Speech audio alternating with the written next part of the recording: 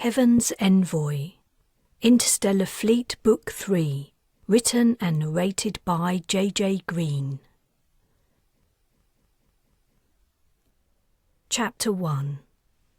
Matty was chilling in his cabin when the call came to collect a sample of potentially sentient slime. He grimaced. The slime was on the Bres's hull, and the ship was in the red zone, a region of not space-time where starships could drastically reduce the duration of interstellar journeys. It was an eerie, otherworldly place, a place that, it was rumoured, once witnessed, few chose to see again.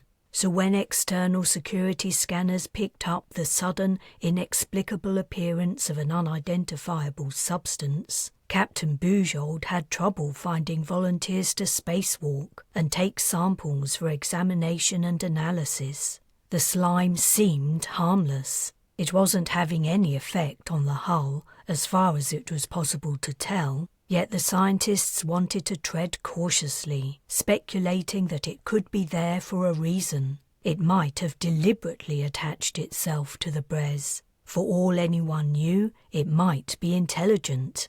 Bujold might have waited until the Bres re-entered normal space before having samples taken. But, Matty guessed, she probably had enough on her plate organising the latest mission. There was also a danger that taking their uninvited guest with them when they dropped out of the red zone might be harmful to the area at the ship's destination, the new planet, or the ship itself. So someone had to go hull walking.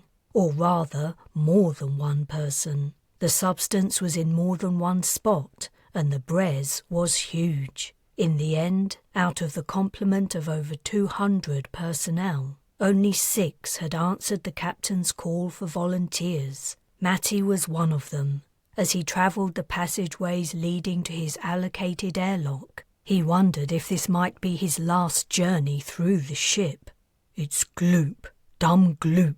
Since when did gloop hurt anyone? But it was dumb, mobile gloop. Ever since it was first sighted, it had been ever so slowly moving. Millimetre by millimetre, it had crept over the hull, and it seemed to be sliding closer to airlocks and scanners. Some reckon the only way the stuff could have given a clearer signal that it wanted to make contact would have been if it had formed into a hand and waved. Matty shook his head. Get the job done. Just get the job done. Volunteering for the unsavoury task was part of a wider plan. He was already a step up from his previous status when, following his dishonourable discharge, he'd skulked around the ship for months. He'd basically been a stowaway, fearing discovery, which would lead to forced disembarkation on some god-forsaken planet. Now, following a good word in the captain's ear from Caris Ellis, he didn't have to worry about being put off the ship, but he still didn't have a role.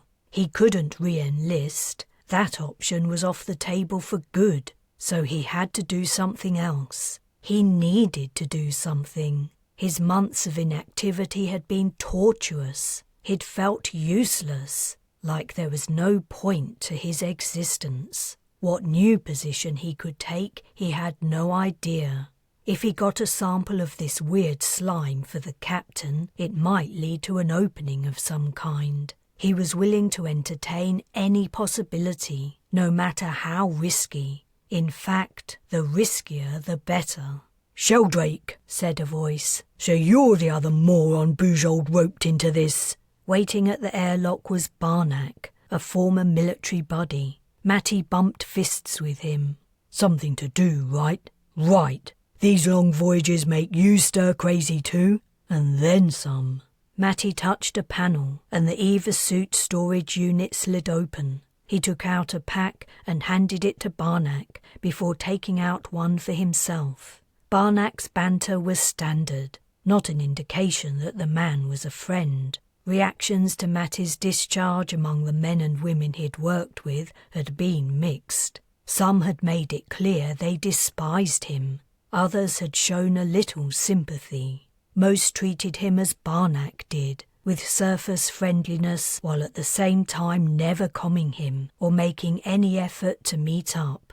Matty slipped the pack straps over his shoulders and activated it. Intelligent liquid flowed out, oozing like warm oil down his back and around his torso. He lifted his feet to allow it to flow beneath them. The liquid crept up his neck and swamped his head, forming a helmet. As the material solidified to a tough, flexible coating, a HUD blinked to life before his eyes. The display listed his suit's readings as within normal parameters. "Never gonna get used to these," Barnack commented, flexing his arms. "You picking me up, Sheldrake? Copy. Great. All my systems are A-OK. Ready? As I'll ever be." The sampling equipment was waiting for them in the airlock. Matty picked up the box and popped the seal. Barnack peeked in. "A trowel? A freaking trowel?" Matty was instantly thrown back to days he'd spent on Pop Pop's farm, helping to pull weeds. Pop Pop had even given him his own trowel for his birthday, a child-sized one with his name printed on the handle. It was the last present he'd received from the old man. He'd died a few years before Greg spared the grief of losing his grandson. "It's fine. What else did you expect? We should be using flamethrowers on that shit. Eliminate any threat real fast." "Flamethrowers? In space? Besides, that isn't Captain Bujold's style, and you know it." "Huh, ain't that the truth?" The idea was they would scrape off some of the mysterious substance and deposit it along with the sampling equipment, otherwise known as a trowel, inside the box, resealing it before returning to the airlock. The task seemed simple, but any number of things could go wrong. They wouldn't be the first to spacewalk in the red zone, but that didn't mean they might not be the first casualties. They might get separated from the ship, thrown far from rescue by some unanticipated quirk of the new form of space travel. Matty couldn't think of many fates worse than slowly suffocating in the creepy red netherworld, not only far from family and home, but also far from normality. Barnack had closed the inner airlock door. "Attaching tether." Matty did the same. "Tether attached. Opening outer hatch." Barnack was facing the exterior, his back to Matty. As the portal to the hull opened, he became a silhouette, framed by the exit, surrounded by a wine-red glow interspersed with streaks of light. He seemed frozen. "Barnack, you okay? Barnack?" A beat later, his reply exploded over Matty's comm. "Sure, I'm good. How are you doing?" A pause. "That's certainly something." Matty couldn't see much of the outside yet, but he knew what Barnack meant. Even a small glimpse of the red zone told him it was just wrong. There was no other way to describe it. Barnack took a step into nothingness. Matty gave his line a sharp tug. Moving beyond the Bres's agrav field, he floated gently away from the hull. He grabbed the line and pressed the button to shorten it, drawing him back. Once the soles of his boots made contact with the metal skin, magnetism held him firmly in place. He had to jerk his feet free to walk, following Barnack to the patch of slime. Up close, it didn't look anywhere near as threatening as Matty had imagined. He was reminded of jello fallen on the floor from a clumsy child's bowl. Its natural colour was hard to tell, bathed as it was in an ethereal crimson glow, but it appeared to be green and transparent. Lime jello. How did it move? The stuff had no legs, no tentacles, nor any other limbs. Matty glanced up and down the vast expanse of the hull, all the while ignoring the red zone hard. Where had the gloop first landed? It didn't seem to have left any trace of its movements. "Whoa!" Barnack took a step back. "Did you see that?" The slime had changed position. It was a few centimetres closer. Matty also moved back. "What did it do?" "Flowed. I think it likes us. I'll scrape some off." Then let's get out of here. No warnings had come from the other teams collecting samples elsewhere on the hull. Matty squatted and took the trowel out of the container. "Be careful," Barnack blurted. Matty chuckled nervously. Was he supposed to take care in case the gloop made a dangerous move? What could it do? Slime him to death? He poked it with the trowel. The tip sank in easily, but as he tried to scrape off a section, the jello's consistency altered, turning rubbery and resistant. Barnack squatted down beside him. "What's wrong?" "Not sure. It's resisting the trowel." "Resisting? Maybe don't get too close." Matty regarded his companion's dark visor. "Don't get too close. How the hell else can I do this?" He pushed the trowel harder into the blob. As if in response, the substance became firmer. He withdrew the trowel, and it easily slipped out. "I think it wants me to take all of it."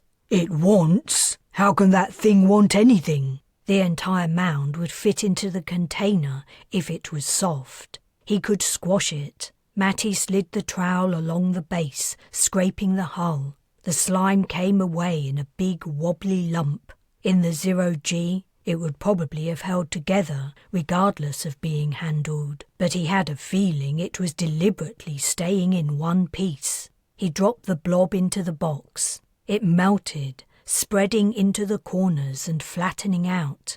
Matty slipped the trowel in on top of it and sealed the container. "Cakewalk," Barnack commented. Matty held out the box. "Wanna carry it? You're doing just fine." The dome of wrongly coloured space overhanging them, the two men high-stepped back to the airlock. All Matty could feel happening in the box was the gentle slide of the trowel. The slime seemed to want to be taken into the ship. That was concerning, but his job was done. Once he handed over the sample, it would be the responsibility of the science team. He was elated. He'd put himself forward for a task hardly anyone would choose to do, and he'd completed it successfully. Surely the captain would find a permanent, worthwhile position for him in the crew now. His experience had also filled him with confidence, a feeling he'd been sorely lacking lately. There was something he'd been wanting to do for quite a while. Maybe now he would have the courage to do it. Chapter 2.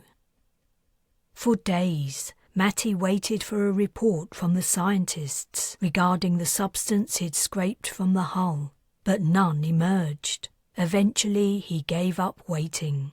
Maybe the scientists hadn't discovered anything interesting, though he guessed that was unlikely. Or maybe they'd decided to eject the stuff from the ship as a precautionary measure. Whatever had happened, he concluded that neither he nor anyone else at the bottom of the ship's hierarchy would hear about it. His life continued as normal, such as it was. Bujold hadn't assigned him a role as he'd hoped. He remained in limbo. He wasn't military, he wasn't civilian crew, and he hadn't boarded the ship as a passenger. He didn't fit in anywhere, and he was bored out of his head. His only consolation was the fact that the Bres was approaching a new destination. Once she arrived, things might look up. The arrival date was set for tomorrow, so he decided to get a good night's sleep. He was just nodding off when his earcom chirruped. He picked it up and put it in. "Hello?" "Sheldrake, where are you?"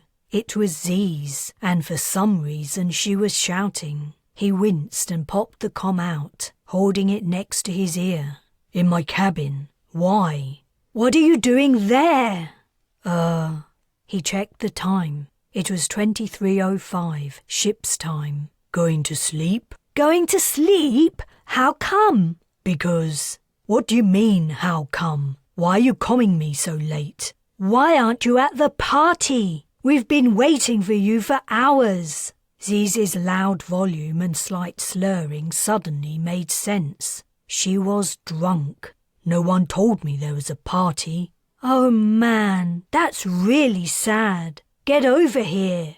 The comm cut out. Get over here? She hadn't said where the party was. and he wasn't even sure he wanted to go. But if he didn't, Ziz would give him a hard time later. Resignedly, he pushed down his covers and swung his legs off his bunk. After hastily pulling on his clothes, he went out. There were several possible places to hold a party, and they were all a fair distance away. He calmed Wayless. She would be with Ziz, as would Ellis and Miriam, but the Primyan would be sober.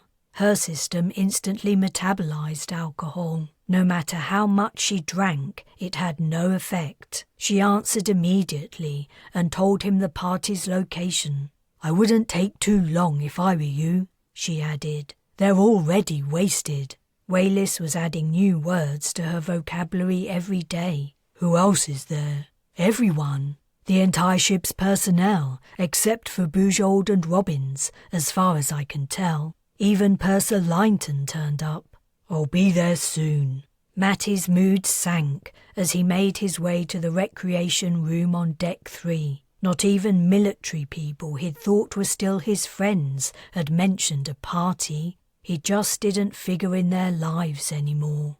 When the door to the recreation room opened, loud music and the smell of booze and sweat flooded out. The lighting had been turned way down. Vague shadowy shapes gyrated in the centre, arms raised and flailing. Matty stepped in and the door closed, plunging him into half light. As he scanned the room, his eyes adjusted. There was the military contingent, laughing and yelling, arms draped over shoulders. There was the civilian crew, jiving away or weaving through the dancers, drinks held aloft as they approached seated groups. He hesitated. There was still time to leave. Ziz might be so blackout drunk he would be able to convince her he'd been here. She just didn't remember. Someone on the far side of the room waved crazily in his direction and then beckoned. "Sheldrake!" Ziz must have bellowed for her voice to be audible over the music. He glimpsed her between two dancers, slumping down into her seat. Setting his shoulders, he began to walk over. It took some manoeuvring to avoid bumping into inebriated partygoers, but he made it. Ziz sat at the back of a circular booth, flushed and grinning. Ellis sat on one side of Z's, her hair out of its ponytail for once. Miriam sat on Ziz's other side, and Wayless sat next to her, nearest the edge of the seating. The Primyan was looking fed up with her companions. She'd clearly learned all she wanted to know about how humans behave when drunk. "Sit down!" Ziz flapped a hand at the empty seat opposite Wayless. "Yeah, sorry, but I'm not feeling it. I think I'll—" "Sit down! Just have one beer." "How come you didn't know about the party?" said Ellis. He didn't know what to answer. How could he explain a negative? "Because no one told me." "What's it for? Is it someone's birthday?" Ellis turned her out-of-focus gaze to Ziz. Both women looked nonplussed. Miriam said, "I think it's because we arrive at the new planet tomorrow. Someone seems to be trying to make it a tradition to have a party beforehand." "Good luck with that." He couldn't see Captain Bujold being happy with nearly all the ship's personnel hungover, or, worse still, drunk, at such a critical moment. There were medications that nullified the effects of alcoholic overindulgence, but they took time to administer and take effect. Ziz leaned heavily on the table and slid out until her upper half was almost lying flat, her chin resting on one of her forearms. "Sheldrake." "Yeah?" "I want to ask you a question." A disc in the centre of the table opened and a beer rose up. Ellis pushed it over to him, momentarily distracting Ziz, whose gaze followed its progress. He took a sip and put the beer down. It wouldn't hurt to oblige the whims of this boozed-up woman who, after all, could flatten him with one punch. "Shoot." "How come you've never asked any of us on a date?" "Oh, Setya," Miriam remonstrated, rolling her eyes. That's so rude. "'S an honest question." Ellis was laughing, her hand over her mouth. Matty was used to his friends teasing. They'd made fun of him a lot during the mission on Talman Prime, though they didn't know he knew about it. He didn't mind. You didn't get far in the military by being thin-skinned. "Why do you think?" "I know you haven't asked Caris because she's gay." Ellis's mouth fell open. "I'm what?" Ziz sat up unsteadily. "Aren't you? Do you want me to be?" "Hell no!" Miriam giggled. Wayless looked confused. Matty picked up his glass of beer and drained it. "It's been fun, girls." "Women!" Ziz protested. "We're women!" "It's been fun, women, but I'm gonna call it a night." As he got to his feet, a tinny voice spoke in his earcom. He couldn't make out the words in all the noise. He put a hand over his ear. "Who is this? What did you say?" "Sheldrake," said Captain Bujold. "Come to my office immediately." The captain's expression was serious, but not angry. Matty was relieved to note. He'd been a little worried about why she wanted to see him at this late hour. She could read his location from his comm device, so she'd known he wasn't asleep. She had to be aware of the... "Captain," he began, "I didn't know anything about the party." She curled a lip in disgust. "You're not here because of that. I will deal with the ringleaders tomorrow. Sit down." As he took a seat, she continued, "I've been thinking about what to do with you. As you may have guessed, I had planned to put you off the ship at Polaris, but Ms. Ellis persuaded me to allow you to remain. I've since realized she was right, and I would have been making a mistake. You have qualities and skills that are worth having around, especially considering the unpredictable nature of our mission." "Thank you, Captain." She waved dismissively. "I didn't bring you here to compliment you. I had an idea about how to deploy you most effectively. As you know, when we make first contact with an intelligent species, our aim is to develop a relationship and avoid conflict. At our next destination, I don't plan to include an overt military presence in the diplomatic delegation. I would like you to be a member, an envoy, if you will. Once our people are operating within the local population, you will be able to use your experience to assess situations for potential threats and act appropriately should any arise." "I understand." "We can flesh out your duties as the mission develops." "Yes, Ma'am. Thank you for the opportunity." "I thought you might like to make yourself useful. Now, here comes the unpalatable part. In order to perform your role, you will require brain surgery." Matty blinked. "As you are aware, during the Polaris mission, the ship lost contact with our military personnel when they were stripped of their EVA suits. Therefore, I've decided to return to the old-style internal brain comm interfaces. Have you heard of them?" "My brother had one, military grade." "He did? What branch was he in?" "He was a Marine. He died in the Crusader Wars."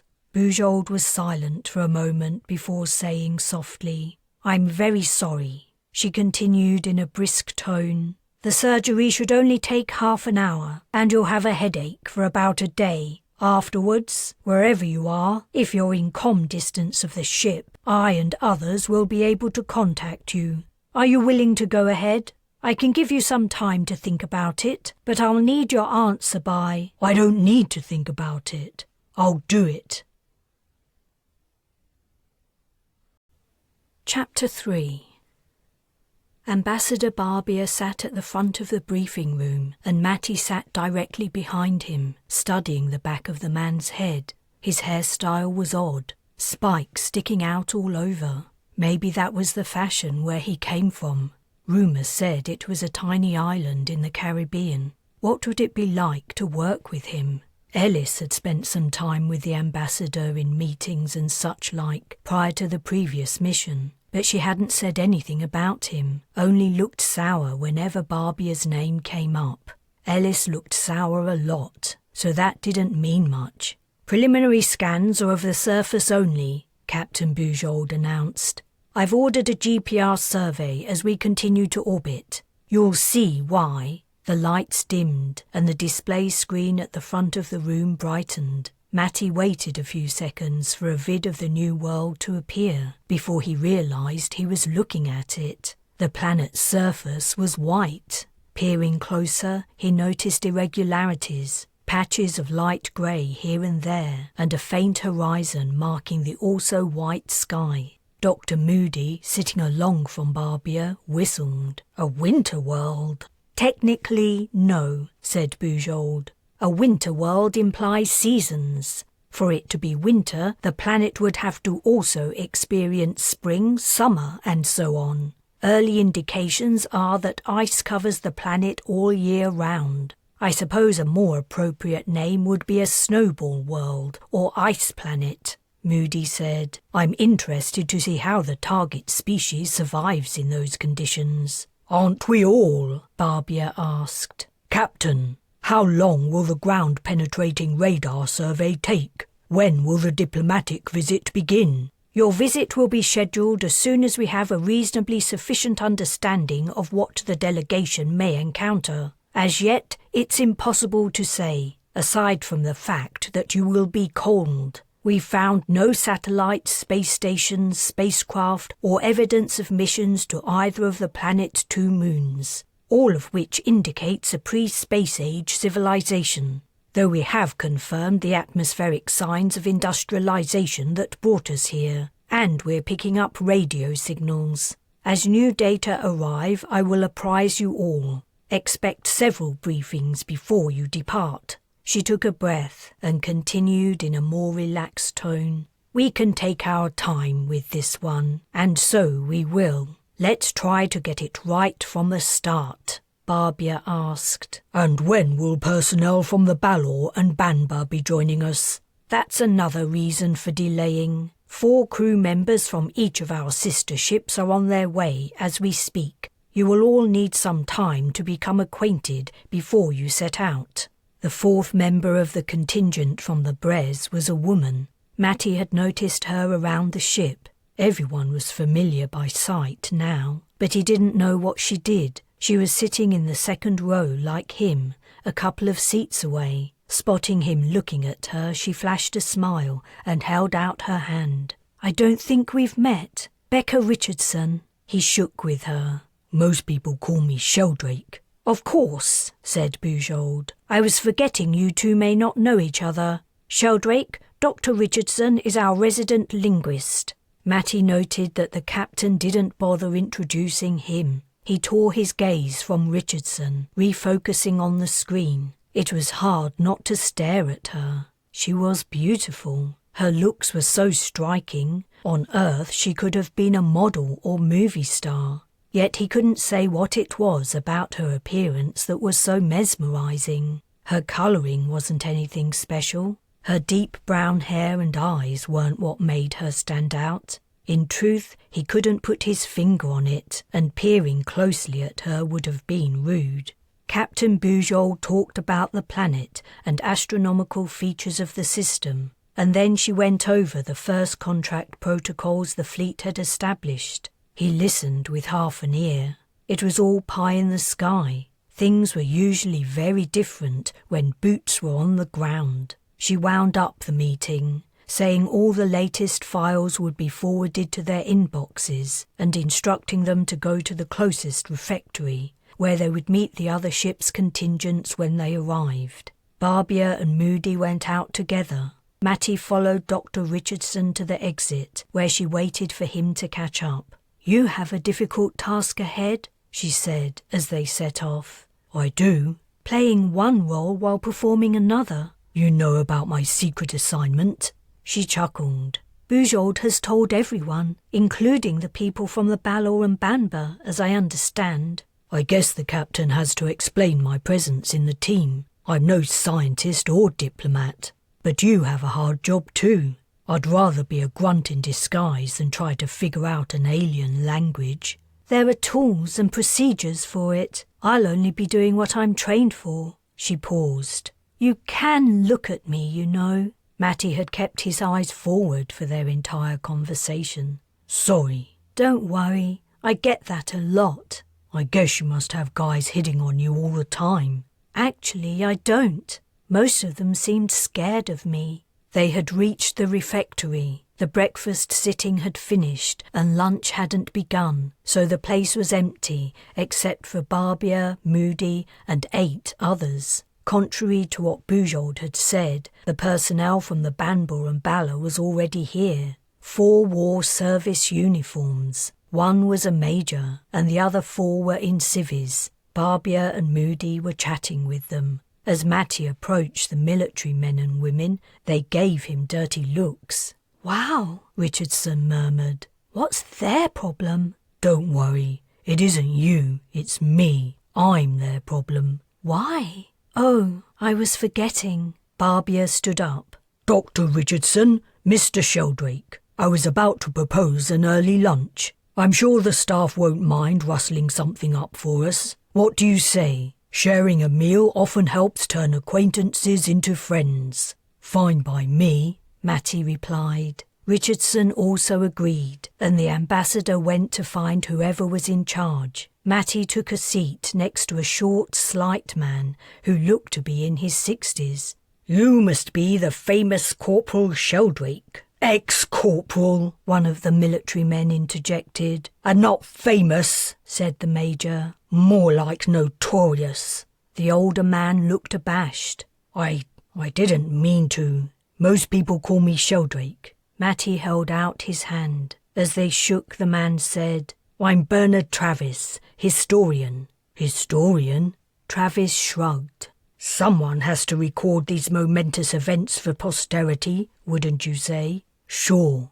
I didn't really think about it." The other civilians from the Banbor and Bala introduced themselves. The team included Philippa Wong, anthropologist, Jenna Kovac, meteorologist, and Min Tran, xenobotanist. Richardson, Moody, and the rest of the scientists started up an energized conversation about what they might discover during the mission. The military men and women talked among themselves. Travis leaned closer to Matty. "When you and I have a moment, would you mind going over what happened with Lieutenant Colonel Markham? I've read the official account, but I'd like to hear the story from your point of view." "I hate to disappoint you, but I signed an NDA when I joined up. But as you're discharged now, surely that no longer applies." "It's a lifetime agreement. Look, maybe run it past Bujold. If she gives the okay, we can talk." Travis seemed to deflate. Captain Bujold would never in a million years give permission for someone to fuel the fleet's scuttlebutt, as Travis knew full well. "I just thought you might like the opportunity to set the record straight." "The record is straight, as far as I know." Matty hadn't actually read the log. He'd assumed, as there had been so many witnesses, it was accurate. "I would have liked to check. In my profession, primary sources are invaluable for establishing historical truth, but I understand your reluctance. It's better to let these things stay in the past, eh?" Matty couldn't agree more. It was a shame others weren't so willing to forget. Barbia returned. "Bad news, I'm afraid. It turns out even an ambassador doesn't hold sufficient sway to change meal-serving times. However, the captain come to say the new military EVA suits are ready. Sheldrake, you are to take our military friends to the armory on Deck 5 and familiarise yourselves with the equipment." Matty rose from his seat, but the men and women walked off without him. He made his own way to the armory, wondering if he should read the official record of the incident that had resulted in Markham's death. Maybe it didn't tell the correct story. On the other hand, he'd disobeyed orders and shot a fellow soldier.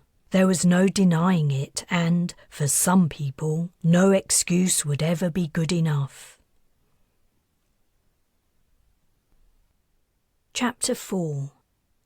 Warm liquid flowed over Matty's body. He lifted first one foot and then the other, allowing the liquid to cover the soles of his feet and then firm up. It slipped across his shoulders and oozed up his neck before covering his face. A visor appeared, and the HUD blinked to life. The new military-grade EVA suit didn't feel any different from the earlier model. Scanning the HUD, he couldn't see anything unfamiliar, though that didn't mean a wider range of data wasn't available. It probably was, and he would need to learn how to call it up. He bent his knees, one after the other, and then lifted his arms, inspecting the smooth, uniform grey surface. He took another look at one of his forearms. The EVA suit seemed thicker there than he remembered, but that was it. He had heard the suit's power had been increased, and he'd seen the evidence when the late Major Torres had dented the bulkhead of the Polaran shuttle with a punch. He guessed that was where the main difference lay. "Hey, Sheldrake, the fuck you doing?"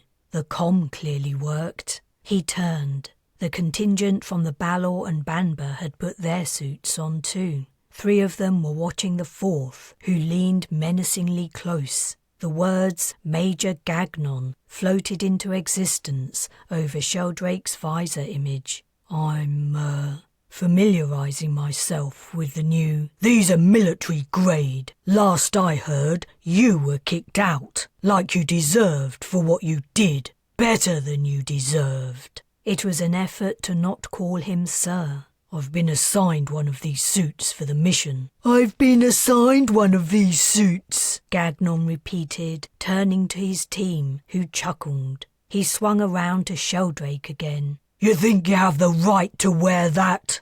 Matty was silent. "I asked you a question." Again, Matty didn't reply. There was nothing he could say to improve this situation. The Major would turn any response against him and follow through with whatever he had planned regardless. "Answer me, soldier!" Coolly, Matty said. "As you pointed out, I'm not a soldier." Fighting the ingrained rule of never turning his back on an officer addressing him, he moved toward a rack of weapons, pretending to want to examine them. Tension gripped his muscles as he anticipated being, at the very least, forced to face his antagonist. But no attack came. Instead, his HUD told him that Gagnon stood directly behind him. It seemed the Major wasn't so dumb as to forget about the cameras in the armory, recording every movement. "Listen up, Sheldrake," the Major murmured. "You might be Bujold's golden boy, but we haven't forgot that private you shot, or what happened to Markham and Torres. If it had been up to the captains of the Balor and Bamba, you would have been marooned. You turned against your own. You crossed the line. So don't think, if it comes to a fight, any of us is gonna step in and save you. Torres? What's he got to do with it?" A deep sorrow welled up in Matty, and it was as much as he could do to keep his voice steady. "Everyone knows he hated your guts, and then, when he's alone with you, he ends up dead. It doesn't take a genius to figure it out. You're accusing me of killing him? You set your own rep. People believe the obvious." Matty clenched his hands into fists. Now he had to be mindful of the cameras. Major Torres died of suffocation under high Gs, or maybe of his wounds. I don't know, but I tried my damnedest to save that man's life. "Yeah, says you. It's lucky the only witnesses were your buddies. Dr. Moody was there too. If you don't believe me, ask him. What's the point when he already knows what you're capable of? Of course he'll back you up. You really think Captain Bujold would assign a suspected murderer to this mission? That she would even keep one aboard her ship? You're all crazy. But whatever. Believe what you want." Sheldrake returned his attention to the weapons, picking one up. As he examined it, he also kept an eye on the rearward proximity alert on his HUD. Gagnon stepped away. Matty exhaled and focused on the short-barreled rifle in his hands. It looked like a TX-14 standard-issue pulse rifle, but the bright sheen of the weapon told him it was newly printed. Though the basic design had stayed the same, he guessed there would be upgrades. He was correct. The rifle's range had extended to 158 meters, and its power storage was improved too, allowing an extra 2 minutes continuous fire. He was impressed. The fleet's weapon techs knew their stuff. Being cut off from Earth hadn't stopped them from continuing to develop the equipment. "You won't need that," a new visor confronted him. Private Antonov. "What do you mean?" Antonov lifted her right arm, angling it towards the bulkhead. The upper forearm of her suit lost its integrity, melting into a new shape. In the time it took Matty to blink, it had transformed into a slim barrel. "Didn't you know about these?" Antonov asked. "There's another one on your other arm. The suit powers them, and they'll track your eye movement to establish the target and lock on. You hardly need to do anything except tell them to fire, using your thumb or voice commands. It's like the suit can read your mind." "Cool." "Sure is, and handy for when we can't carry regular weapons. From now on, no one will know we're always toting as long as we're suited up." "Thanks for telling me." Matty was relieved that, even if Gagnon had it in for him, at least one member of his team was okay with him. "No problem. I hope we don't have to use them, but it'll be good to know we won't be helpless if shit starts to go down." "You hope we don't have to use them?" Antonov's tone was subtly mocking. "Something wrong with that?" "Nothing. It's just surprising, coming from you." "Coming from me?" Matty decided to let it drop. He didn't want to jeopardize this fragile connection with a potential ally. It was time for a change of subject. "Were you on the team that went to Polaris B?" "I wasn't, sad to say. This will be my first deployment on an alien planet. Can't wait to get down there and clap eyes on them. What do you think they'll be like?" "I'm guessing covered in blubber, for one thing, to protect them from the cold. And maybe they'll have big googly eyes due to living underground." Matty laughed. "Dr. Moody would know more about that. As long as the aliens are peaceful, I'll be happy." "Meh, sounds boring. I wouldn't mind some action. That's what we're here for, right?" No. Leastways, that's not what I'm here for." Antonov shook her head. "You're a weird one." She sauntered away, heading for her team, who were locked in a private conversation. As she walked, she glanced over her shoulder. "When we get to the planet's surface, Sheldrake, you should watch your back, because none of us will be watching it for you. And these new weapons," she lifted her arm, "they go off awful easy. Wouldn't be surprised if there was a terrible accident." Matty froze, his pulse rocketing, as he stared at Antonov's retreating figure. He'd begun to think the woman might be a friend, but it was clear she'd only wanted to lull him into a false sense of security before making her threat. Her ploy had worked. The effect was even more devastating than if she'd come right out with it. Chapter 5. Matty sat alone in the refectory. All around, his shipmates chatted, laughed, complained and gossiped. He chewed morosely on his tasteless meal. All hopeful anticipation about what benefits his new assignment might bring had dissipated. He'd agreed to be an envoy, though he didn't really understand exactly what that might entail. He'd gone through surgery to install a comm implant. He had geared up to set out in a new direction, to forge a new path, and Gagnon had told him it was booby-trapped.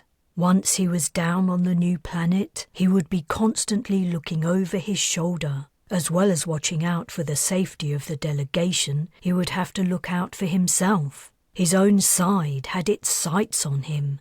What should he do? Should he go to Bujold? Would she believe him? She might. But then the only option would be to withdraw him, and then where would he stand? What role could he perform on the ship? He would be back to square one, useless, a drain on resources, a waste of oxygen. He finished his food. The catering bots were out of commission, so he took the plate and cutlery to the sanitation unit and left. Back in his cabin, he tried to get an early night, but his meal churned in his stomach undigested. He should tell Bujold, but he guessed Antonov and Gagnon had been aware their comms were not being recorded. The new suit systems hadn't been connected to the ship's net, so the armory cameras would have only recorded apparently harmless encounters. Bujold wouldn't have any evidence to persuade the Balor and Bamba's captains to pull their teams, and what would be the point anyway? Gagnon and the others would only be replaced by more people who wanted him dead. Unless Bujold had some evidence, how could she argue the other ship's military shouldn't play a role in the mission, assuming she believed him? Even if she didn't, he could still resign, but he didn't want to. His new role was the only thing giving a point to his existence. On the other hand, he also really wanted to stay alive. Surely any kind of life was better than being shot to death by his own team. He would tell Bujold about Gagnon's threat in the morning. Whether or not she believed him, he would resign. He would find something else to do. With the ship's bots breaking down left, right and centre, he could work as a janitor. It would be hard to live at the bottom of the ship's hierarchy, but he would live. His gut complaining, he drifted to sleep.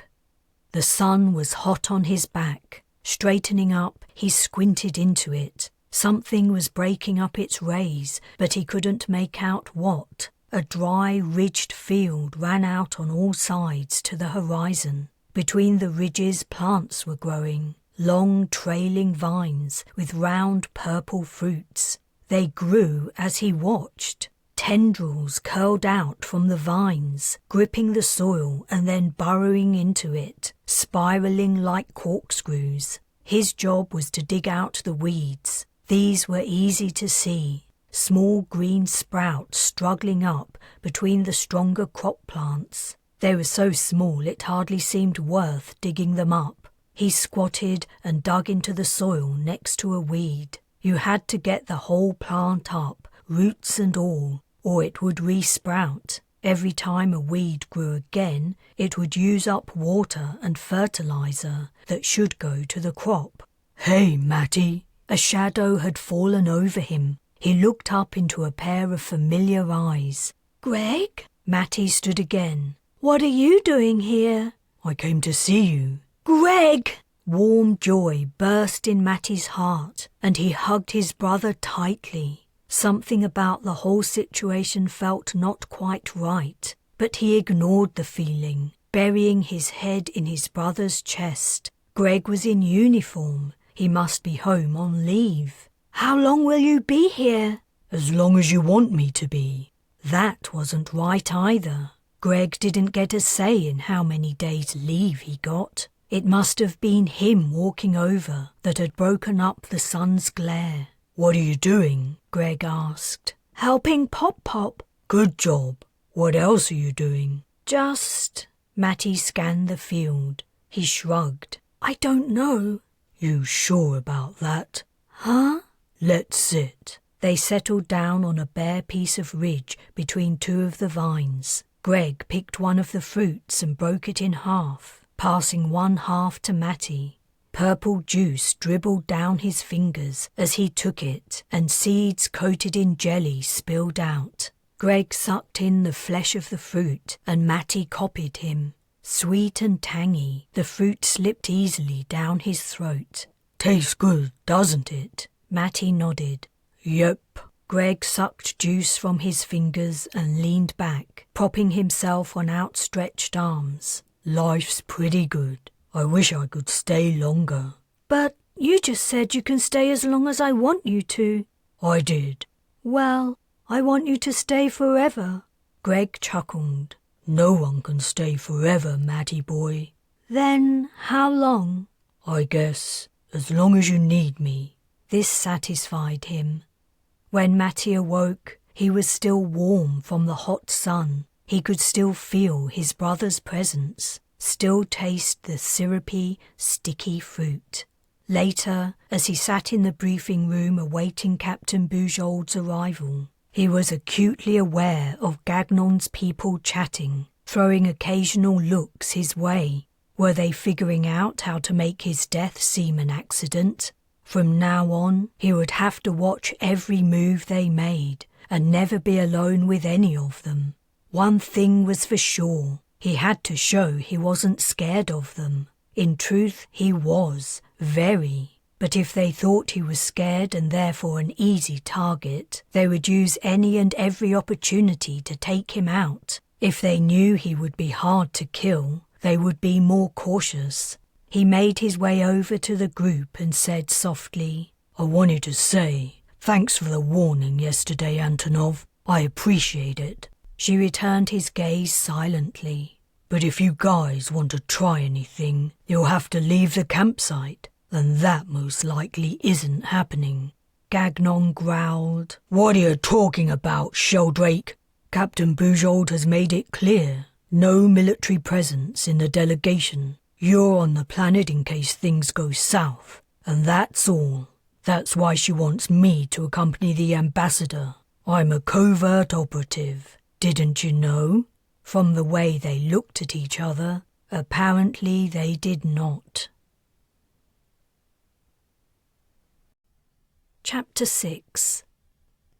Ideally, Bujold said, we would spend years studying an intelligent species before making contact. For many reasons, that would be the sensible way to go about it. But if we are to make meaningful progress in forming a galactic alliance, we cannot afford to take things too slowly. There are thousands of planets in our galaxy that meet the criteria to make it worthwhile paying them a visit. So many, we simply won't live to see them all.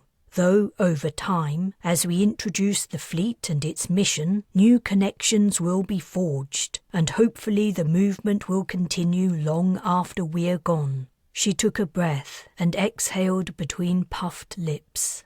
Anyway, I have been in conference with Captains Tihira and Alonso, and we're in agreement. There is only so much to be learned from drones, scan data, images and audio recordings. Now that we've established the species on HWO 821D is a suitable candidate for an initial approach, we will press on to the next stage and send a delegation to the surface. Ladies and gentlemen, providing no impediments occur, you will depart 1 week from today at 0900. The announcement triggered an excited buzz. Matty glanced along the road to Major Gagnon and his team. Antonov was looking at him sideways, smiling slyly.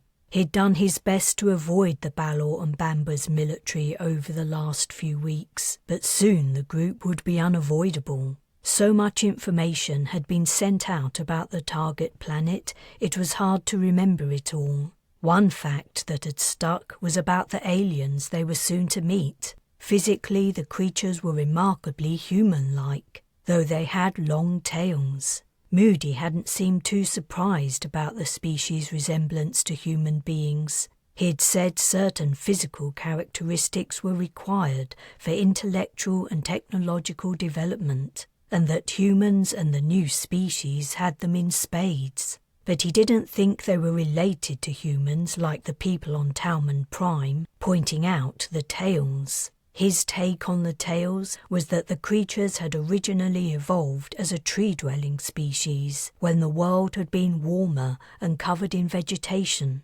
Something had happened to flip the planet into its current frigid state, or it naturally experienced ice ages just as Earth did, only more pronounced. But the alien's physical form hadn't adapted to the new climate, probably because it didn't need to. Like humans, they used technology to cope with the change. The alien society on the ice planet had developed to industrial age. Products of industrial processes in the atmosphere signalled plenty of manufacturing going on beneath the ice sheet. The scanners had identified vent sites for noxious gases, and the GPR and drone surveys had discovered many probable factories and plants. Energy generation seemed to be mostly geothermal, though the planet was not particularly tectonically active. The scientists had concluded that the aliens were so used to tunnelling, they'd just dug deeper. Information about the alien society, its values and beliefs, political structures and economy had been harder to come by. Only by deciphering their languages would those details be revealed, and that was a job for, as if on cue, Captain Bujold, who had been going over the final preparations, closed the bullet list on the wall interface and said, "Dr. Richardson will now speak to you about what you can expect regarding communicating with the aliens." Richardson rose from the audience and took the captain's place at the front of the room. "Firstly, let me introduce you to someone I've decided to call Lucy. I'm sure the scientists among you will know why." Matty didn't know. "I decided to focus on a single subject's interactions as far as possible. It helps to avoid, well, there's no point in going over the methodology. Suffice to say, Lucy apparently hasn't detected the tiny drone that's been following her around, and her communications appear natural." The blank screen switched to a head and shoulders shot of a young woman, except it was not a woman, not a human woman. A murmur of astonishment swept through the audience as they saw one of the aliens of HWO 821D for the first time. Aside from being bald and deathly pale, with extremely light-coloured eyes, the figure looked very human. On an ordinary street on Earth, she might have attracted a few glances, but no one would have called the police. Then the image widened and more of Lucy came into view. She was swathed in thick, dark material. Her arms and legs were a little too long, but what stood out most was her tail. Lengthy and thin as a whip, it protruded from her attire and stood erect, curving at the tip. "We managed to get the drone into a busy area of the city," Richardson explained. "It filmed Lucy meeting someone I think she knows. It was a breakthrough in my investigation of how this species communicates. Please watch closely." The still image sparked to life. Lucy had been frozen mid-stride. She completed her step and continued walking along what appeared to be a pedestrian thoroughfare. Her gait was odd. She seemed to be walking on tiptoes, and she lifted her feet high, as if she was wearing magnetic boots and breaking contact with a metal surface. She halted, watching something ahead. Her posture stiffened and she turned, bringing her left shoulder to the front. Another alien appeared. This one was more thick-set, though similarly bald and pale. Was he male? As he reached Lucy, he also halted. Then he bobbed the upper half of his body. The scene froze. "Did you notice the body language?" Richardson asked. "They begin talking next, but it's their movements I was most interested in. We're beginning to crack the verbal code, and we should have some rudimentary translations ready soon. But from what I've been able to tell, these aliens communicate as much with their bodies as their mouths." She waited a moment, allowing the information to sink in. "That's going to be our biggest challenge. Humans do use body language, probably a lot more than you think, but it's very much an instinctual thing. At the moment you aren't aware of what you do, but over the next 7 days it's vital that you not only become conscious of your own body language, but also begin to learn the aliens' use of physical communication. Otherwise, the worst-case scenario is that one of us inadvertently, through a simple gesture, ruins the entire assignment." "Body language?" Moody mused, tapping his lips with a finger. "Interesting." "Careful with that finger," Travis the historian warned. "You might cause a diplomatic incident." Ambassador Barbier said, "I understand what you're saying, Becca, and I appreciate all the work you've done, but surely these creatures will make allowances for the fact that we're a different species. They aren't stupid. They must already know that 3 starships are orbiting their planet. They will be anticipating a visit, and when we arrive, they will expect us to be different." "Forgive me," said the anthropologist Philippa Wong, But you're making an awful lot of assumptions there, Ambassador. We can't take anything for granted, not even after we get to know this species better. They might turn out to be belligerent, like the aliens in the Polaris AB system, for instance, Antonov called out. Or they might think blowing your nose is a marriage proposal. Her friends guffawed. The rest of the audience chuckled and smiled. Richardson raised her voice over the laughter. My point is, we don't think about how we move, and, most likely, neither do they. More importantly, we react without thinking too. Has anyone here ever been on a trek to see mountain gorillas? I've never had the pleasure, but I know you must never make eye contact with them, especially silverbacks, because you could be attacked. This brought the general merriment down a notch. So this afternoon, said Richardson, in place of the usual update on the latest scan and probe findings, we will begin to learn some alien body language. Hopefully, by the time we head down to the planet, we will have learned enough to foster smooth relations. Major Gagnon folded his arms over his chest. That doesn't include my team, right? Captain Bujold, who had taken a seat at the front, stood up. Attendance is compulsory for everyone. When the Major grimaced, she repeated, everyone. The meeting was over. As Matty rose to his feet, Barbia leaned over the back of his seat and said, Sheldrake, you and I should have a chat, one-to-one. Are you free now? Not really. What do you want to talk about? Various things. What about after lunch, but before our ballroom dancing class begins? Ballroom dancing? Oh, sure. They arranged to meet half an hour prior to their lesson in alien body language. Matty headed for another, informal appointment. The girls, women, were already in the refectory, but they'd saved him a seat. Since the Bres had lost most of its original complement of passengers, Bujold had shut down most of the eating places to conserve resources. The two that remained open were full at mealtimes. Matty joined the line at the counter, eyeing today's offerings. While he was distracted, something landed on his shoulder. He started in surprise.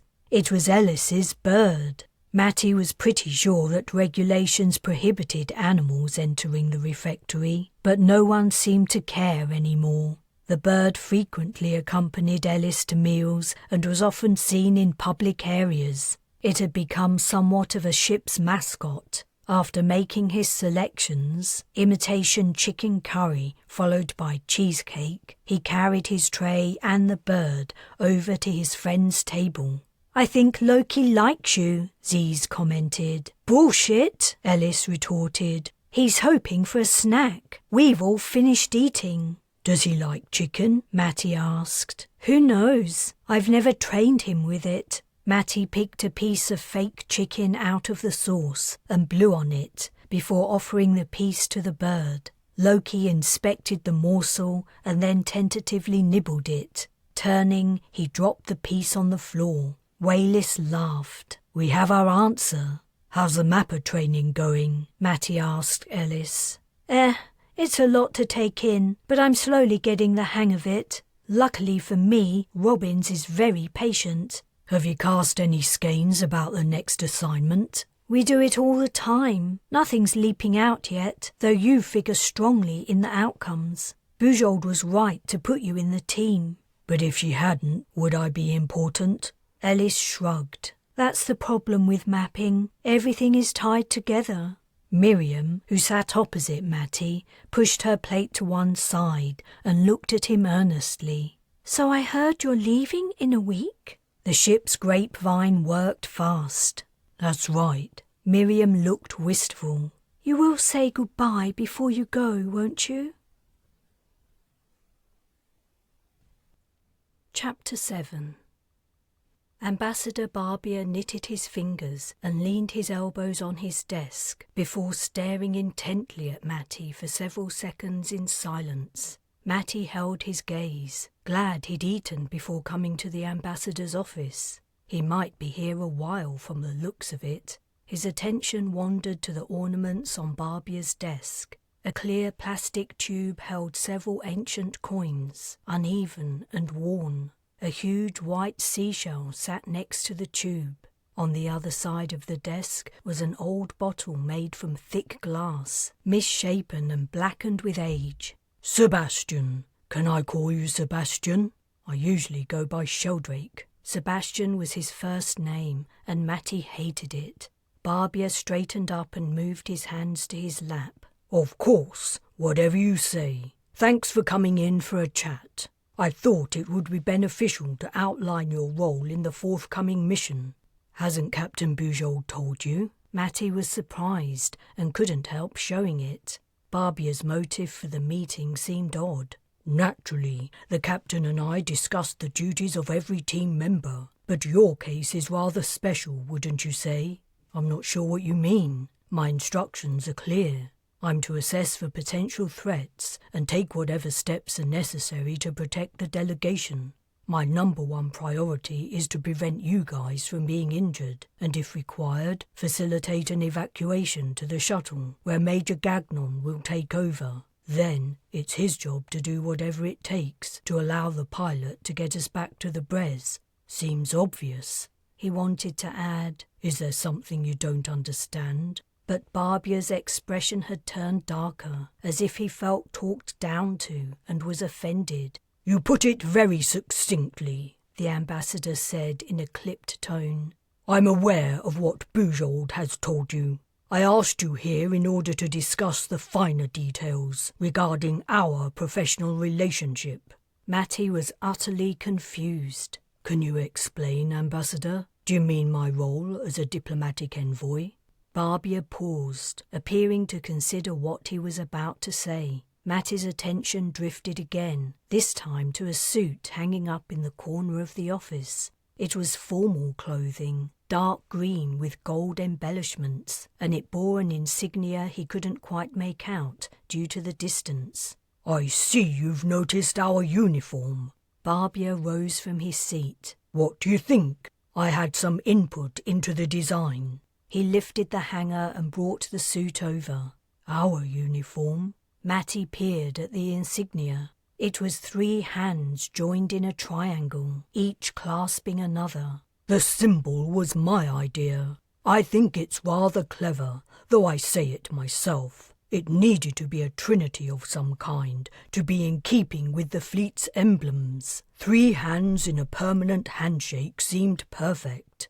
Are we all going to be wearing this? Yours should be on its way to your cabin as we speak. I asked for a prototype to try on before the rest were printed." Barbier hung up the uniform and returned to his seat. Knitting his fingers and leaning on his desk once more, he continued in a softened tone. "Am I right in thinking this is your first experience of diplomacy?" Matty frowned. The ambassador had to know he'd never worked officially as a diplomat, so why was he asking?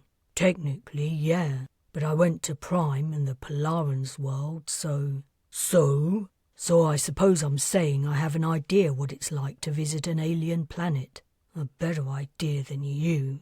Barbier hadn't spent any time on Talman Prime as far as Matty knew, and his visit to Polaris AB had been brief. "You certainly have," Barbier replied. "No one's denying it, and everyone in the fleet is grateful for your service." Matty thought of Gagnon and the rest of his crew. "Yet," Barbier went on, "the rough and tumble of exploring an exoplanet is quite different from the delicate, sensitive process of building an accord. We may find ourselves in bewildering and unpredictable circumstances. Events may occur that require rapid but precise responses." What was the ambassador getting at? Matty had no clue, so he kept his mouth shut. "I'm confusing you." Barbier chuckled condescendingly. "I apologize. I will try to be more explicit. It's important we're on the same page. The point I'm trying to get across is, diplomatic delegations have a strict hierarchy. and the person with the most influence is at the top. Who do you think that is? That was easy. You. Got it first try. Well done. It's clear I was underestimating you. Now, while we're on the planet, if, heaven forbid, things get out of control, and you have limited time to save the members of the team, who do you think you should prioritize? You again? Precisely. The ambassador gave a tight smile. I understand that I may come across as self-serving, but the truth is, the Bres has only one ambassador. I have worked for decades in this role, and I have built up irreplaceable skills and knowledge. Considering the fleet's central mission, if I were to be lost, it would be a sore blow. Devastating, in fact. Whereas, while it would naturally be terrible to lose anyone else, new scientists can always be trained up. Does that make sense? I understand what you're saying. Perfectly. Excellent. I'm glad I don't need to spell it out any further. It leaves a bad taste in my mouth to even mention it, but I only have the success of the fleet in mind. I'm a little surprised Captain Bujold didn't make this clear to you. I guess she had other stuff to think about. Ambassador Barbier rose to his feet and walked to the door. The chat was over. Matty got up. As he was leaving, Barbier slapped his back. See you in body language class, Sebastian. Chapter 8. Apparently the Bres had a dance suite. Matty had never been here before. A mirror spanned one entire wall, and a bar ran along it at roughly waist height, though for him it was nearer his hips. The floor was made from wood and gave a slight spring as he walked across it. The rest of the delegation was gradually filtering in. Each newcomer's steps slowed as they took in the room. A dark look suffused Major Gagnon's features when he entered, and irritated glances passed between him and his subordinates. Richardson had her work cut out if she planned on teaching the Neanderthals anything. Well, this is certainly something, Barbier announced. This afternoon promises to be illuminating, Becca. I'm looking forward to it. A little education in the communicative styles of a foreign nation never goes amiss. I love your positive attitude, Ambassador, Richardson replied. We're just covering a few of the basics today. The movement shouldn't be too hard to perform and remember. Excellent. Jenna Kovac stood alongside the bar and lightly rested a hand on it. She bent one leg and lifted it, straightening it out and pointing her toes, while also gracefully arching her arm over her head. Then she relaxed and smiled. It's been a long time. I think I'm getting a little stiff. Bernard Travis was the last to appear. The older man stomped into the room and then paused as he took in his surroundings, and then gave a wry chuckle. This should be interesting. Everyone's here. Richardson pressed her hands together and spoke in an earnest tone. Thank you all so much for coming. After this morning's meeting, I wasn't sure I'd sufficiently stressed the importance of this aspect of communicating with the aliens. Humans rely so heavily on the spoken and written word. It will be easy for us to miss what their bodies are saying and what meaning we're conveying with our own. Philippa Wong said, I have a question. Is what you're about to teach us the behaviour of the entire species, or only one sector or nation? A very good question, and one I would expect from an anthropologist. As far as we can tell, the body language is species-wide. In one way, that's good. It means we only have one set of movements to learn, but it also means the language is probably deep-seated and instinctive. It's genetically inherited behaviour rather than something they learn as they grow up. As such, their emotional responses to what they perceive in us will be visceral. They won't be able to help how they feel about what we do. Whenever we're interacting with them, we have to be constantly mindful of our body language. I think we all get it, Gagnon said tersely. Can we make a start? The sooner this is over with, the better. We can begin now, Richardson replied. But today is only the first of several sessions on this subject. It's far too much to learn in a few hours. Gagnon's lips thinned to a line. The linguist gave a voice command, and the wall mirror transformed. Everyone's reflection had shifted, so it looked as though they were facing the mirror, though no one had moved. Your interface image will demonstrate a movement, Richardson explained, and you must copy it. Then you'll see a recording of what you did. Obviously, the aim is to accurately recreate the movement you originally saw, so there's little difference between you and your model's actions. Does that make sense? This is rather more involved than I imagined, Barbia said. Is this level of accomplishment you describe really necessary? How exact can these movements be? Far more so than you think, and we've barely scratched the surface. I know it seems a lot of work, but a good grasp of the aliens' communicative behaviour could be vital to our mission's success. Fair enough. I apologise for interrupting. Please continue. So, first we start with the shoulder approach you saw in the recording this morning. As far as we're able to tell, it seems to be the polite way of opening an interaction. Then we'll do the bob, which signals willingness to talk. These actions are fairly simple. We'll move on to the more complex movements, including some interesting hand and finger gestures. If you could look at your image. Matty's doppelganger swung left and took a step forwards. All the other reflections did the same. Travis gave a great guffaw. I look like a hopeful, deluded old-timer in a nightclub. If you could copy the movement, Richardson gently remonstrated. Yes, of course. Sorry. Matty turned his left shoulder around and stepped forwards. He felt self-conscious and ridiculous, and he couldn't help smiling. His copy didn't smile back. This is fucking stupid, one of Gagnon's men muttered, easily loud enough for all to hear. Richardson ignored him. The figures in the mirror bobbed, and Matty did the same. Then they did the shoulder move again. How many times are we going to go over this? Gagnon asked. Even a moron could remember something this simple. The point isn't to know what to do, Richardson replied. The point is to ingrain the behaviour so it becomes natural. That requires repetition. The Major growled. We can practice this after class. How about you just outline the basics? Yeah, Antonov said softly. And if we aren't even leaving the campsite, what's the point? The mirror images froze. Richardson faced Gagnon.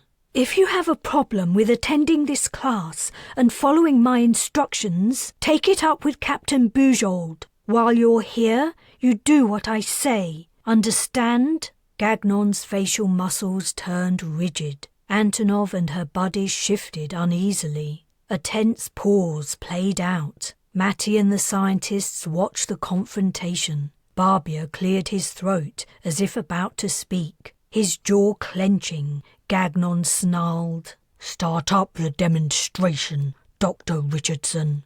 As the lesson progressed, the wooden movements of the soldiers would have been comical if the atmosphere hadn't been so strained. Matty tried to focus. He'd never done anything like this before, and, just a few months ago, his attitude would have been the same as Gagnon and his crew.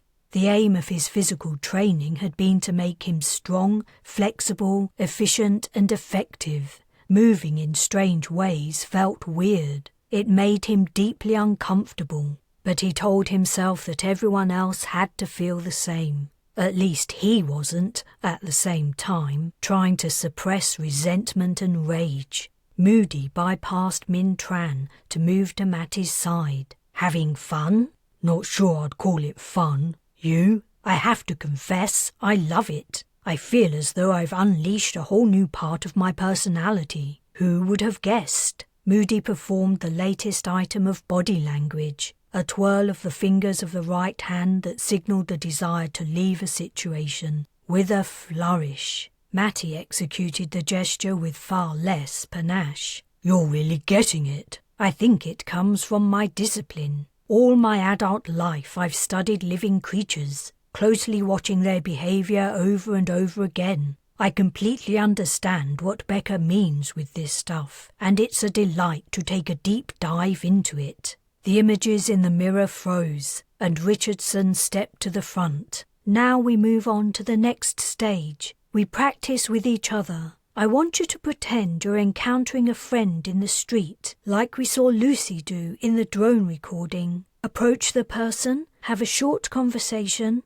and then say goodbye and move away. Choose a partner. Sheldrake, said Moody. Shall we? Gagnon said loudly. My team don't need to do any of this planet-side. Perhaps not, Richardson retorted. Nevertheless, there's no reason for us to be here. It's a waste of time. I disagree. If the delegation requires military backup, your understanding of the local population's communication methods will be vital to a peaceful resolution. If you need us, the resolution isn't going to be peaceful. We're done.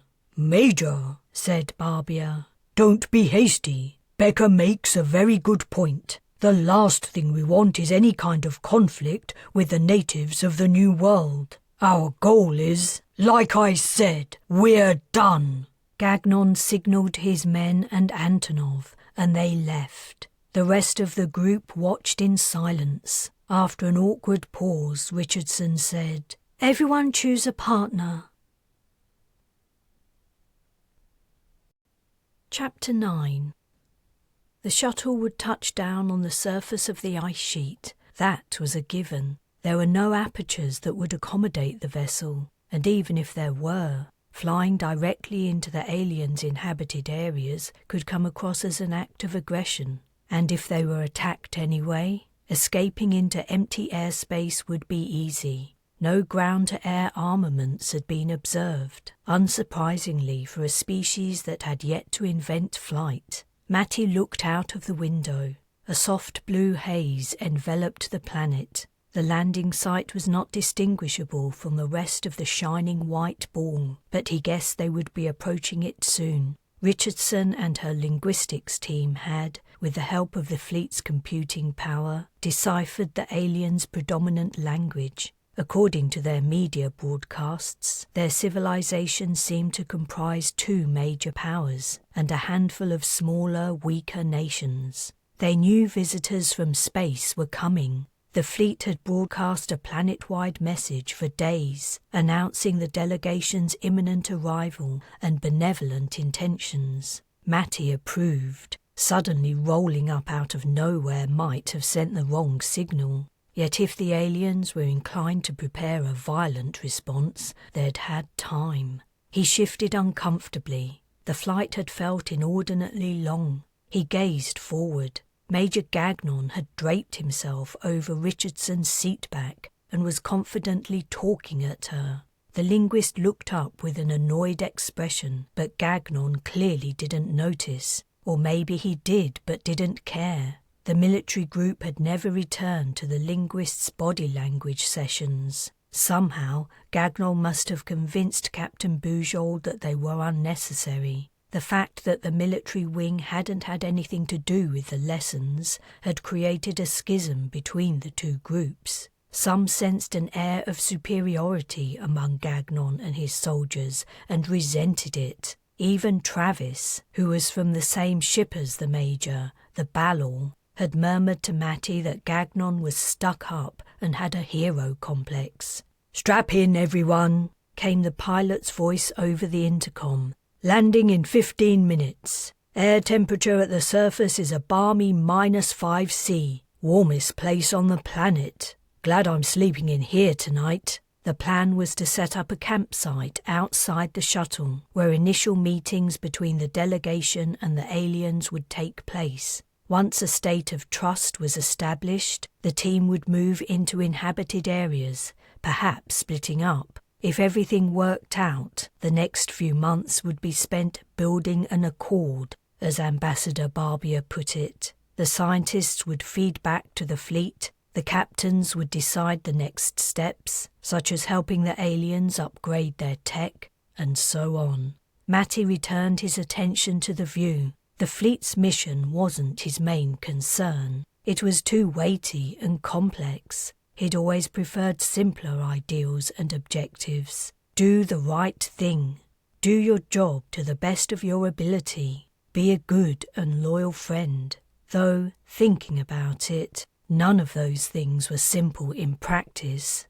The shuttle suddenly dipped. Major Gagnon, who had continued to bother Richardson, lurched and stumbled. He cursed, gripped Richardson's headrest to pull himself upright, and said something. She pointedly looked away. "Sorry, folks," said the pilot. "A little disturbance. Damn these planets and their atmospheres, right?" Gagnon sauntered back to his seat, casting a derisive glance at Matty as he passed by. The military contingent was seated at the back, but they would move to the front after landing. It would only be after the Major gave the all-clear that the civilians would disembark. What could they expect? Matty craned his neck to get a better look of the surface. The white expanse occupied almost the entire view. Another dip. He gripped his armrests, but it hadn't been turbulence, just an abrupt drop in altitude. The pilot had to be learning how to navigate the wind currents of the new world literally on the fly.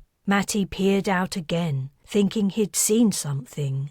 There it was. The icy plain wasn't empty. A small crowd stood on it. "Looks like there's a welcoming committee," said the pilot. "Off to starboard. I'll give them a wide berth. You'll have farther to walk, but it probably isn't a good idea to squish the first locals we see." Ambassador Barbier, sitting on the other side of the aisle from Matty, spoke softly as he calmed the pilot 1-to-1. The shuttle slowed and then steadily dropped. The group of aliens was 100 meters away. Small vehicles broke from the clump and zoomed over the ice. The vehicles moved fast. Matty grew concerned that the pilot's efforts would be in vain and the shuttle would land on them. He wasn't sure how much maneuverability the shuttle had, but the aliens weren't so stupid as to wait right under a lowering aircraft. The vehicles halted before they were too close. The shuttle touched down. At ground level, the sunlight was piercingly bright, reflecting from the snowy ground. Matty squinted at the waiting aliens, but it was hard to make them out in the brightness. "Coats on, everyone," Barbier announced, a slight tremor of excitement underlying his tone. "And don't forget your snow goggles." As everyone got up, the same feeling seemed to permeate the cabin. Matty felt it too. This mission was different from the others he'd taken part in. On Prime, he hadn't expected to meet any aliens. He'd thought he was going to a planet empty of intelligent life. And when he'd gone to the Polaran's world, he and his companions had been at the flying aliens' mercy. He fastened his coat. This time they would be going by the book, such as it was. In reality, the book was still being written, and this assignment would help decide what went in it. But as far as they could, they would be doing things the way they should be done. There would be a formal greeting, announcing the fleet's intentions, which were to build a diplomatic relationship, exchange information, and perhaps help the aliens develop. The exit hatch opened. Light burst in, along with a puff of brilliant tiny ice flakes. Major Gagnon and his people were at the hatch. The first soldier stepped out, rifle at the ready. Looks were exchanged among the remaining passengers waiting in the aisle. Would the locals attack? Would this be the closest anyone got to setting foot on the planet? Antonov exited, followed by a third soldier, and then Gagnon. Tense seconds dragged past. Matty strained his ears for the hiss of pulse rounds, but none came. Gagnon reappeared. "All clear." The tension evaporated. Richardson whooped, and a couple of the other scientists cheered and high-fived. "Sebastian," said Barbier, "if you wouldn't mind accompanying me." The scientists moved aside to make room for him and Matty. Barbier went first. At the exit, the ambassador's figure, bulked out by his heavy coat, filled the frame. Then he descended, and Matty caught his first sight of the new world. Roughened white-grey ice spread as far as he could see. He'd expected the surface to be smoother. There they were. The aliens were attired similarly to the visitors, heavy clothing insulating them against the cold. They were hard to distinguish from the humans, except for their extraordinarily pale blue eyes staring out from beneath dark hoods. Some of the aliens sat astride snowmobiles. Most were on foot. All their tails were hidden. They must have tucked them into their baggy coats for protection. About 50 were here.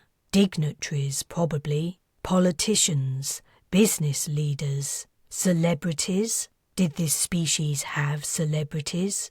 Rifles angled down. Major Gagnon and his soldiers flanked the ambassador. Matty halted a little behind him. The scientist slowly filed out of the shuttle. Barbia lifted a hand, saying, "On behalf of the human race, I bring—" The entire crowd of aliens flinched. The soldiers' rifles swept upwards. Barbia raised both hands. "No need for alarm." A chattering erupted among the aliens. Snowmobiles roared to life, filling the air with acrid scent. "Please." Barbia reached higher.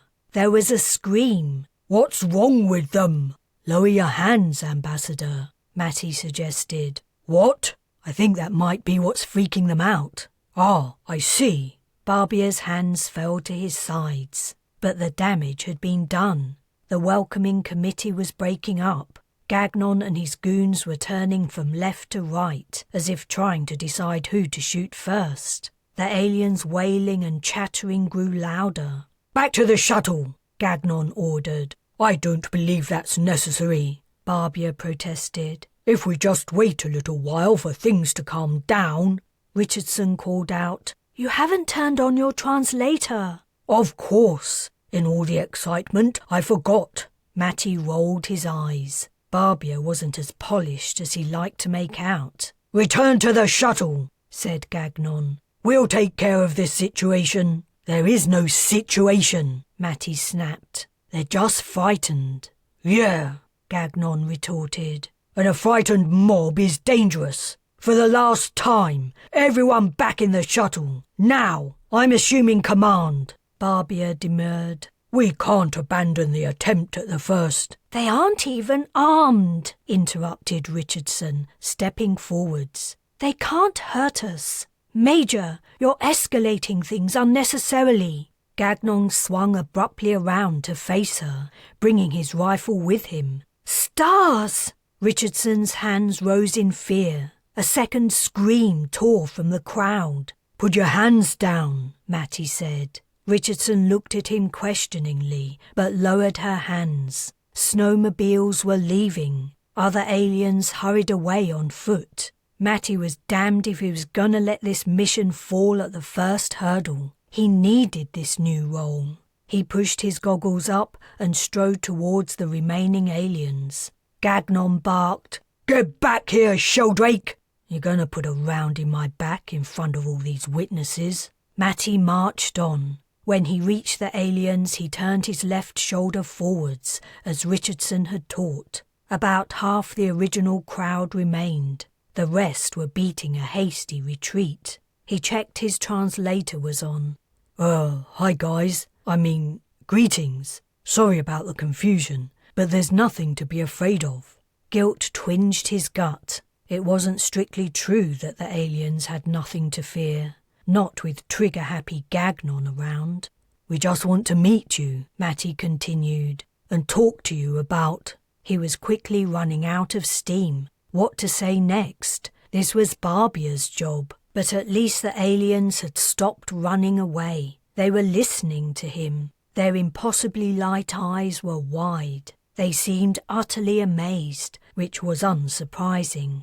Matty would have been amazed to see creatures from another planet too. One of them yelled something. Matty winced and shot a look at Gagnon, but the Major appeared to have calmed down. His attention was on something. Something, according to his expression, quite astounding.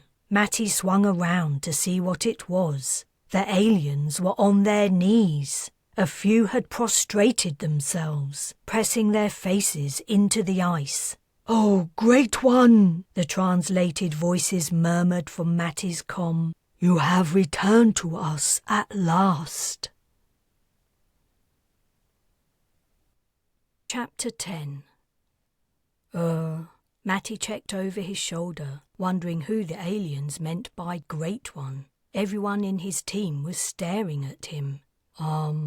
He returned his attention to the aliens. One moved towards him on her knees, arms outstretched. "Whoa!" He backed up. She continued resolutely, and then bent her face to his boots. Barbia stepped to Matty's side and said icily, "If you could think of something to say other than and whoa, that would be very helpful." He stooped and, using his translator, said, "Let me help you up, dear." "I must worship the Great One, returned to us from afar. I dare not lift my face to his." "I can assure you," Barbia said, "Sebastian is not great in any way, shape, or form. You are mistaken." "I am not mistaken," came the alien's muffled voice. "I have looked upon his face. I have seen his eyes." "Is that the only problem? Sebastian, put your goggles on. You're confusing these good people." Utterly confused himself, Matty pulled his goggles down. "You see?" Barbia asked the alien. "He's just a very ordinary human being. Now, please stand up. What is your name? What country do you represent?" The alien gave Matty a fearful glance and shuffled backwards, keeping her head low until she reached the rest of her group. "I think I understand the situation." Barbia straightened up. "Let's try this again." He turned to Gagnon. "It's very clear that these creatures present no danger to us. I suggest we move on to the next stage of our assignment." Scowling, the Major hesitated. Barbia gazed at him steadily. "The ambassador is correct," said Philippa Wong. "I've watched scores of recordings of first contact encounters. These aliens are obviously in awe of us. They aren't a threat." "What recordings?" "Videos of anthropologists approaching remote tribes in the 20th century. "You've seen humans meeting other humans," Gagnon shot back. "Not these." Wong arched an eyebrow. "These?" Major Gagnon narrowed his eyes at her, but he addressed his team, snapping, "Stage 2. Set up base camp." "Excellent." Barbia rubbed his gloved hands. "It's time for us all to get to know each other. Stay by my side." What followed was like, in Matty's estimation, the most bizarre cocktail party ever. Not that he'd ever been to a cocktail party, but he had the impression that people mostly stood around chatting, drinking, and eating snacks. Minus the drinks and snacks, that was basically what happened over the next couple of hours. It took a while for the aliens to get over their nervousness, but then they talked with the ambassador and the scientists, each trading information about their worlds. He learned that the aliens were representatives of several nations, and that, according to the long histories of all their civilizations, no visitors from space had ever come here. They had long speculated that they were alone in the galaxy. Their planet's name sounded something like Markop. The snowmobiles were angled in, facing the group, and devices were mounted on them, probably cameras. Their drivers seemed to be reporters. The creatures were full of questions about the fleet's ships, asking how it was possible to travel such vast distances. They also wanted to know all about Earth and were interested to learn how much warmer it was than their own planet. They said their scientists had discovered their own world had been warm in its ancient past. While all this was going on, Gagnon's team prepared the campsite. For the first few nights, and perhaps the duration of the assignment, the mission members would remain within the shuttle's immediate vicinity. The fleet's captains had judged it too risky to immediately enter the aliens' inner domain, no matter how friendly they were. Richardson approached Matty. Nice call on the lifting hands thing. You saved the day back there. I can't believe that after everything we learned about the importance of body language, we forgot all about it for our first encounter, me included. We didn't exactly forget. No one got up close before Gagnon decided to flex his muscles. What do you think raising hands means? Something threatening, clearly. But otherwise, I have no idea. I thought about it, and I don't recall ever seeing one of them lift a hand above shoulder height in a vid. But I was looking for what they do, not what they don't do. Figuring this shit out is going to be a nightmare. At least they don't seem so scared of us anymore. They aren't scared of us, but they obviously have a problem with you. You mean because they called me the Great One? Barbia set them straight on that. She looked at him like he was crazy. Haven't you noticed none of them will talk to you? Now Richardson pointed it out, he realised she was right. He'd been listening to conversations and joining in a little bit, but no alien had spoken to him. It's probably my fault. I'm not good at parties. She chuckled. You're among a bunch of nerds. You think we're good at parties? Our only social skill is boring other people to tears by soliloquizing about our passion. Barbia is our sole seasoned networker. But what's happening here is different. I want to try something. Follow my lead. Richardson approached a couple of Markopians standing alone. She turned her left shoulder forwards. The aliens bobbed in return. Matty had come to think of the behaviour as, "Hi, do you want to talk?" and "Sure, let's talk." Maybe it meant, "I'm not going to hurt you," and "I accept you're not going to hurt me." Richardson briefly chatted with the aliens and then beckoned him. When he reached them, turning his shoulder, the Markopians' demeanour instantly changed. They didn't bob, and their mouths snapped shut. Then they looked down. Richardson said, "I'd like to introduce Mr. Sheldrake." One of the aliens mumbled, "Hello, Great One." Even swathed as he was in heavy clothing, the creature's trembling was evident. "I'm not the Great One. My name's Matty Sheldrake. I'm just an ordinary person, like the rest of my team." "No." The Markopian dropped to his knees, and his friend followed suit. "You are the Great One. Have you come to judge us, Lord? We are not worthy." Richardson's mouth dropped open, and she gaped at Matty. "I'm honestly not," he protested. "Heck, I'm not even in charge." "What makes you think he's the Great One?" Richardson asked, but the aliens wouldn't answer. They only bent their heads lower until they were almost grovelling. Moody wandered over, gazing at the kneeling aliens. "I see you're having a markedly different experience than we had with the Polarans." "For sure." "I must say," Moody went on, a twinkle in his eye, "I always thought you had a certain je ne sais quoi about you. It seems I was correct." Matty was deeply uncomfortable. "Maybe I should stand off a ways." "I think that might be best." He moved to the outer edge of the group and waited there, feeling like a wallflower. Antonov passed by, her features stony as she made eye contact. After a few minutes, Barbia approached. "What are you doing? I thought I told you to stay with me." "Dr. Richardson," said I. "Who cares what Dr. Richardson says? I'm leading this delegation." But they think I'm a god or something. They act weird around me." "I thought all that nonsense was over. This is ridiculous. You are my envoy and nothing more." Barbia appeared to be getting worked up. Matty decided it was better to stay quiet.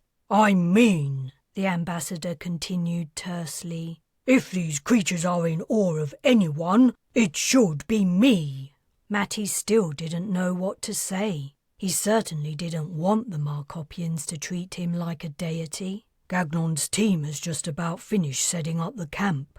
Maybe one of them could stick with you." "Are you suggesting I feel in need of military protection?" Barbia spluttered. "No. Why else would you want me around? But maybe..." Barbia put a finger to his lips. "Maybe that wouldn't be such a bad idea. Major Gagnon? Chapter 11. It turned out that the meeting didn't last much longer. Not long after Matty's discussion with the ambassador, several Markopians began to retreat across the ice. Following Gagnon's orders, Antonov hovered at Barbier's side as the meeting wound down. Matty watched the departing aliens, wondering what was going on. Little more than an hour had passed since the first introductions. Surely the locals wanted to learn more about their visitors than the scant information they'd received so far. He'd anticipated a much lengthier session. Dr. Moody passed by and Matty called out, "What's happening? Is that it? Are we done? Still sitting out the festivities?" Moody walked over. "Our friends have announced they're calling it a day. The intense light hurts their eyes. They don't have snow goggles. I don't understand it either. They certainly have the capability to invent them, and they've said they do come outside sometimes, and their irises are so pale, their eyes must be incredibly sensitive. I suspect there's another reason they don't wear protective goggles. Anyway, they've said they will remain in contact. So that's it for today? As far as I'm aware. We'll debrief aboard the shuttle, and then head to our tents. You're with me, Tran and Travis." It was a relief. Matty had harboured a fear he might have to share with the military guys. Moody remained with him, chatting, until all the Markopians had left and it was time to go to the shuttle. Once everyone was inside, Barbier stood facing the seats and proposed an informal discussion on the afternoon's events. It certainly was informal. Travis and the scientists, eager to relate the exciting discoveries they'd made, started talking over each other. Each revelation sparked another fascinating tidbit of information, anecdote or data point. Matty soon lost track of what was being said. Rather than impose any kind of order, Barbier watched and listened with a self-satisfied smile, nodding and tapping a seat back. Eventually he raised a hand for silence and then said with a chuckle, "I think it's safe to say we've had a productive encounter. Very productive. We've learned a great deal, and I'm sure the Markopians feel the same. Yet this is only the beginning. We have much work to do, but it is an excellent start. Excellent. I will draft a report to the fleet's captains. I know you have instructions to do the same, as well as confer with your shipboard colleagues. I propose that we spend the rest of the day completing these tasks." Travis said, "I could write a book just on what I've found out over the last hour." "Tomorrow," said Barbier, "when the Markopians return, we can begin to formulate a timetable for a greater sharing of knowledge, building an accord, and, providing all criteria are met, admitting Markop to the Federation." Moody asked, "Do we have to remain within the perimeter fence? I wouldn't mind going for a stroll while I collect my thoughts." Gagnon, who stood at the back of the shuttle, replied, "No one can leave the campsite. It's a security risk. Not only that, there are predators out there, according to the locals." "Fair enough," said Moody. "You've persuaded me." "How large are the animals?" Jenna Kovac asked. "Will we be safe in our tents? Should we sleep in here instead? I'm sure we could figure out a way to get comfortable." Moody whispered to Matty. "She'd be fine. She would find a shoebox roomy." Dr. Kovac was a tiny woman. Barbier said, "The seats do convert to beds, but I'm afraid there isn't room for everyone. It would be far too cramped. Pilot Lee, Major Gagnon and I will occupy the shuttle at night." Kovac muttered something Matty didn't catch. "The electric fence will protect you," Gagnon said, "and there will be an overnight watch. You don't have anything to worry about, except accidentally wandering into the fence in the darkness. So be careful. If you have to leave your tent at night, take a light with you. The tents are excellent quality," said Barbier, "with power hookups. You also have heaters and warm showers, courtesy of the endless supply of water from the ice. We've brought a good selection of meals along too. You will be very comfortable. I suggest we reconvene at 0800 local time. The Markopians will be here at 10. We have much to discuss, much to do. But for now, it's time to digest. Thank you, everyone, for your excellent work today. I will see you tomorrow at 8 a.m. sharp. Min Tran got up to talk to the ambassador. The 3 women scientists filed to the exit. Bernard Travis leaned over from the seat in front of Matty. Have you had second thoughts about giving me your account of the incident with Markham? I saw you sat out at the party, so you won't have much to report. It'll give you something to do. You're very persistent. What can I say? I like to get to the truth. But don't worry, I can wait. I have plenty to be getting on with recording today's events. Moody said, "Why don't we see which tent we've been assigned? I have a busy afternoon and evening ahead too." The tent was a little small for 4 men. It was the same size as the one Matty had used on Prime, but that had housed 3 women along with himself. Yet he wasn't about to complain. It was better than bunking with Gagnon's team.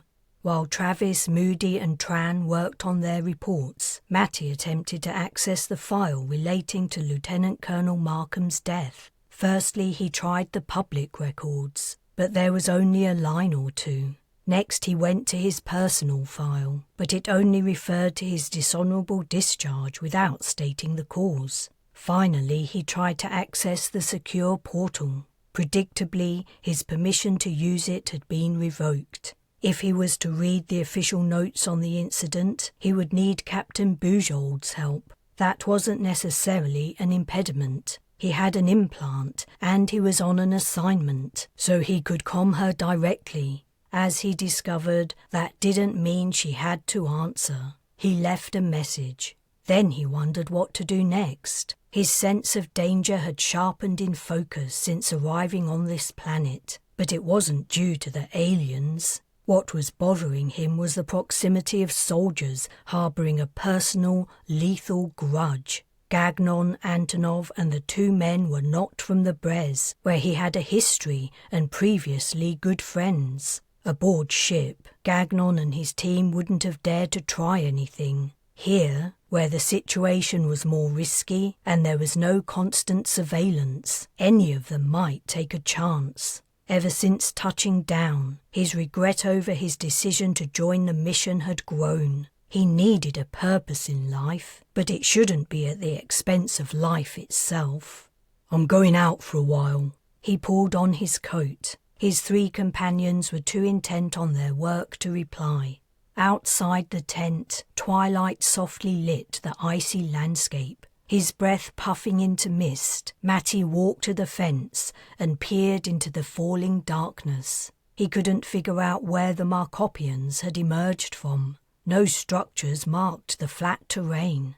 He circumnavigated the campsite, checking in all directions, but all around the terrain was flat. When he reached the spot where he'd started, a woman was standing there, with her hood up.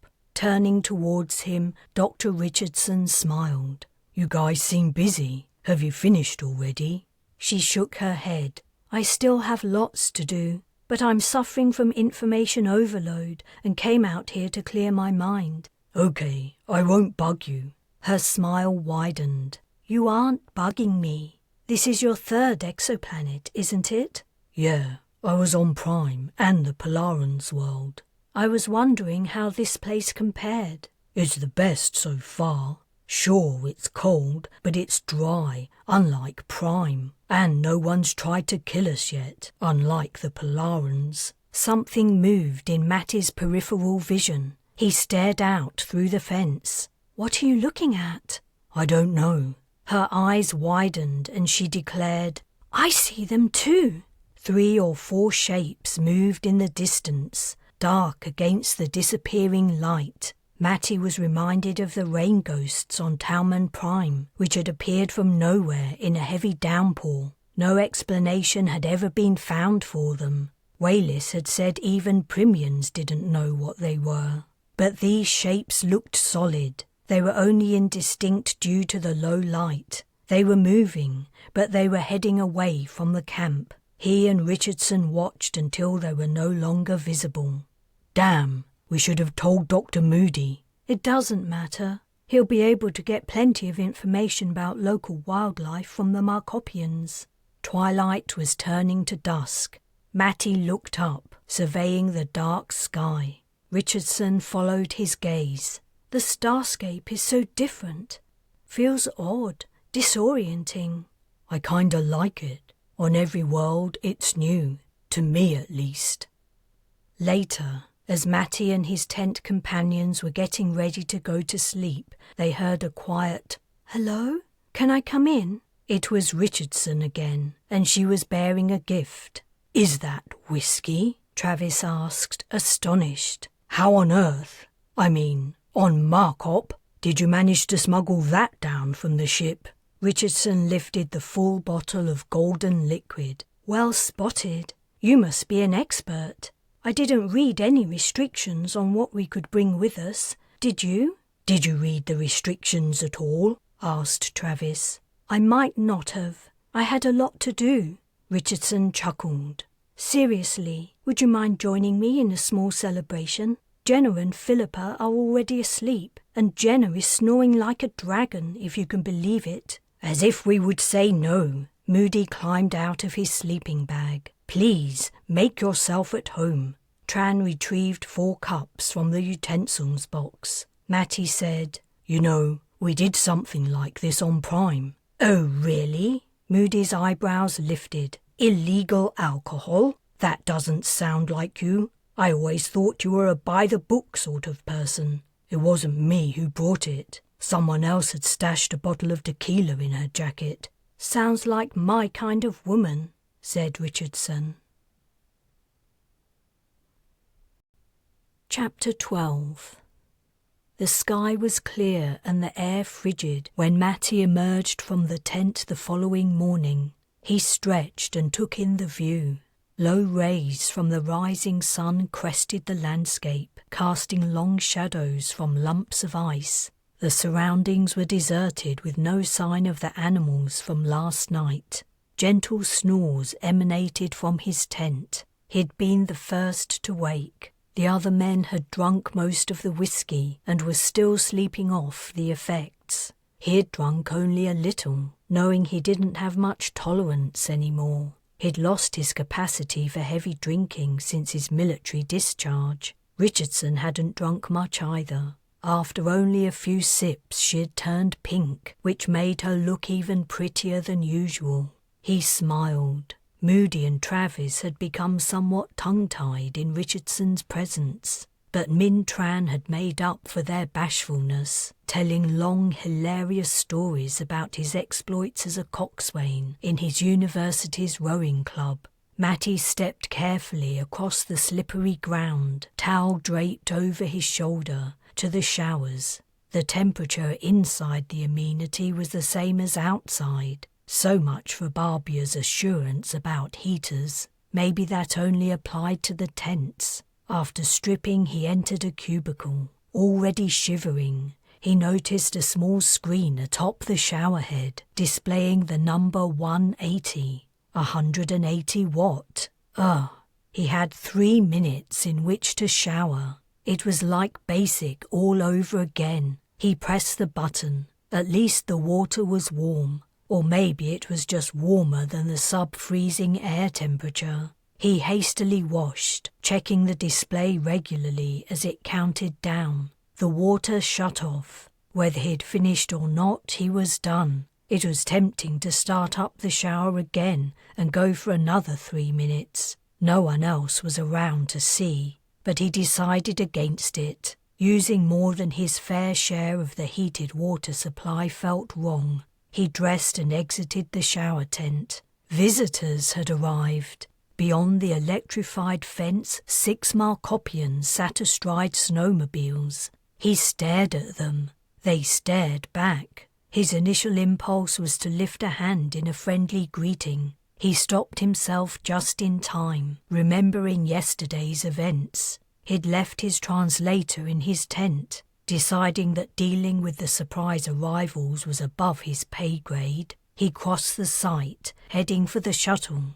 Keeping his gaze steadily on the Markopians, he mounted the shuttle's steps, but was then immediately flummoxed. The hatch was tightly shut and, naturally, there was no door chime. He wrapped the outer skin and waited. A chilly wind had risen while he'd been showering, and it was quickly freezing his still moist hair. At the top of the steps he had a good view of the campsite and surrounding landscape. Neither held any signs of life except for the 6 aliens clustered on the other side of the fence. He rapped the shuttle's hull again. "Hello? Ambassador? Major Gagnon? Can anyone hear me?" His only answer was silence and the freshening wind. Muttering curses, he descended the steps and walked to his tent. Moody was awake. "You're up bright and early," he drowsily commented from his sleeping bag. "We have visitors," Matty replied in a terse whisper as he searched for his comm. It was the only way he would be able to... "Shit! Visitors?" Moody propped himself on his elbows. "Of the Markopian kind? Wait a minute." Matty straightened up. "Ambassador?" Flustered by the unexpected arrivals, he'd forgotten about his implant. "Are you awake, sir?" He probably should have alerted Major Gagnon. The aliens could be a threat, considering they'd ignored the timetable agreed yesterday. But screw that. He didn't want to risk the Major going all gung-ho again. "Sebastian, what can I do for you? Did you sleep well? 6 Markopians are here." "6? What do they want? It's far too early for our meeting." "I don't know. I didn't speak to them." "Well, if you could... No, forget that.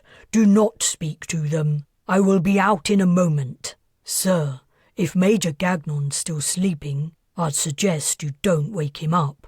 "But why? It seems to me..." "Ah, yes, I understand. Please wait. I'll be out soon." Matty put on his coat and patted his pockets, checking he had his snow goggles. He might be outside for some time while this business was sorted out. "What's going on?" Moody asked. "Barbia's coming out." "Great." Moody lay down and pulled his sleeping bag up under his chin.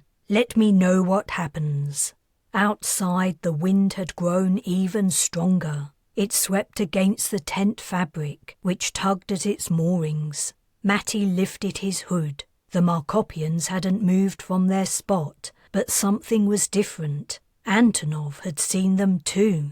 It had to be her watch. She faced the aliens, her rifle aimed at the head of the central figure. Matty strode over. "Antonov, what are you doing?" "My job," she calmly replied. "Get out of here, Sheldrake." She winked at him. "If this turns nasty, wouldn't want you to get hurt." "They aren't threatening anyone. They don't even have weapons." "Like you would know. Back off. I'm not gonna tell you again." Matty stood his ground, but turned to watch the shuttle hatch. A couple of minutes later it opened, and Gagnon emerged. Antonov must have calmed him. Barbia followed the Major, paisley pyjama-clad legs below his coat. While Gagnon descended the steps, the ambassador blinked and rubbed his eyes as he gazed around. Fixing on the Markopians, he lifted a hand. They flinched. Matty rolled his eyes. The ambassador hastily put his hand down. His lips moved. "Are you armed, Sebastian?" "Should I be?" "If you wouldn't mind." Matty muttered. "More guns. Great." As Gagnon reached Antonov, Matty returned to his tent. He could put on his military EVA suit with its built-in weaponry and scare the living daylights out of the aliens. Or he could retrieve the small handgun he'd been allocated. He took out the handgun and slipped it into a pocket. At the last second, he remembered his translator. He hung it around his neck and tucked it into his coat. Moody watched, eyebrows raised. Barbia was on his way over to the waiting aliens. Matty took a diagonal route to meet up with him, and they arrived at the fence gate together. Neither Antonov nor Gagnon seemed to have spoken to the Markopians yet. Antonov continued to aim at them. The alien's pale gazes focused on her rifle. Gagnon looked antagonistic, but it had the grace to await Barbia's arrival. The Markopians turned their shoulders forwards. As he and the ambassador bobbed, Matty tried to get a sense of the visitors' identities. Had they been among the crowd yesterday, or were they new? It was impossible to say. At this early stage of acquaintance, and swathed as they were in heavy clothing, he couldn't tell one from the other. All he could conclude was they seemed to be male. Like humans, Markopians were divided into two sexes, and the males were taller and bulkier than the females. "Good morning," Barbia said via translator. "What can we do for you? If you're here for the meeting, you are rather early." One of the Markopians climbed off his snowmobile and began to approach. "Stop right there!" Gagnon barked. The alien halted, confusion in his features. "Ambassador," said Gagnon, "I advise you to tell them to leave and return at the time we agreed." "Let's not be hasty," Barbia replied. "It would be impolite to turn them away without at least learning the reason for their visit." The Markopian appeared to guess the nature of the conversation. "We would like to speak with you. The matter is urgent and cannot wait for today's meeting." Barbia approached the fence, ignoring the Major's protest. "What can possibly be so urgent? It can't wait a few hours." "It is a complex and sensitive matter that will take some time to explain. May I come in and discuss it with you under cover? It is cold and the light hurts my eyes." "I see." Barbia glanced at Gagnon. "That isn't convenient, I'm afraid. As you must have noticed, most of our camp is still asleep." "I understand. Nevertheless, this matter cannot wait. You see, the peaceful negotiations between our species are in jeopardy." The Markopian's pale-eyed gaze was frank and open. He seemed to be sincere, but Barbia appeared doubtful and troubled. Matty was similarly bothered by the alien's assertion. He could easily be lying. While the dialogue had been going on, the other aliens had alighted their snowmobiles and were now standing around, stamping their feet and slapping their upper arms. "I fail to see what could—" Barbia trailed to silence, his brow furrowing. "Good morning, everyone." Moody had arrived, similarly clad in pyjamas underneath his warm coat, his hands in his pockets. "Is there a problem?" "Return to your tent, Doctor," Gagnon snapped. "Please, Major," Barbia admonished. He explained to Moody, "Our Markopian friends would like to discuss something prior to our meeting. A matter of great importance, apparently." "About what?" "That's what I would like to establish." To the Markopian he said, "You really must tell me more, or wait for the meeting." "If you insist that I must squeeze hundreds of years of history into a few words," the alien retorted, "the best summary I can give is that my world is divided, and you have been misled. Without a true understanding of the situation, your presence may plunge us into a planet-wide war. Is that enough information for you?" The alien spread his right hand wide and turned it palm upwards. Richardson had taught them the gesture was a sign of annoyance and impending anger. "I see." Still, Barbia hesitated. "It won't hurt to hear him out," said Moody. "Tran and Travis are awake. You could use our tent." "Very well." Barbia reached for the gate lock. Gagnon blocked him. "Ambassador, I strongly advise you to—" "Major, may I remind you that yesterday there was a score or more of Markopians within this fence, mixing freely with our party. Please stand back." Gagnon bristled. Barbia unlocked the gate and opened it. The Markopian entered the campsite, and his companions moved to follow. "Sorry," Barbia blurted. "I only meant for you to enter."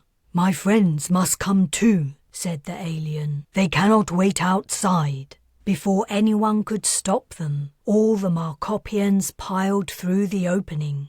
Barbia reached out to close the gate, but one of the aliens grabbed it, preventing him. Confused, the ambassador stared into the alien's eyes. The other 5 headed for Matty. Moody said, the tent is this way, gentlemen." They ignored him. The one who appeared to be the leader reached Matty first. "Great One, you must come with us. You are in danger." The same deep discomfort Matty had felt yesterday hit him again. He backed up. "Sorry, but I'm not great, and the only danger I'm in seems to be from you guys." The aliens pressed forwards, their pale eyes wide. "What are you doing?" Moody spluttered. "I'm sorry," said the leader, "but you must comply." "No, I really mustn't." Gagnon and Antonov had focused on the Markopian, subtly wrestling with Barbia for control of the gate. "Ambassador," Matty called out. "They don't want to talk to you.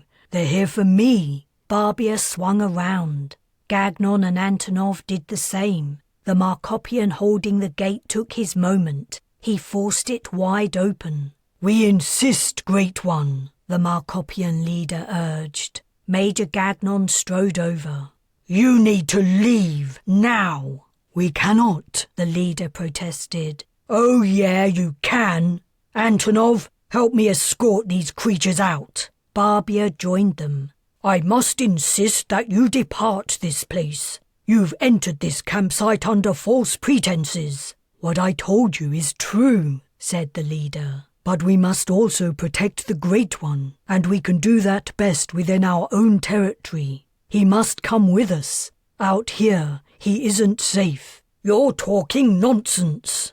"Antonov!" snapped Gagnon. She aimed her rifle at the leader. "You have 10 seconds to get out," said the major. "Do what you want," retorted the leader. "My eternal life is more important than this one." "Shit," Matty murmured. "Hold on, Antonov. For Star's sake, don't shoot. No one has to die." "I agree," said Barbia. "Let's not be hasty, Major. I'm sure we can figure this out with a little—" "9," said Gagnon, his jaw clenched. 8. Matty stepped between the Markopian and Antonov. "Don't fire!" The corner of the private's lips curled into a half-smile, and she adjusted the butt of her rifle against her shoulder.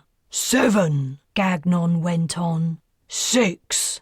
Out of the way, Sheldrake. The other Markopians shifted nervously. They appeared less zealous and reckless than their leader, yet they also didn't leave. 5, 4, Sheldrake, I said move! Matty's heart raced. He didn't want to die at all, let alone for the sake of someone he didn't even know. But he also couldn't stand to see the Markopian killed in cold blood. His companions had begun to edge towards the gate. The one who had held it open was now on the other side of it, already beyond the fence. "Major!" Barbia yelled. "I must protest. We cannot begin to build an accord with a species by murdering one of them with the barest provocation. These creatures pose a potentially lethal threat," the Major growled. "I have a duty to protect the delegation, and I will carry out my duty. 3. You have 2 seconds, Sheldrake." "But—" Barbia turned pale. His mouth hanging open, he looked between Matty and Antonov. Would the private really fire? It was exactly the opportunity she and Gagnon had been waiting for. This way they could kill Matty legitimately. Or if not legitimately, at least with a semi-plausible defence. 2, Barbia yelled. "Major, have you gone mad? Have the man removed!" Gagnon must have calmed the rest of his team. The 2 other soldiers, wearing their EVA suits, raced over, grabbed Sheldrake and hauled him out of the line of fire. This was the final straw for the nervous Markopians. The arrival of the silver-clad, dark-visored men had the aliens scrambling for the exit. Firmly held by the two goons, Matty was, somewhat shamefully, relieved that he wouldn't die today. Even Gagnon didn't have the balls to have him murdered in plain view of Barbia and Moody, it turned out. But it meant the Markopian leader would be killed. Trembling, the alien fell to his knees, appearing to accept his fate. "One!" Antonov took aim. "I'll go with him," Matty blurted. "For God's sake, don't shoot!" Silence. The wind moaned. Her head and body perfectly still. Antonov's gaze slid to Gagnon. Matty asked the leader, "If I go with you, you'll leave, right?" The Markopian looked up, his skin ashen, and gasped, "I will, Great One." "Makes no difference, Sheldrake," said Gagnon. "You need permission to leave the—" "I grant him permission," Barbia interrupted. "Sebastian is my envoy and answers to me. He has my permission to leave." Gagnon took long seconds to consider his response. His shrewd eyes took in the scene, shifting attention from Matty to Barbia and then Moody. He flicked his fingers at the soldiers holding Matty. They released him. Gagnon looked at Antonov, and a silent understanding seemed to be reached between them. Antonov smirked. Gagnon jerked his chin at the gate. "It's your funeral." Chapter 13. There could be no doubt about Gagnon's motivation for agreeing to allow Matty to leave with the Markopians. The Major expected him to meet a sticky end, or, perhaps, be trapped on the planet. If the locals believed Matty to be a god, they would do everything in their power to keep him here. Maybe when it came time for the Bres to depart, he would be unavailable. The fleet would not delay its voyage long for the sake of one man. Sacrifices in the line of duty were to be expected, and so on.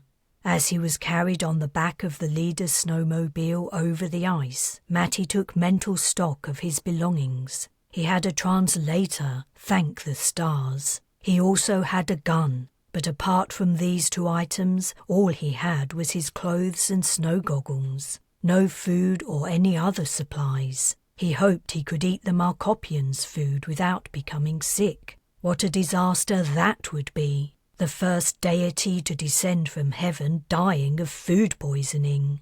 The leader shouted something to a companion. The snowmobiles were roughly grouped in a circle as they went along, the leaders at the centre front. Over the roar of the vehicle's engines and the howl of the wind, Matty could hear the words, but his translator didn't pick them up. It was tucked deep inside his coat. The conversation between the two men continued. The leader pointed in one direction. His companion shook his head. They came to a decision, and the leader veered left, followed by the group.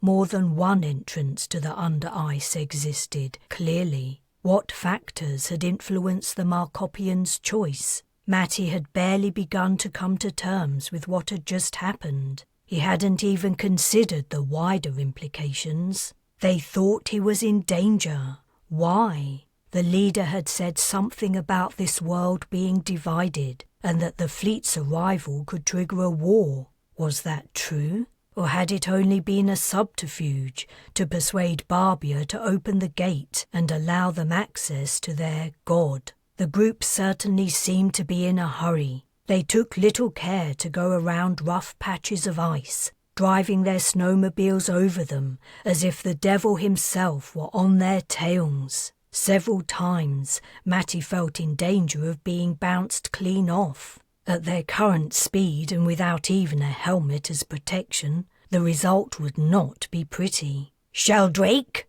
"Captain Bujold." Once more he'd forgotten about his implant. What a relief. Whatever happened, he would not be alone. "The ambassador informed me about what happened, and I have been speaking to Dr. Moody too." "Mom, I'm sorry about what I did, but—" "It's an unfortunate turn of events, but there's no need to apologise. For what it's worth, I think you did the right thing." "That's good to hear. I wasn't sure." Major Gagnon appears to have experienced a momentary lack of judgment. I will remind him of the central tenets of your mission. I can see you're travelling at high speed. Do you know where you're going? What are the Markopians' intentions? They haven't told me anything, except they think I'm a god. So Moody said. Bujold's mental chuckle came down the line. Wonders will never cease. Try not to let it go to your head.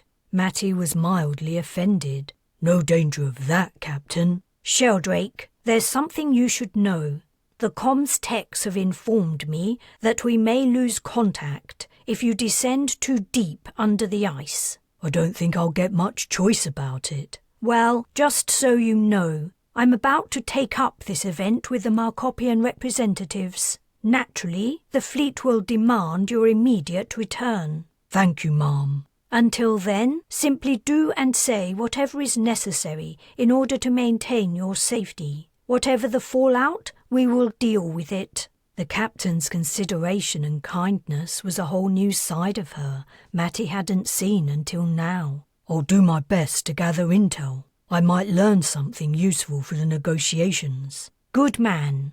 A shout rang out. One of the Markopians was gesticulating and yelling. Matty scanned the landscape. In the far distance, shapes moved. They were not the predators he'd seen last night with Richardson. He squinted. They were Markopians on snowmobiles. Remember, Bujold continued, oblivious. Whenever you need to speak to me, I will make myself available. Matty was too distracted to reply before the comm went dead. If he'd thought his driver's previous veering was sharp, it was nothing compared to what happened next. The Markopian banked so violently, Matty could have sworn one of the skids lost contact with the ice. He clung on for dear life as they set off in a new direction.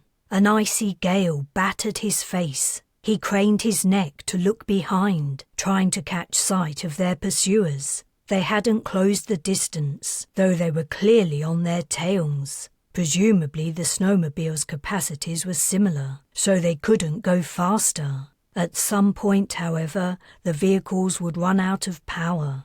Who would that happen to first? It would probably be his group. They'd travelled out to come and collect him. No matter what they did, they couldn't escape. The flat landscape meant there was nowhere to hide. Wherever they went, whichever entrance they stopped at, they would be seen. And their pursuers could radio ahead. There would be people waiting to catch them. Yet still his group flew on, roaring over the grey-white frozen vista, heedless of the uneven ground. The leader screamed something to the man at his right. If Matty's translator picked it up, he couldn't hear its output. The other man screamed something back. Terrifying minutes passed, Matty expecting the snowmobile to hit an insurmountable bump at any moment and overturn, killing him and his driver. Why didn't the leader give up? He couldn't hope to get away. Then Matty recalled the Markopian kneeling at his feet, prepared to die to save his god. His fanaticism outweighed his sense of self-preservation. He was willing to die rather than hand over his god. Matty was in the hands of a madman, and there was nothing he could do about it. Should he calm Bujold? If he didn't have long to live, there were people he wanted to leave messages for, people who meant something to him. But he didn't know what to say, and his current situation wasn't exactly conducive to clear thinking. The leader turned his head and shouted something at Matty. He had no idea what. 2 seconds later, he realized it must have been a warning. The snowmobile braked so violently, he flew into the driver's back and then tumbled off. Pain exploded from his elbow. Ice crunched against his back, and he came rolling to a halt. Groggily, he scanned his surroundings. The snowmobile was a few meters away, stationary. The leader was running over. The other vehicles hadn't stopped, but they'd slowed considerably. The leader yelled, "Do you live, Great One?" "I'm okay, I think." Matty's arm hurt, but he didn't think it was broken. Seeming satisfied, the leader turned away, head down, and searched the unforgiving surface. Stooping, he walked around and around, his gaze sweeping the ice. What was he looking for? This place appeared the same as the rest of the landscape. There was nothing to distinguish it from anywhere else, yet the leader had picked this exact spot to stop.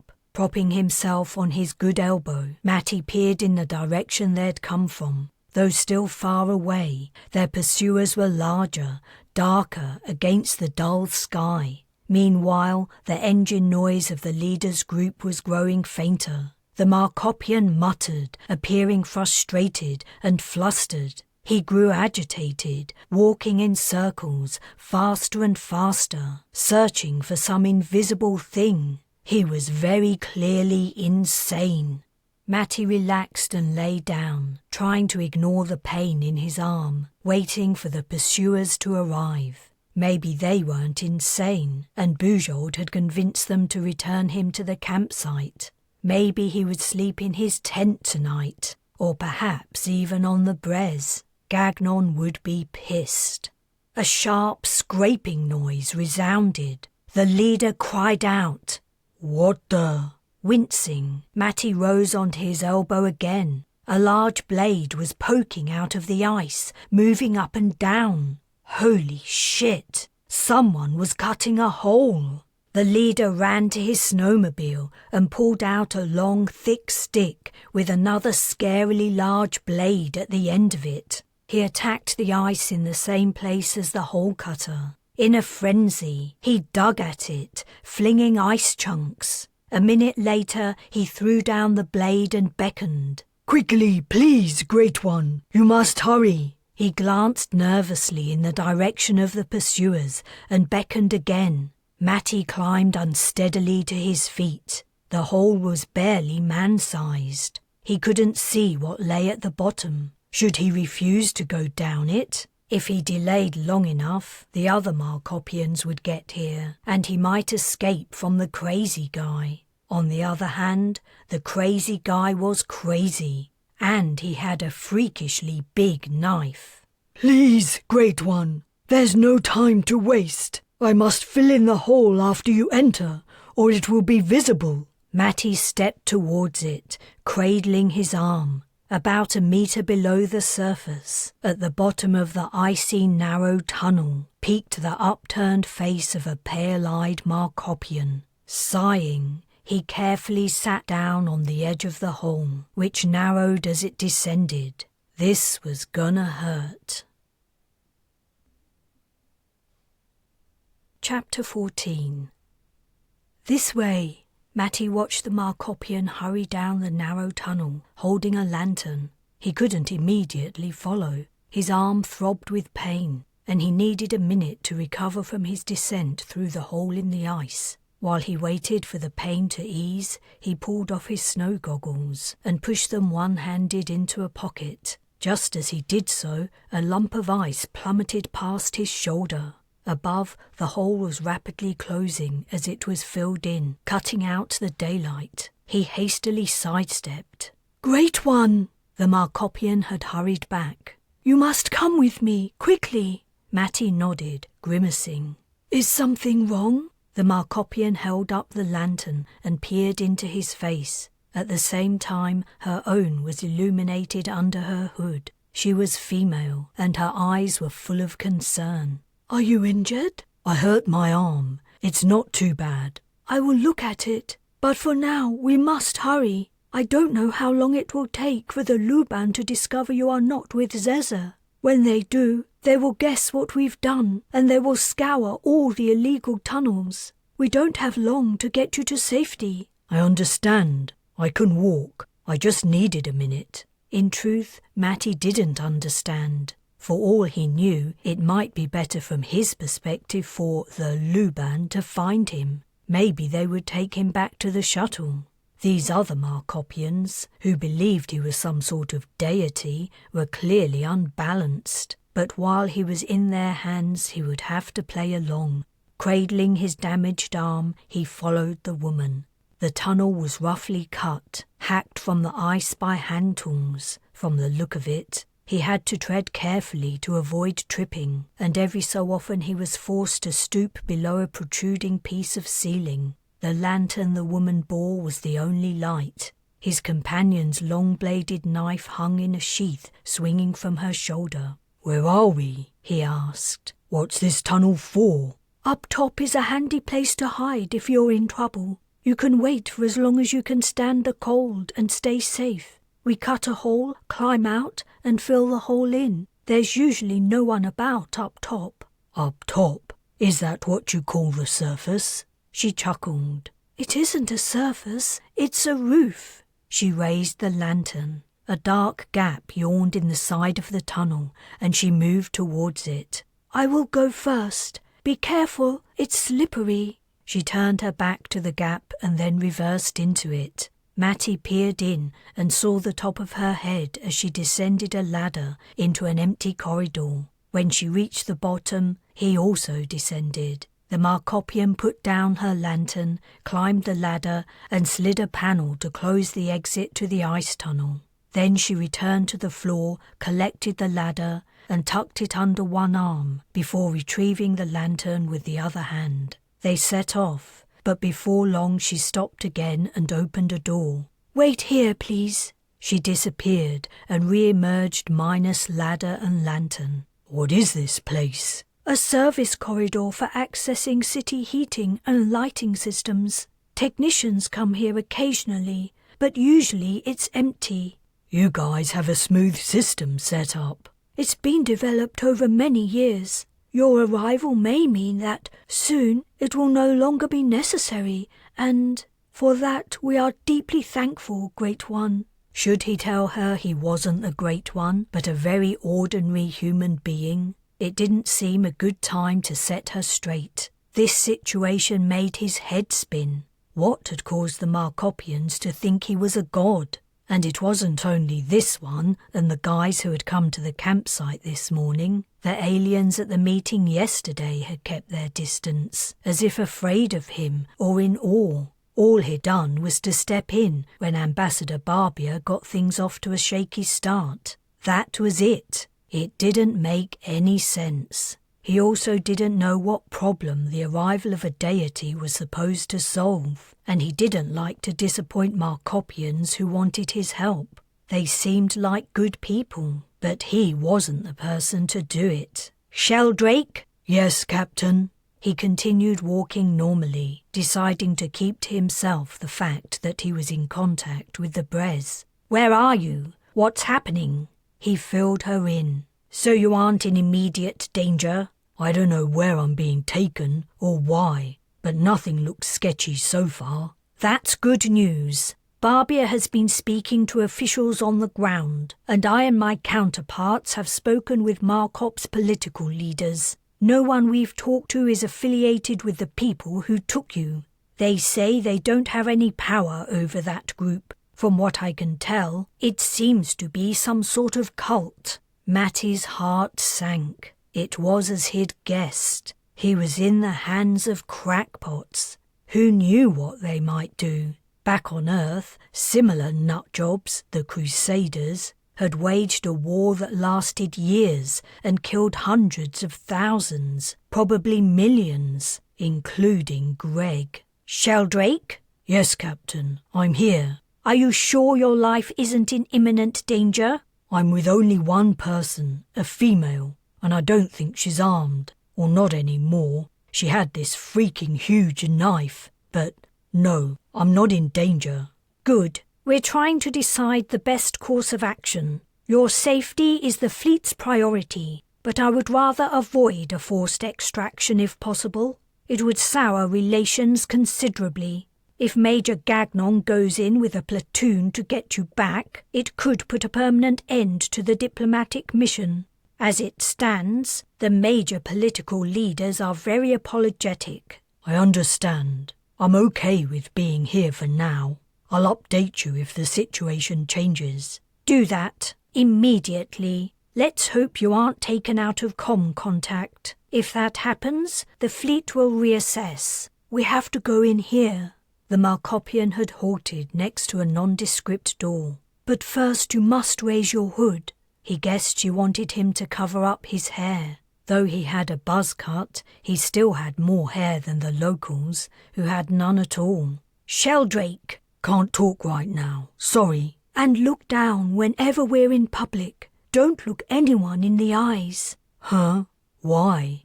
She had pulled the door open a crack. Noise leaked out, footsteps and chatter. Closing the door, she turned to him with a quizzical look. "Because of your eyes, of course." A small understanding began to form in Matty's mind. He recalled his first close encounter with the aliens, when he'd stepped forward to try to ease their fears. He had taken off his snow goggles, and... "Should I wear my goggles?" "No, you'll only attract attention." For someone who was supposed to be in awe of him, she sure had an irritated tone. She opened the door again. This time there was silence, save for a low hum. "I think it's safe. Remember to look down. Follow me closely." She slipped through the doorway, checked to the left and right, and then beckoned. "Hurry up!" They were in a room full of machines. Thick pipes ran from the floor to the ceiling. Skirting the wall, Matty's companion led him the length of it to another door opening onto a staircase. As they descended, footsteps echoed from below. Matty's companion froze and placed a hand on his arm, signalling him to halt. Then she took a breath and waggled her head, continuing to step downwards. A Markopian appeared on the lower treads and climbed up and past them without giving more than a cursory glance. After descending several more flights of stairs, Matty's companion said, "We have to leave this place, go out in public. It will be risky, but we only have to go a short distance. Once you're safe, we can talk about what to do next." At the next landing they left the stairs and passed through doors leading out of the building. Matty halted.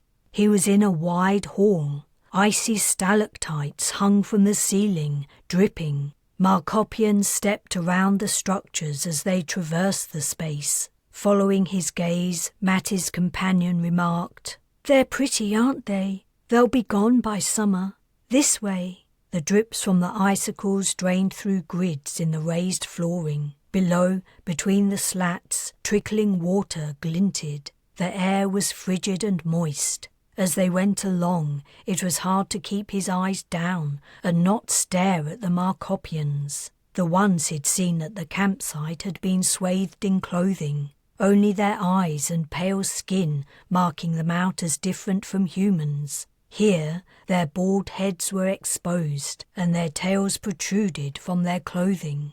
He felt creeped out, like he had when he'd sensed the otherness in the jello he'd scraped from the Bres's hull. His companion was getting too far ahead. He hurried to catch up, worrying about his lack of a tail. It wouldn't be long before someone noticed, though for now it seemed his heavy coat was enough of a reason for its absence. On the other hand, maybe being noticed wouldn't be a bad thing. Maybe he should take the opportunity to reveal himself. He only had his new Markopian friend's word for it that he was in danger. They could be making it up. They could be deluded or, as their leader's actions implied, more than a bit crazy. As he sped up, a Markopian bumped into him. At the same time, he slipped on a puddle and lost his footing. He went down hard, hitting the floor with his injured elbow. He yelled in pain. When he looked up, his companion was leaning over him, features tense with alarm. The cause for her worry became obvious. On his other side stood the alien who had collided with him. He was not worried at all, but utterly amazed. He stuttered, What's wrong with your... More figures appeared, staring curiously. New passers-by wandered over. "Get up!" Matty's companion hissed. "Look down! Close your eyes!" He grimaced and tried to sit up. His companion reached down to help. Stop! What's wrong with your... Stop! The Markopian on his other side fell to his knees on the wet floor. Fastening his hands around Matty's face, he turned it up. It felt dumb to close his eyes like a 3-year-old who thought it was a great way to hide. Matty looked at the Markopian. "It is him! It is him!"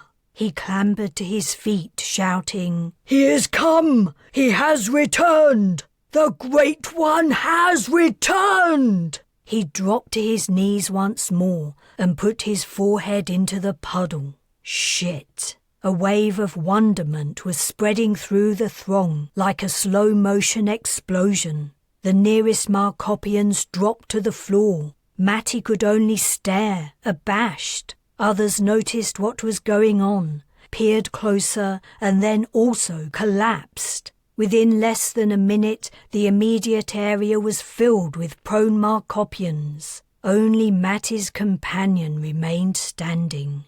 "Well, isn't this fantastic?" Chapter 15.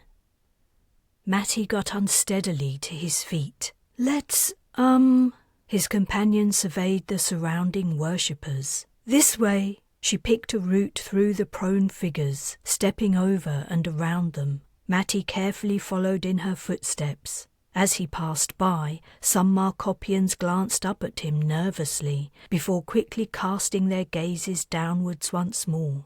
His godly status on this planet had already made him uncomfortable.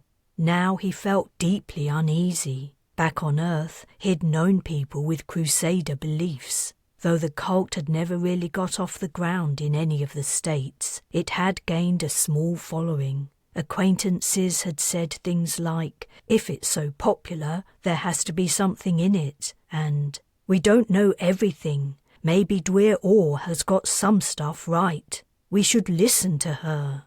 Greg had died fighting Crusaders, and Matty hated all of them with a passion that still twisted his guts. Now he was among creatures with similar irrational beliefs, and what was worse, they were focused on him. He recalled Gagnon back at the campsite, trying to chivvy everyone into returning to the shuttle. A frightened mob is dangerous, and though these Markopians might be scared at the moment, who knew what they might do if the situation changed? If they realized he wasn't a deity, when they realized, would they turn on him? Being a god was overrated. His companion was nearing a tall rectangular opening leading to a wide passageway. "Nearly there." She circumnavigated a tall Markopian grovelling on the floor, his tail whipping anxiously to and fro. "We just have to—" "Where are you going, Great One?" called a voice. The person who had started this whole thing by bumping into Matty had stood up. Perhaps a little distance had reduced his wonder and fear. "Ignore him," Matty's companion hissed. "Come with me, quickly." "Great One, do not leave us." Someone else was on his feet. "We have much to learn. Please stay and give us the benefit of your wisdom." "I have a child who is ill," said a third person, also rising.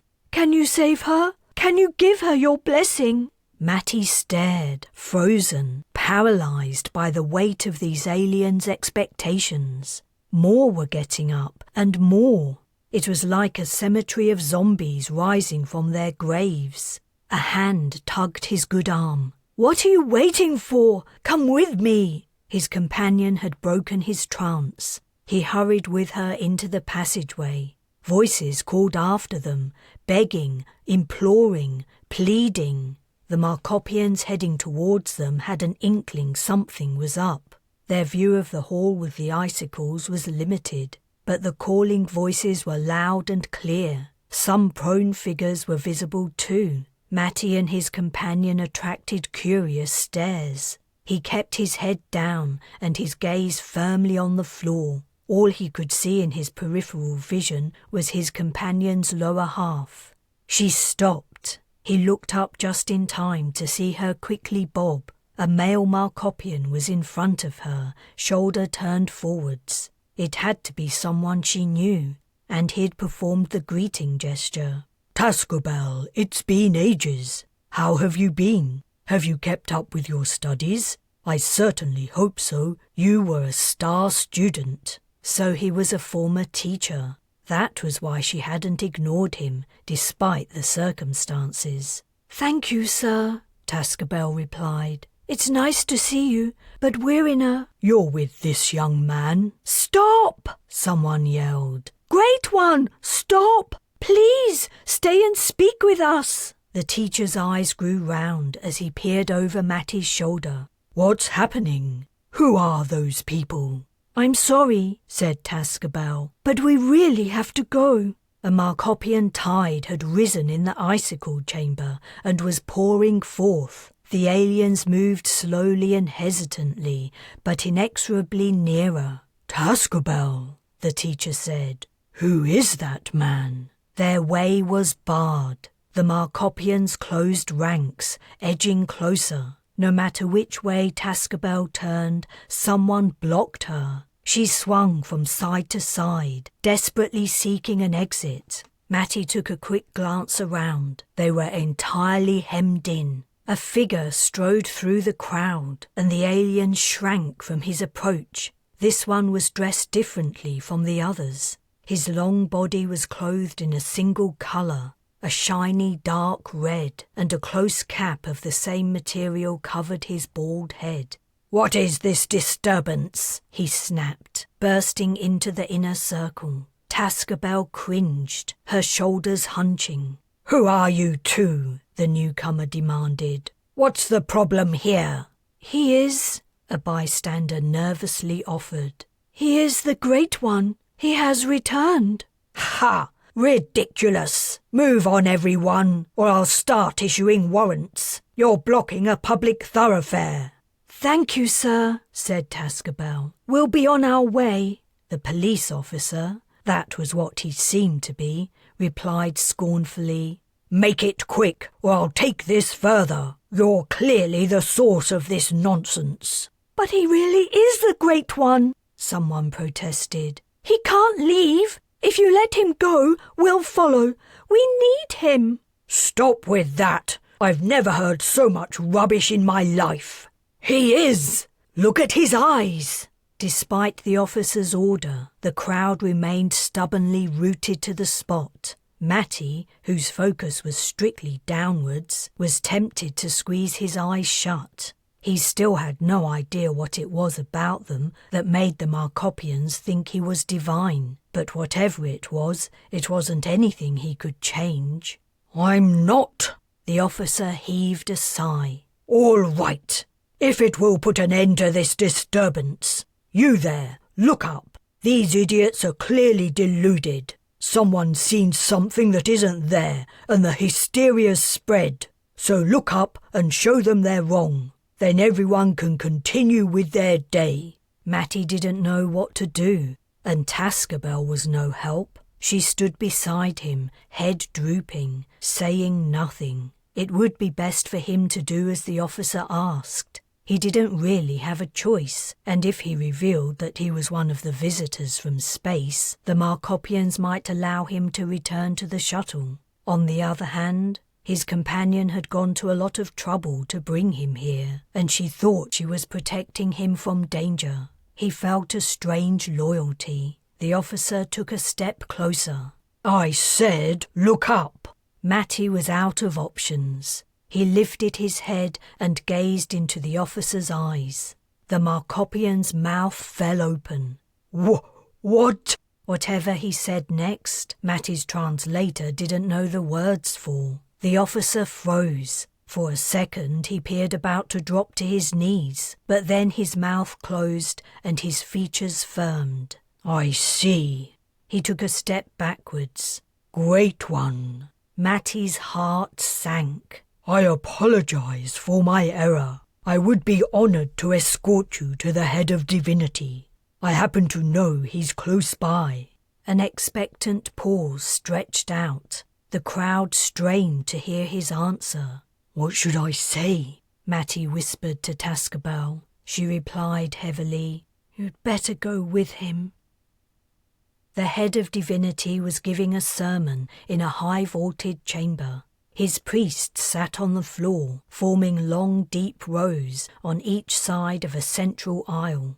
At the end of the aisle, the head stood behind a lectern. Maybe he'd been speaking to the priests when the news arrived that the Great One himself had come. Matty was shown into the hall, and the head waited silently for him to approach. Walking down the aisle, Matty noticed two things. Firstly, that the ceiling of the chamber displayed a sky, not the pale, cold blue of Markop's real sky, but a rich cobalt, over which floated milk-white clouds. Secondly, the head of divinity wore spectacles.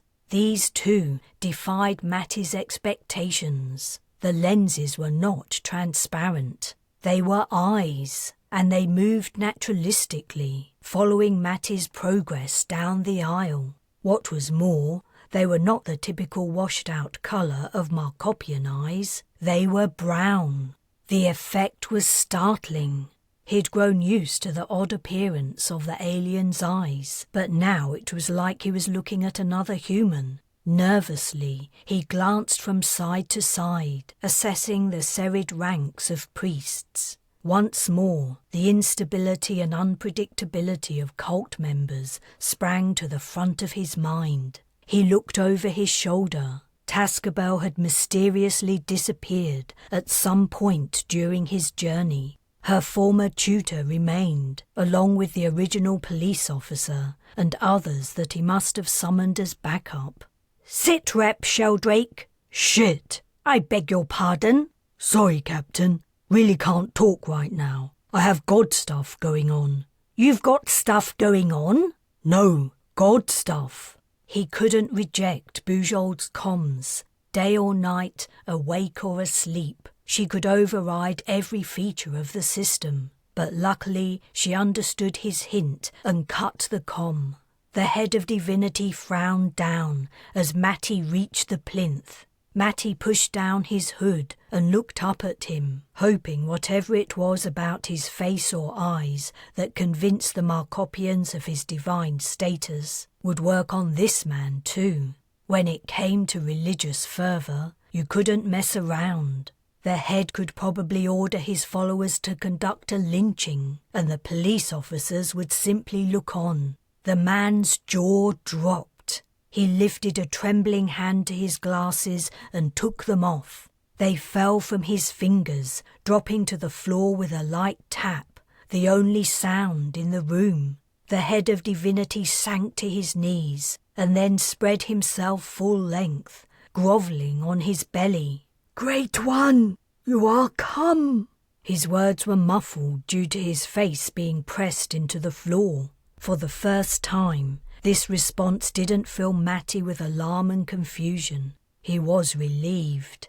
How to react? In these circumstances, denying that he was the Great One seemed risky. If the Markopians thought they'd been tricked or were being made fun of, or could turn to anger damned quick. Matty cleared his throat and said magnanimously, "Please stand. Don't prostrate yourself on my account. How have things been going while I've been gone?" The head of divinity pulled his knees up under him, but kept his upper half horizontal, his arms stretched out in front. "I and my predecessors have been loyal, Great One. We have kept the faith." "I'm glad to hear it.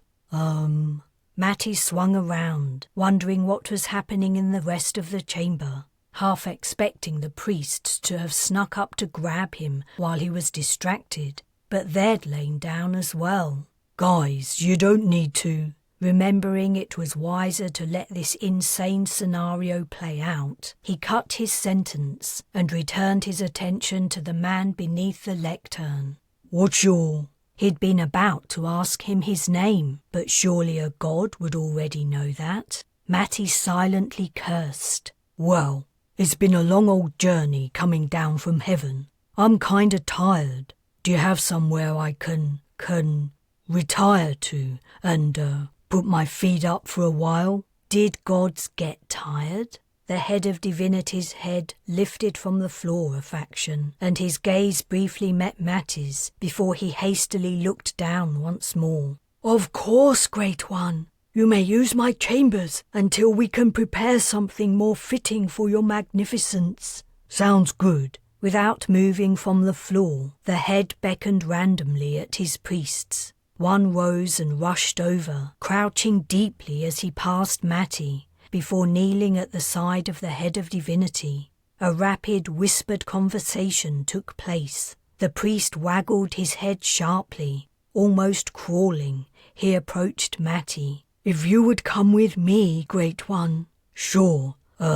Wait a minute. He stooped and picked up the head of divinity's spectacles. Okay if I take these? You need not ask. The glasses had piqued Matty's interest. There was clearly something about them that made them special, and it was related to the Markopians mistaking him for a god. He put the glasses in his pocket and said to the priest expansively, Lead the way. Hunched double, the priest walked down the central aisle. Matty followed, trying to appear holy. How did gods behave? He'd never even thought about it.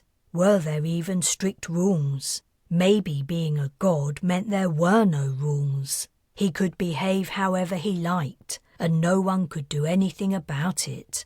I can do whatever I like. A sudden rush of power hit. Steady, soldier. You're not actually a god.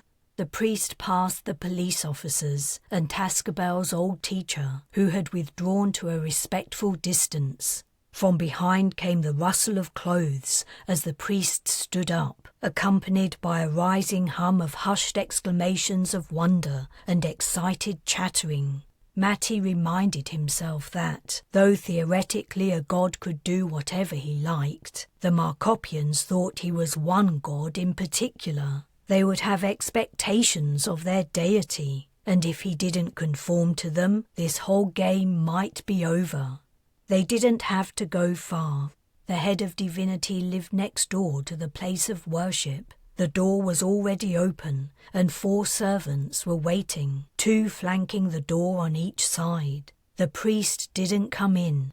As Matty entered the dwelling, the servants dropped to their knees. Should he know where to go? Weren't gods supposed to know everything? You. He jabbed a finger at a kneeling woman. Escort me to a place where I may rest. She got to her feet and scuttled past him. This way, Great One. The head of divinity's property was massive and luxurious. The servant took him down several sets of stairs, and Matty caught glimpses of vast apartments leading off from the landings. On his way to the church, or whatever it was, he'd noticed the Markopians seemed to favour vertical over horizontal space. The large, wide chamber with the icicles had been an exception. In this city, at least, moving around involved a lot of going up and down via steps, or wide, spiralling slopes. Down seemed better than up, too. The rooms grew more opulent the deeper they went. The ambient temperature also rose. By the time they reached the lowest floor, Matty was unbearably hot in his thick coat. The servant pushed open double doors before stepping to one side. Matty walked into what was presumably the head of divinity's private chamber. He turned to the servant. Thank you. That'll be all for now. The woman pulled the doors closed, and Matty strode to a high bed, thick mattressed and stately. He took off his coat, spread himself across the bed, and, for the first time since his shower this morning, relaxed. Closing his eyes, he calmed Bujold. It was time to report in. No answer came. As he tried again, a heavy realization settled on him. Predictably, the captain didn't reply. He had gone so deep underground, or rather under ice, he was out of comm range. For now, he was on his own. Chapter 16. Matty jerked awake. He sat up, dazed and disoriented. A sense of urgency had woken him. Something had told him he shouldn't be sleeping right now. He scanned his surroundings, confused. What was this strange place? Was he still asleep and dreaming? Blinking blearily, he took in the capacious room, low ceiling, thick rug, multiple chairs and sofas, all of which had holes in the back, tall cupboards and closed doors. The room was windowless. Why were there no windows? Then he remembered the Bres, the fleet, the mission. He sank onto the pillows. He was on Markop. He was a god. A god! How long had he slept? How the hell had he fallen asleep in the first place? Matty swung his legs off the bed and got up. This wasn't the kind of situation where you could lie around and do nothing, waiting for events to take their course. He had to act, or any kind of bad shit might go down. But what should he do? What? A ghostly hand rested on his shoulder. Greg was here. Calm down. Take it easy. You got this. Matty took a deep breath and exhaled, long and slow. The hand was gone. He needed to think. There was something he'd forgotten. He'd started to try to piece the puzzle together before fatigue had overcome him. That and relief at temporarily escaping the Markopians and their insane expectations. He remembered. The spectacles. His coat lay on the bed. He picked it up and patted the pockets. There was the handgun, his snow goggles, and there were the glasses. He took them out and inspected them. They were like joke glasses with googly eyes that dropped out on springs. Except these eyes didn't fall out, and they weren't googly. Aside from the obvious frames, they were human-like and light brown, almost the same shade of brown as his own. Frowning, he inspected them more closely. Every detail had been carefully painted or printed. The irises were dark pinpricks, as if the eyes were reacting to strong sunlight. Naturalistic-looking lines radiated over the irises. The white of the eyes was very faintly tinged blue and held a few fine capillaries. Weird. He went in search of a mirror. This room didn't seem to have any. He tried a door and discovered a bathroom. Either the head of divinity was obsessed with his naked body, or it was normal for Markopians to have a huge floor-to-ceiling mirror. Standing in front of it, Matty held up the spectacles next to his face. He was wrong. The brown shade of the artificial irises wasn't similar to his own. It was identical. The eyes on the spectacle lenses could be his.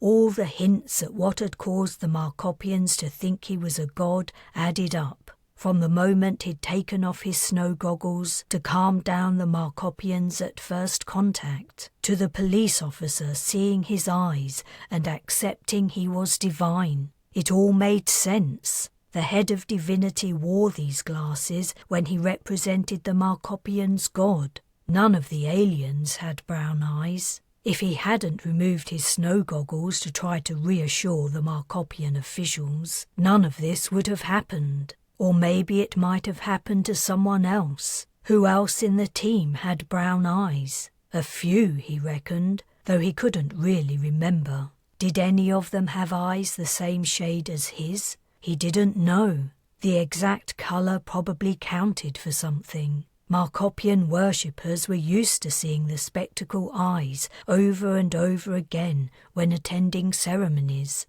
The appearance of the fake eyes would be seared into their memories. He regarded the glasses.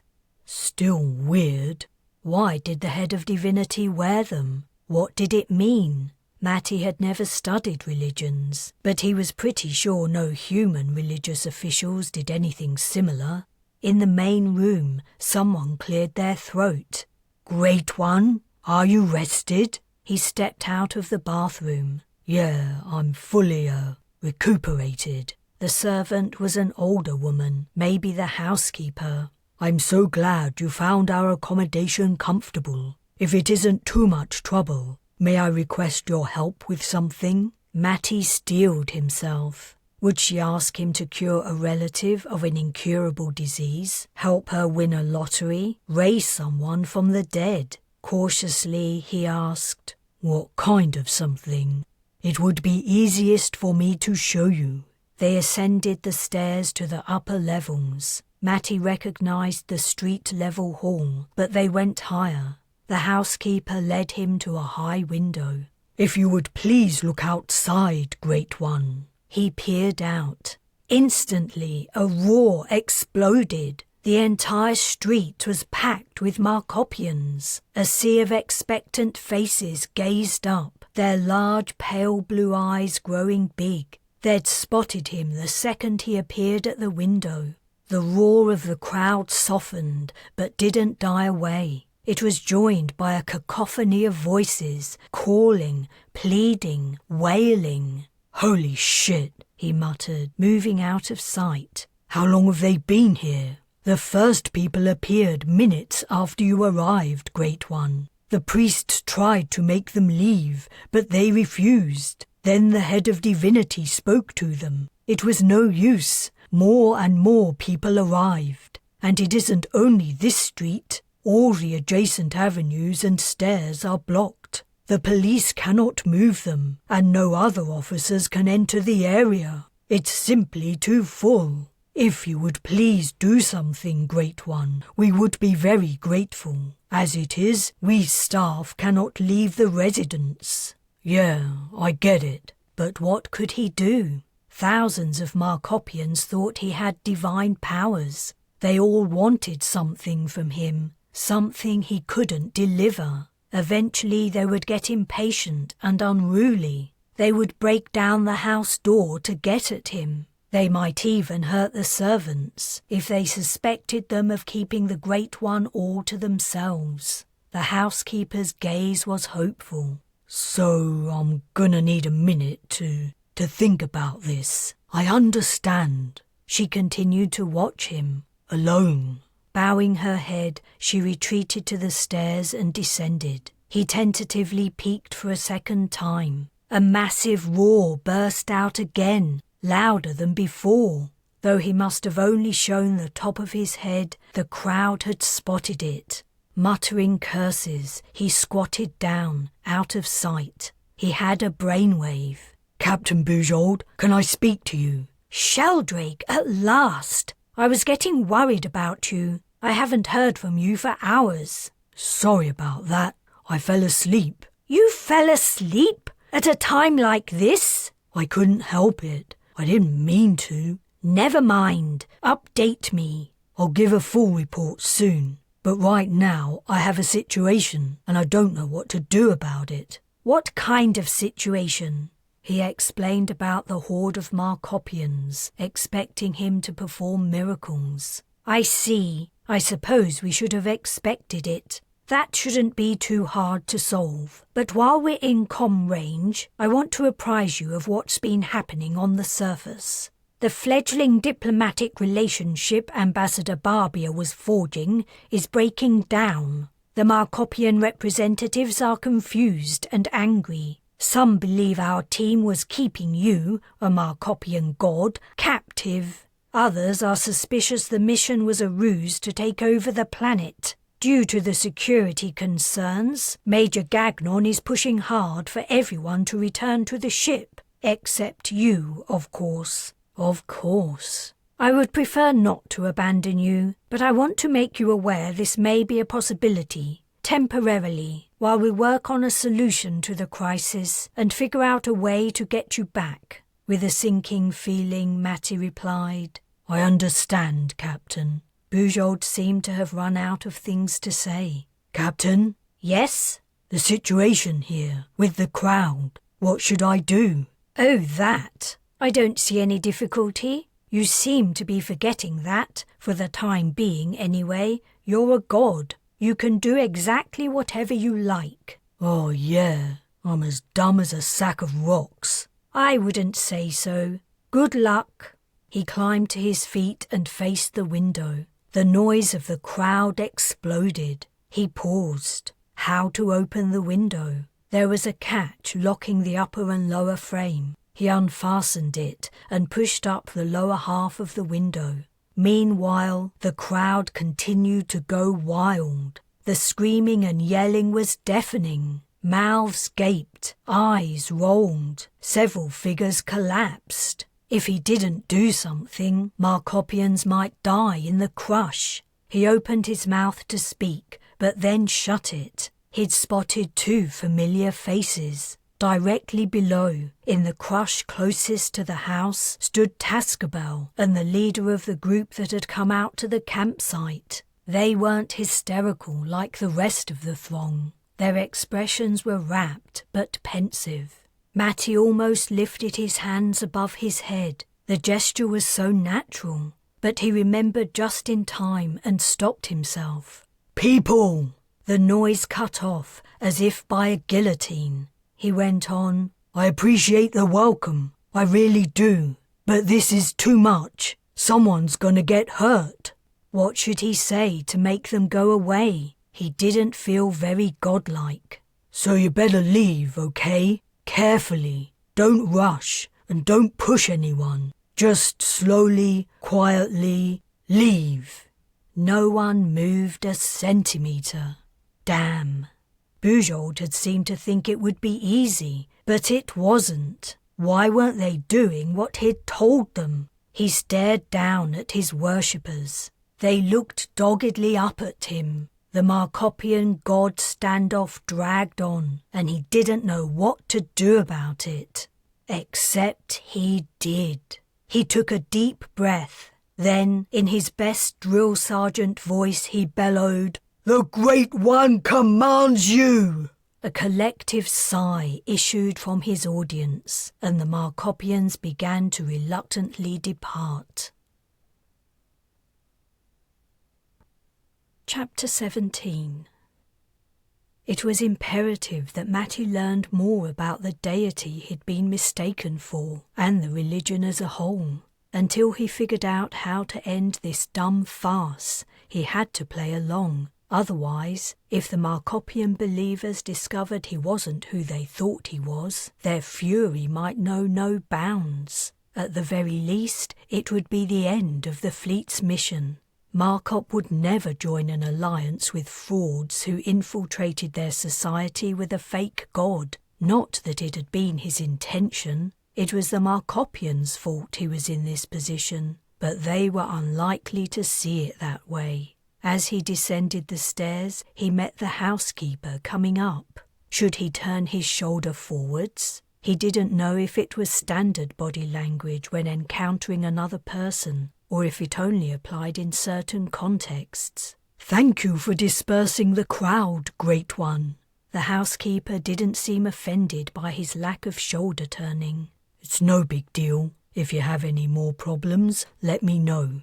I didn't want to bother you with such a small matter, but the staff was starting to worry about how they would return home. As it is," she hesitated. "Is there something else? I was wondering if it's safe for us to go out. People, relatives, friends, shopkeepers know that we work here. And now you're here too, Great One. I imagine they might beg us to allow them into your presence, or make other demands we should not or cannot fulfill." "Yeah, I see what you mean. How about if you guys sleep here?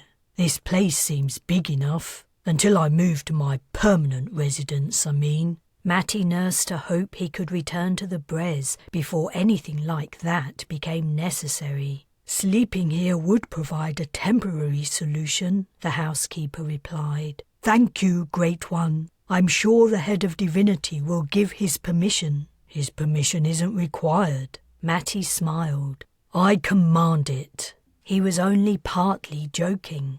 The image of a horde of people obeying his will remained stuck in his head, and a heady rush of power had suddenly hit. A montage of the potential scenarios his new status made possible played across his mind. He blinked and returned his attention to the housekeeper. "But you can contact the head of divinity about something else. Ask him to come here. I want to speak to him." If there was anyone who could explain the Markopian religion and the role of the Great One, it was the man running the show.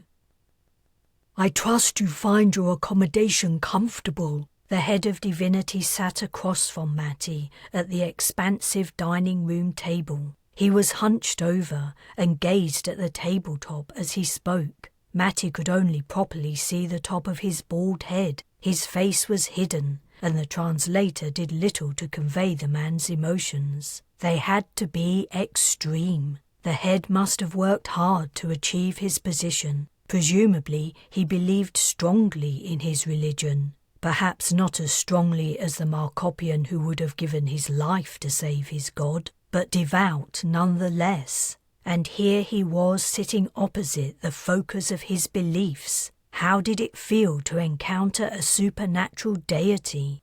Matty had no idea. He wasn't religious. He didn't even believe in ghosts. "It's good," he replied.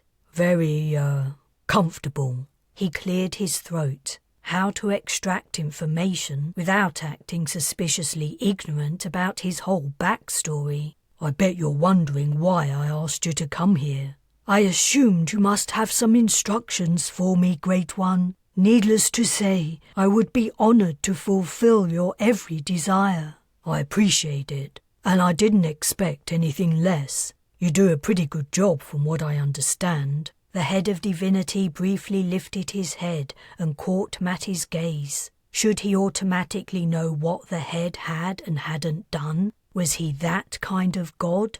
It was time to turn the focus away from him before he said something stupid. Matty got to his feet and strode purposefully to the end of the room. He turned and walked back to the table, clasping his hands behind his back. "I don't have any instructions for you at this time. I'm pleased with your house. It's nice, though, of course, it's nothing like the places back home."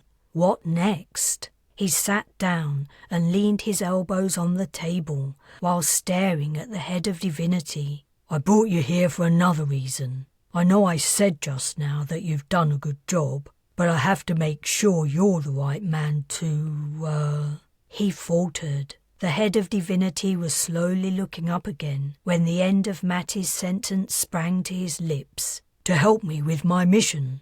As you must have guessed, I'm here for a reason. It isn't every day the Great One comes to Markop, right? There's a purpose behind my visit, but I can't reveal what it is just yet. First, I have to figure out who's good enough to help me. Are you okay with being tested?" The Markopian waggled his head. For a moment Matty thought it was a refusal, but then he remembered Richardson's body language classes. A waggle meant agreement. "Awesome. Before we begin, may I ask a question, Great One?" "Shoot." "If I fail the test, what will my punishment be? And if it is death, will I be allowed to bid my loved ones farewell?" The head of divinity was trembling. Matty's jaw dropped. "No way!" The Markopian's shoulders slumped. "No, I mean, you won't die. What the hell kind of religion is this? If you get anything wrong, it's fine. You don't have anything to worry about. Got it?"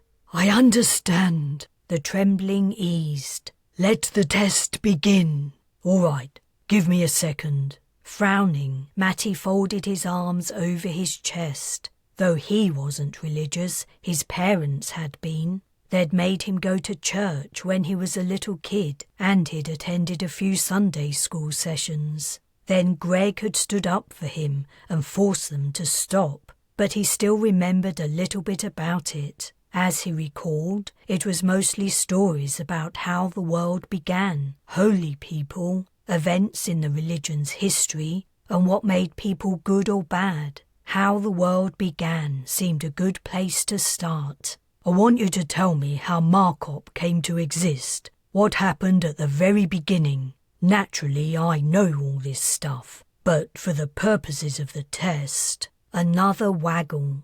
The head of divinity gazed into the middle distance and intoned, "Let us return to the start of time itself." He was speaking as if giving a sermon, clearly repeating a speech he'd made many times. "First, there was the Great One, who emerged from the nothing. desiring companions, he plucked hairs from his head and formed them into Zuzu and Oghan. Zuzu? Matty could have sworn he'd heard that name before, but he couldn't remember where or when. Zuzu and Oghan were created in the likeness of the Great One. They produced many children, but there was no place for their family to live. One day, Zuzu requested an audience. "Sire," he said, "my and Oghan's gratitude to you for creating us knows no bounds, and you have blessed us with many offspring. We lack only one thing. If it pleases you, we ask for a home for our children, somewhere they may sustain themselves with food, and when they tire, a place where they may rest in peacefulness and safety. Will you grant us this, our deepest desire?" The head of divinity closed his eyes. And so the Great One lifted his hands and grasped the nothingness. He tore off handfuls and gathered them together. Tirelessly he worked, pressing and shaping, creating mountains and rivers, lands and seas. He took another piece of nothing and set it alight before tossing it into the sky and creating the sun. On the opposite side of the world he spat into the night, and the droplets of his spittle formed the moons. When all was ready, he revealed the new world to Zuzu, Oghan, and their many children. "Go," he said, "live, thrive." The head of divinity's eyes opened, and he gazed into Matty's, smiling a self-satisfied smile. And the children of Zuzu and Oghan descended to Markop and marvelled at its beauty. They looked upon the mountains and rivers in wonder. When they saw the fertile lands filled with plants and animals, they laughed with joy. After many days roaming their world and discovering its splendour and beauty, the first children fell upon their knees and gave thanks. "What can we offer, Great One?" they asked, "to repay you for your bounteous gift?" The head of divinity paused, and Matty panicked, wondering if the man was expecting him to give the answer, like the repeat in a song. The Great One answered, "I ask only that you remember me. One day I will return, and then—" "Sheldrake?" Captain Bujold was calming him again. "Sorry, Ma'am, this isn't a good time. I just wanted to let you know I've allowed the mission scientists access to your comm plant, so you may hear from them. They're burning with questions, and they may be able to offer advice to help you in your predicament." "Thanks for letting me know, but I really have to." "I understand." The comm went dead, but it was too late. The head of divinity had moved on from relating what was supposed to happen when the Great One returned to Markop. He was reciting a list of names, presumably offspring of the first children. Matty couldn't ask him to go back and repeat the bit about the Great One's return. He was supposed to know this stuff. Maybe he could find a way to look it up. The name list continued, and from the look on the head of divinity's face, he was proud of the fact that he knew them all. Matty felt bad about asking the man to stop, but he was being strongly reminded of why he hated Sunday school. "You've done great, better than I expected." The head of divinity craned his neck sideways in an odd manner. The movement had to mean something. What exactly? Matty didn't have a clue. "I have another question for you." The man straightened up, his expression tense once more. "Ask it, Great One." "You said I plucked the hair from my head to create Zuzu and Oghan. Today, Markopians don't have hair. How come? Is that a question about the canonical texts? I confess I am not aware of the reference. Perhaps it is lost." "It's more of a general enquiry." "I do not know, Great One. I believe no one does. The answer is hidden in the mists of time." Matty suddenly remembered he was supposed to know everything. He steepled his fingers and tried to appear wise and holy. "Well done. You pass the test." The head of divinity sagged in his seat. "Thank you, Great One. You are very gracious. You can go now." The man got up. "Wait a sec." Matty had only learned a little about the religion. If he was to keep his cover, he needed to know more. But it had been a hell of a long day. Outside, the street lights had dimmed. "I want to test your top guys too. Send them over first thing tomorrow. They will be honoured to be admitted to your presence." The head of divinity shuffled backwards in the direction of the door. When he reached it, he halted. "Before I leave, may I impart some news that will bring you pleasure?" "Go ahead." "The evil person who kidnapped you has been apprehended. She will be executed." "What? You can't do that." The head's mouth dropped open. "But we thought..." "Hell no." Matty cast around for a way to save Tascabel. "What do you mean she kidnapped me? I'm the Great One. Who could kidnap me? I was with her because... It doesn't matter. You're not allowed to execute her. In fact, I want you to send her here." Matty didn't trust the Markopians to not hurt Tascabel. If he kept her with him, she wouldn't come to any harm. The head of divinity did the weird neck-craning thing again. "As you wish, Great One. It is more fitting that you carry out her punishment yourself." Chapter 18. Tascabel squinted up at Matty. The area around one of her eyes was swollen and purple, puffing her eye nearly shut. A sliver of palest blue peeked out. The other eye was hooded and wary. He'd ordered the housekeeper to bring her to his private chamber the minute she arrived. The Markopians either resented her close involvement with their god, or maybe her planned punishment had something to do with the planet's political struggles. She was operating for the other side, whoever they were. Regardless, the head of divinity and his associates bore a grudge against Tascabel. She was safest here. Her head sank low and she mumbled something. "What?" Matty asked. "I can't hear you." "I apologize for my actions, Great One," she told the floor. "I beg your mercy." "I'm not gonna hurt you. Sit down a minute while I figure this out." She sloped off to the chair in the corner of the room. The reason for the holes in the backs of all the chairs and sofas became apparent. Tascabel's thin tail slipped through the chair's opening and hung forlornly out the back. The effect was so weird it almost made Matty laugh. He swallowed his chuckle. Tascabel had been roughly treated and seemed to expect more of the same. "I'm not gonna hurt you," he repeated. She shot him a distrustful glance, but waggled her head in the Markopian version of a nod. Matty sat down on the edge of the bed. "What happened to you? I thought I saw you in the crowd with the guy who came to the camp. Then I was told you were going to be executed."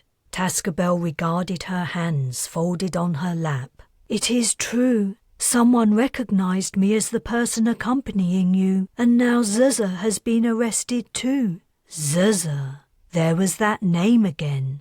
"Is he also down to be executed?" A slow, sad waggle.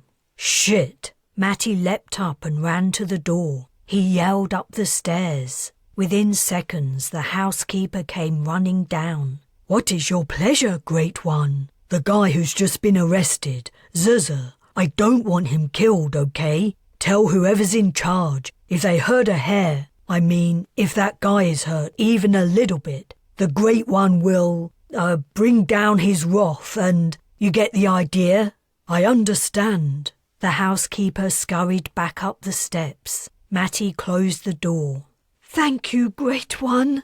Tascabel's head dipped lower. Her shoulders shook and tears dripped onto her hands. "No problem," Matty replied awkwardly. He hated it when girls cried. He didn't have any sisters. He'd never had a close female friend or long-term girlfriend, and the only other person who could have helped him understand women better, his mother, had been unemotional and distant. He'd never seen her cry, not even after Dad's fatal heart attack, not even on her deathbed. Should he give Tascabel a tissue? Did Markopians have tissues? He scanned the room. The head of divinity apparently didn't have any. Tascabel wiped her eyes. The crying seemed over. Matty exhaled in relief. What now? Are you hurt anywhere else? I mean, apart from your face. I have a few bruises. Nothing serious. He returned to the bed. I can't believe those assholes beat you up and were gonna kill you. Is that kind of shit normal around here? Only traitors and heretics are executed. She sniffed and drew her sleeve across her nose. Which are you? Neither. But according to the government and church, I am both. He sighed. Politics and religion were involved in this mess. You have been gone a long time. Perhaps you don't know what's been happening on Markop in your absence. Matty wasn't sure how far his powers were supposed to extend, but she seemed to be implying the Great One didn't necessarily know everything, which would come in handy, considering he actually knew next to nothing. I've been distracted by other stuff. Maybe you could fill me in. But before you start, are you hungry? His stomach was reminding him he hadn't eaten since yesterday's dinner. Tascabel seemed to struggle with conflicting emotions. Then she breathed, I'm famished, Great One. Now he thought about it, she looked thinner than other Markopians. Her skin was drawn tightly over her facial bones. Why didn't you say? He was mortified. In the place where he'd grown up, not offering a guest something to eat had been tantamount to murder. I'll get her some food. Once more he went to the door and yelled up the stairs. When the housekeeper appeared, he said, We need to eat something. Is the cook still awake? Someone as high status as the head of divinity had to have a personal cook. I don't know, but if he isn't, I'll wake him. What dishes do you desire? Something fast and easy. Sandwiches? The housekeeper frowned in puzzlement. Whatever the cook can make quickly. Lots of it, and something to drink too. I will tell him, Great One. Also, sir, the man named Zeza is being brought over. He's coming here. I only said not to execute him. And that is the message I passed on. There must have been a misunderstanding. You asked for the woman to be brought to this house, so maybe the jailers assumed you wanted the same for Zeza. It's no big deal, I guess. By the way, what's your name? He was getting tired of shouting, Hey. I am Senior Smidden. Right. What should I call you? Smidden or... I am Senior of the household. A note of confusion had crept into the housekeeper's tone. Matty sensed he'd strayed into you should know this territory. Of course, I was forgetting. Wake up the cook, pronto, he snapped. Where had that come from? Puzzled, he returned to the room. Food's coming. Oh yeah, and Zeza's on his way too. Tascabel's face lit up. He is? She jumped to her feet and ran to Matty before enveloping him in a tight hug, pinning his arms to his sides. Thank you, Great One. Thank you. She suddenly drew back, a look of horror on her face. It's fine, he reassured her. Don't sweat it. Don't sweat? His translator didn't seem to know the word. Don't worry about it. Navigating this world and its language was like walking a minefield. Tascabel sloped back to her chair and sank into it. May I ask you something? Go ahead. What will happen to me and Zeza, Great One? How long will you be here? What is your purpose on Markop? That's a lot of questions. He didn't know how to answer any of them. He didn't intend to spend any longer here than he had to. This ice planet with its tense political climate wasn't somewhere he wanted to spend the rest of his life. As to his purpose on Markop, telling the truth would only spell trouble. Before I answer, can you clear up a few things for me? I will tell you whatever you wish to know. The look of religious fervour Tascabel gave was unnerving. He recalled the earlier irritation she had shown towards him. Her attitude had shifted. When we met, did you wonder if I really was the Great One? She hung her head. You're right. I doubted you. She looked up, eyes shining. But I doubt no longer. I know you are the true Great One. Return to Markop, though I don't know your purpose. Is it to prevent us from descending into war? What made you doubt me? It just seemed a strange way for you to arrive, aboard a ship from space and with many companions. I wondered, who are the others? Are they gods too? And you... Tascabel swallowed. When I watched the vids of the meeting, you did not seem... Forgive me, Great One. You did not seem important among the visitors. There were others who took charge. A man who spoke for everyone. Another man with a gun who gave orders. It wasn't until you stepped forwards and revealed your eyes that we knew who you were. She hunched her shoulders.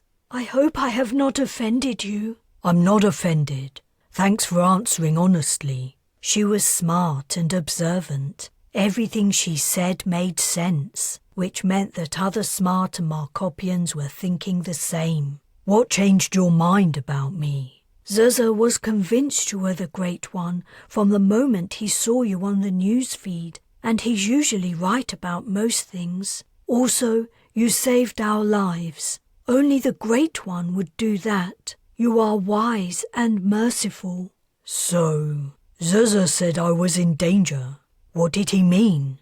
There was a knock at the door. Senior Smidden had arrived, carrying a tray of food. She set it down on a bedside table. There is more to come, sir.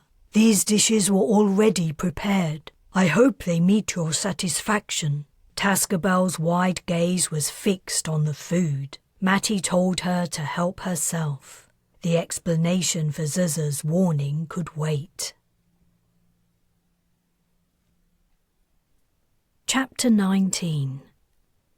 Matty tiptoed up the stairs. He had no idea what the time was, but the place was quiet, as if everyone was asleep. Due to his long nap yesterday, he'd woken early. Zuza had arrived last night, even more roughed up than Tascabel, so Matty had decided to let them get some rest. Explanations could wait for the morning. Senior Smidden had put them in a spare bedroom. Sounds of activity came from behind a closed door on one of the landings. Metallic clattering and scrapings, probably the cook preparing breakfast. Matty walked softly past. When he reached ground level, he peeked through a partially open doorway. The room was empty and the shutters that opened onto the street were closed. He went in and took a seat in the half-light. Captain Bujold?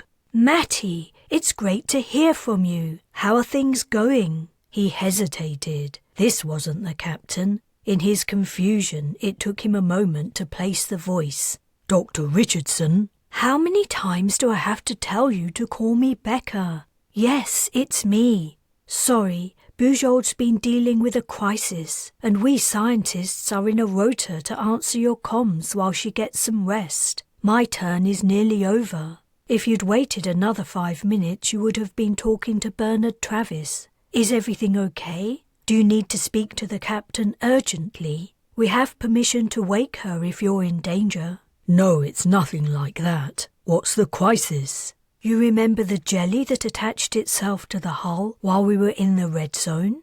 I do. I scraped some of it off.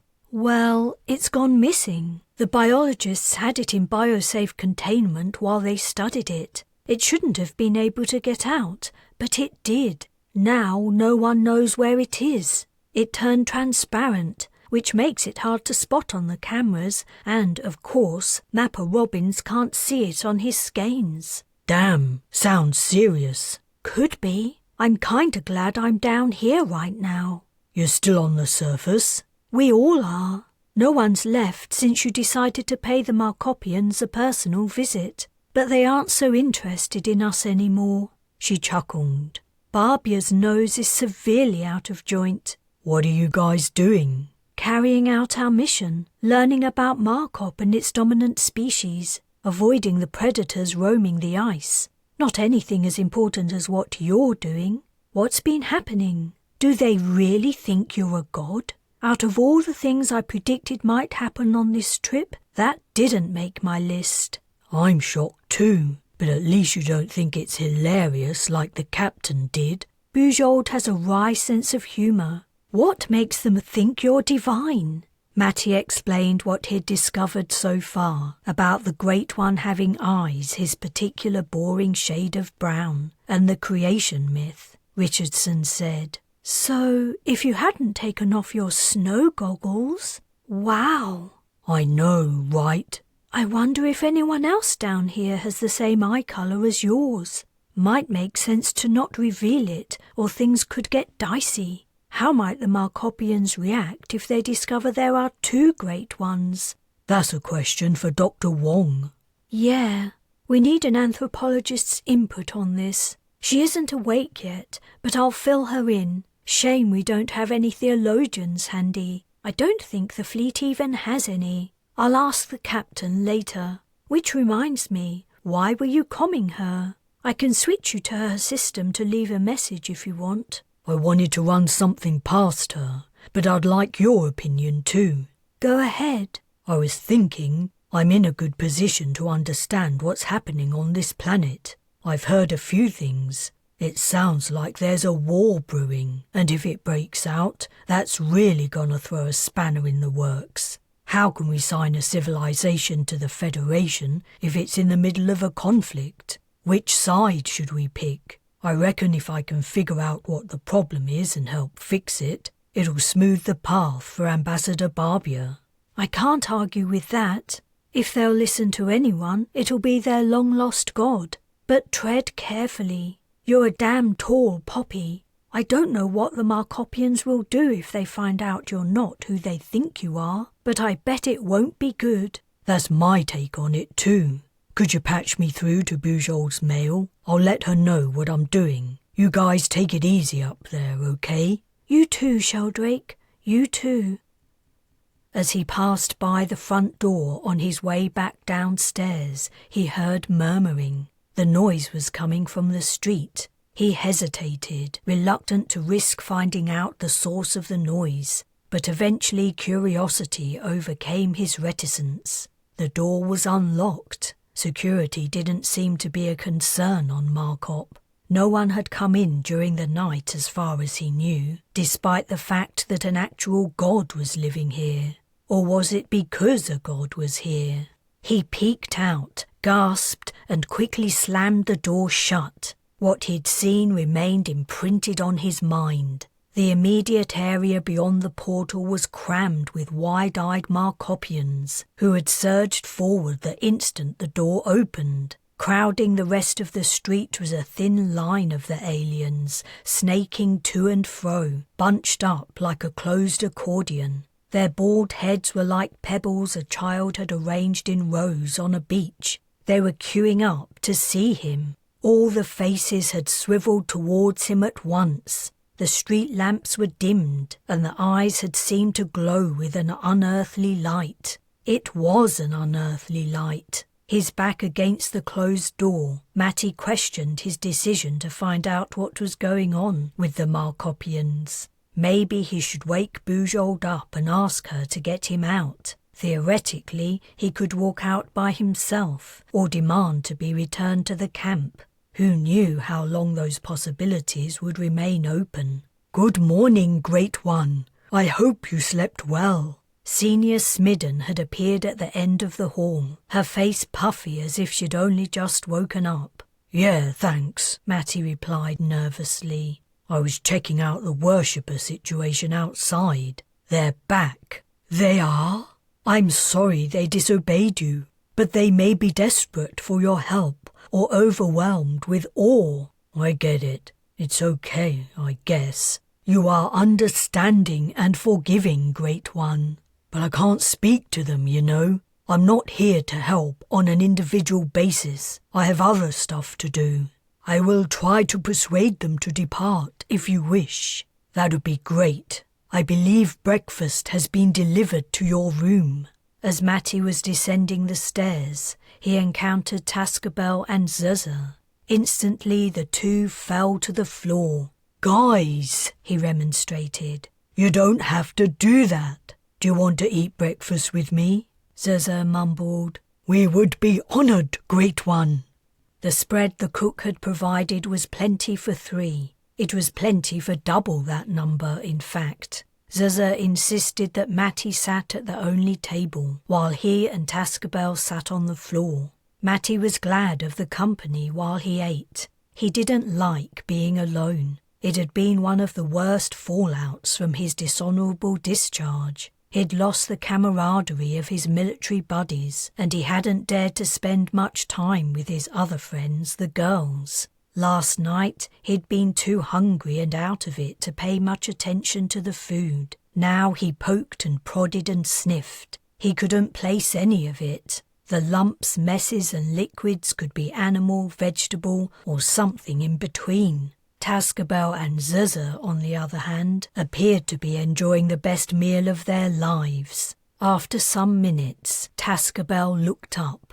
"Are the dishes too ordinary and simple for you, Great One?" "I'm just wondering what they are. I don't recognise anything from, the last time I was here." Zuza hastily swallowed. He said something Matty's translator failed to translate. "And this is—" Again, the translator didn't know the word. Matty said, "Don't worry about it. Where does this stuff come from? You can't grow it on the surface." Tascabel and Zuza exchanged a look. "Great One," Tascabel said gently, "much has changed since you were here. We harvest our food from the seas and oceans now." "This is seafood." Matty gave a dish another prod. "That makes a lot of sense. Oh well." He shovelled a forkful into his mouth and chewed stoically. When he'd eaten his fill and Tascabel and Zuza were slowing down, he said, "You know, you're right. A lot has changed since I made this place. Can you fill me in? I mean, the basics. You don't have to go into detail. I want to know what makes you think I'm in danger and why you wanted to bring me here." "I will explain as well as I can, Great One," Zuza replied, "though it will take some time." Chapter 20. Zuza pushed his empty plate to one side and straightened his back before folding his hands in his lap. Matty steeled himself for another sermon along the lines of the head of divinities, but Zuza's delivery was relaxed and informal. "It all began about 100 years ago, wouldn't you say, Tascabel?" She waggled her head in agreement. "Up until then," Zuza continued, "as far as we know, strong countries like ours and Luban had existed peacefully side by side, growing richer through trade and development. It was lesser countries that fought for terrain and resources or indulged in petty squabbles over ruling families and heritage." "Wait," Matty interrupted. "What's the name of this country?" "Truff, sir. There was another country that was also powerful at that time, but it was inundated. It never truly recovered." Matty was tempted to ask what Zuza meant by inundated, but he didn't want to distract the Markopian from his tale. "Nowadays, Truff and Luban are the richest nations. There's no reason they can't continue to coexist without conflict. But a sickness has entered our world, a sickness that has its roots in a discovery Luban made a century ago. Its miners unearthed a new material, a type of rock that had never been seen before, or at least there is no mention or description of anything similar in the annals of any land. The country's scientists were very excited, stating that the material had many applications. They hinted," Tascabel interjected. "That isn't exactly correct, Zuza. It wasn't the scientists, it was the politicians." "Maybe so. It doesn't really matter. The attitude of the nation of Luban shifted after the discovery of this material. They said they had found something that would give them supremacy over all Markop. It would allow them to improve food production, power generation, medical development, even armaments. Previously, none of the strongest nations had bothered to build up substantial armies or weaponry. Their leaders believed there was no need. The strongest countries were evenly balanced and friendly. Lesser countries didn't stand a chance against them, and so would never attack. When Luban made its discovery, everything changed. "What was this stuff?" Matty asked. Zaza craned his neck. "No one outside Luban ever found out. So did they go ahead and use it? As far as I understand, they began to. Luban's food exports increased exponentially. Their geothermal power sites were abandoned. Rumours of plans to invade Truff started to circulate. At that time, it was the weakest of the three nations, though only marginally. Truff prepared for war, building defences, enlisting soldiers, producing weapons. Tensions increased. Then, just as armed conflict seemed inevitable, Luban went quiet.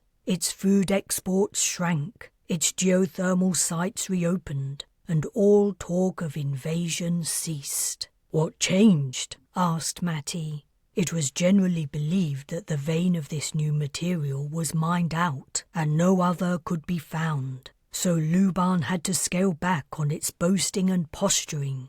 It had no more of its magic substance, and it was just an ordinary nation again, facing the same challenges to keep its population healthy and thriving as everywhere else. How did this story mean the Great One was in danger?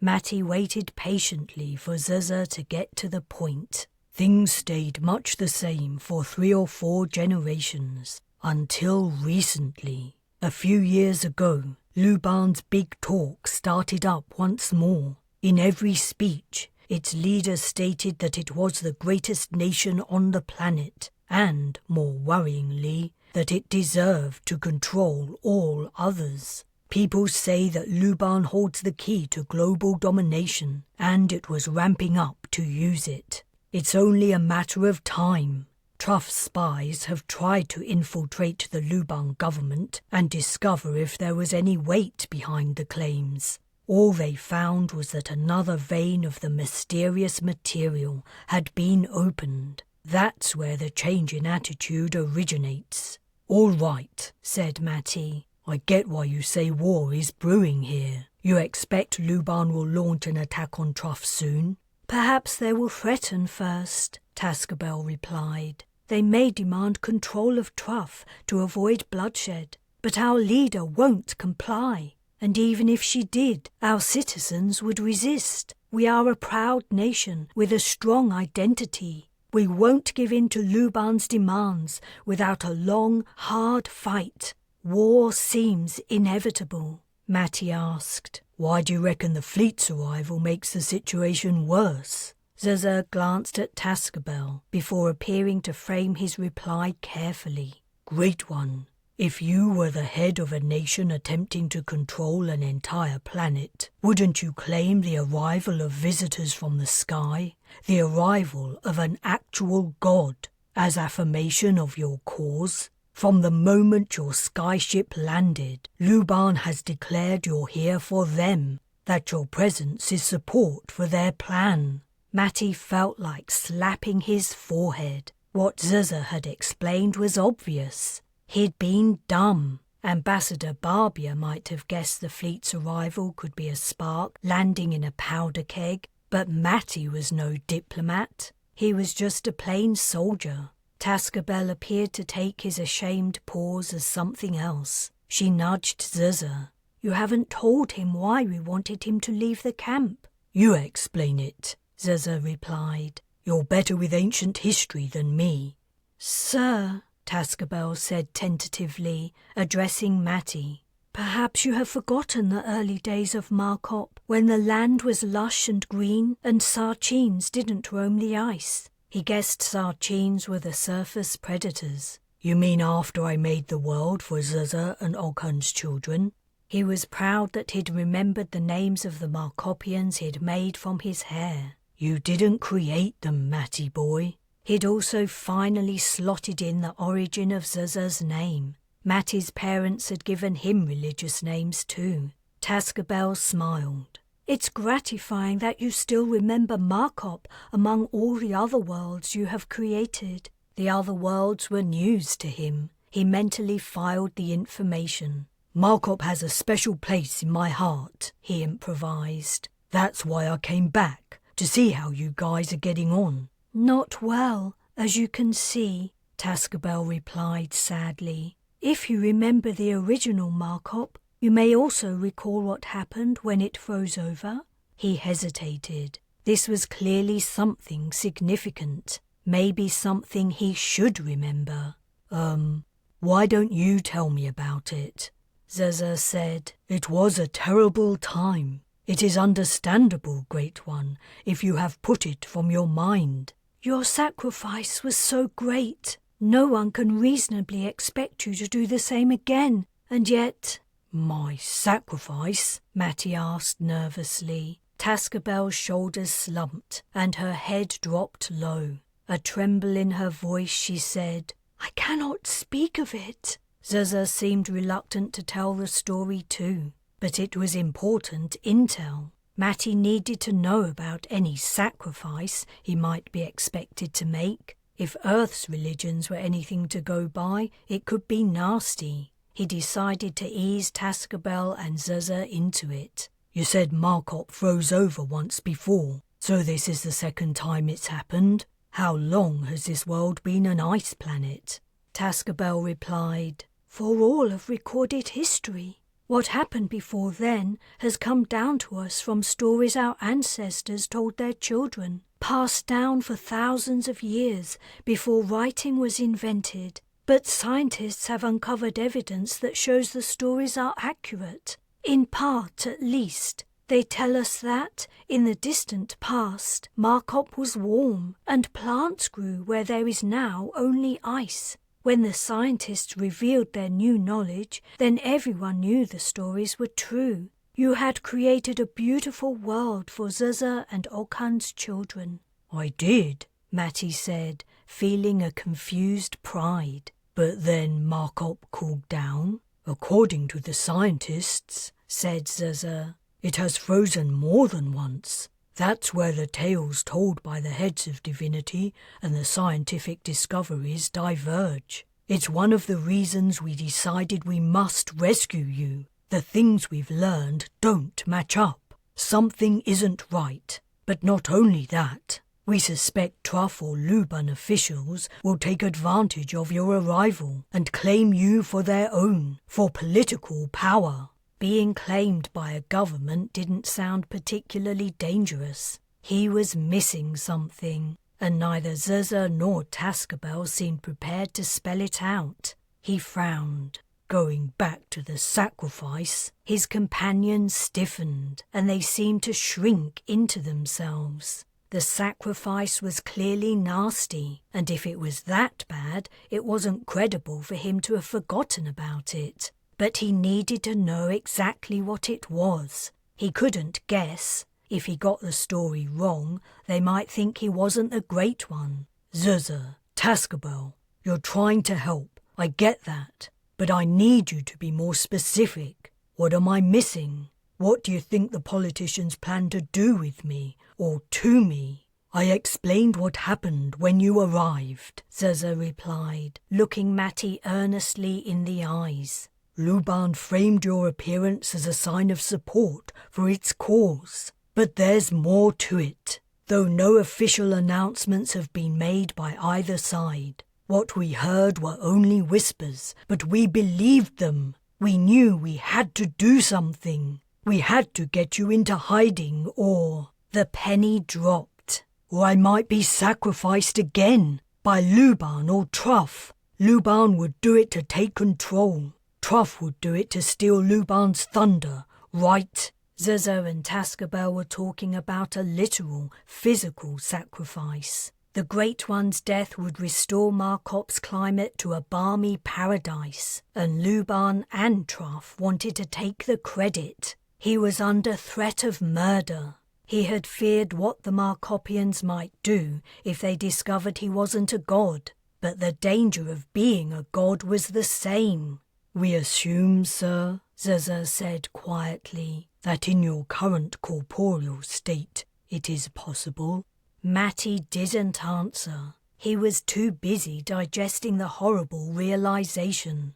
Dead if he wasn't a god. Dead if he was. "We couldn't bear for the same thing to happen again," Tascabel went on. "Even if it meant Markop would return to a warm climate, and we could live like Zaza and Oghun's children, plucking fruit from the trees and frolicking naked in sunshine. We couldn't allow your living body to be carved apart, piece by piece, and each piece planted in the ice to melt it and turn it into brown earth, until finally your still-beating heart—" "No," Matty hastily interrupted. "I wouldn't like that either." Awkward silence reigned. He stared at the breakfast dishes, some empty, some half-filled with congealed contents. There was a knock at the door, and Smidden poked her head in. "The head of Divinity's senior ministers are here for their tests, sir." Chapter 21. As Matty climbed the stairs to meet with the ministers, he constantly commed Bujold. The comm didn't go through until he was near ground level. "Captain, is that you?" He needed to speak directly to her, not one of the mission scientists, and leaving a message wouldn't do. This was urgent. "It's me. I was in the middle of listening to your—" "I need to get out of here, stat." "But I thought you planned to—" "I can't do that anymore. I can't wait around. They're gonna kill me." He explained what he'd recently learned. Bujold didn't answer immediately, and Matty was worried he'd lost comm. "Captain?" "I'm still here, just thinking. What are you doing at the moment?" He told her his ploy to learn about the local religion by testing the clergy. Bujold chuckled. "You know, I underestimated you, Sheldrake, and for that I apologize. Continue what you're doing, and speak to me again when you've finished. Naturally, if you come under immediate deadly threat, let me know. Major Gagnon's team remain at the camp, and we have a lock on your position." Heavy-heartedly, Matty agreed. He'd been expecting a fast reaction from Bujold, yet the captain was hesitating. It was true that no one appeared about to sacrifice him right this minute, but who knew how fast the situation might change? Zaza had acted crazy before. What if someone from the other side was just as crazy? Maybe it was a Markopian trait, and the idea that Gagnon would drop everything to come and rescue him was a joke. Hell, the Major was more likely to break into the city, find him, and kill him, telling the captain, "Oops, sorry, got the wrong person." Matty silently cursed as he mounted the final flight of steps. His goose had been cooked ever since leaving the camp. What had made him think otherwise? He'd known Gagnon had him in his sights. The man had made it plain. "My problem is I put too much faith in the military. That's my problem." His family were all military, going back generations. He'd always believed there was no nobler calling than to serve, and he'd idolized Greg while he'd been growing up. So when he'd set off into Markop by himself, he'd taken it for granted he had a safety net, despite everything Gagnon and Antonov had threatened. How could he have been so dumb? Should he explain to Bujold what had been going on with Gagnon? Would she believe him? Maybe he should get her to check the report into Markham's death. "Is something troubling you, Great One?" Smidden stood next to him in the hall, gazing at him in puzzlement. Lost in his thoughts, he'd come to a halt. "No, I'm good," he added through a clenched jaw. "Everything's hunky-dory." The senior ministers were lined up like naughty schoolkids outside the principal's office. There were 5 of them. As Matty approached, their impossibly wide eyes widened further. A couple looked like they were about to faint. Matty raised a hand, gesturing that he meant them no harm. They ducked. The two who had been on the verge of fainting fell flat on their faces. Matty jerked his hand downwards. He'd forgotten Barbia's mistake. He cursed some more. He was losing it. A warm glow pervaded him, and his tension eased. Greg was here. Matty took a deep breath and exhaled. The glow faded. Greg had gone, but his visit had done the trick. Calmly, Matty said, "Sorry, I was forgetting the ways of this world. Don't worry, nothing bad's gonna happen, okay?" He looked down at the ministers on the floor. "You two, get up. I'm not gonna hurt you."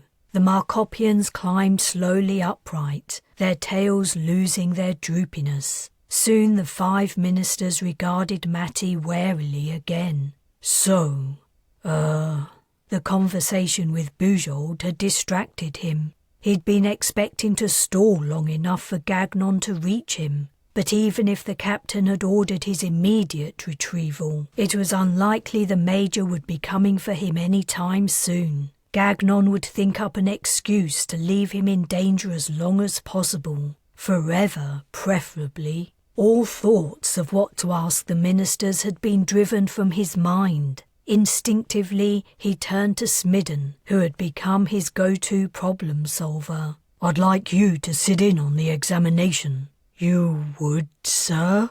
Her words were polite, but incredulity had leaked into her tone. "Me?" "You," he replied firmly. "Where's the best place to do it? I want everyone in the same room at the same time." After a moment's hesitation, Smidden led them upstairs to the very top of the tall, thin house. An entire room occupied the uppermost floor, though the only furniture was a central dais covered in cushions.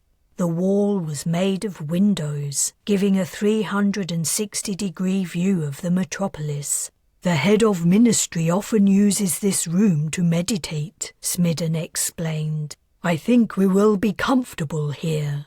Matty walked to a window. Dirty grey ice overhung the city. The street lights were several floors below. Their glow barely reached the highest region of the hollowed-out space. Narrow, many-storey dwellings lined the thoroughfares, none as tall as the head of ministries. Figures. Of all the houses in the local area, this one would stand out. And the windows didn't only give a wide view. When the room was lit, they would cast a glow into the shadows of the underground sky. Whenever the head of ministry was meditating, everyone would know about it. The room was a powerful psychological tool, a regular reminder of the presence of a controlling force. How else did the ministry exercise power in Markop?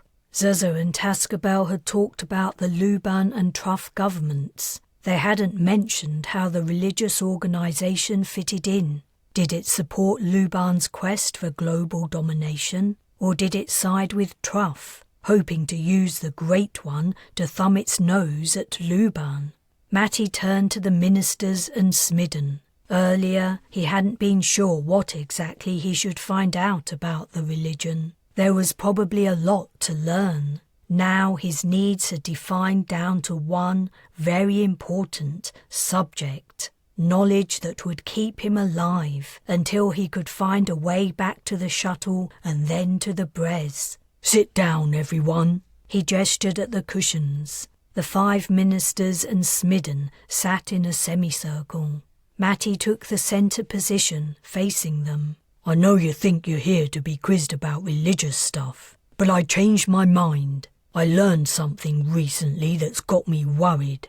Something about Markopian politics. There's trouble between Luban and Truff, right?" The minister's features stiffened, and glances passed among them. No one wanted to be the first to speak, or maybe to speak at all. It made sense. These people had climbed their institutional ladders by not rocking the boat, by obscuring unsavoury information. Of all Markopians, they were the worst he could have picked to get the dirty on what was really going on. He'd made a mistake in talking to them all at once, too. Anyone who might be prepared to reveal the truth wouldn't risk doing it in front of the others, who would run straight to the head of ministry to tattle. Maybe he could salvage the situation. You know I'm the Great One. Vehement waggling all around. You know what could happen if you refuse to tell me what's really going on? You know what happens if you don't obey me? Matty did not, in fact, know himself what could happen, but it had to be bad.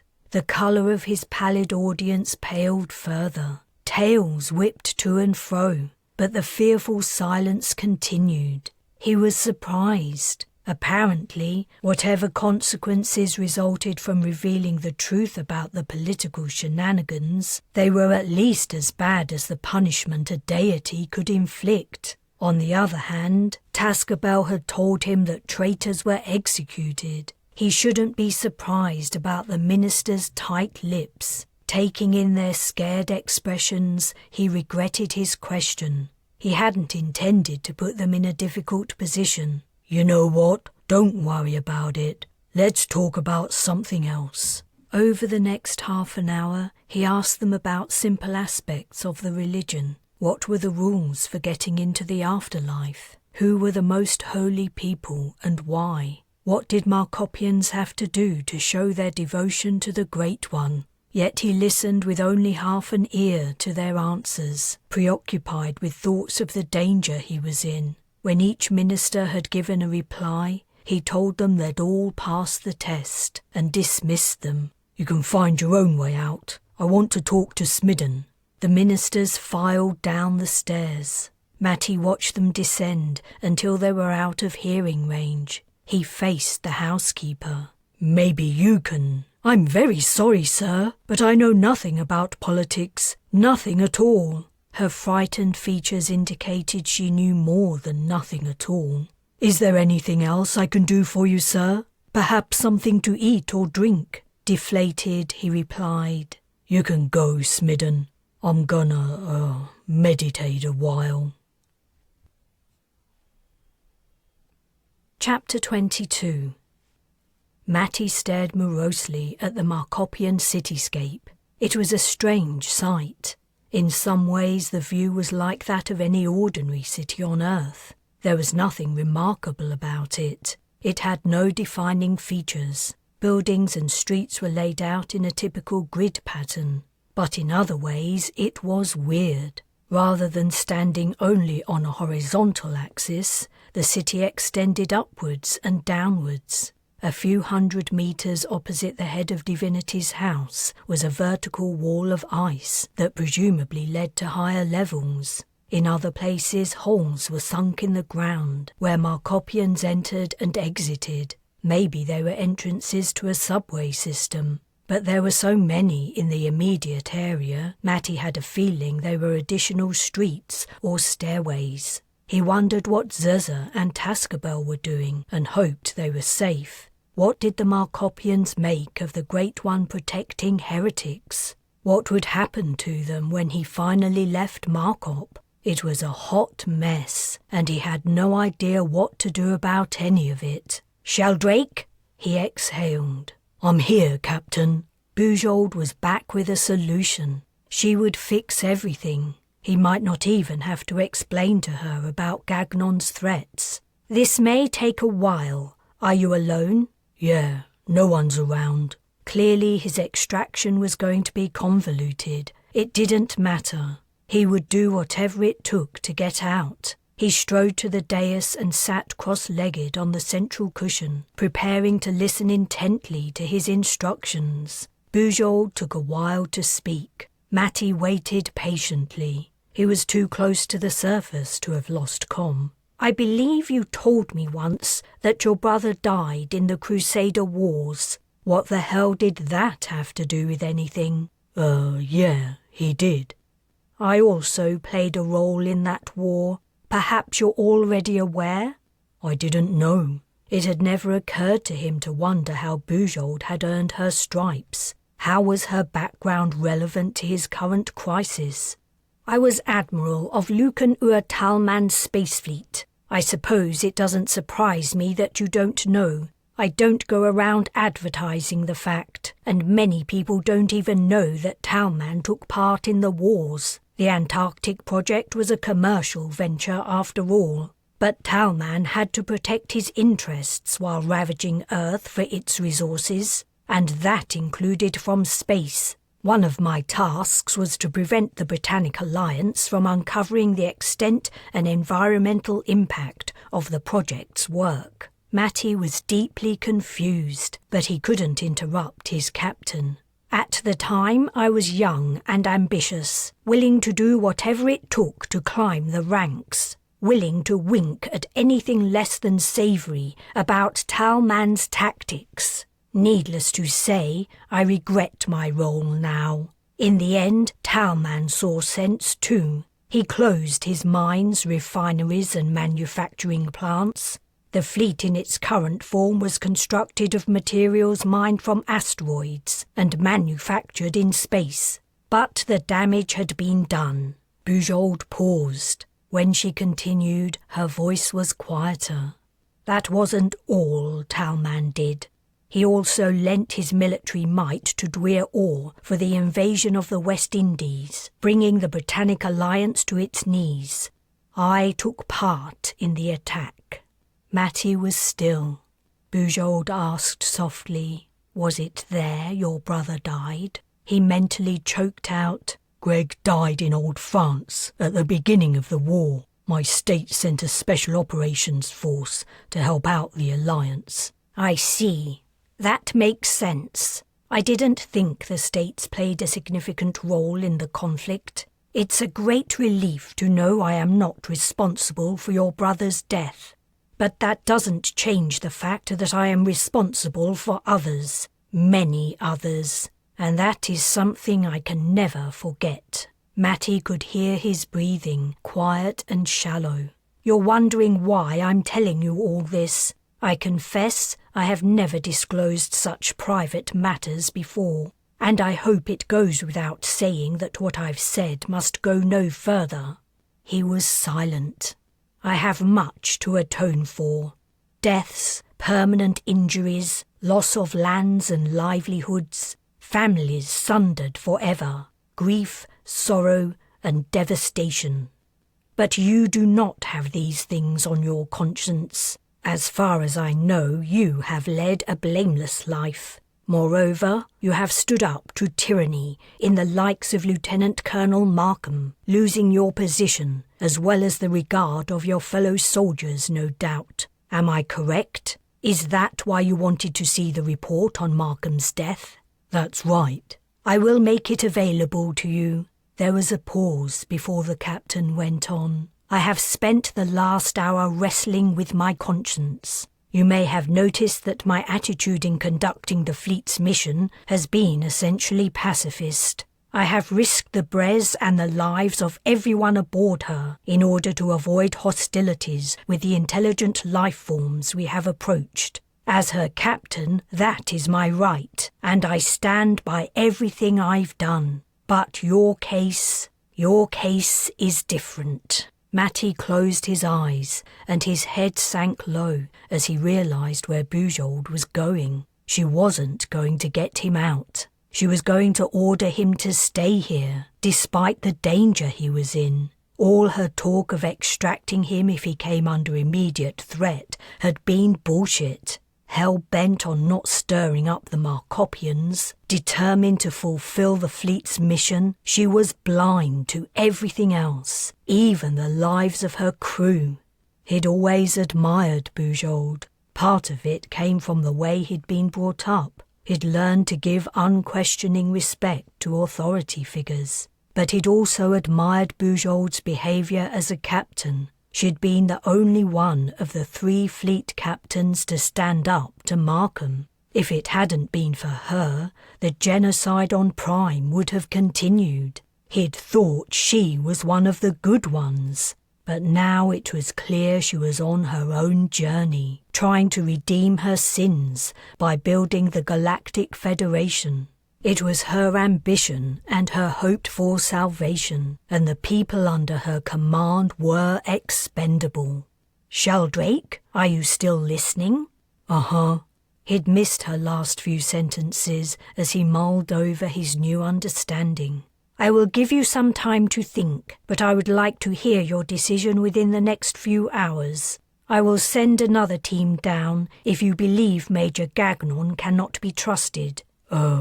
What? Annoyance edged Bujold's tone as she replied. "I said the decision is yours. I cannot, in good conscience, command you to remain there in your present circumstances, and so I will not. I can only ask that, for the sake of peace in the galaxy and on Markop, you take this deadly risk. You are in the perfect position to achieve an accord between the nations and secure the planet's admittance to the Federation, though at the moment I can't for the life of me advise you as to how. Perhaps some of the mission scientists may be able to help."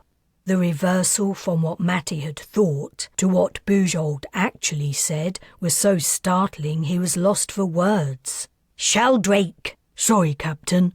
I'm thinking." "I said you have a few—" "I know, but give me a minute, okay?" The decision was his. She was giving him permission to decide for himself whether to continue masquerading as the Great One to try to fix things. It was a strange feeling.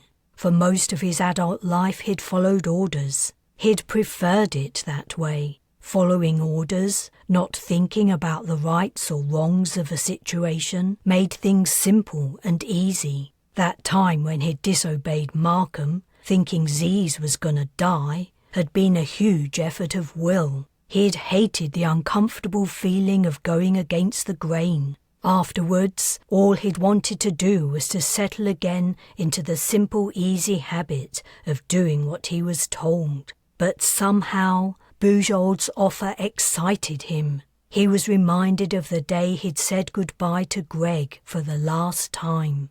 He hadn't been supposed to know where his brother was going, yet it was obvious. "But it isn't our war," he had protested. "Why do you have to go?" "I'm following orders, Matty." "Do you have to? Can't you resign?" "It doesn't work like that." Greg had squatted down to look him in the eyes. "I know I said I'm only following orders, but that isn't all.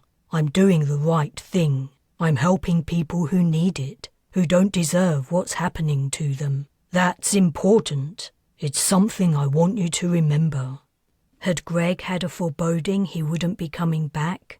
Matty had often wondered over the years if his brother guessed he would meet his fate in old France, and yet had still gone anyway. Matty both hated and loved him for it. He hated the fact that he'd never seen Greg again, but he loved him for his bravery and integrity.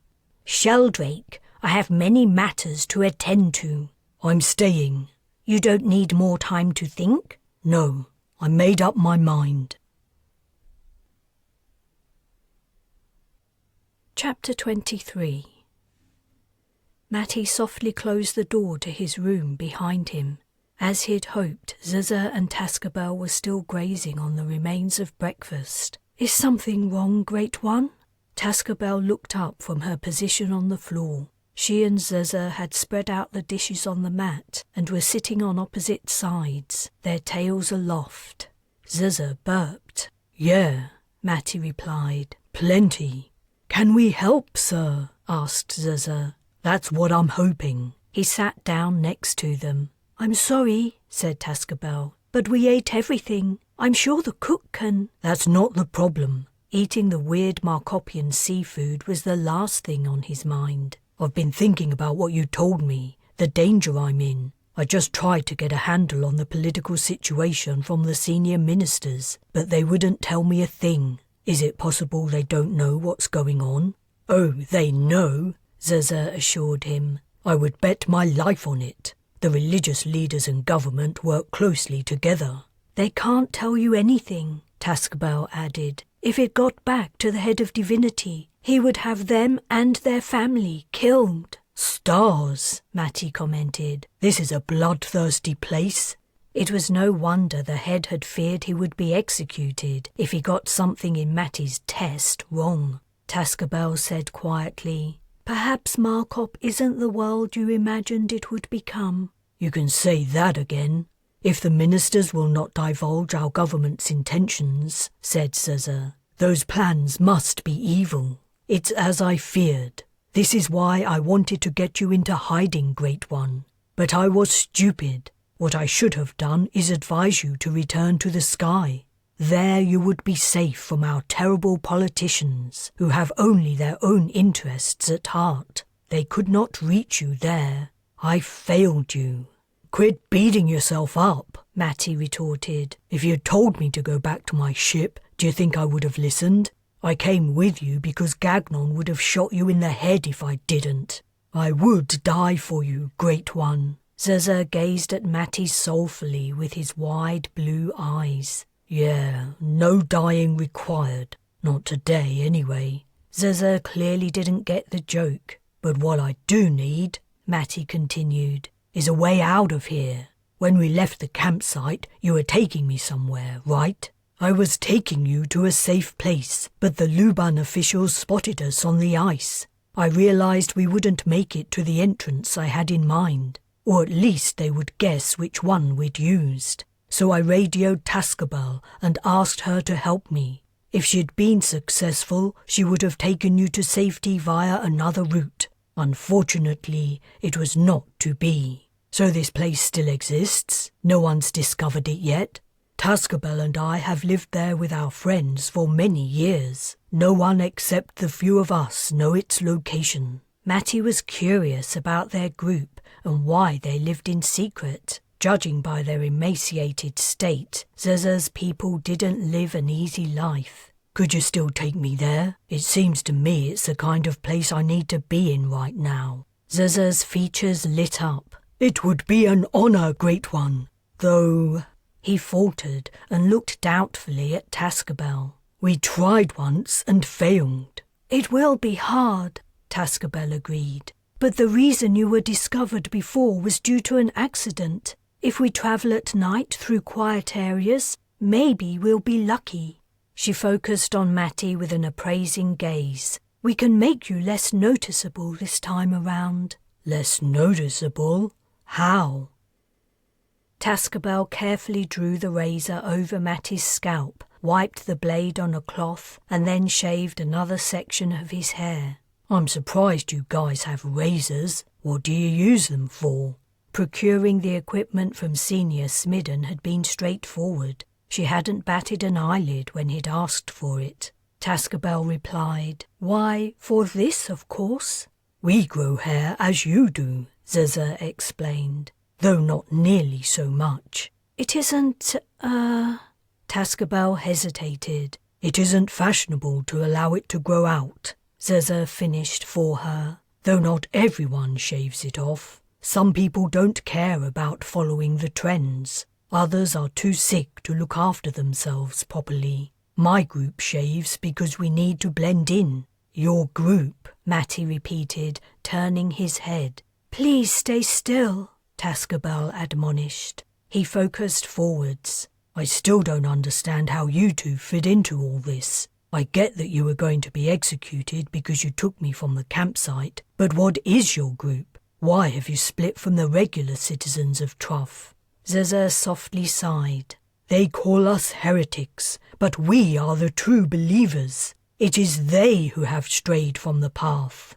"To understand," Tascabel said, "you must know what most Markopians have been taught as they grew up. You will see how wrong it is and how Zeza is correct. When we have you in our refuge, we can explain everything." So they belonged to a breakaway religious sect, and Zeza was its leader. Escaping with this pair might be like jumping from the frying pan into the fire, but at least they didn't have immediate plans to sacrifice him as a PR stunt.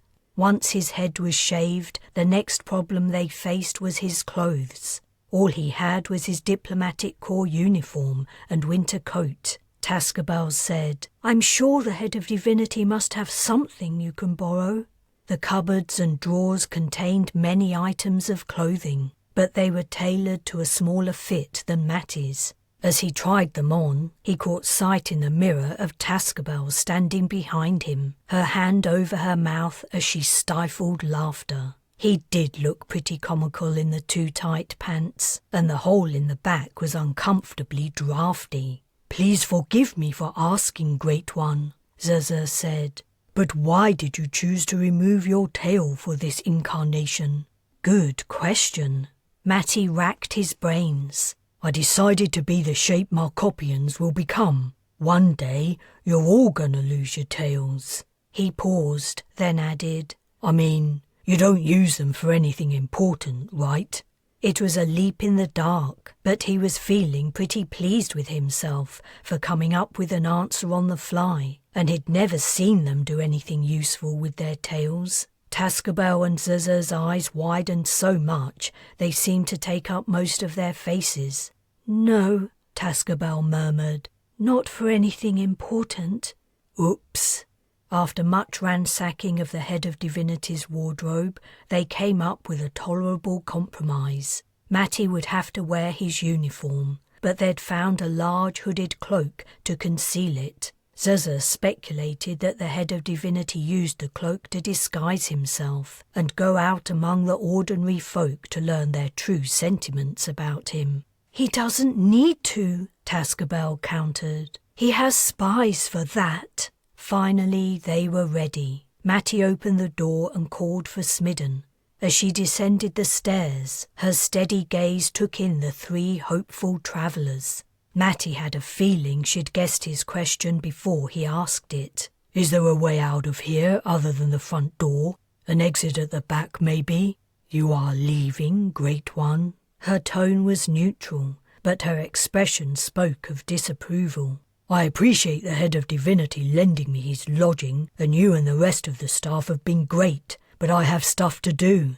Stuff I can only do in private. I'm too exposed here." "I understand." She frowned first at Zaza and then Tascabel.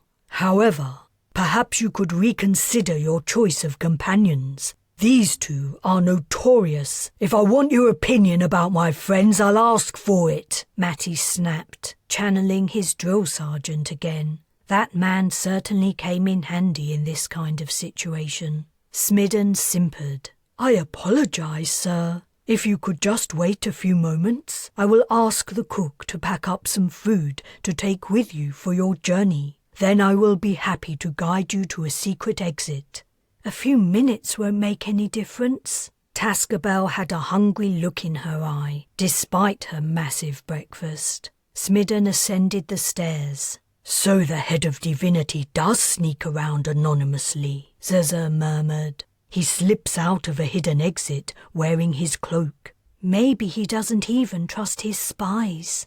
Smidden was as good as her word. A short while later she reappeared carrying 2 full bags and a lantern of the kind Tascabel had used when Matty had escaped through the hole in the ice. Smidden gave a bag each to Tascabel and Zaza and then led them upstairs to the next landing. She pushed a section of wall no different from the rest, and it swung open, revealing a plain, unadorned passage. At the end was a narrow, steeply inclined stairway. They were forced to climb in single file, Smidden at the front. Every 30 steps or so, the staircase turned at a sharp angle. They arrived at the exit sooner than Matty anticipated. He guessed they weren't yet at street level, when Smidden halted on a tiny landing. "This is it," she announced. "This door opens into the cellar of the neighbouring house that belongs to my master. It's empty. If you leave by the house's back door, no one will see you. But, sir, my conscience compels me to advise you once more not to travel with these people." "Who would you prefer him to travel with?" Zaza challenged from a few steps below. "You? The cook? Maybe the Head of Divinity himself, who's plotting as we speak with the leader of our government to sacrifice the Great One and return Markop to a paradise." Smidden scowled. Backing up against the wall, she gestured for Matty to pass by. As he did, she moved sideways down the stairs, past Tascabel and Zuzza. Matty pushed the door open. A bright light blinded him. Not at all what he expected in the cellar of an empty house. Nor were the figures waiting there. Chapter 24.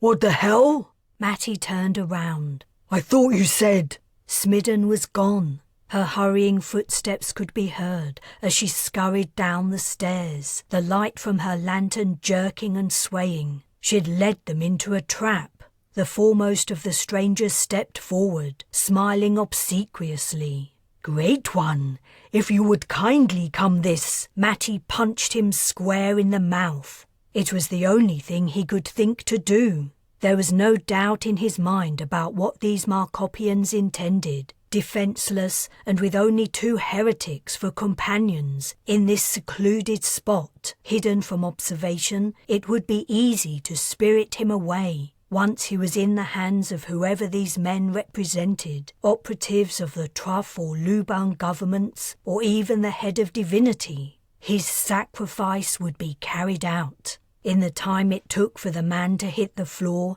touch his bloody lip and look wonderingly at his fingers, in the split second of his goon-shocked silence, in the moments Matty realised why he'd done what he'd done, he grabbed Tascabel and Zuzza, thrust them towards the stairwell and yelled, "Run!"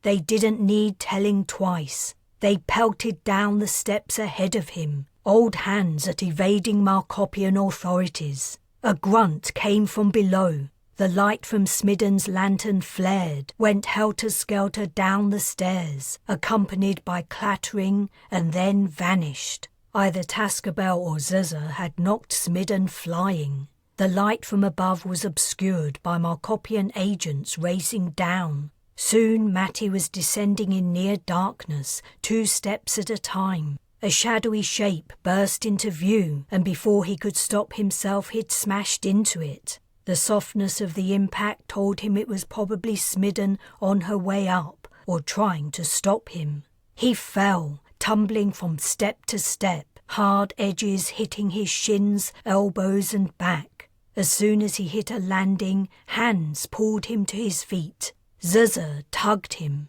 This way, Great One! He couldn't see a thing. Zuzza and Tascabel seemed to be able to navigate without light. Blindly he followed. Another set of stairs later, they were sprinting down the passageway leading to the main house. But once they arrived, where would they go? Their pursuers hadn't given up. Running footsteps and pants echoed from behind. Was there another secret exit from the head of divinity's house? If there was, neither Zuzza nor Tascabel could know it, and Smidden certainly wasn't telling. They would be just as trapped there, with nowhere to hide. Should he ask Bujold for help? But he was too far below ground, and what could the captain do anyway? Gagnon would drag his feet about coming to his aid, and no rescue team from the Bres could possibly reach him in time. His body would be carved into lumps and spread over Markop before anyone could do anything about it. A door opened, silhouetting Tascabel in the light spilling from it. They were back at the main house. Zuzza and Matty ran through the doorway. Zuzza pulled the door shut. There was no lock. They were seconds away from their pursuer's arrival. "Where now?" Matty asked. "Up!" Tascabel leapt onto the stairs. "What's the point?" Matty asked, hurrying after her. "I don't know, but we can't just give up." "But they'll just take me from here instead." "Maybe not," Zuzza panted, toiling up behind Matty. "The staff will see them, and word about what happened will spread. That must be why they didn't try to seize you from inside this house." Matty was not convinced they were safe in the head of divinity's home. The bang of a door being thrown open resounded from below. His would-be captors had not been put off. Matty's chest heaved as he ran. His thighs and calves complained, and he was sore with bruising from his fall. Tascabel's tail disappeared around a bend. How many more flights did they have to go? Was she going to stop at ground level, or would she ascend to the meditation room? And when she reached her destination, what did she plan to do? He had a strong feeling she had no plan. They reached the main hallway. Tascabel halted, a hand on the banister rail, leaning forward as she caught her breath. "And now?" asked Matty. "I don't know." The chasers were only a few flights below. "We could go right to the top," he suggested. "What would we do there?" Zuza asked. "No idea." They were screwed. None of the staff had ventured out, though they must have heard the commotion. There would be no witnesses to the Great One's capture. No one would tell the public what had happened. The public! He turned his attention to the main door. He'd asked Smidden to encourage his worshippers to leave. Had she? And if she had they gone? "What if we—" A man reached the top of the stairs. Matty gave him a hard shove. As he fell, he took out 2 of his associates, but the next men coming up evaded the falling figures. "Get to the door!" Matty yelled. He kicked the latest arrival in the chest. "Leave!" he exhorted. "Go!" But Zuza and Tascabel misunderstood. They waited for the pursuers, trying to protect him. Matty punched another man and grabbed Zuza and Tascabel, dragging them away from the stairs. "But we must—" Zuza slammed into the floor. An agent had launched himself at Zuza and seized his knees. Matty booted him in the head. "Open the door!" he screamed at Tascabel. He wrenched Zuza to his feet, praying that Tascabel finally understood. The man Matty had kicked was getting up. More figures poured from the stairs. Matty tore down the hallway with Zuza. Light flooded in. The door was open. Faces crowded the exit, mouths agape, large blue eyes staring. Tascabel held the door edge and looked at Matty uncertainly. "Out!" he told her. "Go out!" Their pursuers had halted. Public scrutiny appeared to be putting them off fulfilling their plan. Tascabel stepped out into the crowd. An arm around Zuza's shoulders, Matty followed. The waiting Markopians parted like wheat ruffled by the wind. Matty sank into their midst. Glancing back, he saw the doorway to the head of Divinity's house was empty. The men chasing them had slunk out of sight. The crowd tightened, pushing in. Bodies jostled and murmuring started up. "Where are you going, Great One? Are you leaving?" "Can you help my father? He is sick, and we can't pay for his treatment. Can you heal him?" "Please tell me the correct path to the afterlife, sir. I feel I have lost my way. Bless me, Great One. I ask only your blessing, nothing else." "I committed a terrible sin. I beg your forgiveness. Please show me mercy." The crush of Markopians became so thick and tight, it was impossible to force a path. "Let us pass," Zuza demanded. "The Great One is in danger. We must take him to safety." Still the crowd pressed in. "Is the Great One here?" a distant voice questioned. "Is he among us at last?" "He is here. He has come to help us." "I can't help you like this, can I?" Matty protested. "Come on, guys. Let us through." "Lift me up," Tascabel said. "What?" "Lift me up onto your shoulders. Quickly, before officers arrive. You know what will happen then, don't you?"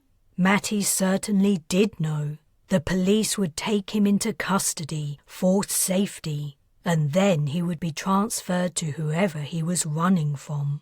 He crouched, grabbed Tascabel and hoisted her over his shoulders. When he was confident she wouldn't fall, he straightened up. "Please, listen!" she called out. He could feel her sway as she turned to address the whole crowd. "Everyone! The Great One wants to help you, but he can't.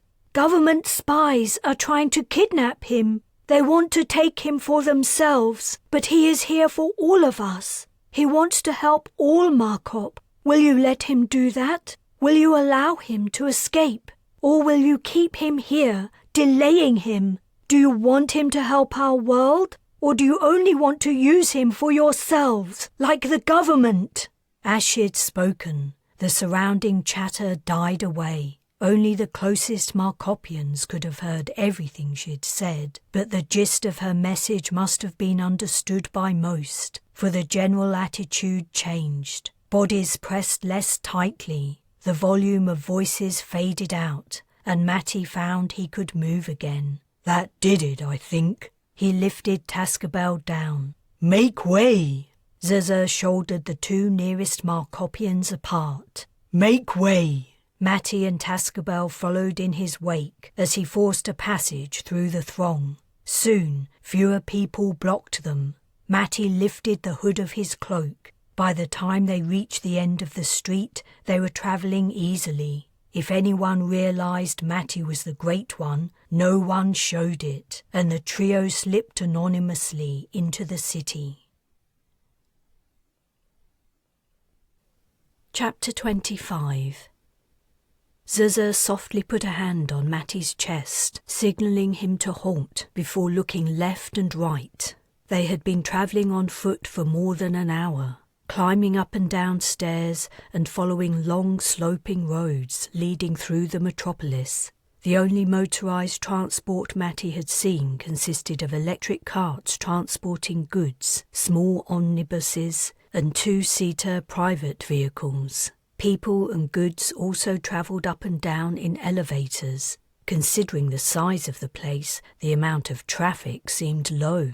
The city was also strangely quiet by Earth standards. The whir of vehicles' engines was minimal, and Markopians didn't speak much in the streets. They kept their distance from each other and hurried along, head down.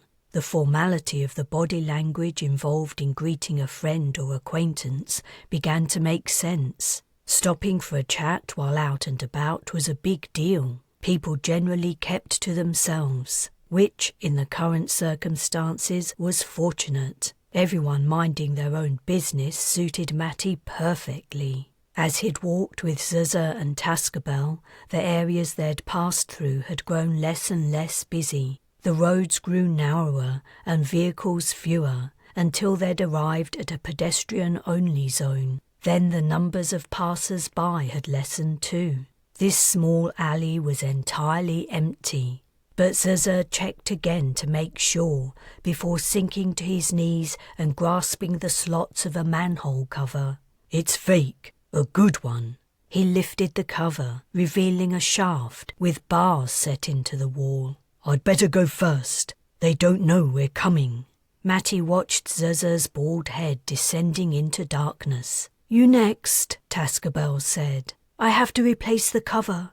Matty climbed into the hole and lowered himself, gripping and releasing the frigid bars. Over his time in the Markopian city under the ice, he'd grown accustomed to lower temperatures than he was used to on the Bres. But the hideout of Zuzza and Tascabel's group was on another level. As he descended, he began to shiver. There was a metallic scraping sound, and the light from above cut out. "Take care," Tascabel warned. He groped for the next bar in darkness. A second sound reverberated from below, the clunk of a lock opening.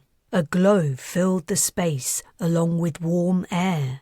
By the time Matty reached the bottom of the ladder, he'd stopped shivering. Through an open door, he saw Markopians crowded around Zuzza, hugging him and patting the back of his head. He was trying but failing to speak over their chatter. Matty stepped in and removed his cloak. The temperature inside the hideout was toasty, almost uncomfortably so. Tascabel arrived. Taking in the scene, she closed the door and then waved her arms. "People! Someone more important than Zuzza is here." This managed to get their attention. The Markopians turned to see what she meant. Within an instant, everyone except Zuzza, Tascabel and Matty was on their faces. He felt as though he should be getting tired of this performance, and yet, somehow, it gave him a small thrill. "You don't have to do that. I'm just He'd been about to say an ordinary guy, but the dangers of revealing his non-godlike status came flooding back. I mean, you can relax. The Great One is kind and merciful, Zaza announced. You may rise. That's what I should have said. Zaza was so much better at this. The group rose slowly and hesitantly to their feet, though many remained stooped. Several smaller Markopians stood among them. Kids? The tails of the shorter individuals were thicker and flatter than the others. An awkward pause stretched out. Compelled to say something to ease the tension, Matty lifted his cloak. Where should I put this? A Markopian approached, head down, gaze aimed at the floor. I will take it, sir. We must give the Great One something to eat, Zaza announced. No, it's fine. I'm not hungry. Matty could go a long time between meals here. Seafood was his least favourite dish, and these people looked on the skinny side, like Zaza and Tascabel. He guessed they found food hard to come by. He wasn't about to make them deplete their already low stocks on his account. Then sit, Zaza said. You must sit and rest. We have journeyed a long way. When you have rested, we can discuss what to do next. There is much to be done. From the sound of the political situation, there certainly was. Yet Matty was stumped as to what he could do about it. The malevolent forces had swooped on him much earlier than he'd anticipated. He'd assumed he was relatively safe at the head of Divinity's house, but all along secret operatives had been awaiting their moment. The Markopians were arranging large floor cushions, the only seating. The shaft from the street was too small for solid furniture. When they'd tidied up, one invited Matty to sit down. Most of the others slunk away. How many of you are there? Matty asked, as he lowered himself to a cushion. And how long have you been here? Zaza replied. We number 34, but there are other cells in other parts of this city and elsewhere on Markop. This was the first. Tascabel, I, and a few like-minded friends created it 7 years ago. Since then, the Skeptics Foundation has grown. According to our latest count, we have 483 followers. That's pretty impressive. What do you do? Basically, we question accepted narratives. The authorities don't like that, so we've been forced into hiding. Otherwise, we would have been arrested and tried as heretics. Please understand, Great One. We are not unbelievers. We have always had faith in your existence and the laws of morality. It is only interpretations by people like the head of Divinity that we challenge. He and the political leaders always seem to pick and choose what religious laws we must follow and how, in accordance to what is most convenient to them. Do you understand? I know exactly what you mean. While he'd been listening, Matty had noticed Tascabel's intense gaze fixed on him. He wondered what she was thinking. When we started out, Zaza continued, we could speak freely. We asked questions during sermons and at political rallies. We published pamphlets discussing the latest rulings. We produced presentations that outlined our objections. Then one of our founder members disappeared. That one, we never discovered what happened to her. The second one they took, they were more upfront about it. They arrested him and tried him for heresy. He was executed. That was when we knew we either had to give up speaking publicly or go into hiding. Several people left the group, too scared to go on. Tascabel, our friends, and I took another route. You were brave, Matty commented. It takes guts to stand up for what you believe in. It didn't feel brave, Zaza replied. Personally, it felt as though I had no choice. What's the point of living a lie? Tascabel said. When your skyship arrived, Great One, at first we thought it was a hoax. We thought Luban's government was trying to bolster their attempt to control all of Markop by claiming it had a divine right. We waited, expecting them to make their play. But then we saw members of our own government also went out to meet with you. We didn't understand what was going on." "I saw your eyes on the media report, sir," said Zeza, "and I couldn't believe it. They looked so real. I couldn't understand how anyone could have created them or doctored the vid to make them look authentic. I thought, if he is the Great One, if it really is him, Luban and Truff will try to turn his arrival to their advantage somehow. I pondered the possibilities, bearing everything I know about our leaders in mind, and I realized there was nothing they would not do in order to fulfill their ambitions, even to the extent of replaying your past sacrifice. I realized you were in great danger, so you came out onto the ice to save me. I had to do something, and when I saw your eyes close up, I knew I'd done the right thing." How ironic it was that this questioner of the local religion was also perhaps one of its greatest believers. "And," Tascabel added, "you were right that government agents would try to kidnap him." "I wish I'd been wrong about that," Zeza said, "but at least we managed to get him away. You will be safe here, Great One. Only we know about this place." Yet he couldn't stay here forever. He had to find a way to resolve the conflict between the two ruling powers without getting sacrificed, or give up and try to get back to the Bres.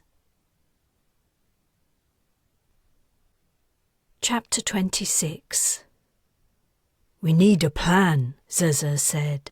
Hours had passed since Matty's arrival at the hideout, and things had calmed down somewhat. The Markopians who had disappeared from the main room had quietly returned, apparently no longer quite so intimidated by the presence of the Great One. Tascabel had gone off somewhere.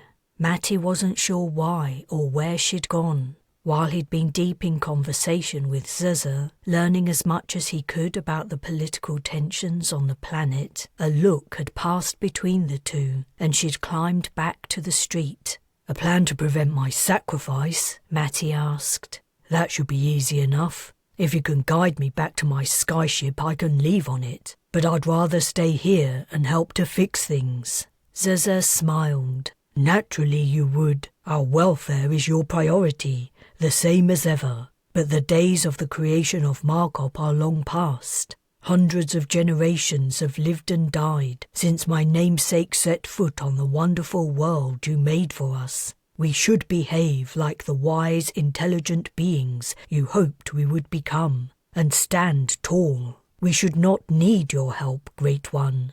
"But what if I came here to help you?" Matty suggested mysteriously. He was beginning to thoroughly enjoy his new role, now he wasn't under immediate threat of death. "I didn't think of that. Can I ask, what is your purpose? You have never explained. Please forgive me if my question is too bold." "I don't mind. Of course you want to know why I'm here, but I can't tell you just yet. Maybe never." "I understand. So, do we need a plan, sir? Or did you know all this would happen, and you know what will happen next?" Matty was stumped. He hadn't decided exactly how all-knowing he should be. "I tell you what, imagine I'm in your hands for now. If you were me, what would you do to stop Luban from attacking Truff and trying to take over the world?" "That's a hard one." Zeza's gaze flicked around his listening companions, as if hoping someone else had the answer. None of them did. "I suppose I would go to the Luban government and threaten that if they didn't back off, I wouldn't allow them to enter the afterlife." It was a great proposal. "Good," Matty said. "Well done. And how would you do it?" "That's the tough part. It's too risky to approach them in person." Another man spoke. "And they might not believe you, or they might not care. There's plenty who break laws as if they don't believe in an afterlife, like they think once we're dead, that's it." Zeza gestured towards the man and said to Matty, "This is Verspan. He was with me when we came to rescue you." Matty nodded. Verspan looked puzzled. Matty waggled his head. Verspan waggled back. "I wonder if I should have only warned you," Zeza said, "and not taken you into the city. I thought I was protecting you, but—" "Don't beat yourself up," Matty replied. "What's done is done. I'm here now." If Zeza had told him everything at the campsite, would he have listened? Would he have asked to go back to the Bres? No, that wasn't how things would have gone down. Gagnon would have killed Zeza before he had time to get through an explanation, and if the Major hadn't managed to get rid of Zeza, Barbier would never have allowed his military attaché to leave. Barbier! He'd forgotten about the team at the campsite, and he needed to report the latest developments to Captain Bujold. "I have to speak to my companions," he told Zeza. "It isn't safe to take you through the city at the moment. Government agents and officers will be scouring the streets for you. They weren't prepared for your escape, or we wouldn't have made it here so easily. It's fine. I don't need to leave to talk to them. I just need a place I can be alone." "You don't need to leave?" Zeza asked wonderingly. Then he waggled his head. "Obviously you don't. Come with me, sir." He led Matty through the habitation. The rock walls were dark and crumbly. Matty asked, "You guys dug this place out yourselves?" "We don't have that level of manpower. There are a few areas like this in the outskirts of the city. Generally, it isn't advisable to dig into them. The rock is unstable. Have you noticed how warm it is?" "It's the warmest spot I've been on Markop. That's the main advantage. We can't connect to any energy suppliers. If it weren't for the natural warmth, we couldn't live here." "But what if it's warm because it's near a fault line or something?" Matty surveyed the walls suspiciously. "Earthquakes aren't unknown, but they're rare and, usually, minor tremors precede a dangerous quake. At the first tremble, we'll leave. There are several exits." Matty recalled Z's hauling him out of a fissure on Prime. If Z's hadn't been on hand back then, he might not be here now. He wondered how the girls were getting on. He missed them, even sardonic Z's and prickly Ellis. "This is my room," Zeza announced. "You won't be disturbed here." "Don't you mean you're in Tascabel's room?" "Tascabel?" Zeza chuckled. "I could never put up with her mess. I think you misunderstand our relationship. She's my sister."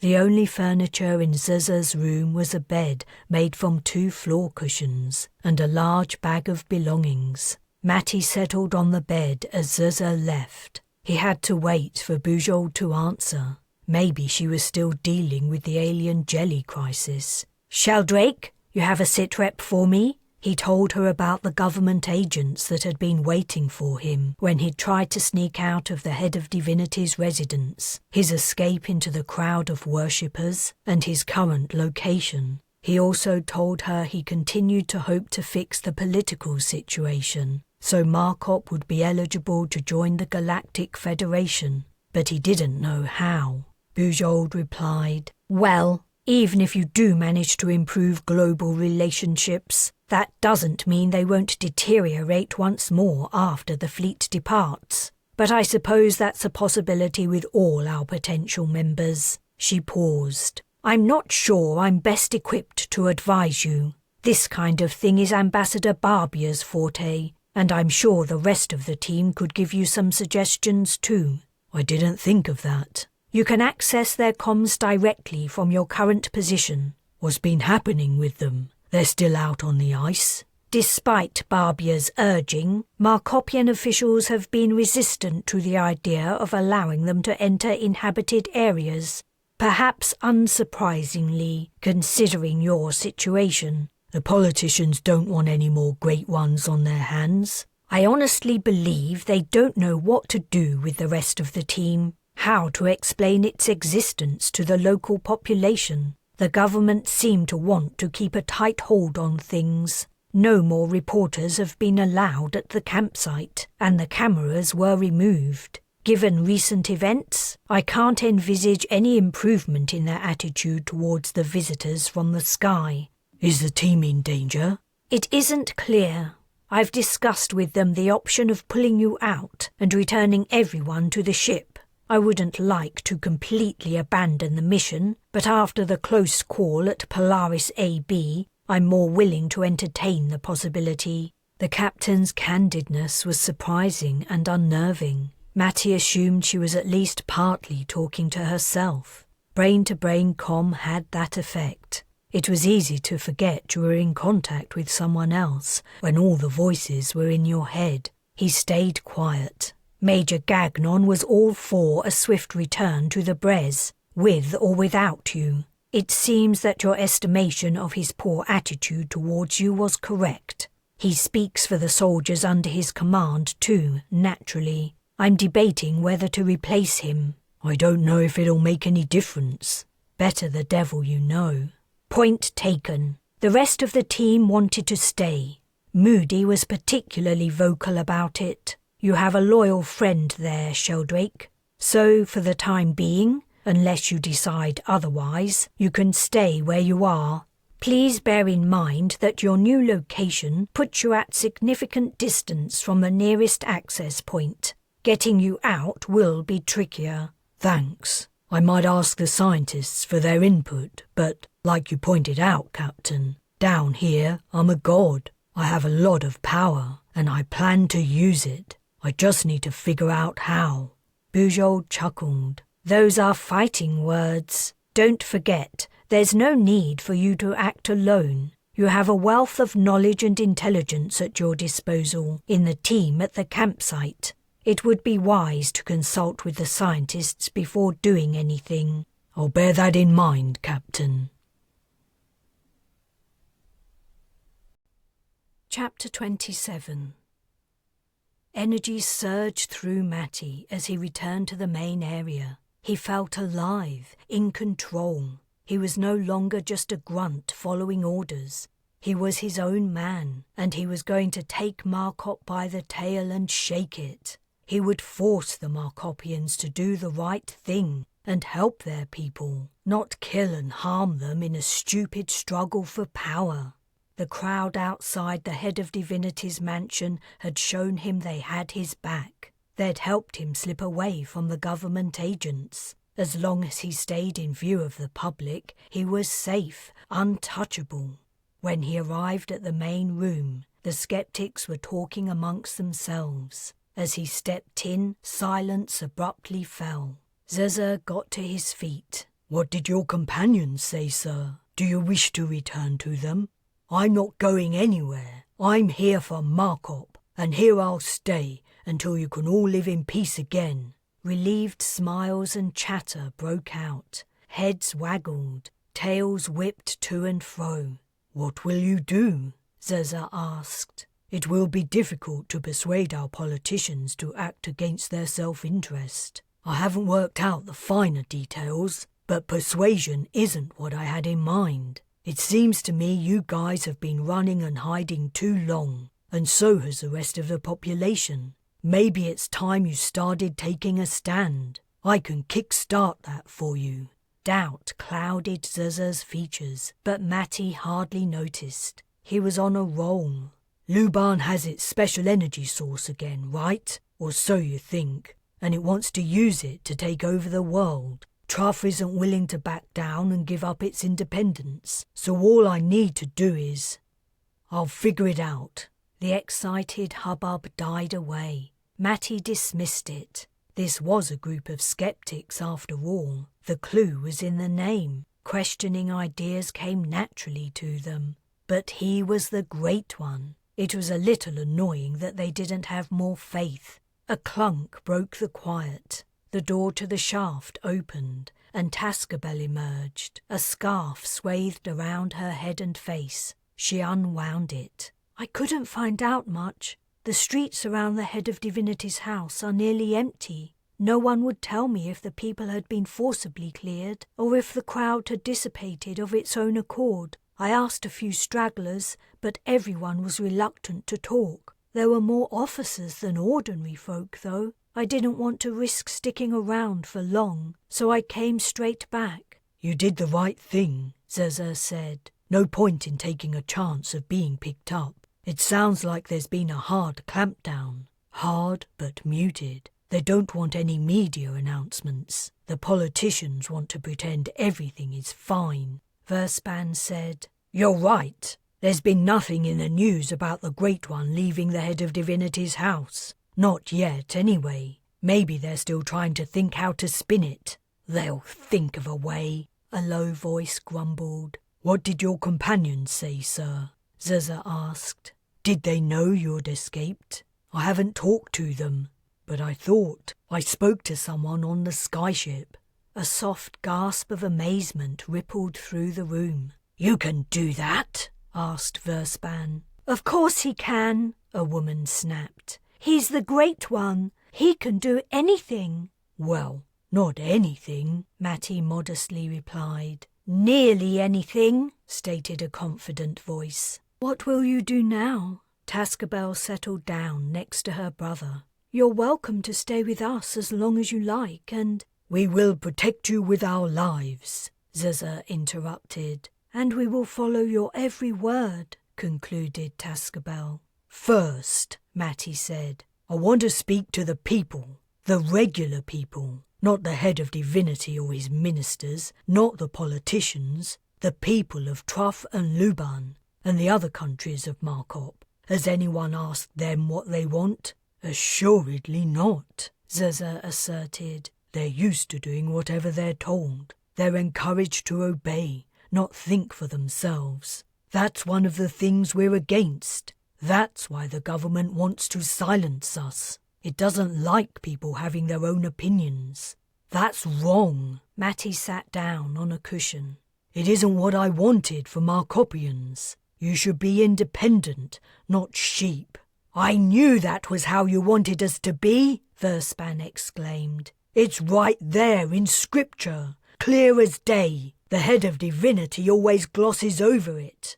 Glosses over it? A voice questioned. He never mentions it. I bet if you searched every sermon he ever gave, you would never find it.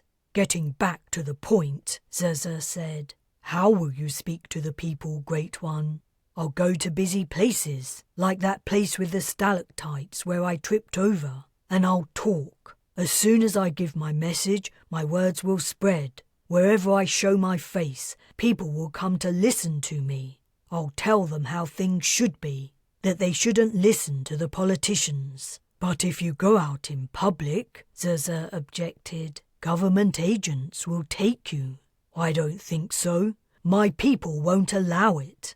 Besides, will the agents really try to snatch me? It'll be seen, and that's bad publicity. Who's going to obey a government that imprisons the Great One? That's a very good point, said Verspan. At the moment, everyone believes no government means you any harm. If any of them try to stop you from speaking or abduct you, it'll prove they're lying. They need to be on your side. They need to appear to be on his side, Zaza corrected. We mustn't underestimate them. It wouldn't be hard for them to stage something and put the blame on someone else. Like our group, for instance. I'm sorry, but I'm against this idea. It isn't safe. I know you're only looking out for me, Matty said gently, but I wasn't asking for your opinion. This is what I've decided to do. You can help me or not. It's up to you.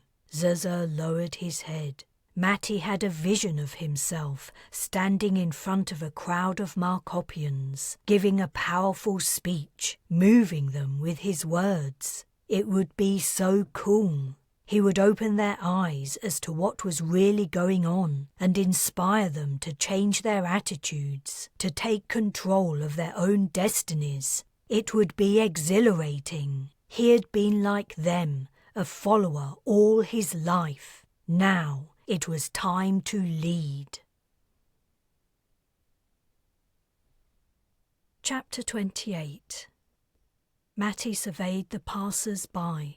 He hadn't revealed himself yet. He was waiting for Zaza and Tascabel to give him the nod, or rather the waggle, when they felt the time was right. They hadn't brought him to the hall with stalactites as he had proposed. This place was another thoroughfare, wider and longer.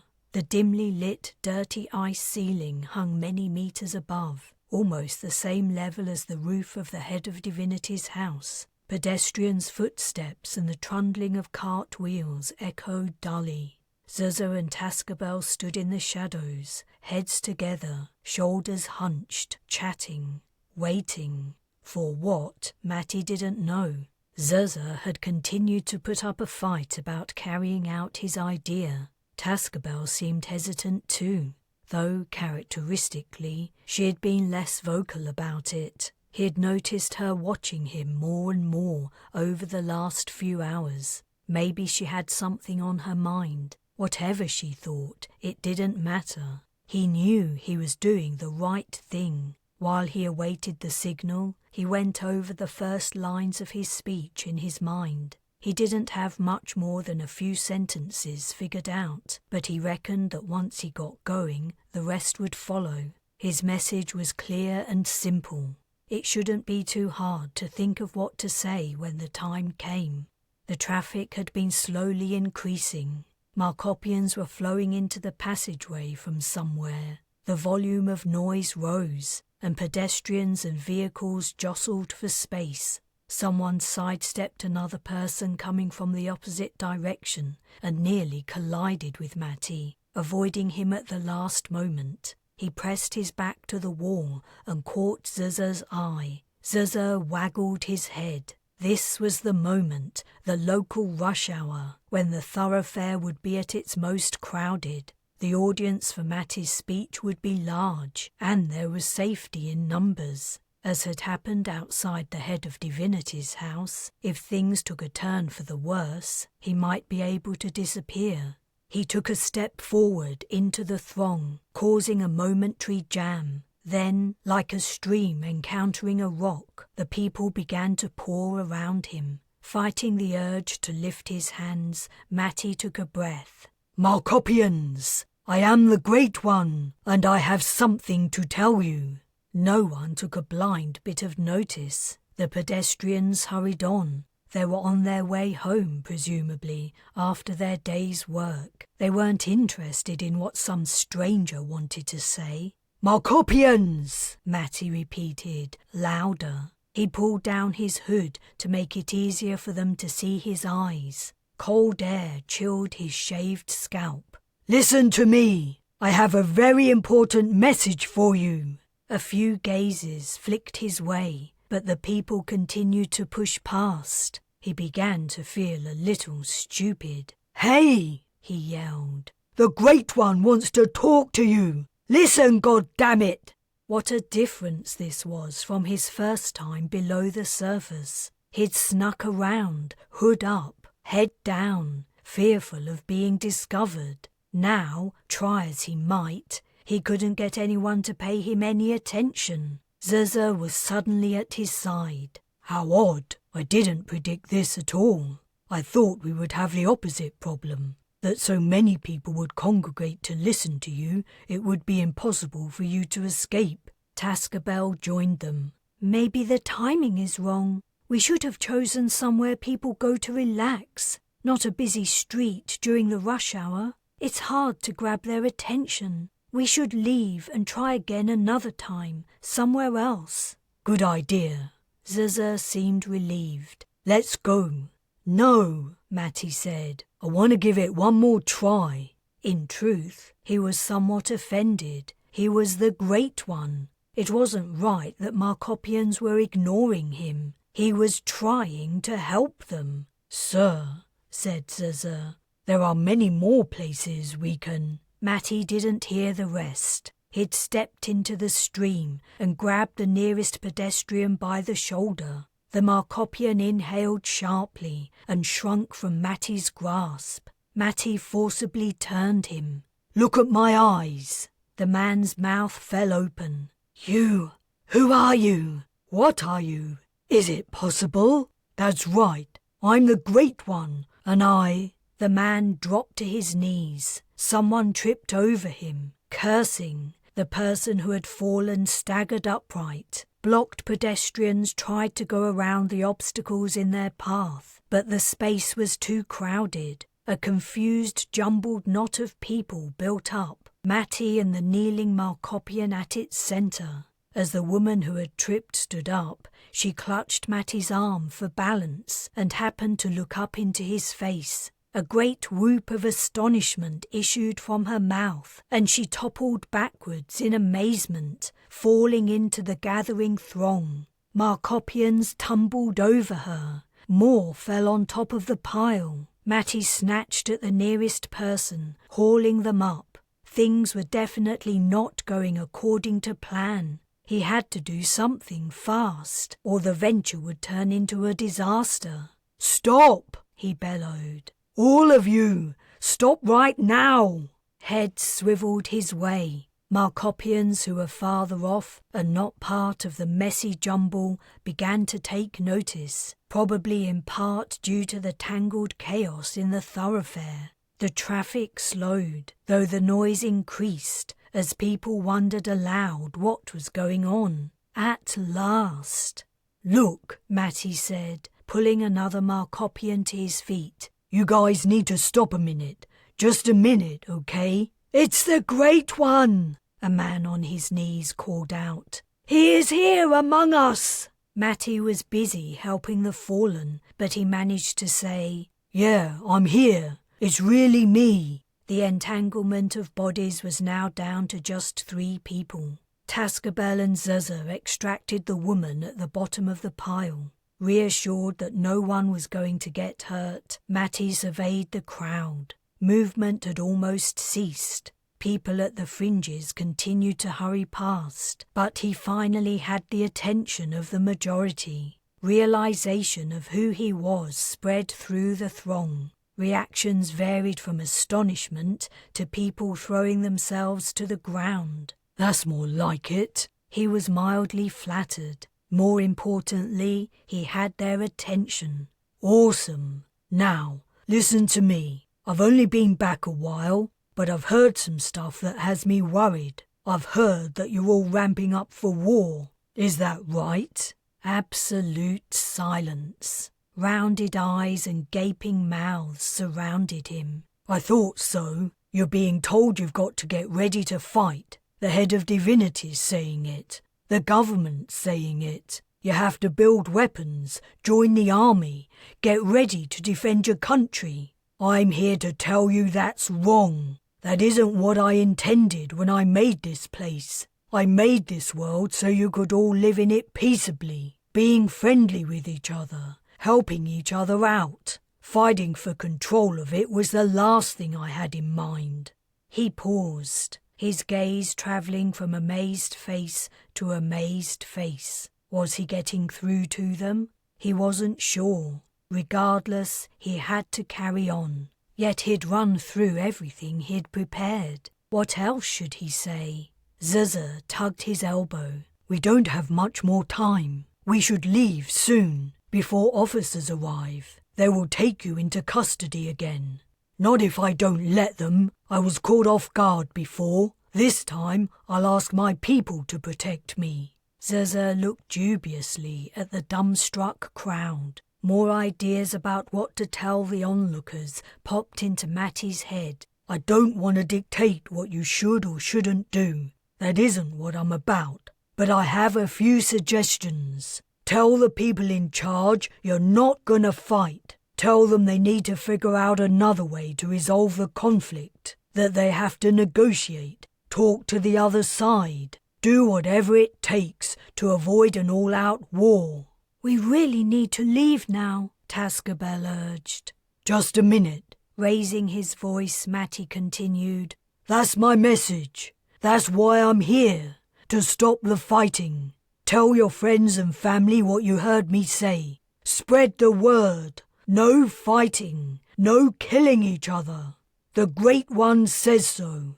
Got it?" Even the people at the edges of the crowd had halted. A quiet, stunned multitude surrounded Matty, Zuza, and Tascabel.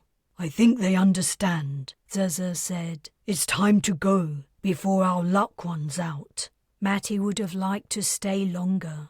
He wasn't sure anyone had really heard him.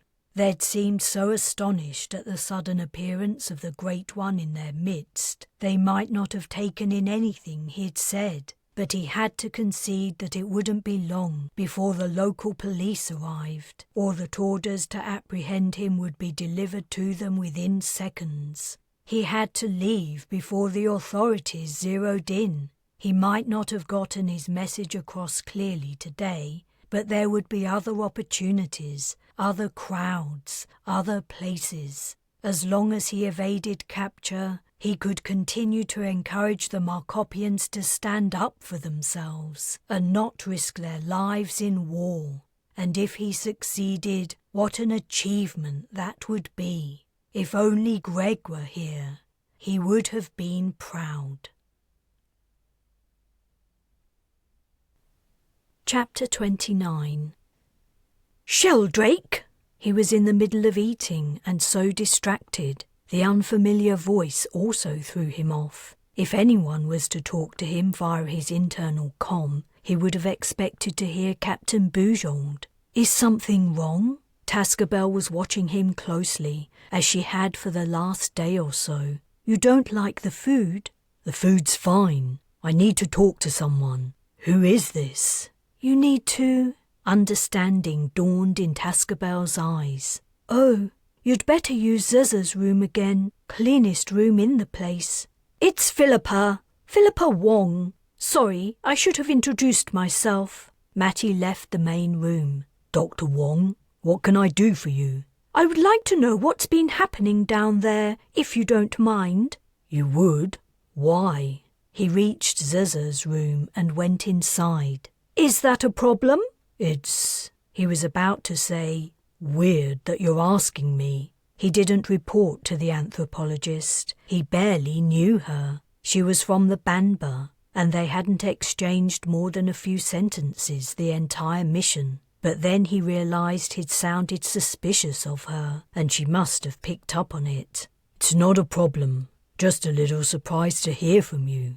I'm up to date with your activities until about 24 hours ago. Has anything significant happened? He filled her in on his successful attempt to speak to ordinary Markopians and his message to them about standing up to their government. I see, Wong said in a disappointed tone. I guessed something had changed. The others didn't believe me. Sadly, it seems I'm right. Right about what? We were speaking with some Markopian officials. Things seemed to be going well, exchanging information, negotiating the diplomatic relationship, the usual. Then they abruptly left. Just stood up and walked out with barely a goodbye. Ambassador Barbier didn't think much of it. He said it was probably cultural behaviour we aren't aware of yet. But I've been studying this species for a while, both in person and via drone footage. I was convinced something was wrong, that the Markopians were cutting off relations. We hadn't done anything different, so I surmised you might have upset them in some way. He didn't know what to say. Wong was right. His actions probably had upset the Markopian politicians. That had kind of been the point, or if not the point, the natural fallout. Did Captain Bujold sanction your tactics? Again, he wasn't sure how to answer. He spluttered, The captain's aware I'm trying to prevent a war here, so Markop can join the Federation. But does she know specifically what you're doing? I'm doing what's necessary. I didn't know I needed your permission. Sheldrake, I wasn't saying... You aren't here. You might have studied these people, but you don't know them like I do, and you don't know what's been going on. I might not be as familiar as you with Markopians, but the last I heard, you don't have a PhD in anthropology or decades of experience working with other cultures. You can't just swan around down there doing whatever you like. Do you have any idea of the trouble you could be making for us? For yourself? I don't know what makes you think you can just act unilaterally without consulting anyone. We are supposed to be a team. I hear you, okay? He just wanted to stop her talking. She didn't know what he faced or the position he was in. Good. I'm glad I got through to you. Are you going to report to the captain what you've been doing? Her attitude, speaking to him like he was a naughty kid, deeply riled him. You're not my CO, you know. I didn't say I was. I'm only concerned. He cut the comm. He didn't need to hear any more bullshit, but he also needed to get ahead of Wong. He commed Bujold. Captain, I just wanted to let you know I've started working on de-escalating tensions between the major powers. I'm reaching out to the local population and encouraging them to object to the way things are going, giving them a sense of their own strength, that kind of thing. I see. And what has their reaction been? It's been good, but it's early days. I might have ruffled a few feathers, and I still have plenty to do. I'm sure you have. Well, keep up the good work. Copy that. Satisfied, he returned to the main room. Whatever Dr. Wong told Bujold now, it would be coloured by his own interpretation of events. The captain had given him the choice to remain despite the deadly danger, and he'd accepted. She would be reluctant to dictate strongly about exactly what he should do. The meal was over, and the skeptics were clearing away the plates. Tascabel rose to her feet. We should have saved you something. Don't worry about it. I'm not that hungry. He still hadn't grown used to Markopian food. What did your companions want to talk about? Nothing important. She smiled. I can't imagine the Great One ever talking about unimportant things. Do you have anything to do right now? His next attempt to speak to the masses was scheduled for tomorrow. At a different place in the city, he would reach a different crowd. He hoped his message would spread throughout all of Truff and, in time, to Luban too. From what Wong had said, even the little speech he'd given had had an effect. The politicians were scared of his influence. I was going to think about what I want to tell the next group of people and how to get their attention at the start. Yesterday was a bit of a farce, wasn't it? We can do better. But if you aren't busy right now, would you like to come with me on a foraging trip? Is it safe? It's very safe. No one will see you where we're going. Where are we going? Matty turned in a circle, confused. Tascabel had brought him to an empty room. All it contained was a few cupboards on the walls and a couple of vacant cubicles. I thought we were going outside. We are. She gave a mischievous grin, opened a cupboard and reached in. You can swim, right? Sure. Great. These should fit you. She pulled out a pair of swim shorts. They're verse bands. You're about the same size as him. He won't mind if you borrow them. I think he will. Then we won't tell him.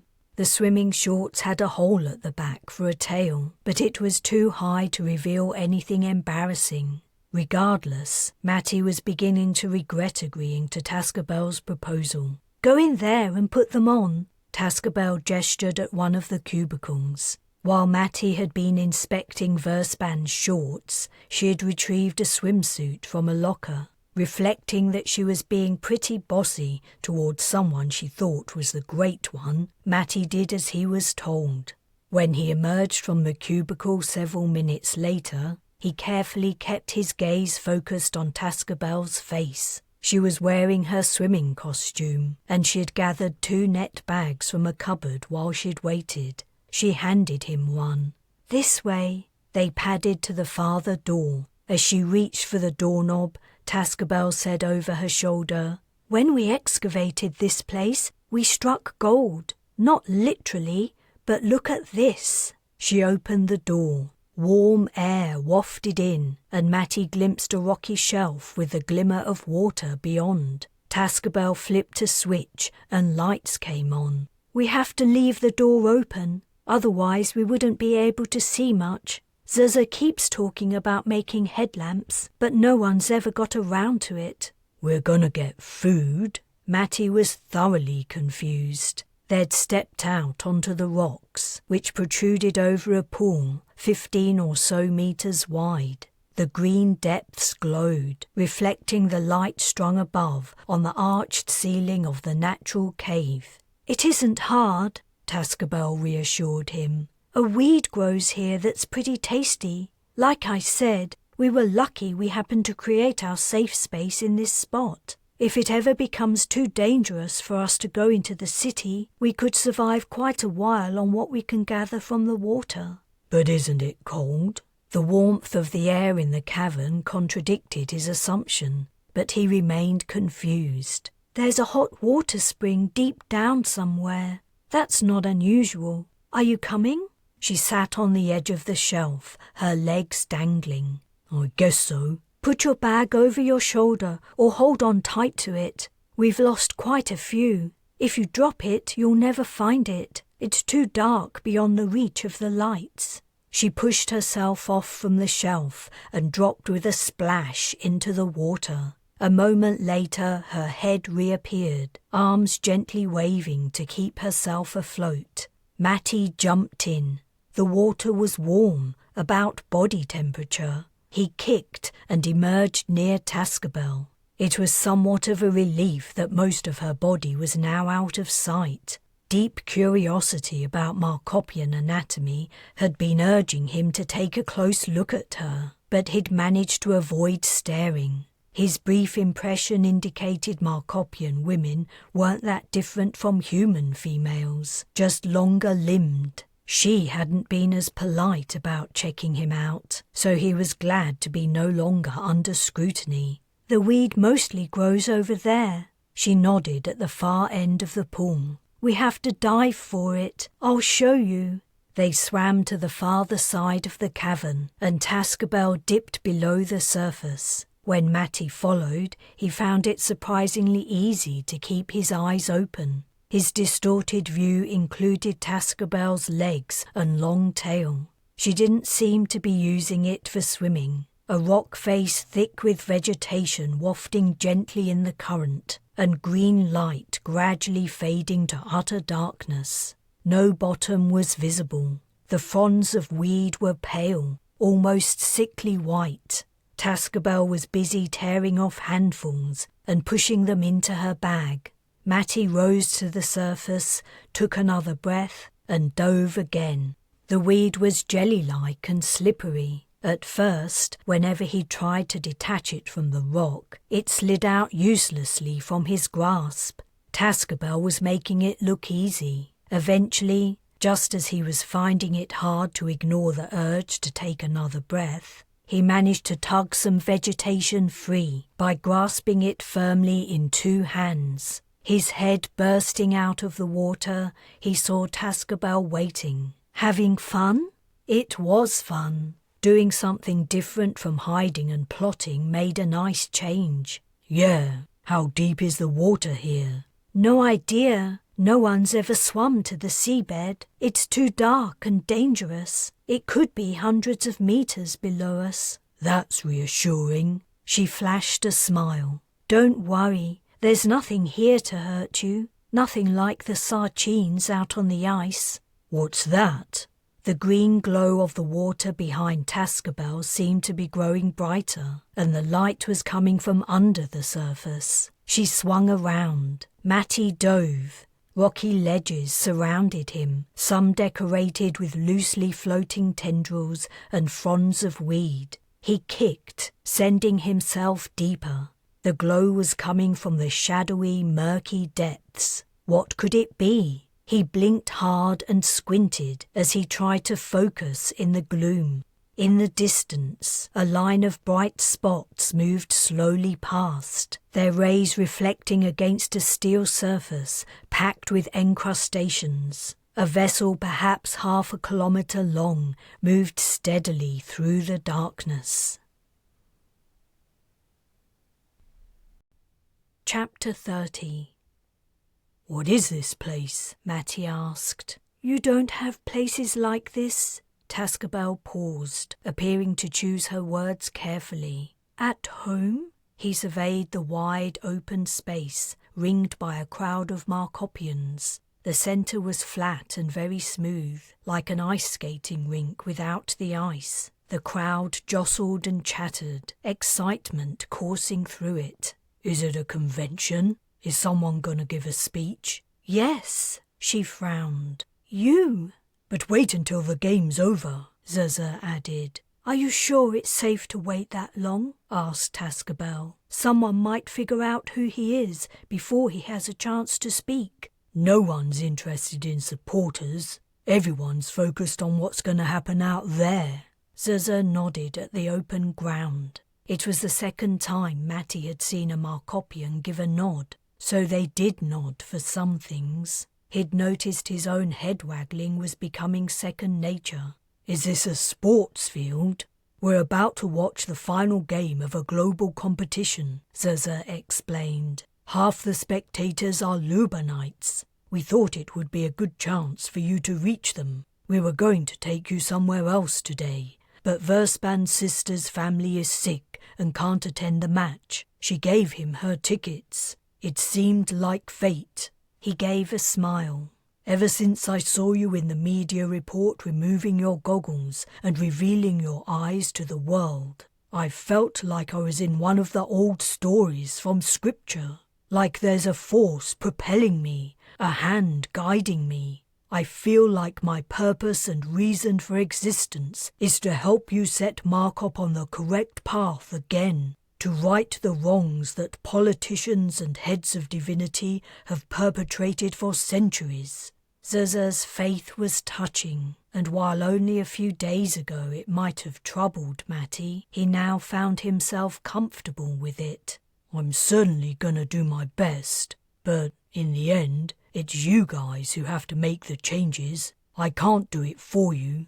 That's why I gave you the choice about how to live your lives. It's all down to you. Zerzer waggled his head thoughtfully. If you guide us in the right direction, said Tascabel, we will follow. Loud murmuring emanated from one side of the stadium. A line of disturbance spread from the outer edge and moved inwards. Officials were pushing the people aside, making room. The same thing began to happen on the other side of the stadium. When the officials had created two narrow channels, the players arrived. Matty rose onto tiptoes for a better look. A line of bald heads was passing down each channel. Two short gates opened to the playing area, and the teams stepped out. It was Matty's first good view of the Markopian physique in real life. Their lengthier limbs compared to humans and their bobbing tails, poking from the backs of their tightly clinging uniforms, stood out. Their necks seemed longer and more flexible too. What do you think? Tascabel asked. What do you mean? Who do you think will win? She grinned enthusiastically. That's our team in blue. I don't know what I'm looking for. Can you give the Truff players an advantage? Don't be silly, Zerzer chided. I'm only joking. Tascabel leaned sideways to see around the person in front of her. But I hope we win. I wouldn't mind if we lost, said Zerzer. It would put the Lubanites in a good frame of mind to listen to the Great One. Don't say that. Matty laughed. This was a side to Tascabel he'd never seen before. In some ways she reminded him of Setia Z's, reserved and sarcastic. She didn't have the religious fervour of her brother either. She'd been less awestruck than most at her first meeting with the Great One. Her main motivation for belonging to the skeptics seemed to be her love for Zerzer. Matty could empathise a lot. She was lucky her brother was still around. It's about to start! Two teams of 15 players stood in uneven lines on each side of the playing ground. Matty couldn't see a ball, posts, net, or even lines on the smooth surface to indicate what the game involved. How long will this take? Tascabel replied. Until Truff wins. We could be here a while, commented Zerzer. A crack resounded, and the floor began to split apart. A gap opened, bisecting the playing area and revealing a watery expanse. The players lazily walked forwards in order to remain in the same position, as if on a treadmill. Vibrations rose up Matty's legs. The disappearing floor was sliding under the one he was standing on. He leaned forwards, peering into the water. The Markopian's game was like nothing he'd ever seen. The only sport he could think of that bore a resemblance was water polo, but there were no nets or anything to indicate a competition. Did the teams fight each other? A blast of sound echoed across the stadium, and the teams moved to the edge of the gap. Several windmilled their arms. Tails whipped. Less than a quarter of the original dry floor remained. The water was dim, and Matty couldn't see the bottom.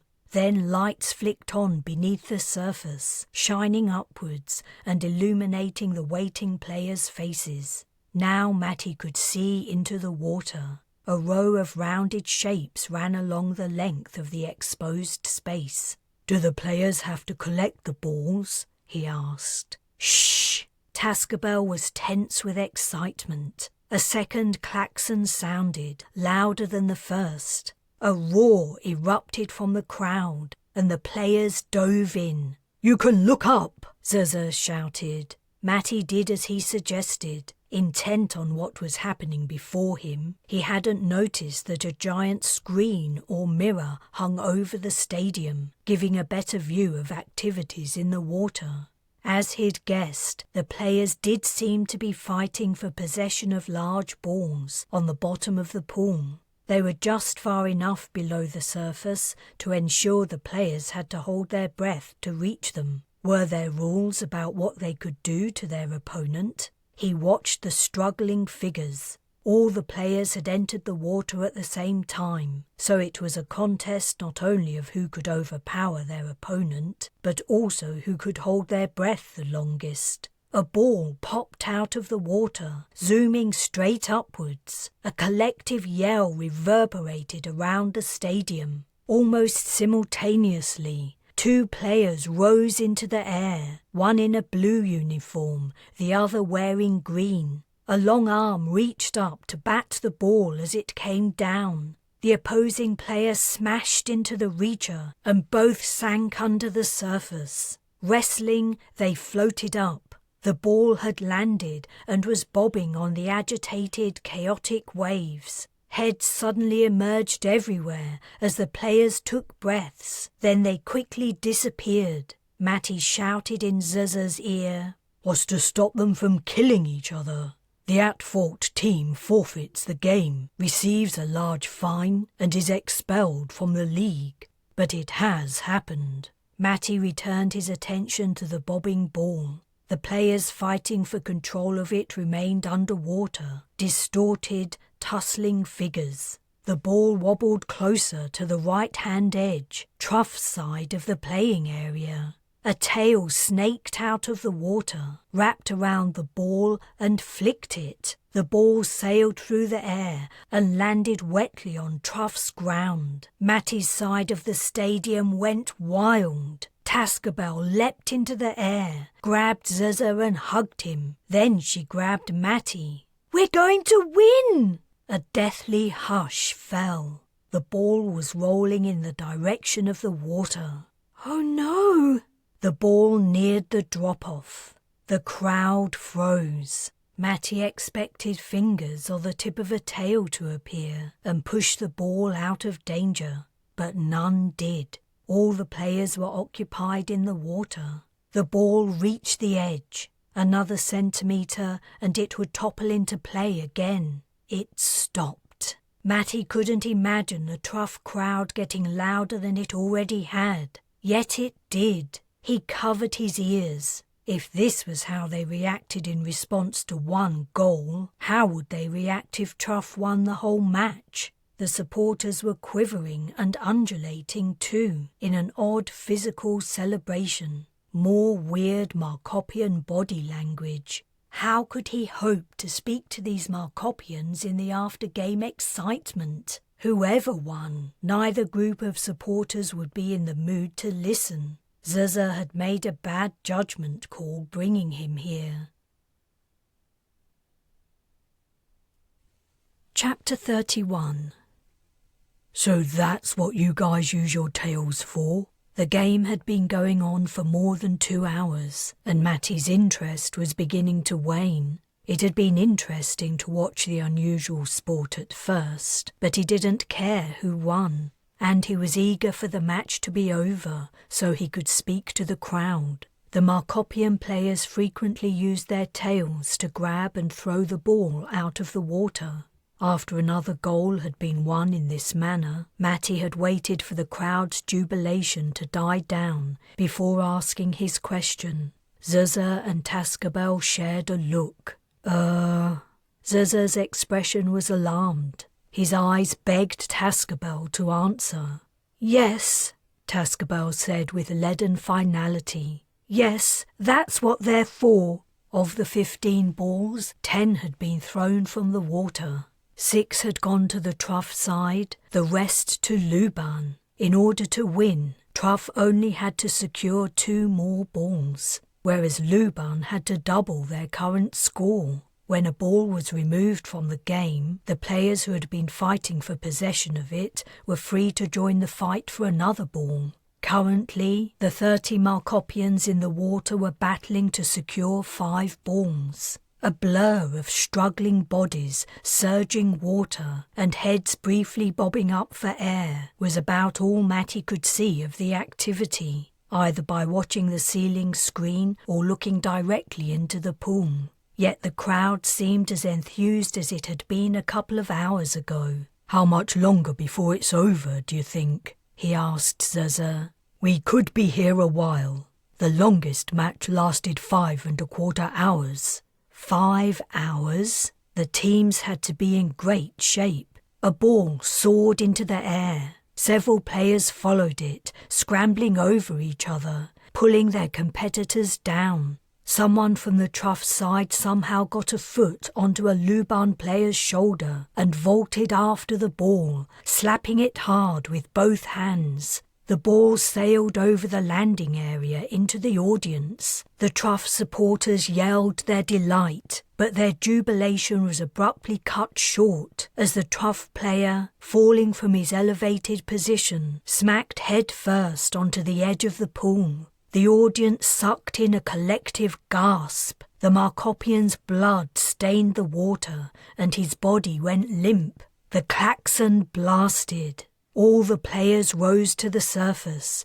and the injured man's teammate swam over to him. Officials poured in through the gate on the Truff side. "Is he dead?" Matty asked. "I really hope not," Tascabel replied. "But he hit his head so hard." "What happens now?" "The officials were carrying the player out," Zuza replied. "The game resumes, but Truff is at a disadvantage." "They aren't allowed a substitution." "It's against the rules. Only the players who enter the area at the beginning can play. Otherwise, they could fake an injury in order to be replaced by someone fresh and full of energy. It's hard to see exactly what's happening in the water. When both sides are highly skilled, it becomes a game of endurance as much as anything else. Some luck, too, I suppose." The klaxon sounded again, and play resumed. Within a few minutes, a ball landed on the Luban side. "Oh no," Tascabel said. "They're going to catch up." The next 15 minutes seemed to prove her prophecy. 2 more balls bounced onto the Luban side and rolled to a standstill. Now the team's scores were even, 7 goals each. 15 Luban and 14 Truff players were fighting over the single ball remaining in the water. The match had come down to the wire. The water churned like never before. Matty couldn't imagine what was going on below it. Each team member beyond exhausted, desperately holding their breath until the last second of endurance before taking a break and heading for the surface to gulp air, and then diving down to enter the battle once more, over and over again. How the hell they could tell who was who down there was beyond him. It must be a jumble of blue and green, glimpsed through eyes tired and aching from being open underwater. Why didn't the players wear swim goggles? It made no sense. He put the question to Zuza. "They cannot. Only the head of divinity may cover his eyes." Now he came to think of it, Matty didn't recall seeing anyone wearing glasses. Don't you guys have short-sightedness? What's that? Matty understood at last why the Markopians who had come out onto the ice hadn't worn snow goggles. Only the head of divinity may cover his eyes. Only Markop's religious leader could wear something to take on the identity of the Great One. Tascabel screamed. The final ball had rocketed out of the water. At the same time, 29 Markopians broke the surface. The ball seemed to hang suspended in the air. Every gaze was focused on it. Every figure was rigid with attention. Every breath was held. The ball fell. The rush of bodies to be the first to reach it was like an avalanche tearing down a mountain. It was a stampede of terrified cattle. It was a hailstorm. None of the players laid hands on the ball. It landed on top of them as they writhed and tussled. Matty feared they were going to kill each other. Now their shoulders and arms were free of the water. Now they were on their last gasp and desperate to win. The blows they landed were vicious. The players appeared to have forgotten the rule that a death on the opposing side meant immediate forfeiture. Players disappeared under the surface, forced down by the opposition. Others were dragged out of the scrum, heads savagely knocked together. All the while, the ball bounced over the brawling heap of Markopians, jerking towards the trough side and then jolting over to Luban's. "I can't stand it!" Tascabel was peeking between her fingers. A particularly violent upheaval in the brawling players bounced the ball into open water at the opposite end of the pool. A virtual tidal wave of Markopians surged towards it, pushing each other under, hauling others out of their way. The ball popped upwards. Someone had taken an alternative route. Rather than battle the opposing team on its way to the ball, someone had dived down to the bottom of the pool, swum along it, and shot upwards to headbutt the ball from below. The path it flew was lazy. After more than 2 hours of vigorous exercise, the force the Maverick player had managed to exert was weak. He'd hit it just enough to make it fly out of the reach of the teams now arriving at the spot. The crowd froze. Would the ball make it to the side? Would it stay where it was and not roll back into the water? The ball hit. It rolled gently towards the water, but then it stopped. An ear-splitting triumphant scream burst from the Luban side of the stadium. Tascabel slumped, putting her head in her hands. Groans and muttered curses swept through the trough crowd. Zaza said, "It was inevitable after they lost a player." "Shut up!" Tascabel snapped. "Just shut up!" "Is now a good time to?" Matty asked. While the teams climbed wearily out of the pool, the Lubanite fans were going crazy. Figures jiggled and danced. Sounds of laughter and exultation rang out. "Better wait a while," Zaza advised. "Wait until after the award ceremony and people start to leave. Then it'll be your time to shine." Chapter 32. The exhausted Luban team had received their awards, silver hats to cover their bald heads, which Matty found strangely funny. It was odd that the prizes, of all the weird things he'd seen and experienced on Markop, should tickle him. Yet they did. Maybe it was only nerves about his imminent speech. He had to reveal himself, capture the attention of the tired crowd while it was still in the process of leaving, and deliver his message of independence and standing up to the authorities. He had to do all this and get away without being captured. A couple of things were in his favour. The Truff members of the audience probably already knew what he had to say. Word would have got around. And the Lubanites were in a good mood, hopefully receptive to ideas that challenged what their government had told them. Despite hours of thinking about it, his speech still wasn't clear in his mind. One thing he did know, however, was that he wasn't going to shout for attention like he had before. It was undignified. He was a god. The Great One should never have to beg for people to listen to him. This time would be different. He'd planned his first move and reckoned it would work like a charm. It had in the past, when he'd been at the campsite. That time seemed dim and hazy now, as if it was only a dream. Markop, with all its faults, was hard and real and present, and it was his job to lead it to a better future. Matty pulled down his hood, unfastened the clasp at his throat, and allowed his cloak to slip to the ground. He looked about him imperiously, saying nothing, waiting for someone to notice. "What are you doing?" Tascabel asked. "Do you really think just doing that is going to work?" She was in a bad mood due to Truff losing the final. She had grumbled and mumbled all through the award ceremony, grouching that the injured Truff player should have been allowed to return. Not that anyone had mentioned his fitness to resume play. From what Matty could tell, the Markopian had been at the very least knocked out, if not killed.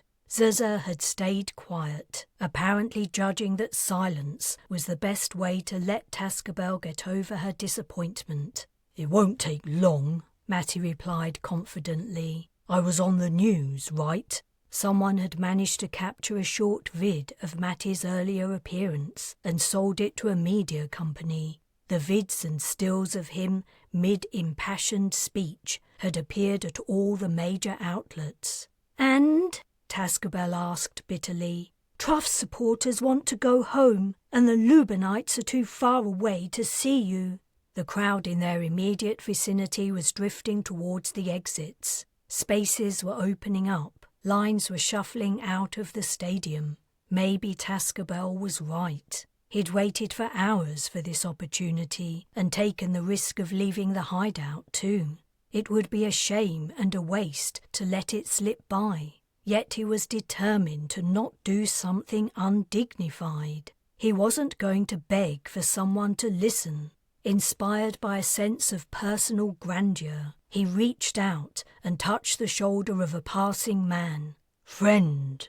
The man's pace slowed a beat, and he gave Matty a sideways glance before moving on. "See," Tascabel said, "that isn't going to work. People are too—" The man swung around, his jaw dropping. "Great One! Is it really you?" With immense grace and condescension, Matty slowly waggled his head. "Sir!" The man fell to his knees and grasped Matty. "I never dreamed." "Rise," Matty commanded. "Rise and listen." The commotion had attracted the notice of the leaving Truff supporters. As had happened so many times, the realization that the Great One was present spread out like light from a recently lit beacon. Matty waited magnanimously for the effect to take place. When those nearest were facing him and heads farther away were turning, he began to speak. "People of Truff, I'm sorry your team lost. I know how it feels when something important to you is snatched away. It hurts. It feels like a shadow's been cast over you.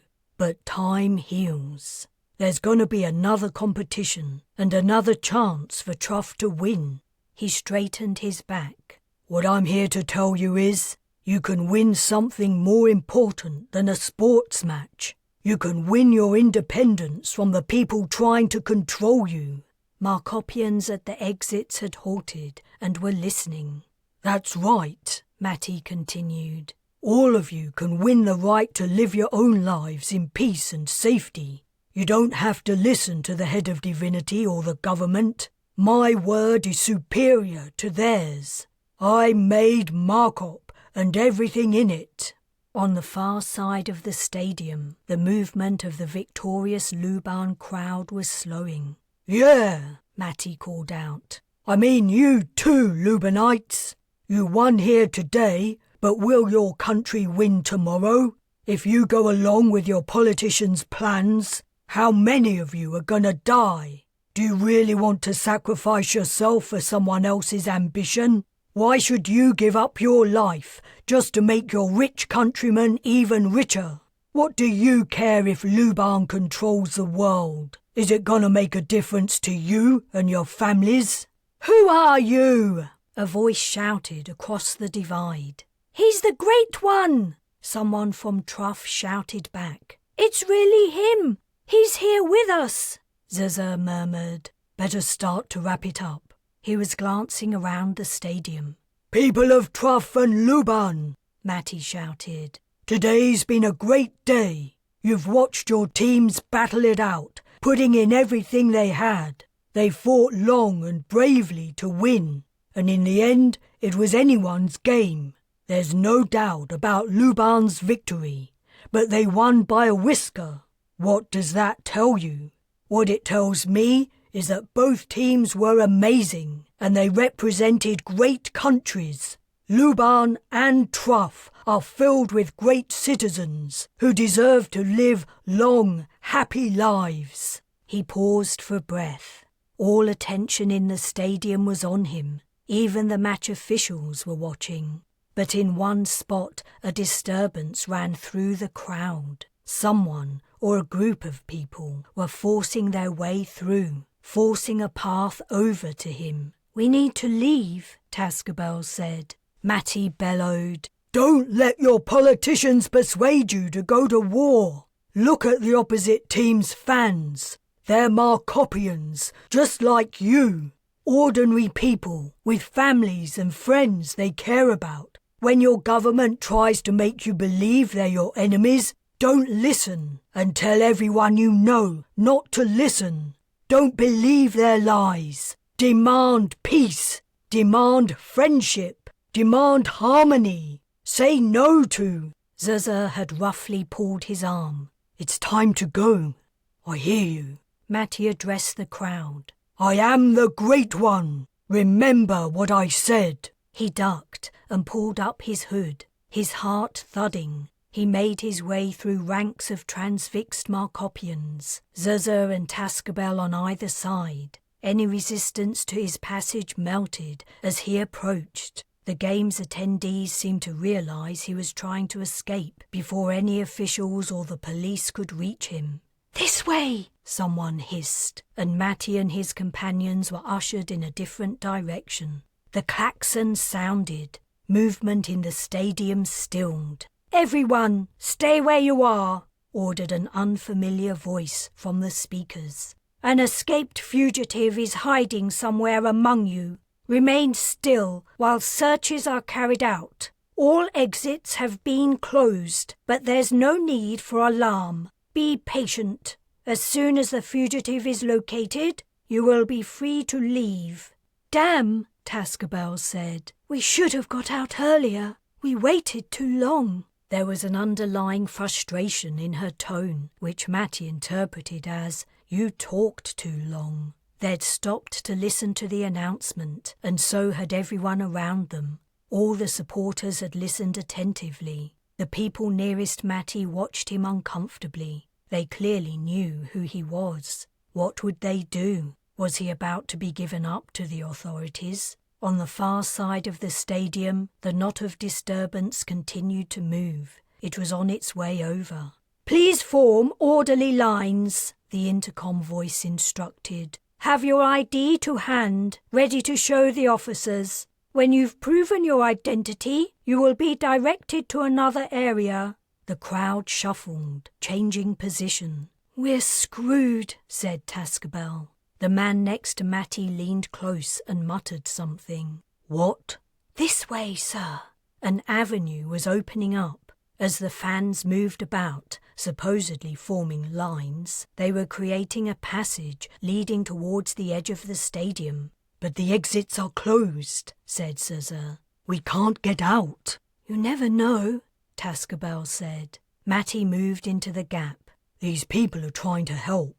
Let's not give up just yet. Zaza and Tascabel filed in behind him. The Markopians surrounding them pressed close. In the multitudes and confusion, it was possible the three figures slowly wending their way through the throng might not be noticed. Matty passed tens and then hundreds of people. All quietly ignored him. As he drew near, they would turn their backs or chat to their neighbours. His spirit surged. The faith the Markopians had in the Great One was overwhelming. They loved him so much. His work with them would be easy. He only needed to continue to make appearances in different places, give them his message, and let its effect spread across the globe. They would refuse to go to war.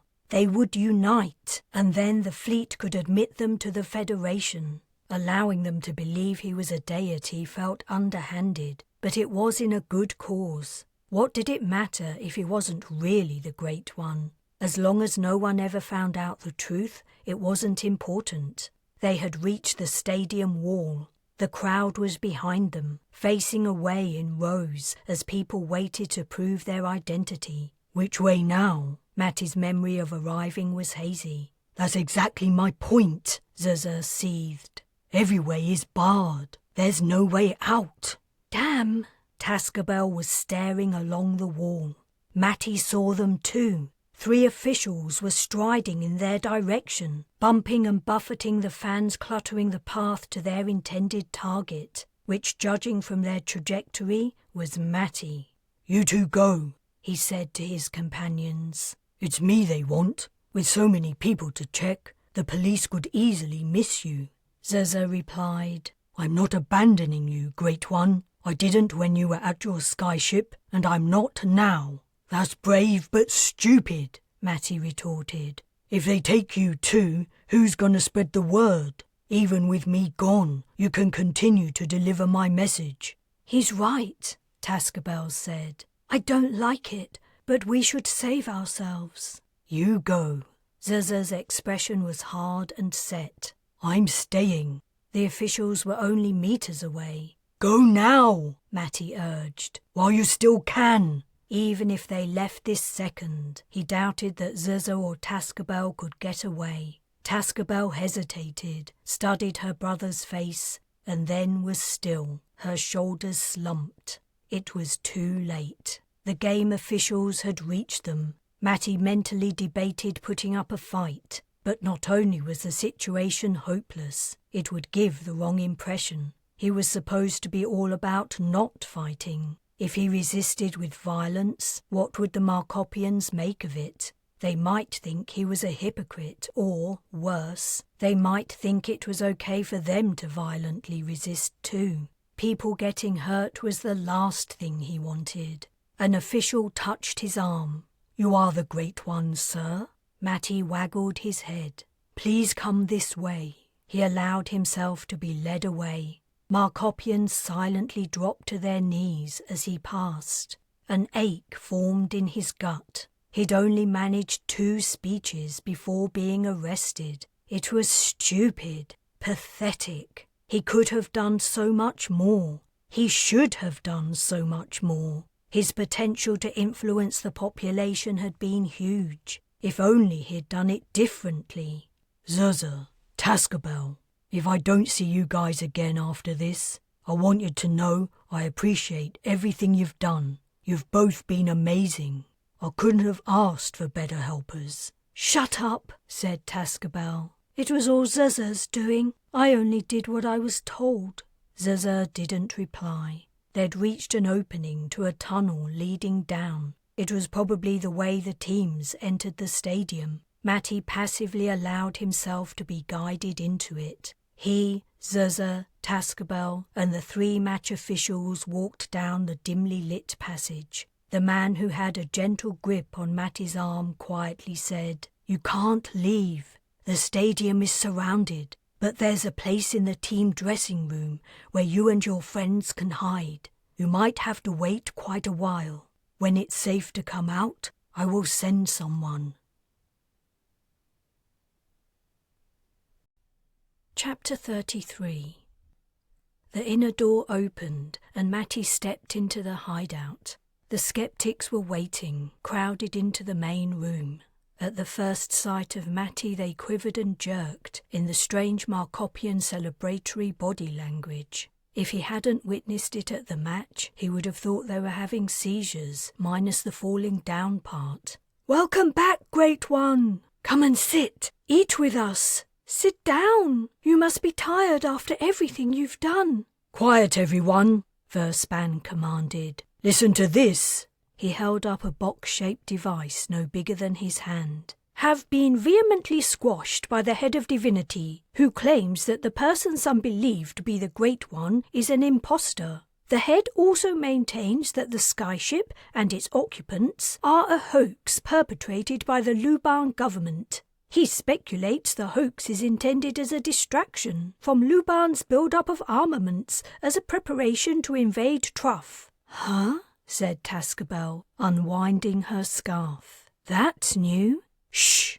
Zaza threw her an annoyed look. "Luban's government has released a statement vehemently denying any involvement with today's events and the ship out on the ice. It congratulates its team on its victory and states its desire to maintain friendly relations with Truff." "Friendly relations," Verspan spat, snapping off the radio. "Turn it on again," said Zaza. "There might be more. We can catch the repeat later. That was the end of the report. It was mostly about the match. The Great One's speech was a small segment." "What was their take on it?" Tascabel asked. "Neutral, I'd say. They didn't say it was him, only someone who bore a striking resemblance to the Great One. And they didn't say much about what he said, only that he preached peace. There doesn't seem to be a recording of the speech, or at least none the station was prepared to broadcast." "He spoke after the award ceremony," said Tascabel.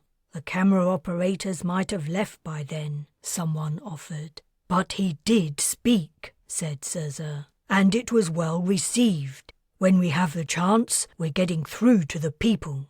They're willing to listen, and if the head of divinity's attitude has changed, that means he's rattled. The Great One's speeches are having a serious effect." Matty sat down and picked a morsel from a bowl of seafood. "I'm glad he isn't planning on sacrificing me anymore." Tascabel joined him. "The plan has changed, though we can't believe what he or the government says. We have to figure out the meaning behind what he's saying." "That shouldn't be too hard," said Zaza. "We just have to imagine what someone evil and avaricious would do. That will give us the answer." "Sheldrake?" Matty started. "Yes, Captain." "It's been quite a while since your last sit-rep, and there have been several developments. I would appreciate it if you would throw some light on them." Her tone was terse, but that wasn't unusual for Captain Bujold. After making his excuses, he returned to Zaza's room.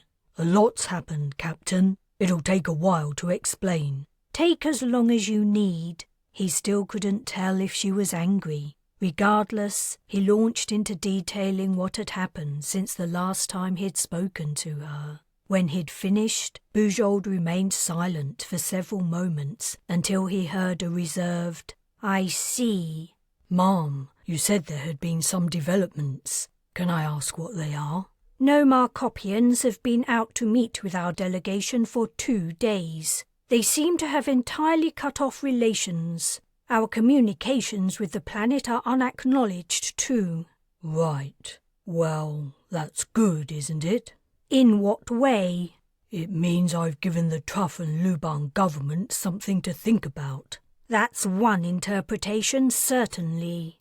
Bujold was holding off, telling him what she really thought. That was her prerogative, of course, as captain, but he would have appreciated a little more recognition of his efforts and the risks he was taking. "It's the politicians and the religious leader who are causing the problems. They're the barriers to Markop joining the Federation. The people here are great, exactly the kind of species we want to bring into the fold. They have a lot to offer, believe me." "And yet," Bujold countered, "it's with the governments we must negotiate. The Federation doesn't admit individuals. It admits intelligent civilizations. I'm beginning to doubt the wisdom of your endeavours. You seem to be creating problems, not alleviating them. I need more time. When I can reach more people and tell them how they're being fooled, things will start to change. Markup is mostly democratic. The governments have to do what the people want. A mental snort of derision sounded in Matty's head. A short perusal of Earth's history puts the lie to that assertion. Okay, but maybe things could be different here. I want the chance to try. A sudden sense of determination seized him.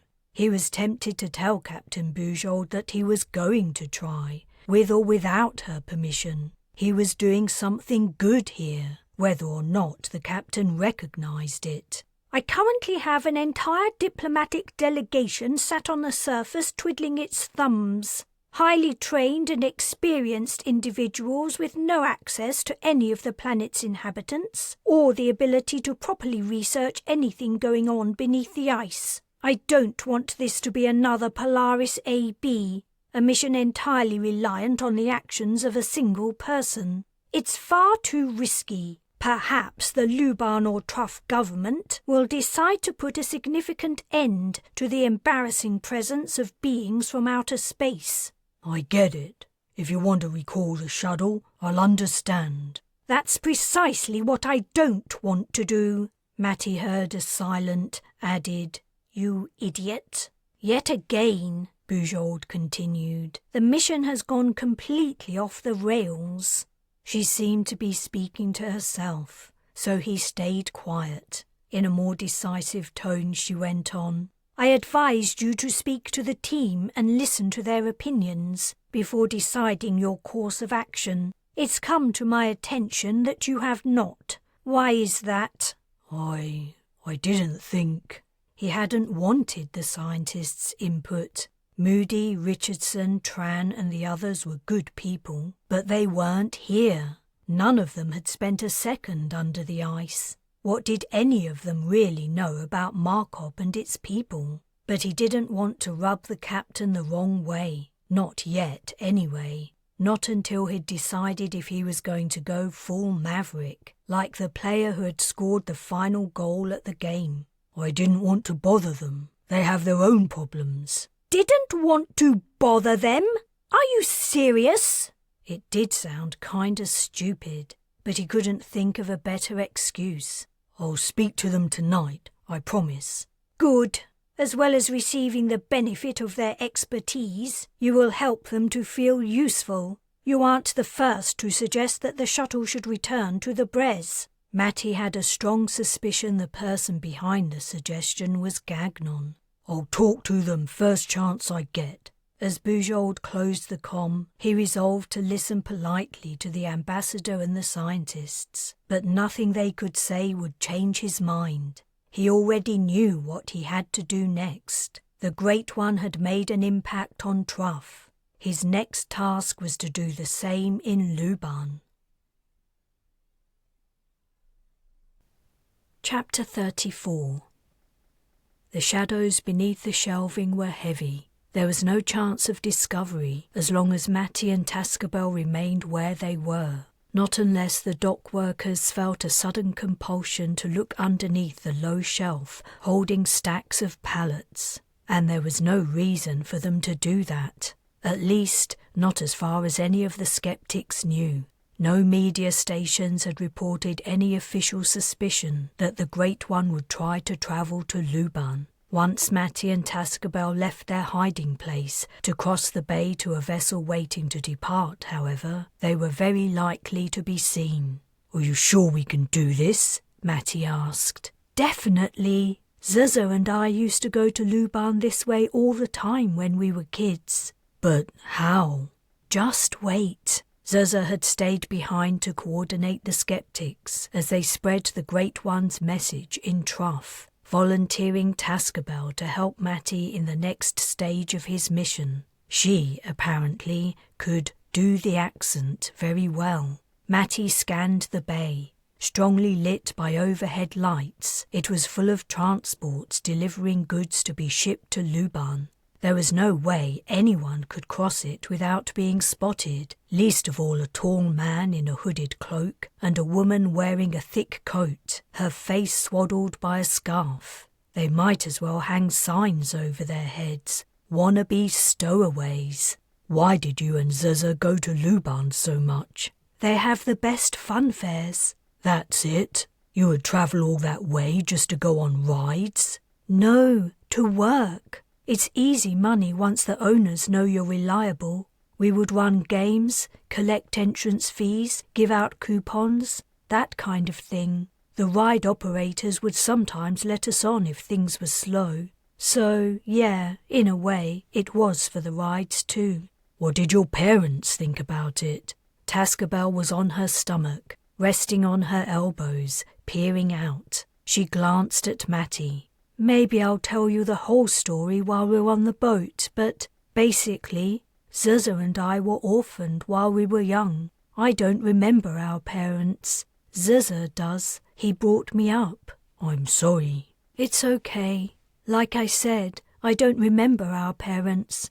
Not properly, anyway. I can recall little incidents, but I don't know if they're real or just my imagination. I can see why you and your brother are so close. She waggled her head. I owe him everything. I couldn't have survived on my own. I was too young. Aren't there any orphanages on Markop? There are, but I'm glad Zuzu and I were never put in one. We had a good childhood despite being hungry and cold sometimes, and it made us tough and resourceful. I don't worry a lot about what might happen in the future. I know as long as Zuzu and I stick together, we'll be fine. Her head swept sideways as she spotted something to her left. This is it. A transport was coming their way, moving slowly down the line of shelving. Skeptics go to Luban like this if they don't want their movements to be tracked, Tascabel continued. Some things never change. The transport drew to a stop.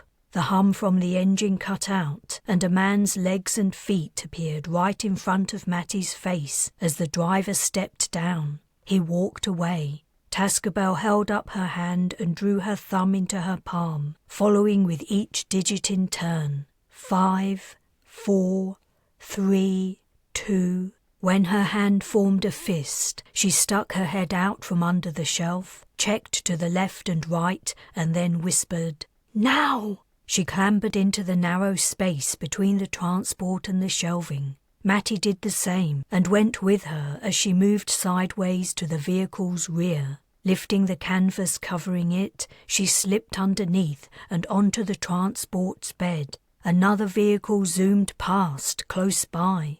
Matty hastily retreated. A beat later, the canvas lifted again, and Tascabel beckoned with her fingertips. Matty swiftly climbed up. Once he was safely aboard, Tascabel reached around him to pull the covering down tightly. A strong smell filled the space. Matty was wedged up against a deeply layered stack of material that crackled at every movement. Light penetrated the covering, but only a little. Matty could just make out the deep green colour of the shipment. Tascabel lay down opposite him.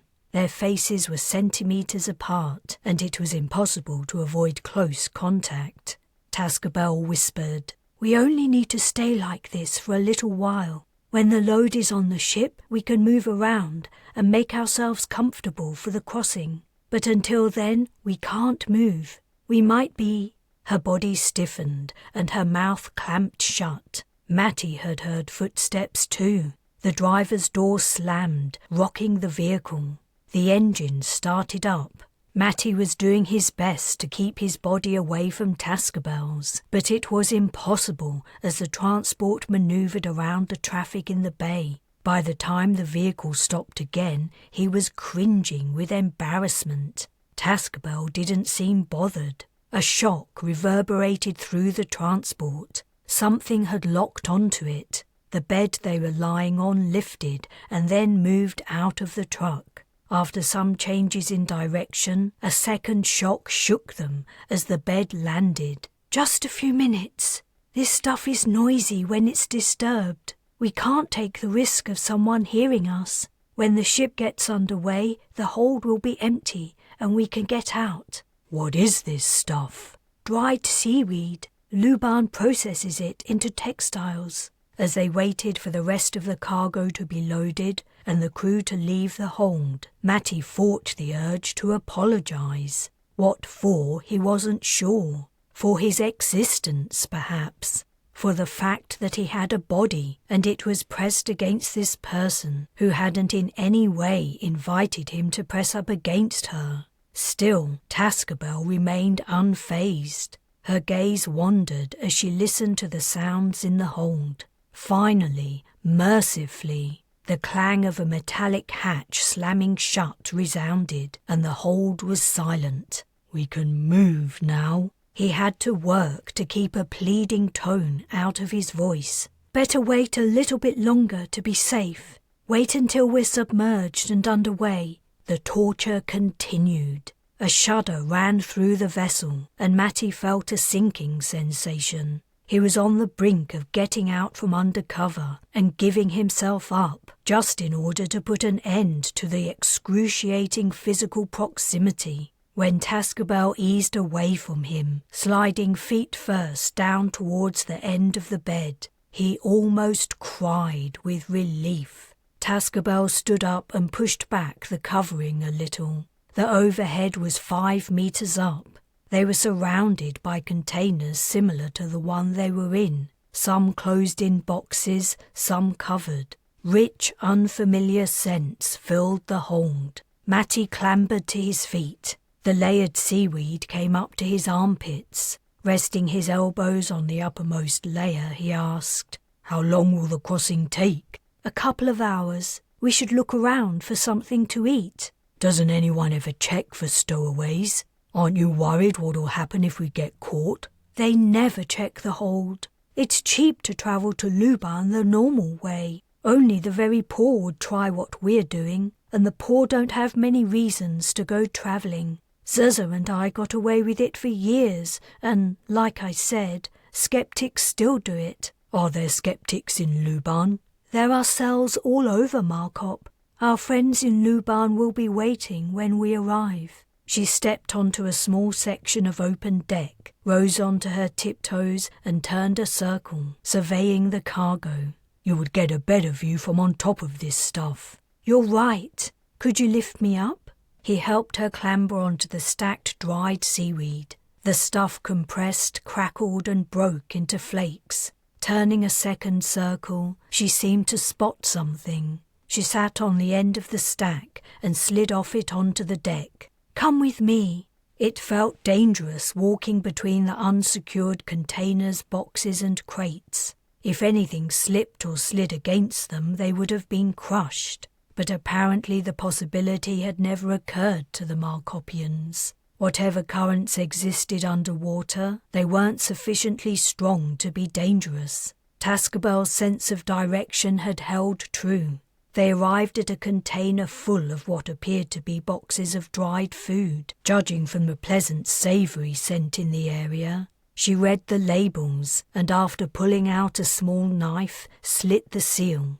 "These are delicious. Very expensive." With a cheeky grin, she opened the box's lid and lifted out a packet. A loud clang rang out, echoing around the hold. Tascabel sucked in air and then shoved the packet back into the box before hastily closing the lid. She looked at Matty, wide-eyed but silent. He understood her meaning. Would they make it back to their hiding place before being discovered? Voices drifted over from the same direction as the clang. People had entered the hold. Why? Tascabel had been confident no one came in once the ship was underway. "You start in that corner," said one of the voices. "I'll start over there." "Are we going to have to do this for every trip to Luban?" "Who knows? Stop complaining. It isn't like there's a lot to do now we're out of port. This'll stop you from getting bored." The grumble from the other man was too quiet for Matty's translator to pick up. He thanked the stars that the device transmitted to his implant and wasn't externally audible. Tascabel beckoned Matty before tiptoeing down the side of the container. She was heading away from the stacked seaweed they'd hidden in. Assuming she must have thought of somewhere else to hide, somewhere closer and perhaps safer, he followed. Moving silently was hard. The place was very quiet, save for the noise of the two men searching. As well as the mumbled complaints of the disgruntled one, there were scraping noises and clunks as the movers searched between receptacles and opened them. Presumably they were checking for stowaways, and if so, did it have anything to do with the activities of the Great One? Did the authorities suspect he would go to Luban after all? Was there a traitor among the skeptics? Or was it only that travelling to Luban was the next logical step for someone attempting to incite civil rebellion? Tascabel had halted next to a tall, smooth-sided container. She was gesturing at him, but he didn't understand. She formed her hands into a cradle and squatted. He understood. He mimicked her action. She put a foot into his cupped hands, and he boosted her up. She grabbed the top, put a knee onto it, and slid over, disappearing from sight in a soft rustle. A second later her head peeked over the edge, and she mouthed something. "Your turn?" It was a tough proposition. The grumbling searcher was coming closer. As well as his voice, there was a tapping sound, as if he was walking with a cane. Tascabel's expression was frantic, though she didn't say a word. Matty jumped. He caught the upper edge of the container and hung there a moment, his heart thudding. His body had thumped into the metal side. He hadn't made a loud noise, but in the circumstances and in the quiet of the hold, it had seemed loud. The searcher's mutterings continued without a pause. Matty hauled himself upwards, pressing the tips of his boots against the side for traction. Tascabel had sunk from view.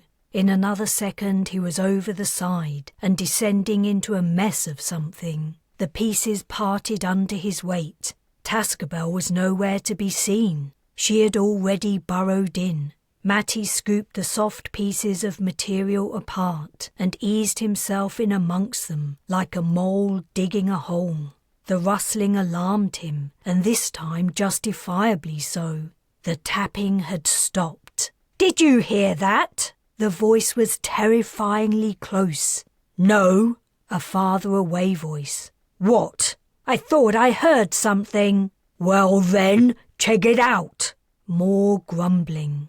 Footsteps thumped away, minus the tapping. The man must have left his cane behind for some reason. The footsteps returned. There was a grunt and a metallic squeak. The footsteps ascended and sounded different. In his mind's eye, Matty saw the man climbing a stepladder to see into the container. Sure enough, the sound that followed was of something being thrust into the material. The man was poking it with his stick. Matty held his breath and remained perfectly still. As long as he and Tascabel were lucky and the stick didn't jab either of them, they wouldn't be discovered. Jab, jab, jab. The man thrust his cane into the material over and over. For someone who hadn't stopped complaining since entering the hold, he was being very thorough. Matty was forced to exhale. He did so slowly and evenly. The material surrounding him was light and airy, perhaps another version of dried seaweed. He was in no danger of suffocation, but it was an effort to remain entirely motionless. The slightest movement would betray his presence. Something flashed in front of his face. Almost before he'd registered it, it was gone. The thing had been the colour of steel. It had been a blade. The man wasn't pushing a stick into the container. He was thrusting in a long blade. Holy shit. Matty's muscles turned rigid. He'd come within a couple of centimetres of having his face sliced open, and the man still hadn't finished. Thrust, thrust, thrust. When would he stop? Matty wondered if he would be able to keep his mouth shut and not move if he got cut. Another jab. Mumble grumble. The man descended his ladder. It was over, but still Matty dared not move. The slightest sound would bring back the man and his bayonet. Matty waited, silently puffing air between his lips. He waited while the man walked off with his ladder. He waited as the man came back for his long knife. He waited during the rest of the search of the hold. After an agonizingly long time, the hold hatch slammed shut and silence reigned once more. Matty pushed the stuff away from his face and sat up. Tascabel, are you okay? She emerged from the material, specks and dust clinging to her face. She'd been weeping. Shit, did you get stabbed? Ruefully, she waggled her head. Damn it.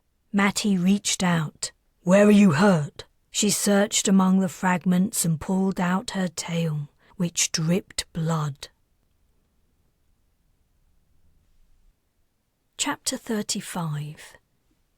The Luban skeptics had put Matty and Tascabel in the same room, and it was clearly someone else's. Personal possessions lay scattered around the place. Space was tight at this hideout, a derelict storage facility on the outskirts of the capital. Does it hurt? Matty asked. Not too badly, Tascabel replied. It'll heal soon. The Lubanites had wrapped a dressing around her tail, but blood had seeped through the bandage. Our tails are full of nerve endings and have a rich blood supply, she went on. But of course you know that. Yeah. I'm just glad it wasn't completely severed. Things could have turned out a lot worse. After their near discovery, they had returned to their original hiding place and stayed there for the rest of the voyage, not daring to leave it again. The vessel had docked and their container had been unloaded into the bay. Luban skeptics had been waiting. Sheldrake, what the fuck do you think you're doing? Matty started in shock. What's wrong? Tascabel asked, staring at him.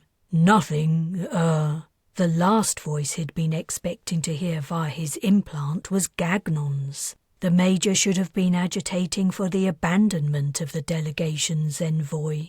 Sheldrake, I know you're not asleep. Answer me. What the hell are you doing in Luban? No one gave you permission to change location. I need to speak to my companions from the skyship, Matty explained. Go ahead. Tascabel didn't leave. She was watching him curiously. Major Gagnon, how are things on the surface? Stop dodging the question. What got into your tiny mind that made you think it was okay to travel halfway around the planet? This was an exaggeration. By Matty's estimation, he'd only moved about a quarter of the distance around Markop, if that. I'm pushing forward with my plan to de-escalate political tensions. I can't do that staying in one place. I have to play God, from what I've heard. Major, you're forgetting I'm not under your command. If the ambassador has something to say, I'll gladly listen. You got it.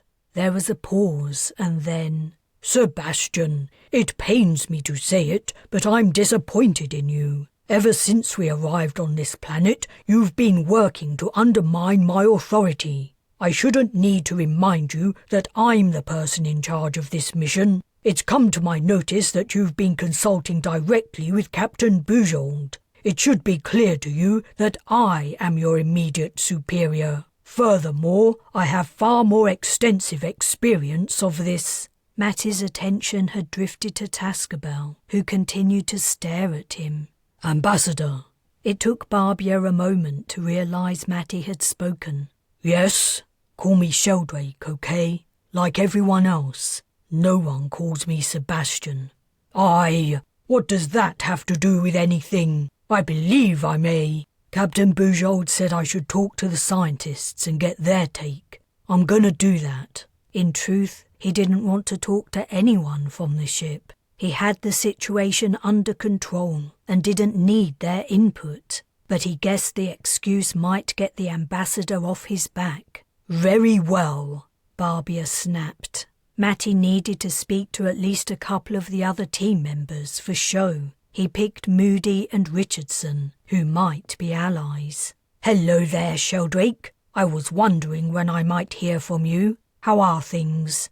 Despite his reluctance to speak to the scientists, Matty felt a surge of gladness at hearing Moody's voice. "Pretty good. How are you guys doing? Sounds like you managed to avoid getting eaten by the local wildlife for now." Moody chuckled. "Yes, for now. Although those creatures are taking an increased interest in us. For once, I have no complaints about Major Gagnon's zealousness in maintaining security." "Really? You guys need to watch out. Maybe you should go back to the Bres." "The situation isn't nearly that bad. Besides, we haven't given up hope of being allowed below the ice. I must say, I'm extremely jealous of you. This is my first encounter with a non-hostile intelligent alien species, and I haven't got much farther than, 'Hello, how do you do?' I don't know what to tell you. Markopians aren't that different from humans in a lot of ways. In others..." Matty considered the alien's weird body language, except it wasn't so weird now. It had become almost second nature. "Well, I'll tell you all about it when I get back. Do you have any idea about when that might be? Captain Bujol dispenses updates with the frequency of a miser giving out pennies. Perhaps that's unfair. She has a lot to deal with at the moment." "She has? Like what?" "Hasn't anyone told you? You know the slime that attached itself to the hull while we were in the red zone?" "Yeah, I know about that. It escaped, right?" "Yes, though they found it eventually." "So, crisis over?" "Not quite. It turned out they'd only found some of it. After returning the errant lump to biosafe containment, as you say, that the crisis was over, another piece turned up, entirely unexpectedly, and then another. The last we heard, 5 pieces of jelly have been found in various places around the ship. It's growing larger, or breeding, or who knows what." "No kidding." "No kidding indeed. But events on the Bres should be the least of your concerns. Perhaps if you fill me in on what's been happening with you, I can offer some..." "Actually, I'd like to talk to Dr. Richardson for a minute, if that's okay." "Becca? Why, of course. I'm sure she would be delighted to hear from you. We've all been quite worried." "Thanks. Take it easy, Moody." Matty cut the comm. He would speak to Dr. Richardson in a little while, and then no one could complain he hadn't consulted with the scientists. "What did your friends say?" Tascabel's interested gaze remained upon him. They were just telling me what's happening at the camp and on the skyship." "What has been happening?" "Did you know the Markop representatives have stopped going to the campsite?"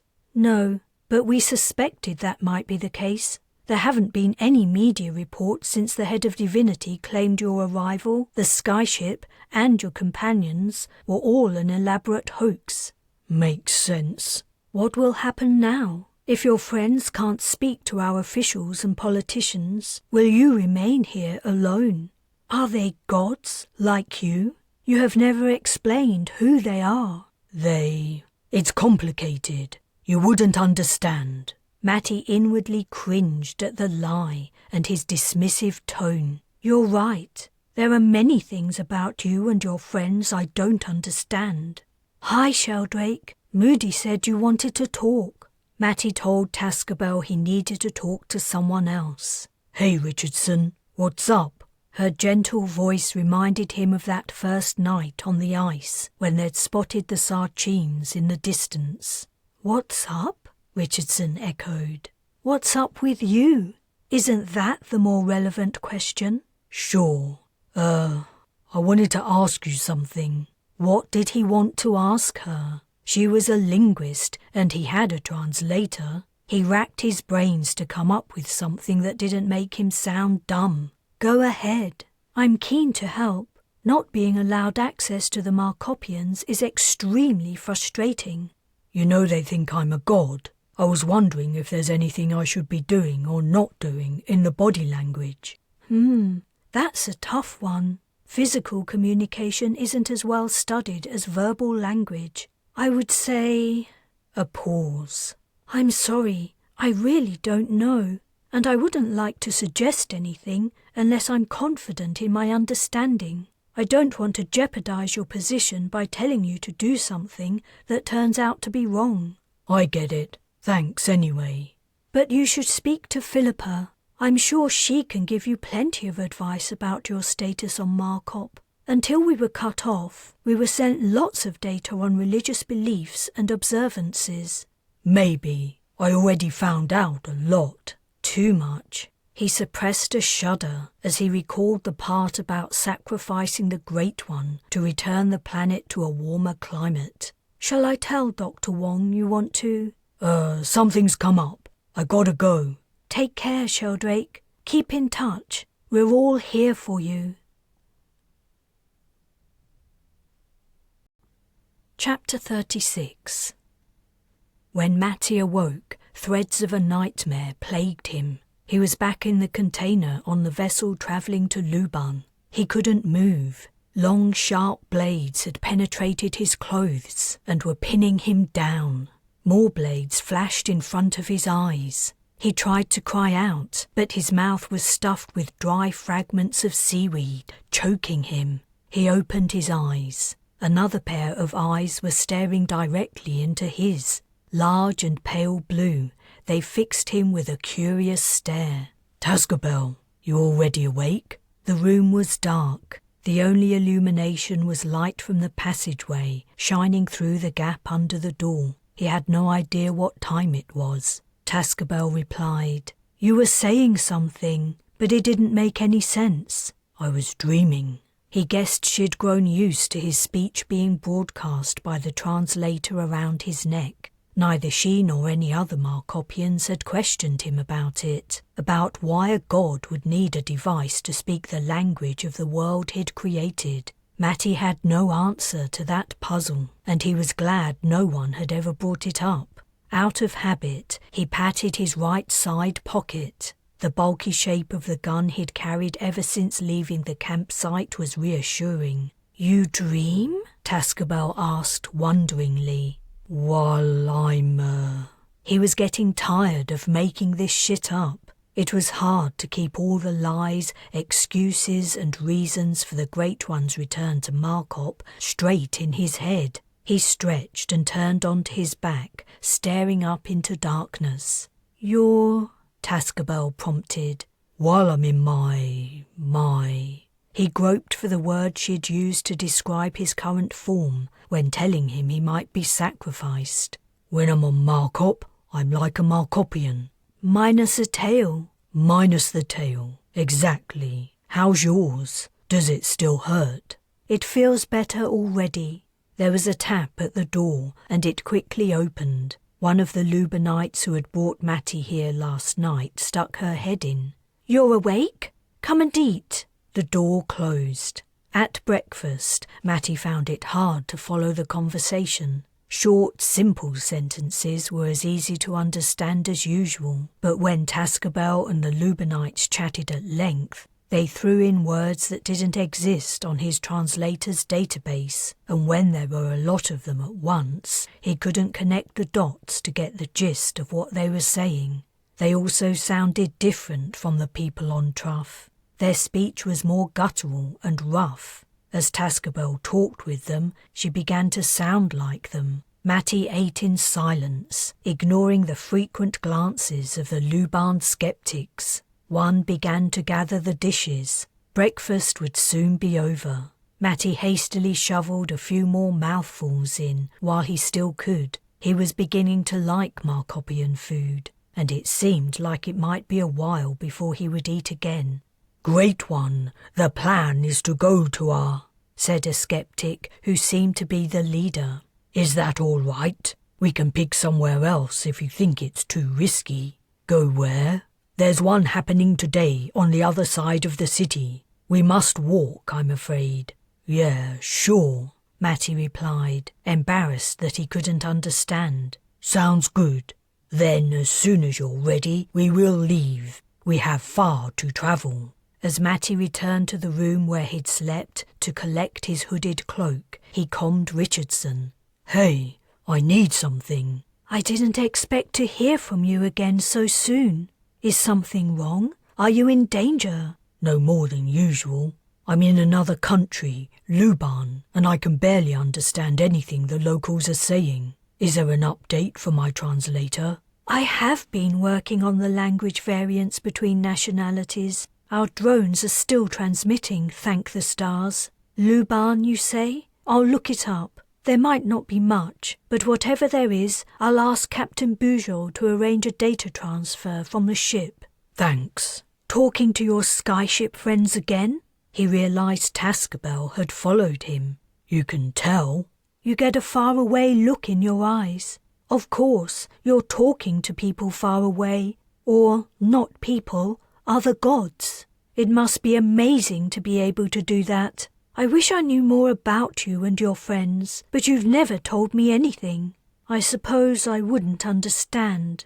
There was something about Tascabel's tone that unsettled Matty. On the face of it, her words were innocent, and she was right. He hadn't ever told her or any other Markopian anything meaningful about the rest of the team or the Bres. In the early days of the mission, Ambassador Barbier must have outlined the reason for the delegation's visit. It would have been the main subject of conversation during the first meeting. The meeting he'd been forced to sit out due to the Markopian's strange attitude towards him. How did Tascabel square what had been said and presumably broadcast via the planet's media channels over those first hours with what had happened since then? What did the rest of Markop make of it all? She was watching him, waiting for his answer. The frankness of her gaze disarmed him. He was not a natural liar. All his life up until now, he'd always found it easier and simpler to tell the truth. The whole edifice of deceit he'd constructed ever since he'd left the campsite weighed heavy on his shoulders. It had been for a good cause. Belonging to the Galactic Federation would bring untold benefits to this planet. Technological advances, scientific knowledge, a safety net in times of trouble. Yet, under Tascabel's blank stare, guilt and doubt nagged at him. "One day," he said, "I'll tell you everything, I promise, but there's no time now, and it's probably better you don't know until after I'm gone." When the mission was over, when Markop had joined the Federation and he was safely on his way back to the ship, he would send her a message. What she did with it, whether she revealed that the Great One was not a god, but only an ex-corporal, dishonourably discharged for disobeying orders and firing on a fellow soldier, would be up to her. Tascabel waggled her head. "Okay." The leader of the Luban skeptics hadn't been joking when he'd said they had far to travel. It took hours to cross the city. They walked. Using public transport was too risky. Matty got the impression they were going by a circuitous route too, avoiding the main thoroughfares. As they went along, the street lights brightened, and even the side roads they travelled grew busy. More than once, Matty was forced to hang his head low as passers-by drew close. Their group numbered 4. The Luban skeptics' leader, Tascabel, a woman, and himself. Matty still had no idea where they were going. Richardson must have had time to update his translator, but he could hardly ask the leader to repeat what he'd said 2 hours ago, and it didn't really matter.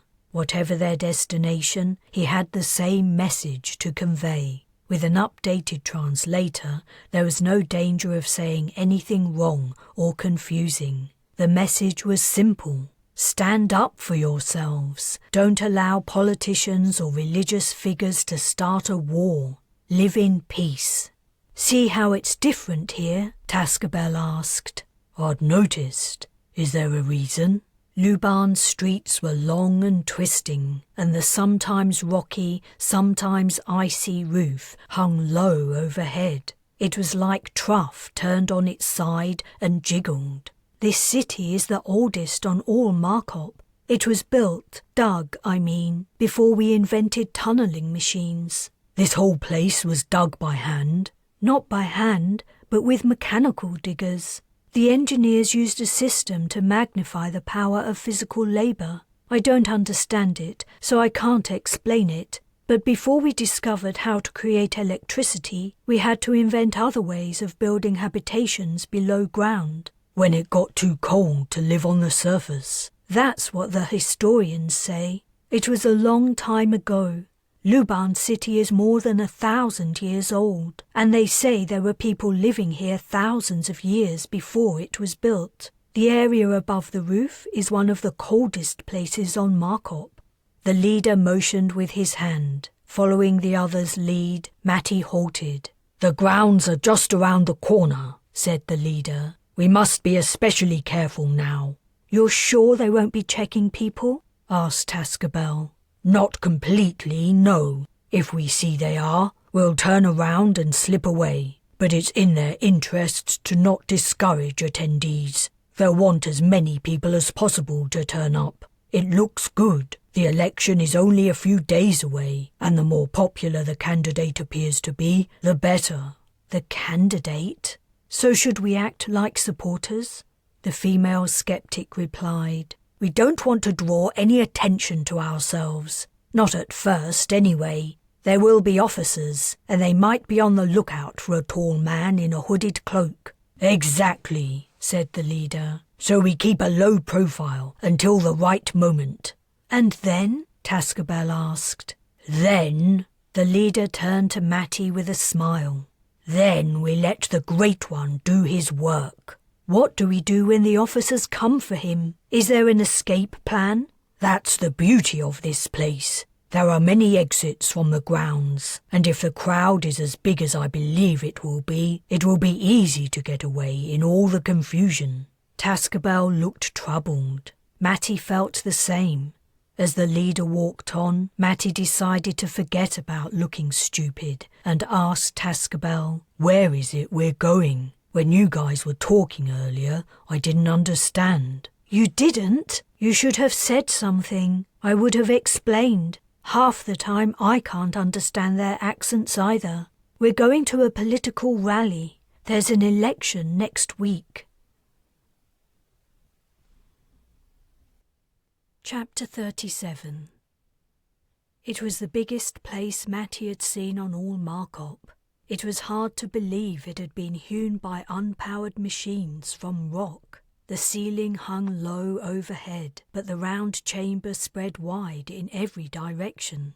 A raised stage stood in one corner, and people were setting up the sound system.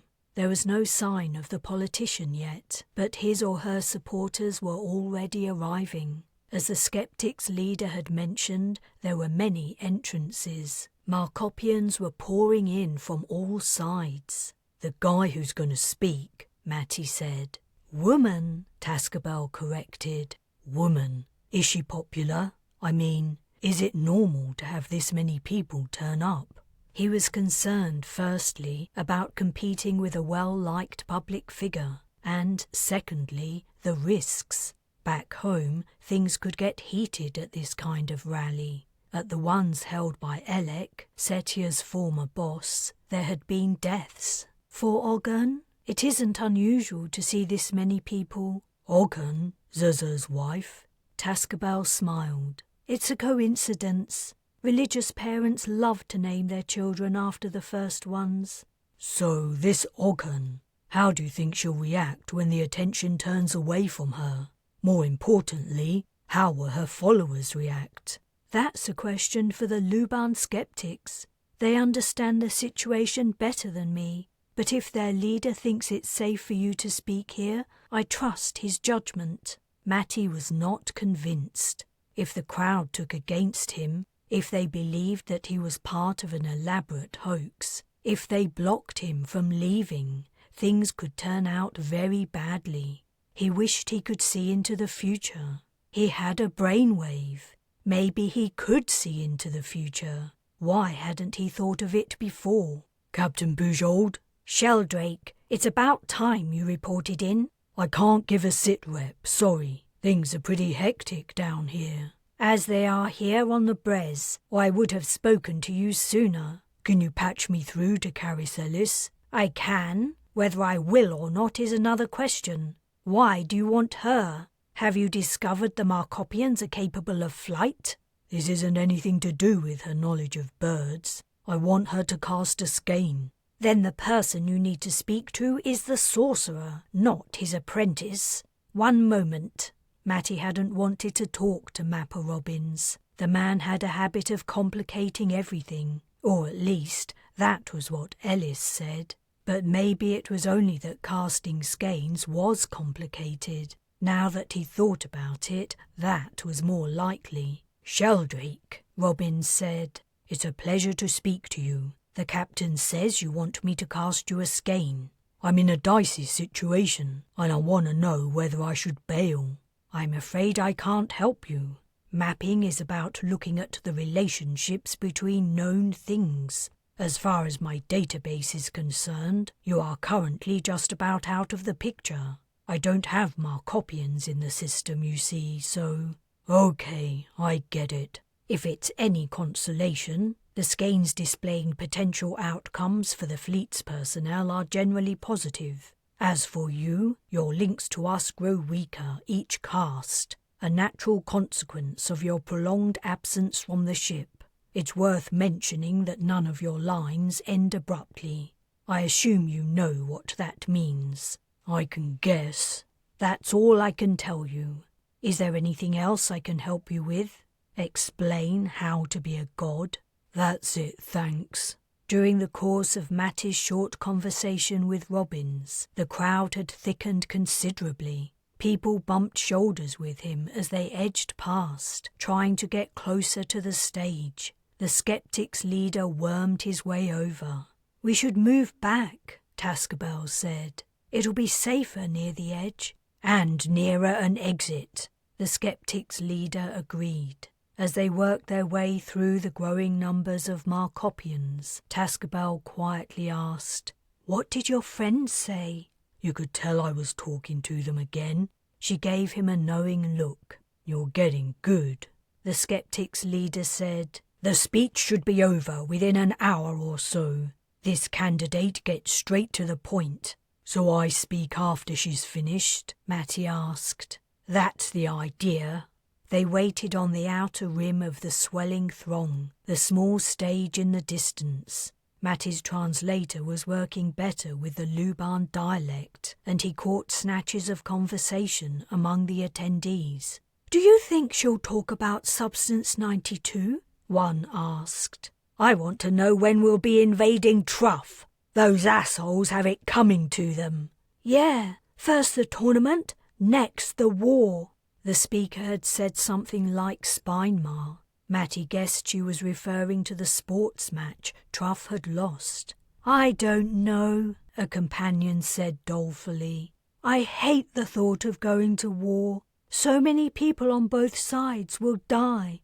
And for what? So we can feel superior? It isn't only that. Think of how our living standards will rise. And Luban should lead the world. We deserve it. And Markop needs a single government if it's going to negotiate with the..." "Don't say it! That was all bullshit, and you know it. There's no such thing as sky visitors. It was all a hoax created by Truff.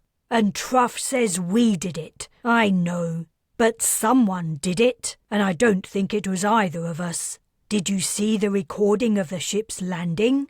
How would you fake something like that? And the visitors, they don't look like us. I've seen better costumes and makeup in a drama. And as for the ship, it was just a model. You're so gullible. You'll be telling me the Great One is real next, and not some crazy, delusional, attention-seeking vagrant. Well, anyway, defeating Truff will make Markop a better place in the long run. We're much more efficient. Our government would handle the global economy better, and we can teach Truff a thing or two about etiquette. Do you know they don't even wipe their tails after... Shh! She's here!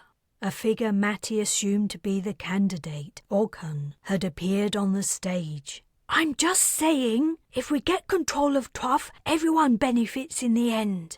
But the woman's companion was no longer listening. His attention was focused on Oghan. She seemed tiny, though it was hard to tell at the distance. Matty couldn't make out much more than her small bald head and smart close-fitting attire. As the Luban skeptics' leader had anticipated, the political candidate got straight to the point. "People of Luban, my supporters, my friends, listen. I am here to tell you everything you want to hear and everything you need to hear. As you know, I've been on the campaign trail for many months, repeating my message, and now we're down to the last few days before the election. My message remains the same. It's time for Luban to take its rightful place on the world stage, front and centre.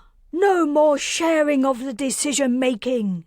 No more debating with foreign powers who don't know what they're doing. No more fighting to get our voices heard." She continued in the same vein, appealing to the listener's national pride and strength of will.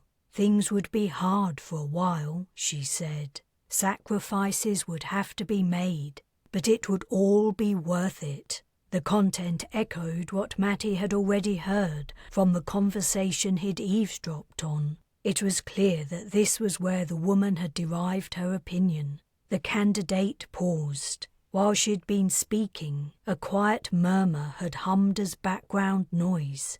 After she stopped, the murmur faded to silence. This was apparently what she'd been waiting for. She continued, "And I can tell you how we'll do it. We have superior numbers. We have the best forces. We have the courage and determination of all Lubanites. But more than all, we have—" Another dramatic pause.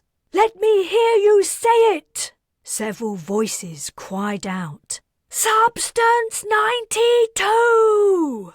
That's right! You know it! We have the best energy source in the world, and we know how to make the best use of it. We will use Substance 92 to put Truff in its place, to take control, and to bring everlasting peace to Markop." It was all too much for Matty. This woman was a warmonger. She was like Dwyer Orr of the Crusaders, promoting a lie to win power for herself. She didn't want peace, she wanted war, and she didn't care how many people died so she could get what she wanted. It was someone like her who had killed Greg. She was evil, and he had to stop her. He tore off his cloak and tossed it to the ground. "What are you doing?" the Luban skeptics' leader asked, aghast. "Don't listen," Matty yelled. "She's only in it for herself. She's gonna get you all killed. She'll make you die for her, and she doesn't give a shit." The heads of everyone surrounding him swept around. The political candidate rose onto tiptoes and scanned her supporters. Matty was a good bit taller than most of them. It didn't take her long to spot him. She covered the mic, pointed at him, and spoke to someone off stage. "Oghan's full of bullshit. I've heard her kind before. She's making fools out of all of you." More and more heads were turning in his direction. "What would you know about it?" someone asked. "Can't you see?" another answered. "It's the Great One." "That's right," said Matty. "I'm the Great One, and you should listen to me. I won't lie to you like that asshole." "Shut up," the skeptics' leader hissed. "This isn't the right time." "I know what I'm doing," Matty retorted. Addressing the crowd, he continued, "You don't want war. Believe me, I've seen it, and no one wins. So what if you win a war against Truff? You think your lives will be any different? All that's gonna happen is you lose the people you love, and the people in power get what they want. You think you're gonna see any of them on the battlefield? You think their sons or daughters, their husbands or wives are going to be the ones fighting? Do you really believe that? Put this on." The leader had retrieved Matty's cloak from the ground and was thrusting it at him.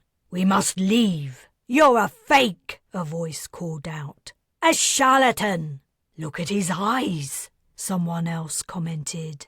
"I'm the Great One," Matty hollered. "I created Markop and everything in it. Listen to me, not Oghun. I don't have anything to gain from this. I only want the best for you. I want—" He looked down, distracted. His cloak was draped over his feet. The Luban skeptics' leader was nowhere to be seen. It didn't matter. What mattered was this crowd. These people who were being dragged into a pointless, bloody military conflict. Matty couldn't allow them to end up like Greg. "I want you to live.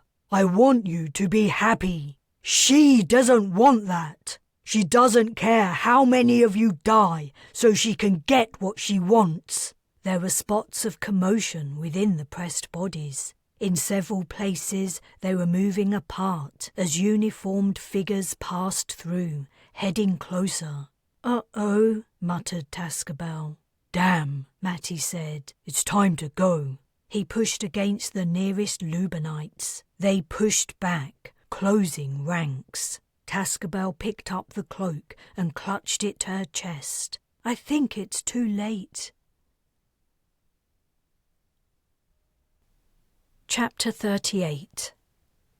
Matty slumped to the floor in the corner of the cold, bare cell. The only light was a grey glimmer from a high window slit. He seemed to be below street level, the light leaking from somewhere higher up. No footsteps or noise of talking made it here, only the light. How long had he paced back and forth? It had to be hours. He'd measured out the length and breadth of the space 1,000 times over. 4 paces from the door to the opposite wall, 5 paces from side to side. There was no bed, no mattress. Did the Lubanites intend to keep him confined here long term? Or was he only in a holding cell, waiting for whatever else they had in store? What did they have in store? It had all happened so fast. Lubanite uniforms breaking through the mob, rough hands shoving him to the ground, a knee on his back. He tried to rise, partly throwing the man off, but others forced him down again, his face pressed against hard rock, wrists tightly, painfully bound, dragged upright, large blue eyes staring, uncertain expressions. Was he really the Great One? If so, why would he allow himself to be manhandled? Why didn't he do something? Should they help him or not? If they didn't help, would they be denied an afterlife? The crowd had opened. Faces sped past. Distantly, the political candidate resumed her speech as if nothing had happened. As he was hauled out of the crowd, he'd remembered Tascabel. Where was she? What had happened to her? After being thrown into the cell, he'd tried to comfort himself that she'd managed to sneak away in the confusion, but he had a horrible feeling he was wrong. He'd called her name through the door, hoping that if she'd been captured she was somewhere nearby, and now he was too exhausted to pace any more, too exhausted even to entertain the hope that, somehow, his mistake could be put right. The gun he'd carefully carried with him for weeks was gone. Wherever he was out of comm distance with the surface or the ship. Bujold wouldn't know where he was, and the Lubanites sure as hell weren't going to tell her. Matty leaned the back of his head against the wall and closed his eyes, wondering where he'd gone wrong. His intentions had been good. He'd wanted to prevent bloodshed and to help the Markopians join the Federation. He'd gone along with the fiction of him being the Great One so the locals would listen to him. Yet, he had to admit, it had been more than that. He'd grown to enjoy seeing people drop to the floor at the sight of him. He'd liked seeing the awe and amazement in their eyes. He'd even, at times, felt a blurring of the line between Sebastian Matthew Sheldrake and the Great One, as if they were one and the same person. He had relished being a deity. He had been a dumbass. And he'd probably ruined everything. Luban and Truff would go to war, and there wasn't anything anyone else on the mission could do about it. What Markopians would trust the delegation now? It would remain on the surface, ignored, until the fleet finally called it a day and departed, leaving behind the loser ex-corporal who had messed up everything. Deep in regret, Matty only heard the footsteps immediately before the cell door flew open. Something was thrown in and hit the floor heavily. The door slammed shut and the footsteps receded. The thing on the floor groaned. "Tascabel?" Within half a second, Matty was at her side. The cell was so dark he could barely see her. She must have landed on her knees, and she hadn't moved. Her forehead rested on the floor, her face obscured.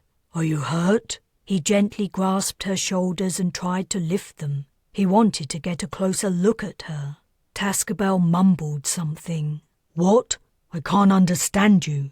Louder, Tascabel repeated, "I've been better." "Sit up. Let me see you." With an apparently great effort, Tascabel raised her head. "Holy shit!" Matty sank back on his heels. "What did they do to you?" The roughing up Tascabel had experienced when captured on Truff was nothing compared to whatever the Lubanites had done. If he hadn't recognised her voice, Matty would never have guessed this was the same person who had gazed up at him through the hole in the ice so many days ago. Tascabel's face was a swollen, dark mask. Both her eyes were completely shut. Her mouth was a bloody mess. Matty's heart sank into his stomach. He couldn't speak. He hung his head. Tascabel murmured, "It's not as bad as it looks." But it was. It had to be. He reached out to her. "This is my fault." Tascabel moved a little, winced, and was still. He leapt to his feet and threw himself against the door, roaring, and punched it. "You bastards! You cowardly bastards! Beating up a woman! You assholes! If I get a hold of any of you, I'm gonna... He sank to his knees. "I'm gonna make you pay! You... Pressing his face to cold metal, he struggled to master himself. He swallowed. "I'll get you out, Tascabel. I promise. Whatever I have to do or say, whatever it takes, I'll get you out of here and back to Truff, back to your brother." Zurza. He'd told Tascabel to accompany the Great One and keep him safe. But that wasn't right. He should have been the one keeping her safe. "Why did they do it?" "They wanted to make me say you aren't the Great One." He'd only just understood her indistinct reply. "They wanted to record me saying I'm a spy from Truff, and so are you, that you're wearing a disguise." "So why didn't they ask me? Why didn't they come and investigate my disguise?" "Not sure. Maybe they suspect you might be the Great One, and they don't want to risk harming you." His knuckles hurt from punching the door. Holding his injured hand gingerly with the other, he turned and sat down. "I'll figure something out. I'll talk to them the first chance I get. I'll demand to speak to whoever's in charge and threaten them with something." They were just words, empty, hollow words. "You need to rest," he said, returning to Tascabel's side. "Let me help you." Slowly, carefully, with his support, Tascabel made it to the wall. He sat with his back to it and cradled her in his arms. Even her sweet bald head was bruised. Her newly healed tail trailed limply. "I'll fix this." She didn't reply. A dark shadow descended on his heart. He looked up at the narrow beam of feeble light struggling to make its way into the cell, but it brought no comfort. As was his old habit when in the depths of despair, he sought his brother's tender warmth. He waited for the comforting ghostly hand to materialize on his shoulder.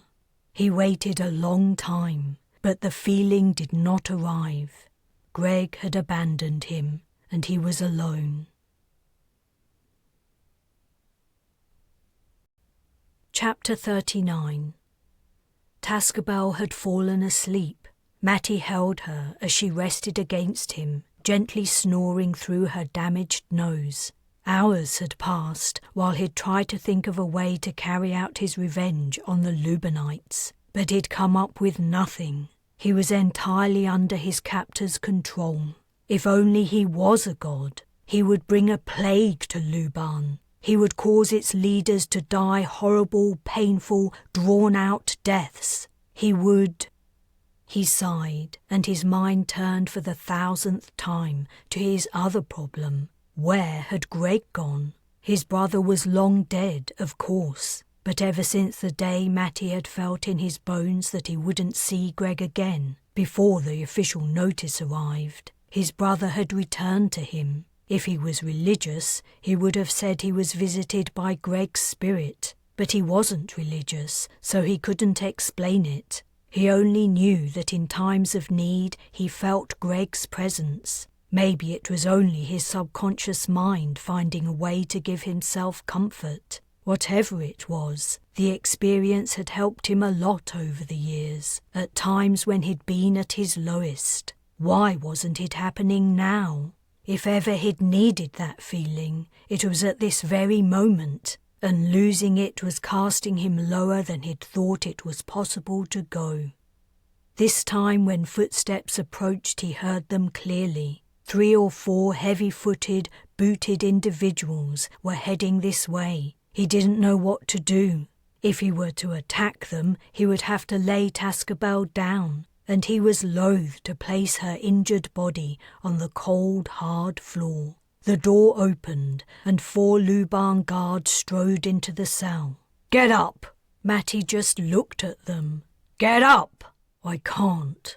Another guard stooped to grasp Tascabel, who remained sound asleep. Matty pulled her close to his chest. The action disturbed her, and she moved, gasping softly. Her head turned, and she took in the guards. "We have company," said Matty superfluously. "Stand up, both of you," said the first guard. "You're moving to a new place." "Why?" asked Tascabel. "Where are you taking us?" Matty said, "You're not going to separate us, and I want her to see a doctor. She's badly hurt. Did one of you do it? You're really tough, aren't you? Beating up a girl." "For the last time," said the guard. "Move, or we'll make you."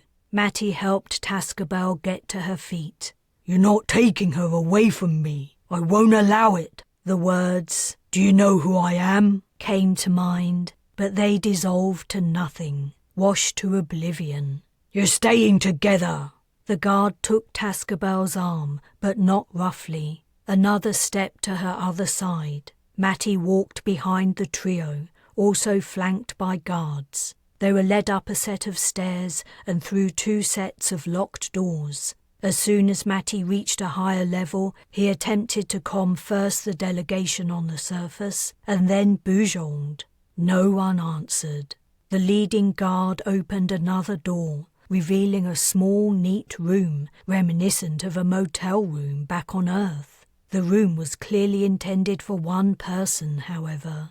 A second bed had been crammed in the inadequate space. There were no windows. "We've been upgraded," said Tascabel. "Did you threaten them with something?" "I haven't spoken to anyone since you arrived." "Get inside." "No," said Matty. "She needs to see a doctor. The prison medic's already on his way." Maybe the man was lying, but Matty hoped not. He went into the room with Tascabel and the guards left. The artificial lighting revealed the true extent of her injuries. Or maybe the swelling and bruising had increased in the intervening time. He almost couldn't look at her. "Lie down. The medic should be along soon." "Maybe. We have a bathroom." She peeked through the gap in the room's second doorway. "Do I dare take a look in a mirror?" "I wouldn't if I were you." He sat on the edge of one of the beds. Tascabel sat next to him. "The medic should take a look at your hand too." He'd been trying to ignore the pain, but he couldn't deny that punching the cell door had left him with a discoloured bear's paw, its knuckles twice the size of their twins. "I guess so." The door was unlocked, and a skinny Lubanite entered, carrying a small case. "Do I need to ask the guards to stay with me? I'm here to help you." "I'm not planning on hurting you," Matty replied. "If that's what you're asking. But I want to know what's going on." "I'm just here to treat you." The medic came fully into the room. "I'm no better informed than you are." The man thoroughly checked Tascabel over, but there wasn't much he could do to treat her. After announcing she didn't have any broken bones or other serious physical trauma, he washed her cuts and applied salves. The swelling would go down in a few days, he said. Discoloration from bruising would last 2 or 3 weeks. "Now you," said the medic, turning to Matty. He asked him to wiggle his fingers. I would like to take a look under the skin, but they'll never allow it." He peered shyly into Matty's eyes. "Are you really?" The question hung in the air, uncompleted. "If you're really the Great One, why can't you heal yourself?" Matty mentally added, "And your friend, for that matter." The medic silently wrapped Matty's hand in gauze, topped with tight bandages. "Avoid using it if you can." "I'll try." It wasn't like he would be punching his way out of here anyway. As the medic was leaving, food arrived. A guard carrying a tray entered the room, placed the tray on a table and left. The door was locked. "I don't get it," Tascabel said. "What's changed? Why have they gone from hurting me to make me talk and putting you in a prison cell to this?" She gestured at the food and swept her hand in a half circle. "I think this is a kind of cell, still. A pretty luxurious one." You would know better than me about Luban's prison system, but if this was on..." He caught himself just in time. He'd been about to say on Earth. "Could it be a cell for political prisoners?" They treat those worse than the criminals. Maybe this is for rich people convicted of fraud, people with influential friends." "Whatever. I'm glad we're here, not back there." Matty took a breath. "Tascabel, I'm so sorry for what's happened. After all you've done for me, it's the last thing you deserve." She craned her neck in what he had come to realize was a Markopian shrug. "You didn't hurt me." "But if it wasn't for me, you wouldn't be here. You would be on Truff, safe from harm." "Truff skeptics are not safe from harm, believe me. But I understand what you're saying. Let's eat." It was typical of Tascabel to stuff her face whenever she got the opportunity. Matty watched her, feeling a little better. At the rate she was eating, she couldn't be in too much pain. He didn't touch the food. He'd entirely lost his appetite. In a pause between mouthfuls, Tascabel asked, "Aren't you hungry?" "I'm worried if I come too close you might bite my arm off." She grinned, but then touched her face. "Don't make jokes. It hurts to smile." "Sorry, and I meant what I said just now. I'm sorry about everything. I wish Zuzza had left me out on the ice." "If he'd done that, Truff or Luban might have grabbed you." "Well, here I am anyway." "Yeah." She absent-mindedly broke off a piece of dry green vegetable and popped it into her mouth. After a few thoughtful chews, she said, "I really can't figure out what they're going to do now they have you. If they reenact the Great One's sacrifice, it means they acknowledge you are who you claim to be. But they've already told the public that you, your companions and the skyship are a sophisticated hoax. They'll make themselves out to be liars." "They are liars, big ones." "Only about you, I think. I think Substance 92 is real, and Luban really intends to take control of Truff, by force if necessary." "I still want to stop the war. I just don't know how." Can't your companions help you? Have you talked to them? I can't. Too far below ground. She gave him a curious look. He guessed it was time to come clean. He owed her that at least, and he was sick of the constant subterfuge, always being careful about what he said and did. It didn't come naturally. Always going against his natural inclinations felt uncomfortable, and not only that, in this case it had brought out the worst in him. What had he been thinking? If Greg had seen him parading around as the Great One, pretending he was a big shot, he would have laughed his socks off. Little Matty's head had swelled to the size of a Halloween pumpkin, and then his arrogance had bitten him in the ass. Tascabel, I have something to tell you. His shoulders slumped, and he struggled for words to make his confession sound less pathetic. He couldn't find them. It's okay. I know you're not the Great One. Silence pressed in. He should have seen it. Maybe he had, and his stupid pride had stopped him from admitting it to himself. Tascabel was smart and perceptive, and in the beginning she'd doubted him. It had only been her confidence in her brother that had persuaded her the Great One really had returned. Possibly she'd never fully believed it was true.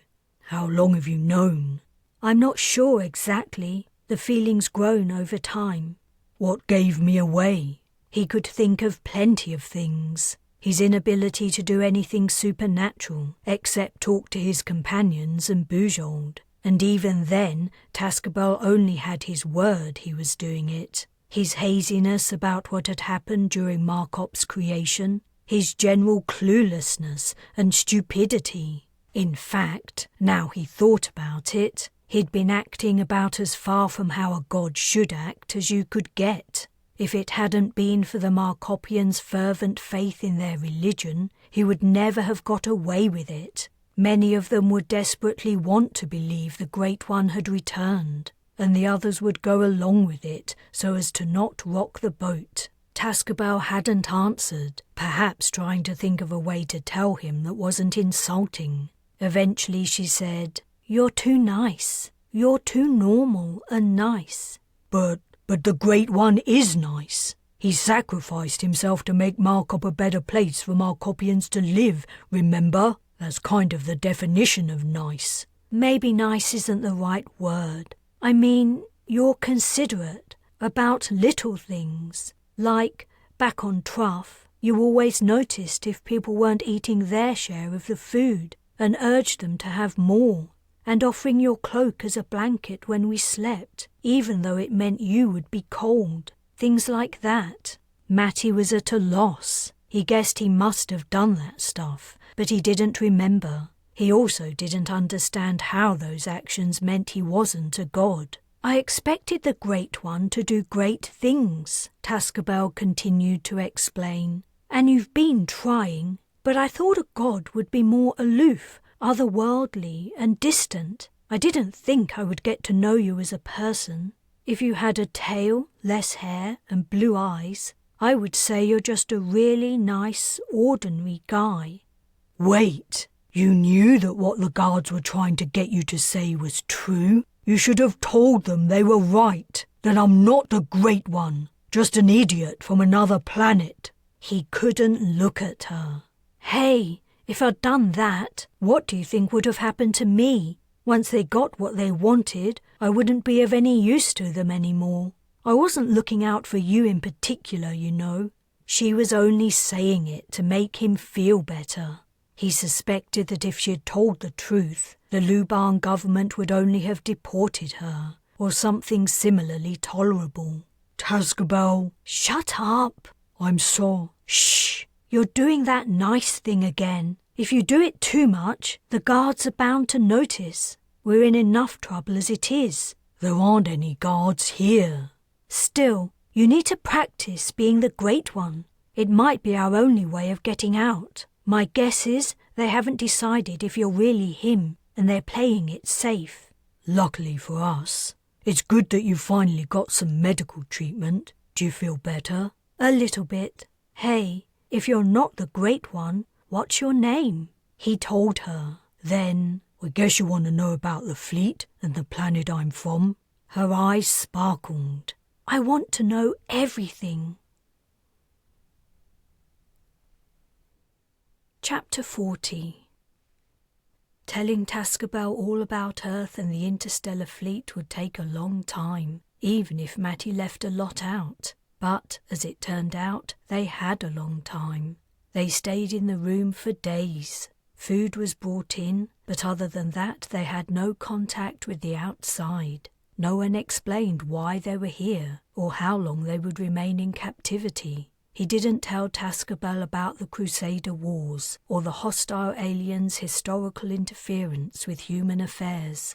Neither did he tell her about the helpful aliens, who had revealed a wonderland of scientific information to humanity. Instead, he told her things he hoped she could relate to, like Earth's climate and geography and people. And he described what humans ate, what they did, and how they behaved. She seemed fascinated to hear they didn't use the complex Markopian system of body language communication he'd been gradually picking up. She was also very interested in the human diet and asked him many questions. Apparently, she found it hard to imagine eating food grown on land rather than in water.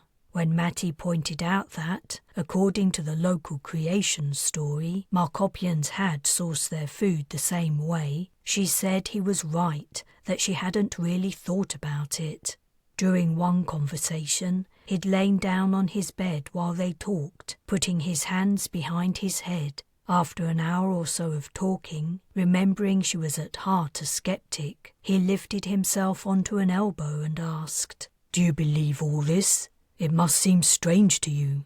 "I don't see why you would lie to me." "Maybe I want to manipulate you, like the head of divinity controls the population by choosing which parts of scripture to focus on." "If you wanted to manipulate me, you would insist you're the Great One, and I should do whatever you say. It is hard for me to accept what you've told me. It's so strange and different, yet it's so fantastical too. It's impossible for anyone to make it all up. Do you understand?" "I get it. Believe me. This is the third world the fleet has visited, and each one has been weirder than the last." "Markop is the third world?" She smiled. "And the weirdest. It's certainly not like Earth at all." "It sounds like it was more like Earth a long time ago, but then the climate changed. Earth has had a few ice ages, though I don't think they were so extreme as here on Markop. Maybe the time the Great One is supposed to have sacrificed himself to make Markop warm again was only a warm phase in the planet's climate cycle." "Matty, you told me a lot about Earth, but nothing about yourself. I'm interested in humans, but I'm mostly interested in the person in front of me. I've known you for weeks, but I don't know the real Matty Sheldrake." "I'm not anywhere near as interesting as Earth or most of the people on it. My story's boring." "Only to you. I want to learn about humans by learning about one of them, if that makes sense." He heaved a sigh and lay down again. "I understand, but, well, here goes. I grew up in Georgia, one of the states. That's a collection of small countries that used to be one big country. My parents were religious, like Markopians. They tried to make me and Greg, that's my brother, religious too, but it didn't work. A lot of things they tried to do with us didn't work. For instance, they named us after religious figures. My first name is Sebastian, and Greg's full name is Gregory. And they tried to make us use those names and insist people called us by them. Greg refused, and I followed his lead. He called me Matty, and Matty stuck." He lifted his head. "Are you sure you want to hear all this? Like I said, it's awful boring." "Not to me. I'm finally hearing what humans and Markopians have in common." "Okay." He relaxed on his pillow. "Where was I? Oh yeah, my parents. They died not long after Greg did." "Your brother died? You didn't mention that. Was he much older than you?" 10 years older. He was in the military, and he died in combat." "I'm so sorry." "It was a long time ago, but I still miss him. Our parents were strict, angry people and very controlling. If it hadn't been for Greg, I would have been even more screwed up. You're not screwed up. What made you leave Earth? Was it because your brother died? That was part of it, though that happened a few years before the fleet left the system. I didn't have anything keeping me on Earth, just my military buddies, and they were all trying to join one of the ships. So I did too, and I got a slot. I was lucky. I couldn't have afforded a ticket. The cost of even the lowest classed berths was astronomical. But basically, up until I left Earth, my life was very ordinary. Tascabel, who was lying on the other bed, sat up and leaned closer to him. I feel like there's something you're not telling me. Something important. No, there isn't. Sorry to disappoint you. She watched him silently, appearing unfazed by the mild rebuke. Something you're not telling me? He might have told her about Torres, about how his resemblance to Greg had been striking, and how the Major's death on Polaris AB had nearly broken him. It had been like he was there when Greg died, and something that he'd managed to keep an imagined fiction in his mind for years had suddenly become unbearably real. He'd always accepted that Greg was dead, but up until then, he had never properly felt it, never felt the punch to his guts. He might have told Tascabel about that, but he would not. She wasn't entitled to know everything about him. She flopped back onto her bed. You haven't told me anything about the mating customs of humans. The mating customs? Don't you understand what I mean? Yeah, I understand. So, is it normal to talk about this stuff on Markop? Why wouldn't it be normal? No reason. But I'll save those for another time. Okay. She sat up and swung her legs over the edge of the bed. What about girlfriends? You haven't said anything about those either. Or are you married? Do humans get married? Yes, we do. No, I'm not. Do you have a girlfriend on your skyship? Is it her you were talking to when you said you were talking to your companions? He chuckled. Girls, I fight them off all the time. I have hundreds of... It was his go-to flippant answer whenever the subject came up, and often when it didn't. It was funny to joke about being a beefcake pursued by hordes of women, but he'd noticed something distracting. Tascabel's tail was snaking across the space separating them. It seemed to have a life of its own. She had to be directing its movements, but her attention was focused solely on him. Tails had a function in Markopian behaviour he hadn't even dreamed of. What are you doing? Waiting for your answer. Your real answer. One corner of her lips lifted in a half-smile. Great one. I don't know exactly what you're thinking, but it almost certainly isn't a good idea. I'll decide that. The tail had made it to Matty's bed and was sliding closer to him. Well, are you in a romantic relationship? No, but... The tail halted.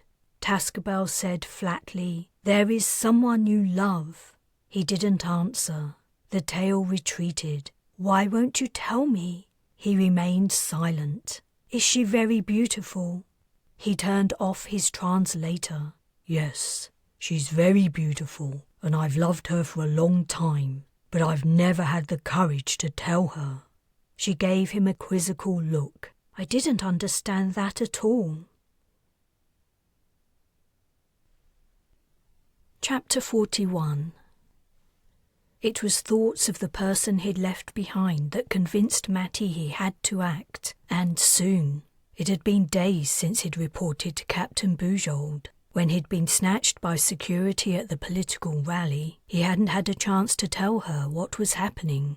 From her perspective, and the perspective of the mission team, he'd simply disappeared without trace. For all he knew, the captain might have decided to give up on him, recall the team, and leave the planet. Or if not Bujold, then the other fleet captains. Even if she'd wanted to wait, she could have been outvoted. His fate could already be out of his hands. The Bres might be in the red zone right this moment, and all chance of returning to her gone. If that was so, it was his own fault. He shouldn't have messed around, playing God, as Gagnon put it. But that was all over now, and if there was the slimmest possibility he could fulfill the assignment and return to being plain old Matty Sheldrake, crew member of the Interstellar Fleet, he was going to grab it with both hands. "There has to be a way we can get out of here," he said to Tascabel. "People must have escaped prison on Marcotte before. How did they do it?" "I've heard of a few escapes on Truff. No idea if it's happened here on Luban. On Truff, all the ones I know about had outside help." "What kind of outside help?" "The Luban skeptics might be able to organise an escape, though, recalling how their leader had melted into anonymity at the rally, probably not." "For one of them," said Tascabel, "accomplices tunnelled into the prisoner's cell. He'd described its position during visits. After that, all prisons were built within rock, not in ice. It made the living conditions better too as a side effect." "No one will be tunnelling to rescue us, I guess." "Very unlikely. Knowing the Luban government, it might not have even announced your capture, let alone where you're being held." She bit her lip. "Thinking about it, the government will almost certainly be keeping your capture a secret. A lot of the population thinks you're the Great One. If the government revealed it has you in prison, oh boy."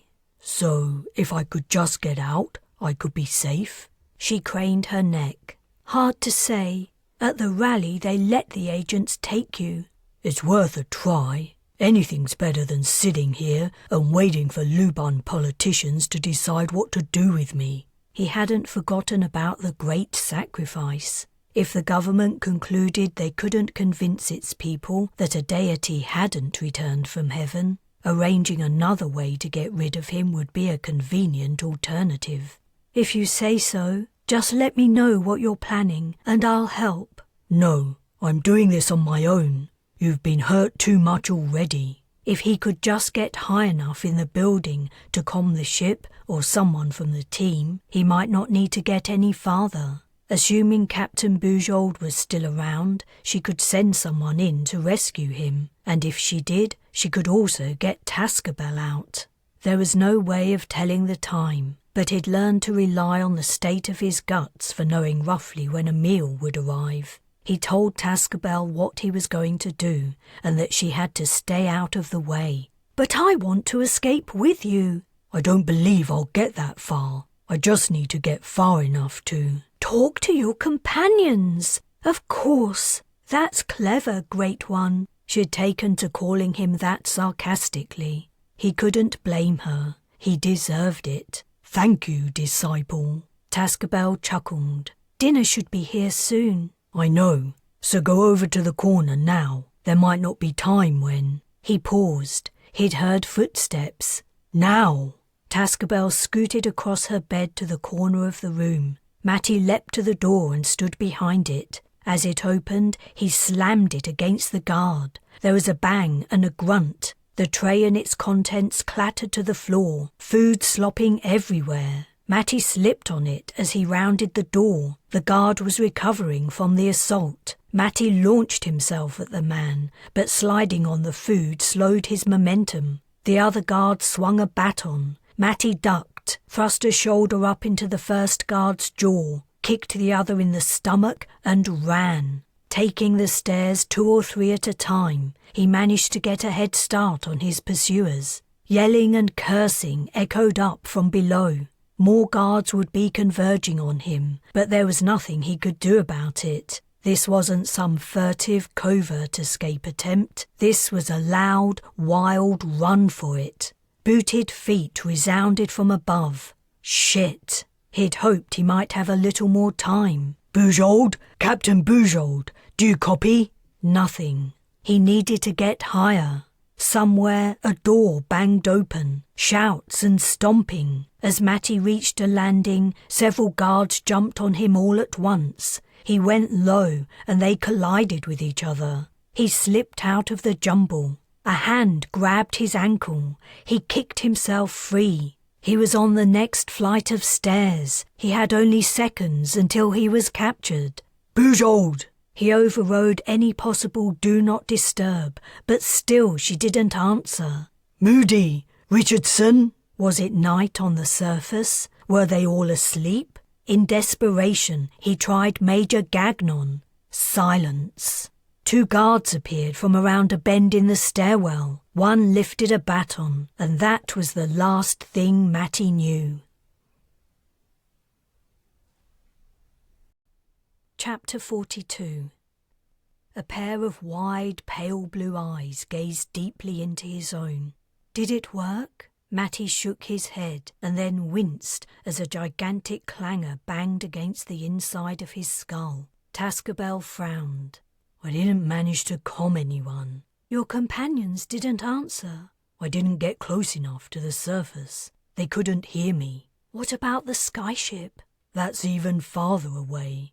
Of course. Tascabel moved to her bed. At least you tried. What difference does it make?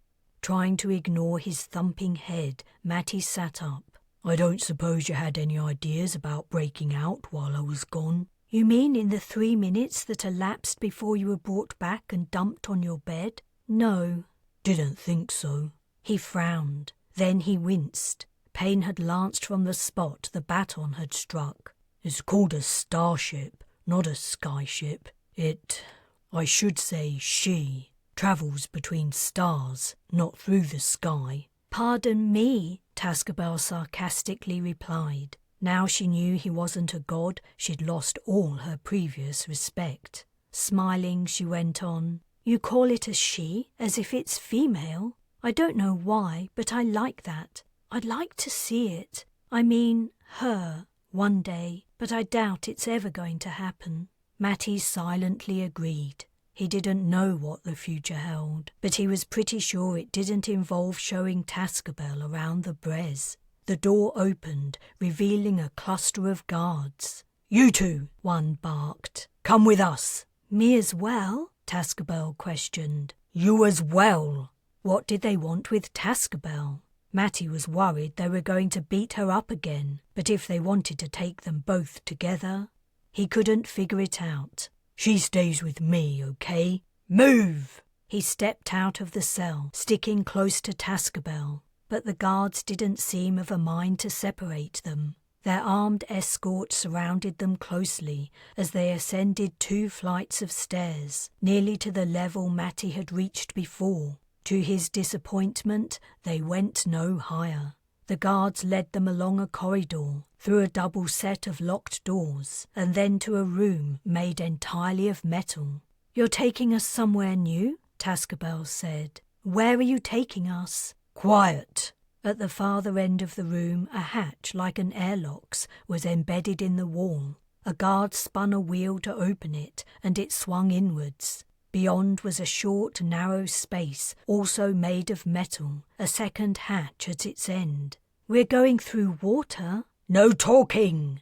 Matty was reminded of the umbilicus the Bres's engineers had fixed between the shuttle bay exit and the cargo vessel that had arrived from the Polaran ship. Only this was rigid and permanent. Their escort accompanied them onto the small submarine. Tascabel and Matty faced each other, and guards sat each side of them, crammed in. Matty attempted to comm the captain and the mission team again, but the response was as silent as the submarine's interior, save for the gentle hum of its engine. Windowless and tiny, the vessel was claustrophobic, and Matty longed for their arrival, hoping the absence of answers to his comms only meant he was still too deep for them to reach. Not that the Bres was long gone. The sub slowed to a stop and they disembarked. The new place was so different from the prison, Matty's steps faltered as he took in his new surroundings. He hadn't been anywhere so luxurious since leaving the head of divinity's house. He wondered for a moment if he was back there, but he'd travelled too far from Truff, and this new building was larger. It was also busy. Though the passageway was empty, sounds of talking and movement filtered in. Where are we? he whispered to Tascabel. "I think it can only be—" "In there," a guard snapped. They walked through opening double doors and up a set of stairs until they arrived at— Matty gawked. He'd emerged onto a gallery. Underneath and extending to the end of a large chamber sat rows of Markopians. Opposite was a second gallery on which sat 9 officials. It was this place the hubbub had been coming from. At Matty and Tascabel's appearance, the noise sank away like water down a drain. The last drops disappeared. 100 pairs of big blue eyes focused on him and Tascabel. The guards had formed a line behind them, in front of the closed doors, cutting off any possible escape. "We don't want the woman," one of the officials sitting opposite announced. "Remove her." "No." Matty grabbed Tascabel's arm. "She stays with me." 2 guards stepped forward to seize her. "Let me go." Tascabel tore her arm from his grasp. "What are you going to do? Fight them all?" Hopelessly, he watched as she was taken away. His gut heavy as lead, he swung around to the Markopians. "You better not hurt her again, or so help me I'll get you back twice as bad. Do you understand? I won't let you get away with it." "The Truffian won't be harmed, providing you can prove you are who you claim to be. If you cannot, then she is guilty of heresy, and she will face the usual punishment." The Markopian who had spoken sat at the centre of the 9. During Matty's time living on Markop, he'd learned to tell the signs of aging in the hairless species. The man's eyes were hooded and his mouth drooped. "Guilty of heresy? By consorting with someone faking a divine identity." A second member of the lineup had spoken. Matty softly inhaled as he recognized the speaker. The head of divinity had come all the way from Truff. "What are you doing here?" Matty lifted a hand to point. The entire room collectively ducked. Even the guards flinched, though they quickly recovered. 2 seized Matty's arms and held them down. What was it that was so scary about the gesture? Matty had never figured it out, but he didn't regret it. He didn't care about offending these people anymore. Seeing the effect was satisfying.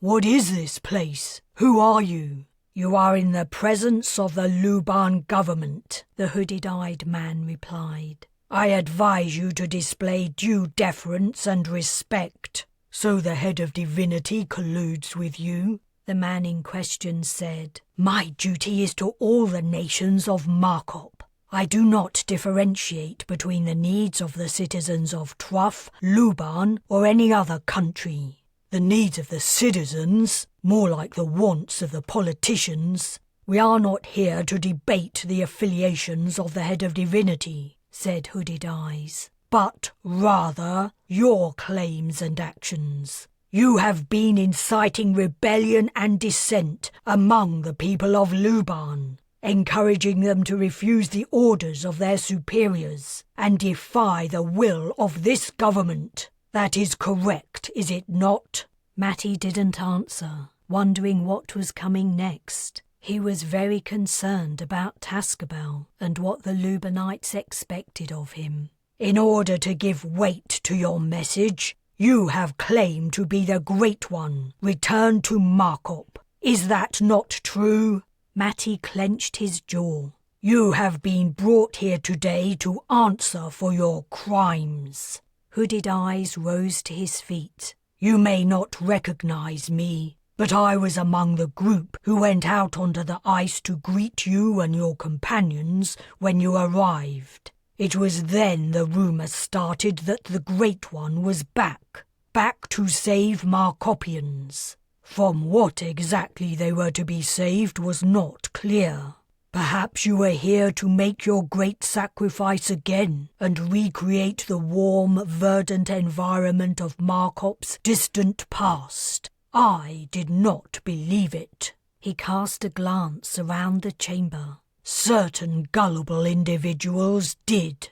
The head of divinity shrank a little into his seat. In your time on our world, you have taken advantage of this mistaken belief. You have infiltrated a subversive organization and allied yourself with its cause, spreading misinformation and encouraging violence. Hey, Matty protested, you're the ones encouraging violence. You want to go to war with Truff. You want to control the whole world. You're planning on making yourselves rich and powerful, and you don't care how many people die along the way. You have been meddling in matters you do not understand, interfering in the affairs of state for no other purpose than your own glory. The Great One? Pugh! What great things have you done, alien? What I've done is try to stop you warmongering assholes from getting tens of thousands of people killed in a pointless conflict. Matty took a breath. He was stuck. He could assert he was the Great One. He had to. He had to save Tascabel. She had told him heretics were executed, but all he had to prove it was his brown eyes. That had seemed stupid at the time, and it seemed even more stupid now. He couldn't admit he wasn't the Great One. That wouldn't keep Tascabel alive. Are you the Great One? Hooded Eyes asked. Or are you not? Tell us the truth. Despite his earlier anger, there was a measure of uncertainty in the man's tone. He was hedging his bets, just in case his afterlife was in jeopardy. Matty closed his mouth. Should he try to fool them somehow? Continue the deception? Or should he come clean and confess he was only a minor crew member on the ship that had arrived from space? I'm... Sheldrake? Captain. Stay exactly where you are. Don't move. Answer! His lips clamped tightly. Matty's gaze roved the space. Why did Captain Bujold want him to? An explosion tore through the air, blasting him from his feet. He staggered upright. A jagged-edged hole had appeared in the chamber wall. Lubinite politicians sprawled on the floor. Several had been blown clean across to the other side. Soldiers were pouring through the gap. Soldiers in military EVA suits. The fleet's soldiers. Hands grabbed him, pulling him down. Matty fought the guards, swinging punches. As he struggled to rise, he saw the chamber in chaos. Politicians were scrambling for the exits. The gallery opposite was in disarray as the head of divinity fought Hooded Eyes and the rest of the lineup to reach the doors. Sheldrake! The voice had come from below, and it was electronic, conveyed over external comm. After kicking a guard in the stomach, Matty managed a glimpse over the railing. A fleet soldier stood beneath, looking up. Without his own HUD, he didn't know who it was. It didn't matter. Bujold had sent in a team to get him out. Jump, the soldier urged. You can make it. A battle had started up in the chamber. Lubinite guards were replacing the exiting politicians. They fired on the soldiers, but their rounds seemed to be having little effect on the armoured EVA suits. That didn't stop the fleet soldiers from firing back. If he didn't leave soon, it would be a bloodbath. But he couldn't. What would happen to Tascabel? With him gone, the Lubinites wouldn't hesitate to take out their revenge on her. They would make her a scapegoat. I have to get someone, he called back. You can't. There's no time. Bujold's given us 10 minutes to locate you and get out. A hand fastened on Matty's shoulder. I'm the Great One, he bellowed at the guard. Don't touch me. The hand was gone. He called down to the soldier. If I'm not back in time, leave without me. The man hesitated. It's your call. Take this. He pulled a pack from his belt and tossed it up. Matty snatched the pack from the air. It was an EVA suit. He put it on. As the intelligent liquid spread over his body, the guards on the gallery shrank away. Just before the liquid enveloped his head, he heard the soldiers faint, "Good luck." Chapter 43. Matty flew down the corridors of the Luban government building, flinging open doors and peering into rooms. Some were empty, some contained cowering Markopians. Tascabel was in none of them. "Sheldrake, what the hell do you think you're doing? You should be on your way to the surface and the shuttle." Bujold was reading his location. "Sorry, Captain, but there's someone I need to find. If I don't..." "I've sent in an entire unit to retrieve you, against the best interests of the mission, destroying an already fragile fledgling diplomatic relationship, making the fleet's visit a complete waste of..." "I have to do this. If I could explain, I would, but I can't right now." He'd arrived at a set of grand double doors. They were locked. He rattled the doorknobs and then kicked the lock with his heel. The lock broke and the doors sprang open.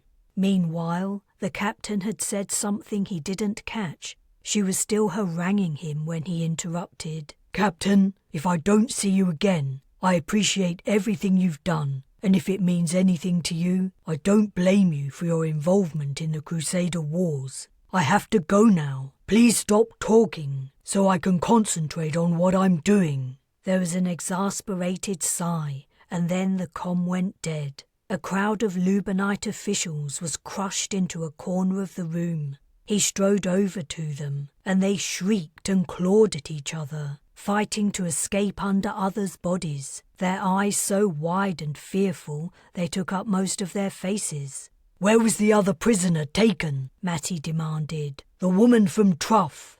The only replies were frightened squeaks, stutters, and terrified moans. There was a face he recognized. He reached into the pile of bodies, grabbed the man by his shoulder, and hauled him out. The powered armor lent Matty a superhuman strength. To frighten the head of divinity even more, he held him up in the air, suspended by his shirt collar. The man dangled, his tail wrapped tightly around his hips. "Tascabel, where is she?" "I don't." The head of divinity cast a scared glance at the Markopian hodgepodge packed into the corner. Following his look, Matty saw another familiar face. As the head of divinity had implied, this one would have a better idea of where Tascabel had been taken. Dropping the head like last week's garbage, eliciting a howl of pain as he hit the floor, Matty thrust an arm into the crush once more and dragged out Hooded Eyes. This Markopian seemed to be some kind of president. Matty held him one-handed 1/2 meter from the floor and carried him to the wall and pressed him against it. "Tell me where Tascabel is, or I'll put you through it." He pushed his visor against the man's face. "You know I can." Shh.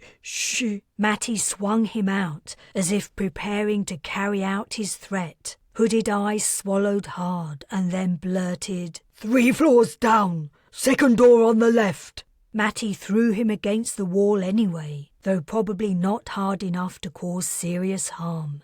He ran out, checking his HUD. 4 minutes and 51 seconds had elapsed since he'd left the chamber. Sounds of fighting were drifting along the corridor. A staircase came into view, and Matty tore down it. A landing, another staircase, another landing, more stairs. As he neared the bottom, he leapt the last few steps and turned the corner. The corridor was empty, save for 2 guards standing in front of the second door on the left. They were already staring in his direction. As they caught sight of him, they flung down their weapons and ran. Matty pounded over to the door. Again it was locked. He kicked it in.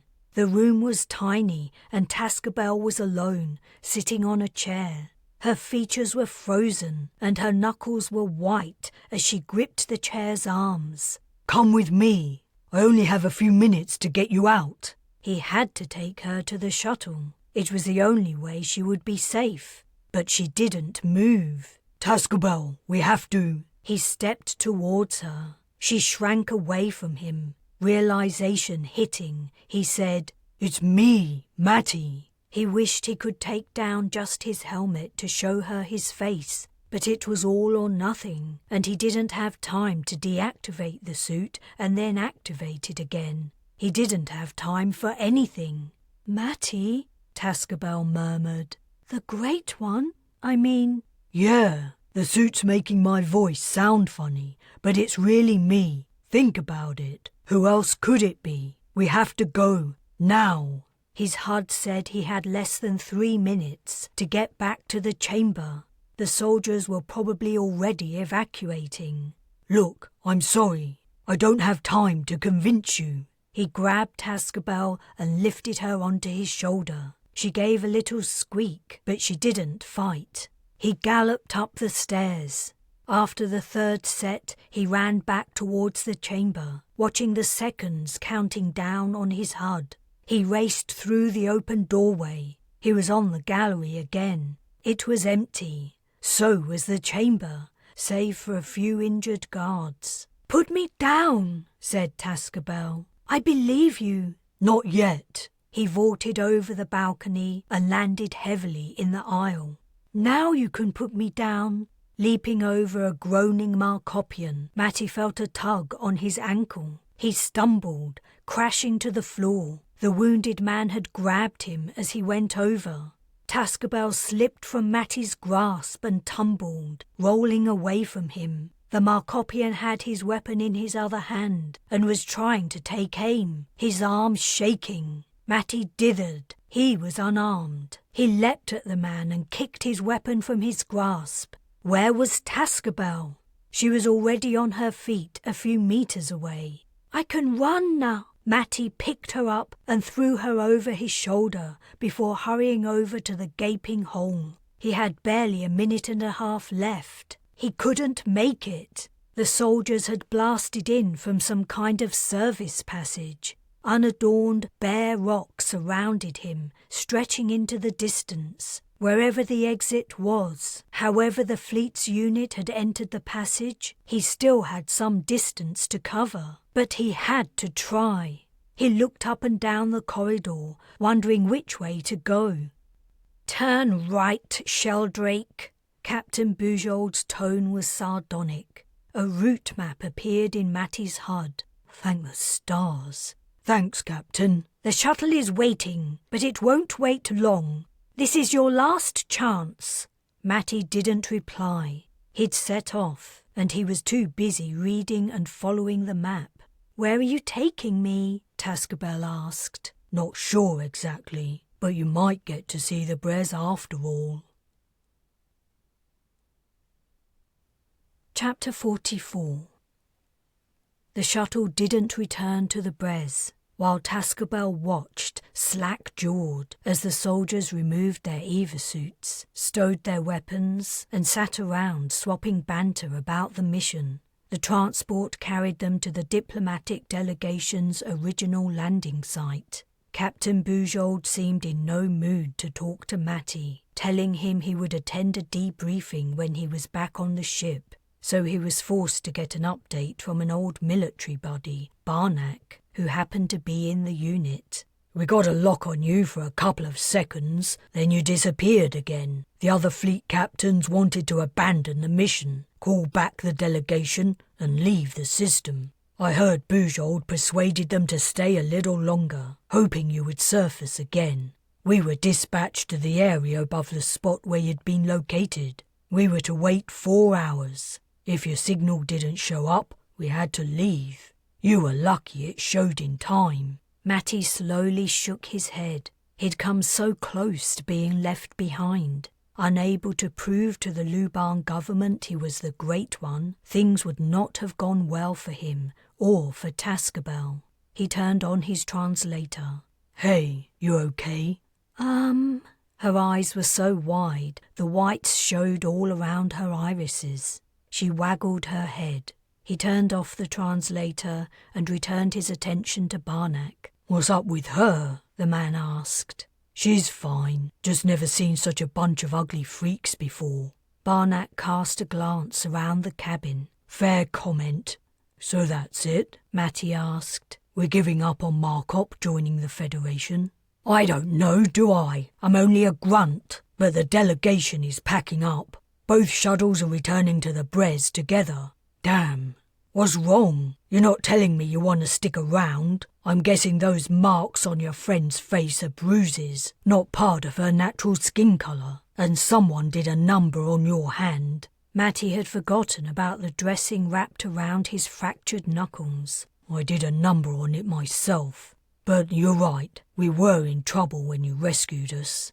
Then why stay? Because Markopians are good people with a lot of potential. Tascabel here's smart as a whip. Markop would be an asset to the Federation. It's the people in power who are the problem. You're kidding. Never heard of that before. I'm not ready to give up on the place. Not yet. Good luck persuading the fleet captains. When the shuttle touched down at the delegation's campsite, dusk was falling and the team was waiting to welcome Matty back. Ambassador Barbier was conspicuous by his absence, and someone else was missing too. Matty descended the steps ahead of Tascabel. The military were to remain aboard, awaiting their return to the ship. You're a sight for sore eyes, Sheldrake, Moody declared, grabbing him into an uncharacteristically demonstrative hug. Matty slapped his back. Good to see you too, Doc, Richardson said. We really thought we would have to leave without you. They told us we no longer had any choice about it. We tried explaining about all the valuable data we would miss out on, Wong added, but the captains wouldn't listen. Yes, said Bernard Travis, stepping forward. We wouldn't want to miss out on all that data. He winked and shook Matty's hand. Good to have you back. From what I've heard, you've had quite the adventure. I'm looking forward to hearing all about it, at your leisure, after we've returned to the ship. Happy to oblige, but I hope the story isn't over yet. By the way, is Major Gagnon about? The Major? Said Moody. Funny you should ask. Oddly enough, he was recalled to the Balor yesterday. Matty nodded. You know why? It's not for me to say, Travis said. You won't get a straight answer out of him, Moody. Believe me, I've tried. I'll help you guys pack up, said Matty. Then I guess we should take Tascabel to the nearest place she can enter the ice. It's past time she went home. Tascabel had been watching attentively, though they'd all been talking without translators, and she couldn't have understood a word. Is it safe for her? Asked Richardson. I think so. We're standing on top of her country. She has friends there. If you say so, you would know better than us. It's such a disappointment to leave without getting to know the locals a little better. Drone footage pales into insignificance beside actual real-life interactions. I'm deeply interested in this species' extensive use of body language. You aren't alone, Becca, said Moody. I think it's safe to say we all wish we could have stayed longer and learned more. However, it is not to be. We will just have to live with our disappointment. Once more, a mission to a planet's surface has gone entirely askew. If we've learned anything on our voyage, it's that we must expect the unexpected. Night drew in as they dismantled the tents and packed belongings. Over the course of the scientists' stay, they had made themselves comfortable. The campsite was messy with used utensils, discarded towels, interfaces in odd locations, and all the sundry detritus left in the wake of humans living without bot support. Matty stoically helped out, even though he had created none of the mess. Tran and Travis were nowhere to be seen, and Moody didn't help at all. He was too busy staring at Tascabel. It's wonderful to see a representative of the dominant species face to face.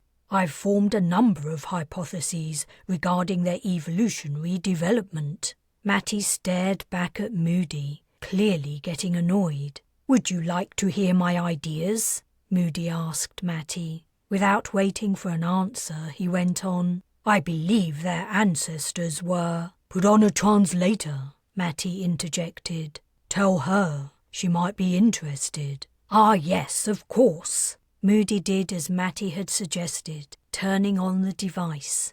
I do apologise, he told Tascabel. I was forgetting my manners. Where was I? Yes, that's it. Your ancestors were arboreal, I believe. That's where you got your tails. I've noticed they are prehensile.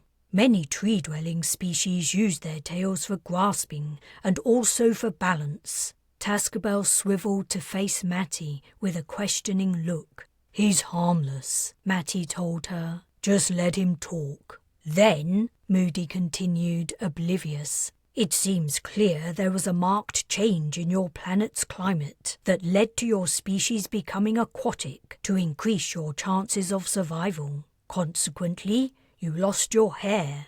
We have hair, Tascabel protested, just not very much. Naturally, Moody said. That makes complete sense. Humans have retained some hair too, and we more than likely also passed through a similar aquatic phase during our evolutionary development. Your eyes, however, he leaned in to stare closely at Tascabel's eyes. Your eyes came later, after you had retreated below the ice and encountered much lower light levels. I'd bet anything you can see much better than humans in the dark.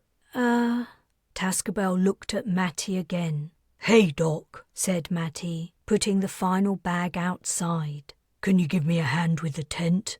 By all means, Moody replied. To Tascabel he said, It's been a delight talking to you. I only wish we had more time to chat. Your species is fascinating, absolutely fascinating, much more interesting than anything else I've had the opportunity to study, like the local predators or their little furry prey, he added, musing, rather like seals. Tascabel, we need to go outside. Matty looked at Moody pointedly. The tent, so that's it? That's it. With a sigh, Moody followed him out. Chapter 45. Theirs was the last tent to come down. The campsite was empty save for the electric fence, which they were leaving behind. It was too risky to dismantle it. Predators had been seen circling it at night. All that remained of the delegation's visit was the tracks worn in the rough ice, leading between places where tents, latrines and stores had stood. The trails were barely visible under the dark, star-speckled sky. Could Tascabel really see better than humans in the dark? Matty hadn't had the chance to find out, and now he never would. Regret about his stay on Markop nagged at him. He'd messed up, lost his head. He could have done better, and though he was disappointed in himself, he was more disappointed on behalf of the Markopians. If things had gone differently, they might have benefited from what the fleet had to offer. What are you thinking about? Tascabel asked. Just how everything went. You know, the whole Great One thing. I hope you aren't blaming yourself.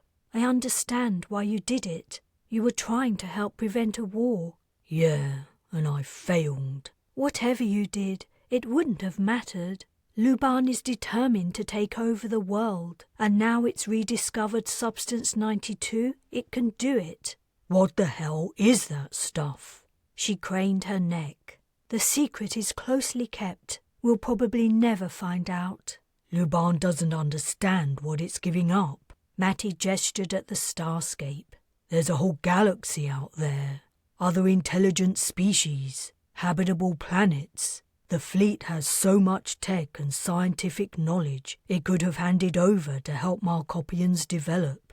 You might not have needed the Great One's sacrifice to flip Markop back to a warmer climate. It would take a while to do it for sure, but if this world was warm once, it could be again. Luban isn't interested in a better world for everyone, only for itself.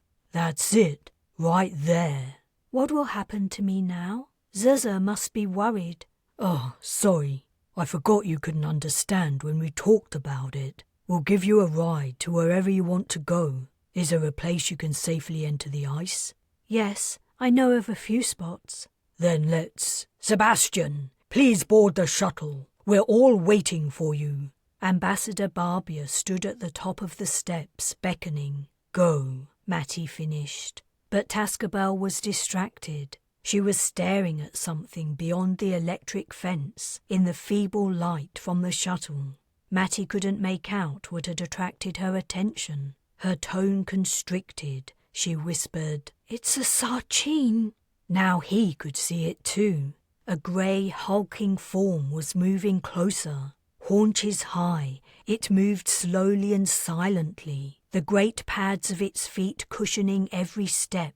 Its large, shaggy head hung low, mouth open, jet-black, glinting eyes fixed. "Don't worry," said Matty. "It can't get over there." The creature lifted a paw and gently touched the fence wires as if testing them. Nothing happened. In disbelief and horror, Matty watched, transfixed, as the Sarcine pushed on the fence, bending it, one foot pressing on the wires, the other foot lifted over and touched down. All the while, the creature's gaze hadn't left Matty's face. Tascabel screamed. The Sarcine was past the fence. It crouched, ready to spring.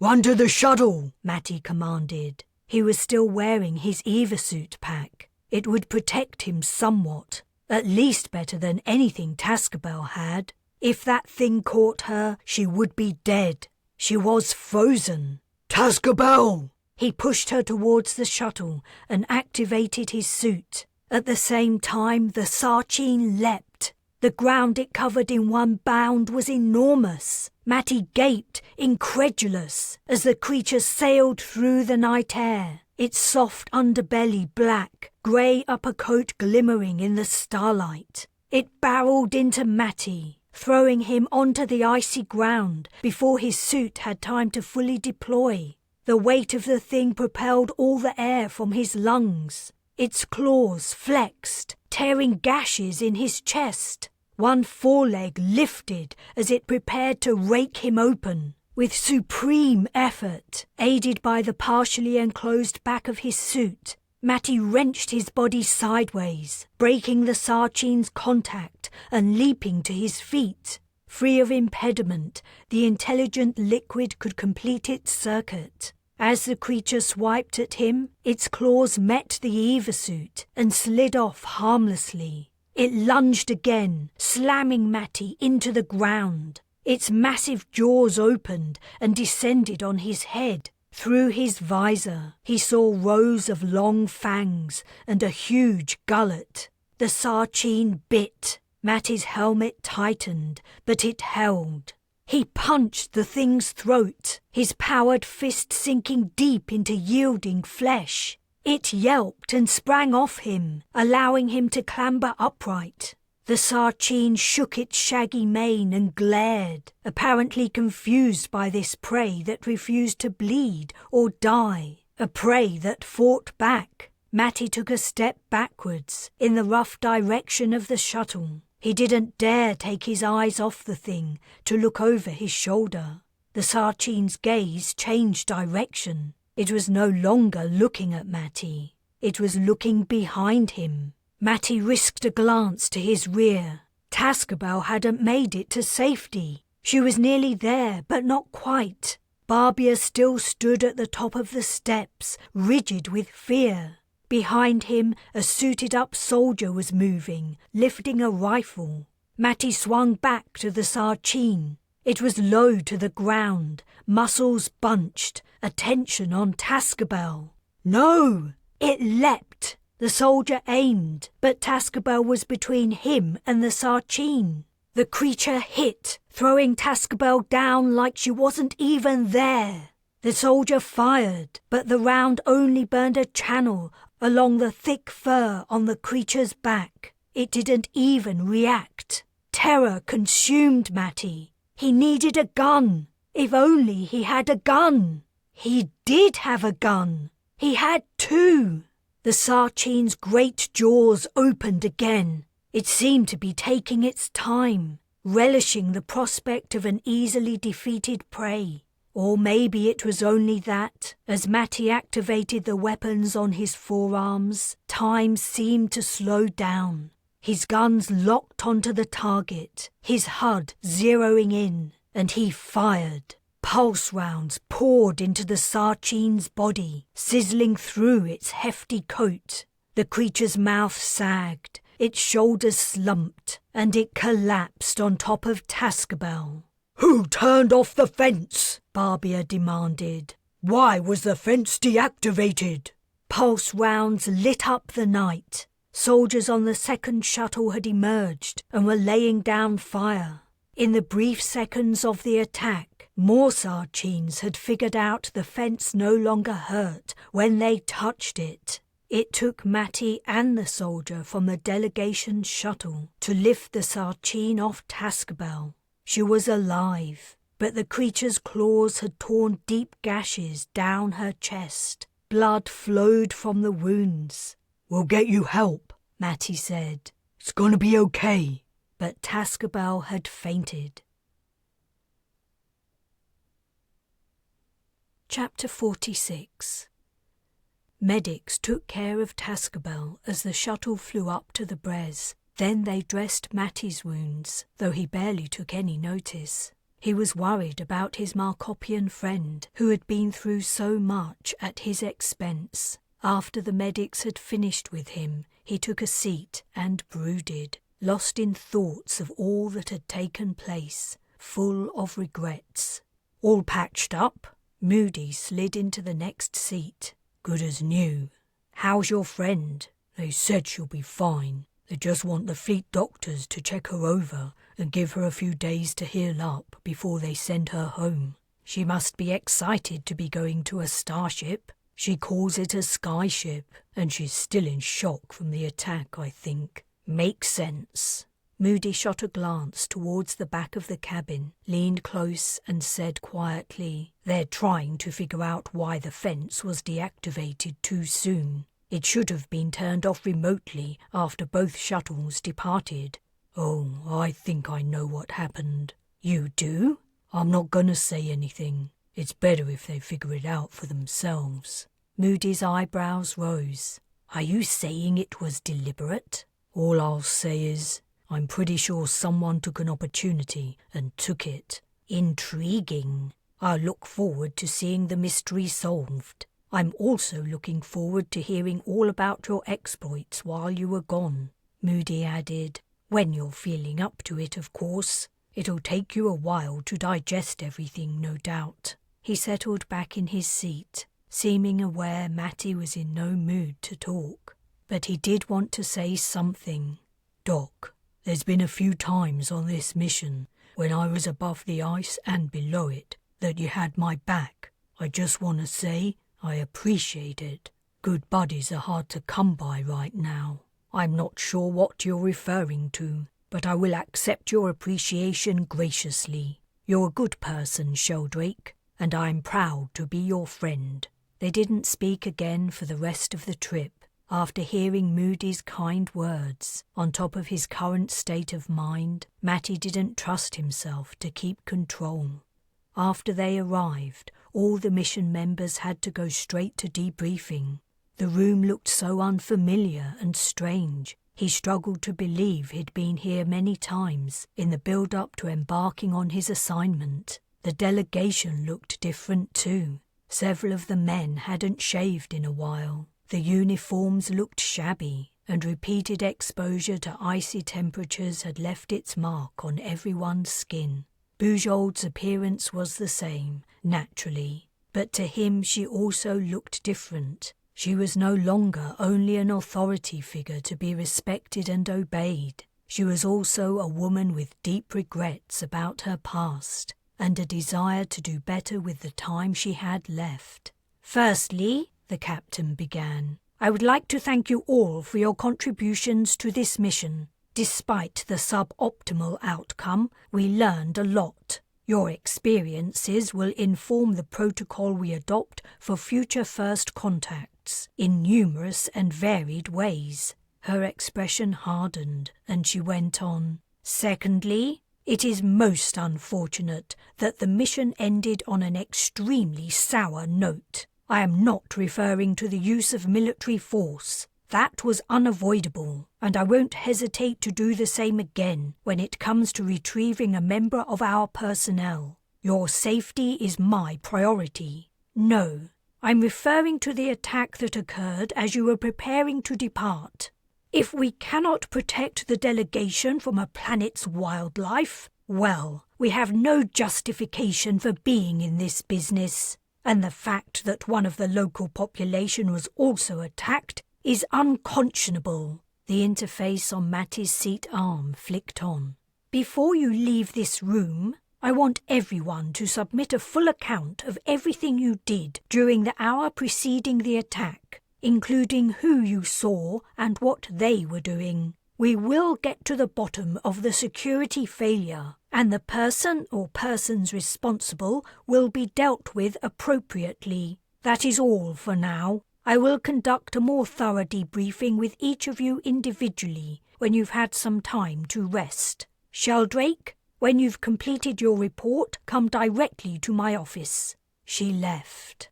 Half an hour later, Matty was with her again on the opposite side of her desk. Take a seat. Bujold was distracted, listening to something over comm. Matty watched the pictures on her wall screen scroll past. Pictures of remote locations on Earth. Mountains, moors, prairies. A military starship flashed up. Bujold's attention turned to him.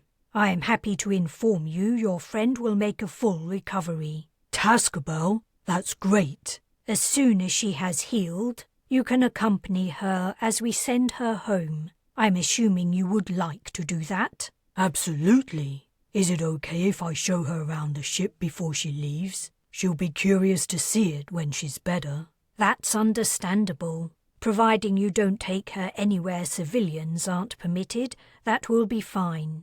The captain put her elbows on her desk. Sheldrake, is there any way this mission might be saved? The other captains are set on leaving as soon as your friend is well, but I'm not prepared to give up yet. We're bound to encounter a range of problems as we attempt to build the Federation. If we pull out at the first hurdle, we will end up pointlessly wandering the galaxy forever, never achieving anything. You must have a degree of familiarity with Markopians and their culture by now. Is there any hope their nations might work together to represent their planet? It was the opening he'd been hoping for. I think there is, Captain. I just don't know how to make it happen. He explained about Substance 92 and the power it was giving the Lubanites over the other countries. I couldn't find out what it was. If I had, it might... Couldn't you demand to know? They thought you were a god after all, though I suppose that might mean you should have known without asking. That's exactly the problem I faced, over and over again. I couldn't find out enough about the Great One, as they called me, to know what I should or shouldn't know or be able to do. I had to be careful all the time. I see. Bujold tapped her desk. Substance 92. Did you ask the team about it? He shook his head. That's where I went wrong. I got too big for my boots. The whole god thing. Bujold smiled. It was the first time he'd seen her smile. Suddenly, she wasn't the stern captain of a spacefaring vessel, attempting the most far-reaching, ambitious task in the entire history of humanity. She could have been someone's grandma. Don't be too hard on yourself, Sheldrake. There are plenty who, in your position, would have done far worse. You've learned from your errors. Few can say the same. Wait a moment while I talk to some people. Matty watched the landscapes on the wall screen flash up and be replaced. He saw what he thought was the Bres as she was first built. He saw a portrait familiar to everyone over the age of 30. Lorcan Ur Talman, mastermind of the Interstellar Fleet. It's uranium, Bujold declared. The atomic number of uranium is 92. It's so obvious. I should have thought of it myself. Uranium? Damn. The answer's simple. We will inform the Truff government and all the nations of Markop about the principles and dangers of nuclear fission. I will speak further with our physicists and geologists. We can support non-Lubinite countries in mining uranium and developing their own nuclear power systems. It will be similar to Talman Prime. If we level the playing field, the possibility of conflict will be significantly reduced. I just have to convince the other captains. Matty didn't hear how the discussion with the other captains went, but Bujold must have persuaded them. Ship's scuttlebutt over the next few days was that intense dialogue was taking place between the fleet scientists and engineers and all Markop nations, with the exception of Luban, while waiting for the good news that the planet had a future as a member of the Federation. Matty spent his time visiting Tascabel and avoiding Ziz, who had apparently made teasing him about being a god her life's work. On the 4th day since returning to the ship, Bujold called him into her office once more. The look of triumph he'd expected to see on her face was absent. "It's bad news, I'm afraid. I'll be brief. Perhaps unsurprisingly, Luban got wind of what we were doing. It's declared war on Truff and, preemptively, any nation that allies itself with Truff. But it makes complete sense. Developing nuclear power and/or weapons takes time. Truff hasn't even identified uranium deposits to mine yet. Naturally, the location of Luban's deposits is a secret. If Truff discovered a source of uranium tomorrow, it would still be years before it would be at a level to defend itself." She sighed and shook her head. "All we've done is up the ante. We've pushed Luban to speed up its timetable. We've forced its hand." She cursed. "I never imagined that building the Galactic Federation would be so hard. If we can't manage dealing with Markop, a simple, barely industrialized civilization, how will we fare with more complex societies? Is this entire enterprise a complete waste of time?" Matty didn't answer. She was just venting. Bujold glared at him. "Do you have any comment? Anything to say?" Did she hold him responsible for the failure?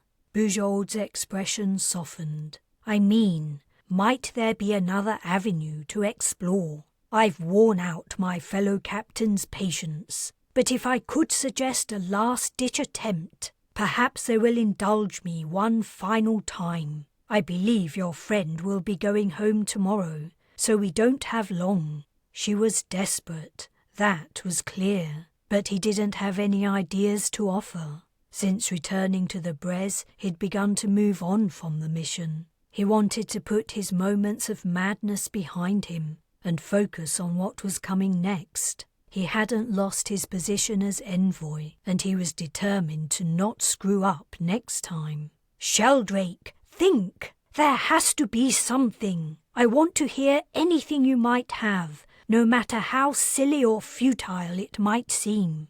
"Well..." He turned his mind back to his time on Markop, the awe and delight on the faces of the Markopians who'd thought he was the Great One, the crowds outside the head of Divinity's house, the officials who had helped him slip away at the sports match, the adoration and worship of even the most cynical Markopians, the skeptics. Is a little shady, but..." "Anything! It would be for a good cause, right? Can you imagine the benefits to Markop of belonging to an alliance of highly developed worlds? And we just need the countries to not go to war with each other. As soon as the power structures are evened out, and, in time, as the knowledge and skills we pass on allow conditions to improve for all countries, a peaceful world will be a natural consequence. It just needs something to kick-start the process." "A kick in the pants is exactly what I have in mind." Matty stood in front of the camera, feeling pretty stupid. He was wearing his envoy uniform again, though it was clean and spruced up. He had also, for good effect, shaved his head.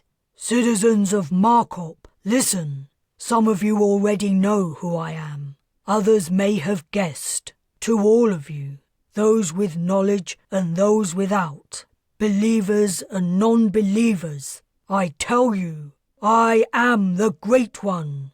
Tascabel had helped him write the speech. He couldn't have managed it without her. It wasn't only that he didn't know how the Great One would talk, he didn't feel like the deity anymore. For better or worse, he was back to being Matty Sheldrake.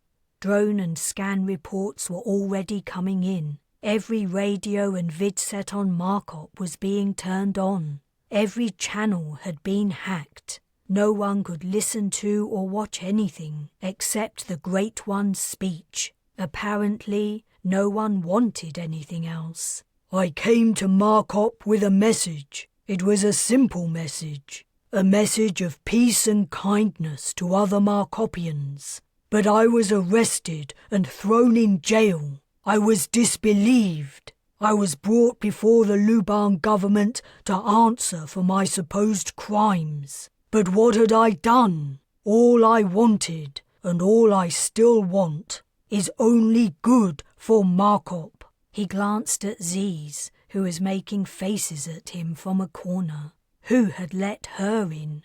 If the Luban government has told you the truth, you will know that with the help of my special powers, I escaped from its cruel captivity unharmed. And now, before I leave on my skyship to travel to other worlds, I wish to speak to you one more time. I want to repeat my message. Live in peace. Live in harmony with your neighbours, in streets and countries alike. Do not go to war. I will know if you do, for I am all-knowing. If you hurt each other, you will feel the fire of my wrath. A weapons officer was waiting for the penultimate sentence of the speech. For the unbelievers among you, here is a demonstration of what will happen if you do not obey. As planned, one of the Bres's pulse cannons fired. The target site was an uninhabited region near one of the deeply frozen poles. The impact of the ship's pulse would cause a spectacular effect. A plume of exploded, melted ice must have shot hundreds of meters into the air, leaving a deep, wide crater. Never forget what you've seen, Markopians. Remember and obey. The recording stopped and Matty relaxed. How'd I do? He asked Tascabel. It was perfect. They will listen, I'm sure. You know you can never tell, Zuzza. I wouldn't dream of it. I want peace on Markop too. Chapter 47. Cheeky, Ellis commented. Very cheeky. For some reason, she, Ziz, Wayless and Miriam had decided to accompany Matty as he gave Tascabel a tour of the ship, and Dr. Richardson had given Tascabel a translator, so she could understand everything they said. What do you mean? Matty asked warily. Ellis was a good friend, but she shared Z's love of ribbing him, continuing to pretend you were a god. What was it they called you? The Great One? Z sniggered. I wouldn't have been so rude about the size of your nose, but hey, you can't blame them for having eyes. You're never gonna let up, are you? Asked Matty. Nope, I have at least 5 years of material. Tascabel giggled and cast Matty a shy glance. If she'd ever had any admiration for him, either as himself or as an accidental deity, it was all gone now. Anyway, he said, thumbing a panel to open a door. This used to be an aviary. Ellis worked here, looking after the birds. She has one left, but it lives with her. He, not it. Ellis rolled her eyes. Vegetation stretched across the large room and to the ceiling.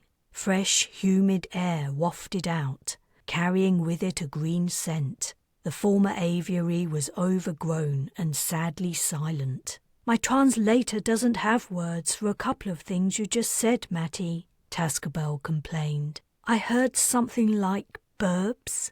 Birds? How to explain birds? Imagine how Markop was in the beginning. In the world the Great One created, people lived on the surface, where plants grew and animals roamed, right? Now imagine some of those animals not crawling on the ground, but flying through the air. Like this ship flies between the stars. The animals have wings like the fins of a fish spread out, and they're many, many different colours, and they call out to each other and sing songs.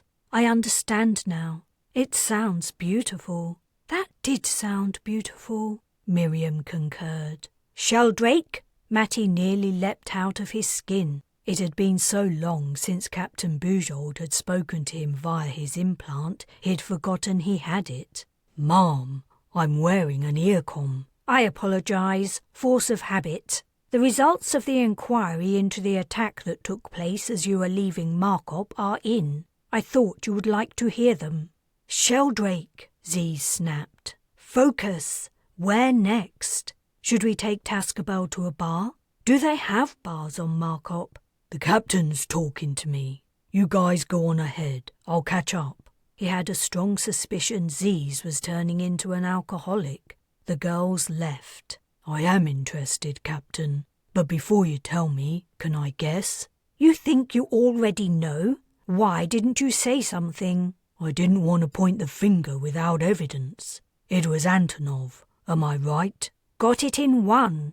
I should have withdrawn all of Major Gagnon's team. I didn't imagine any of them would have the temerity to act in his absence. By a process of elimination, according to the statements of everyone present, only Antonov could have turned off the fence. And, given what you've told me, her motive was clear.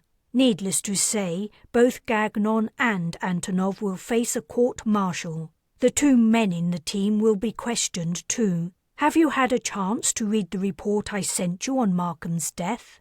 I'd forgotten about it. It has been rewritten by someone with security access. We are trying to trace who exactly, but it paints you in a very bad light. I've taken it down, and I will write another myself. I was there and I saw everything that happened. Thank you, Captain. I appreciate it. I'll allow you to go on with whatever you were doing. Is our Markopian friend returning to the surface today?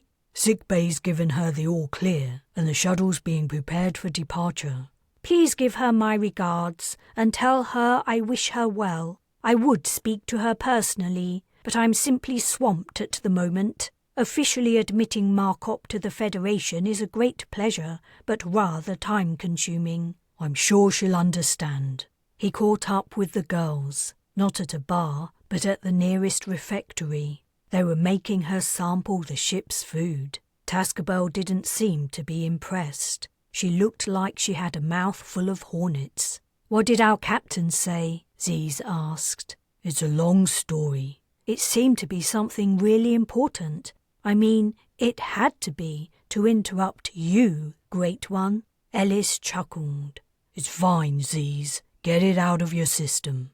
Oh, I intend to, believe me. Tascabel, the captain asked me to give you her apologies for not coming to see you off. She's too busy.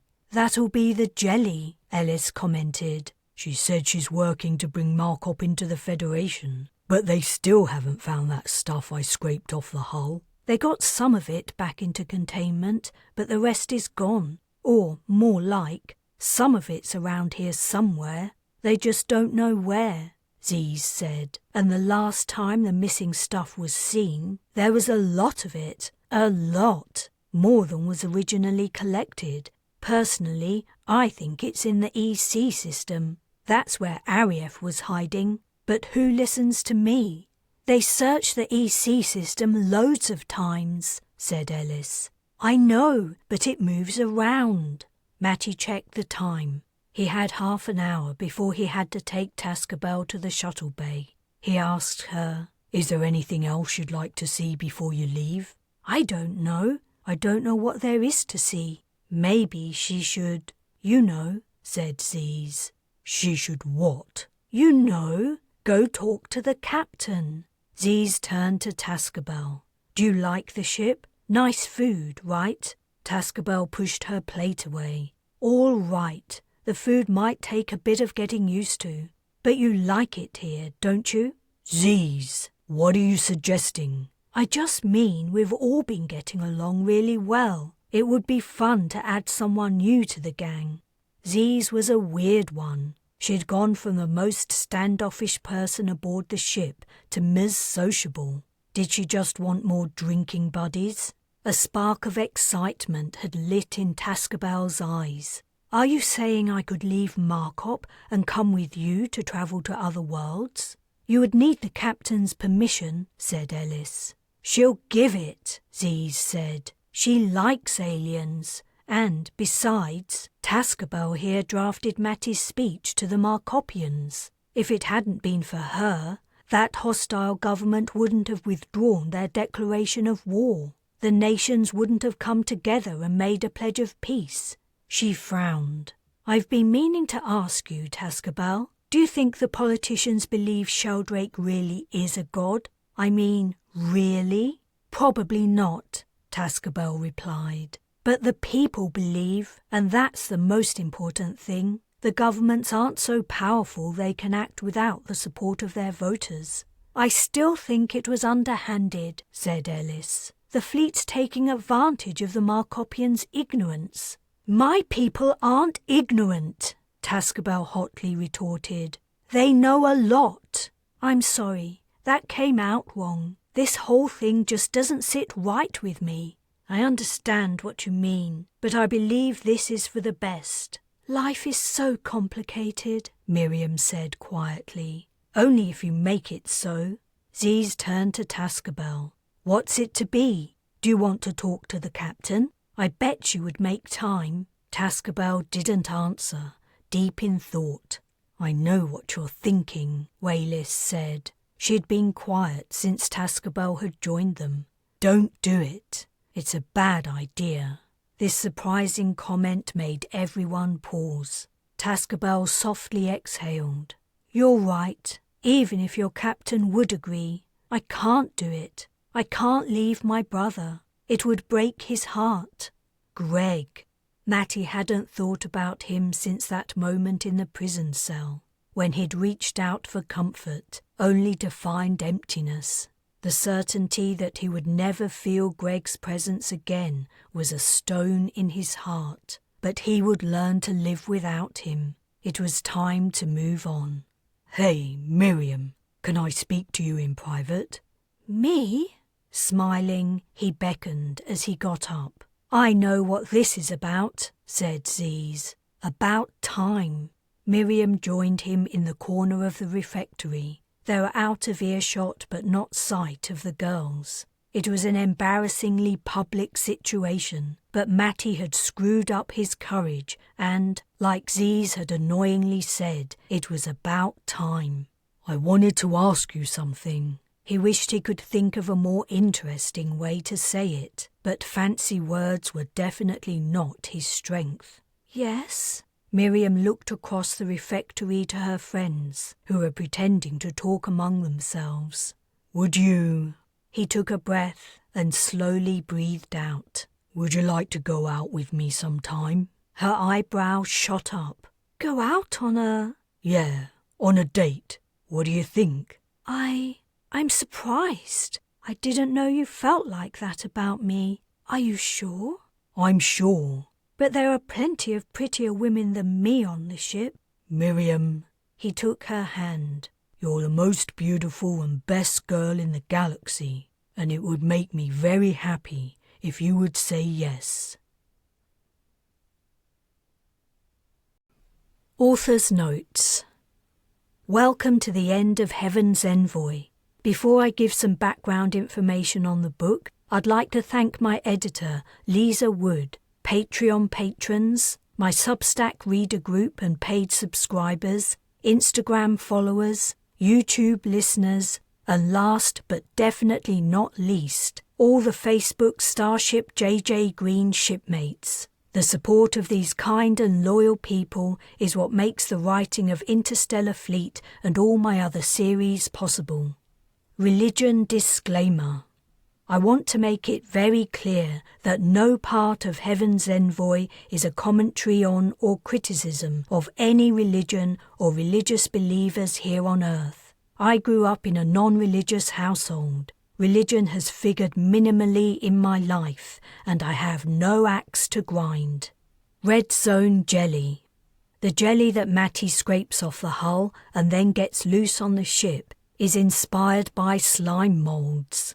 If you've never heard of slime moulds, you're in for a treat. Though they don't have a central nervous system, these fascinating organisms can navigate mazes, learn to avoid unfavourable environments, remember the information and transfer it to others. And individual slime mould cells can gather together to form a multicellular animal to more efficiently seek food. That's just a brief overview of their characteristics.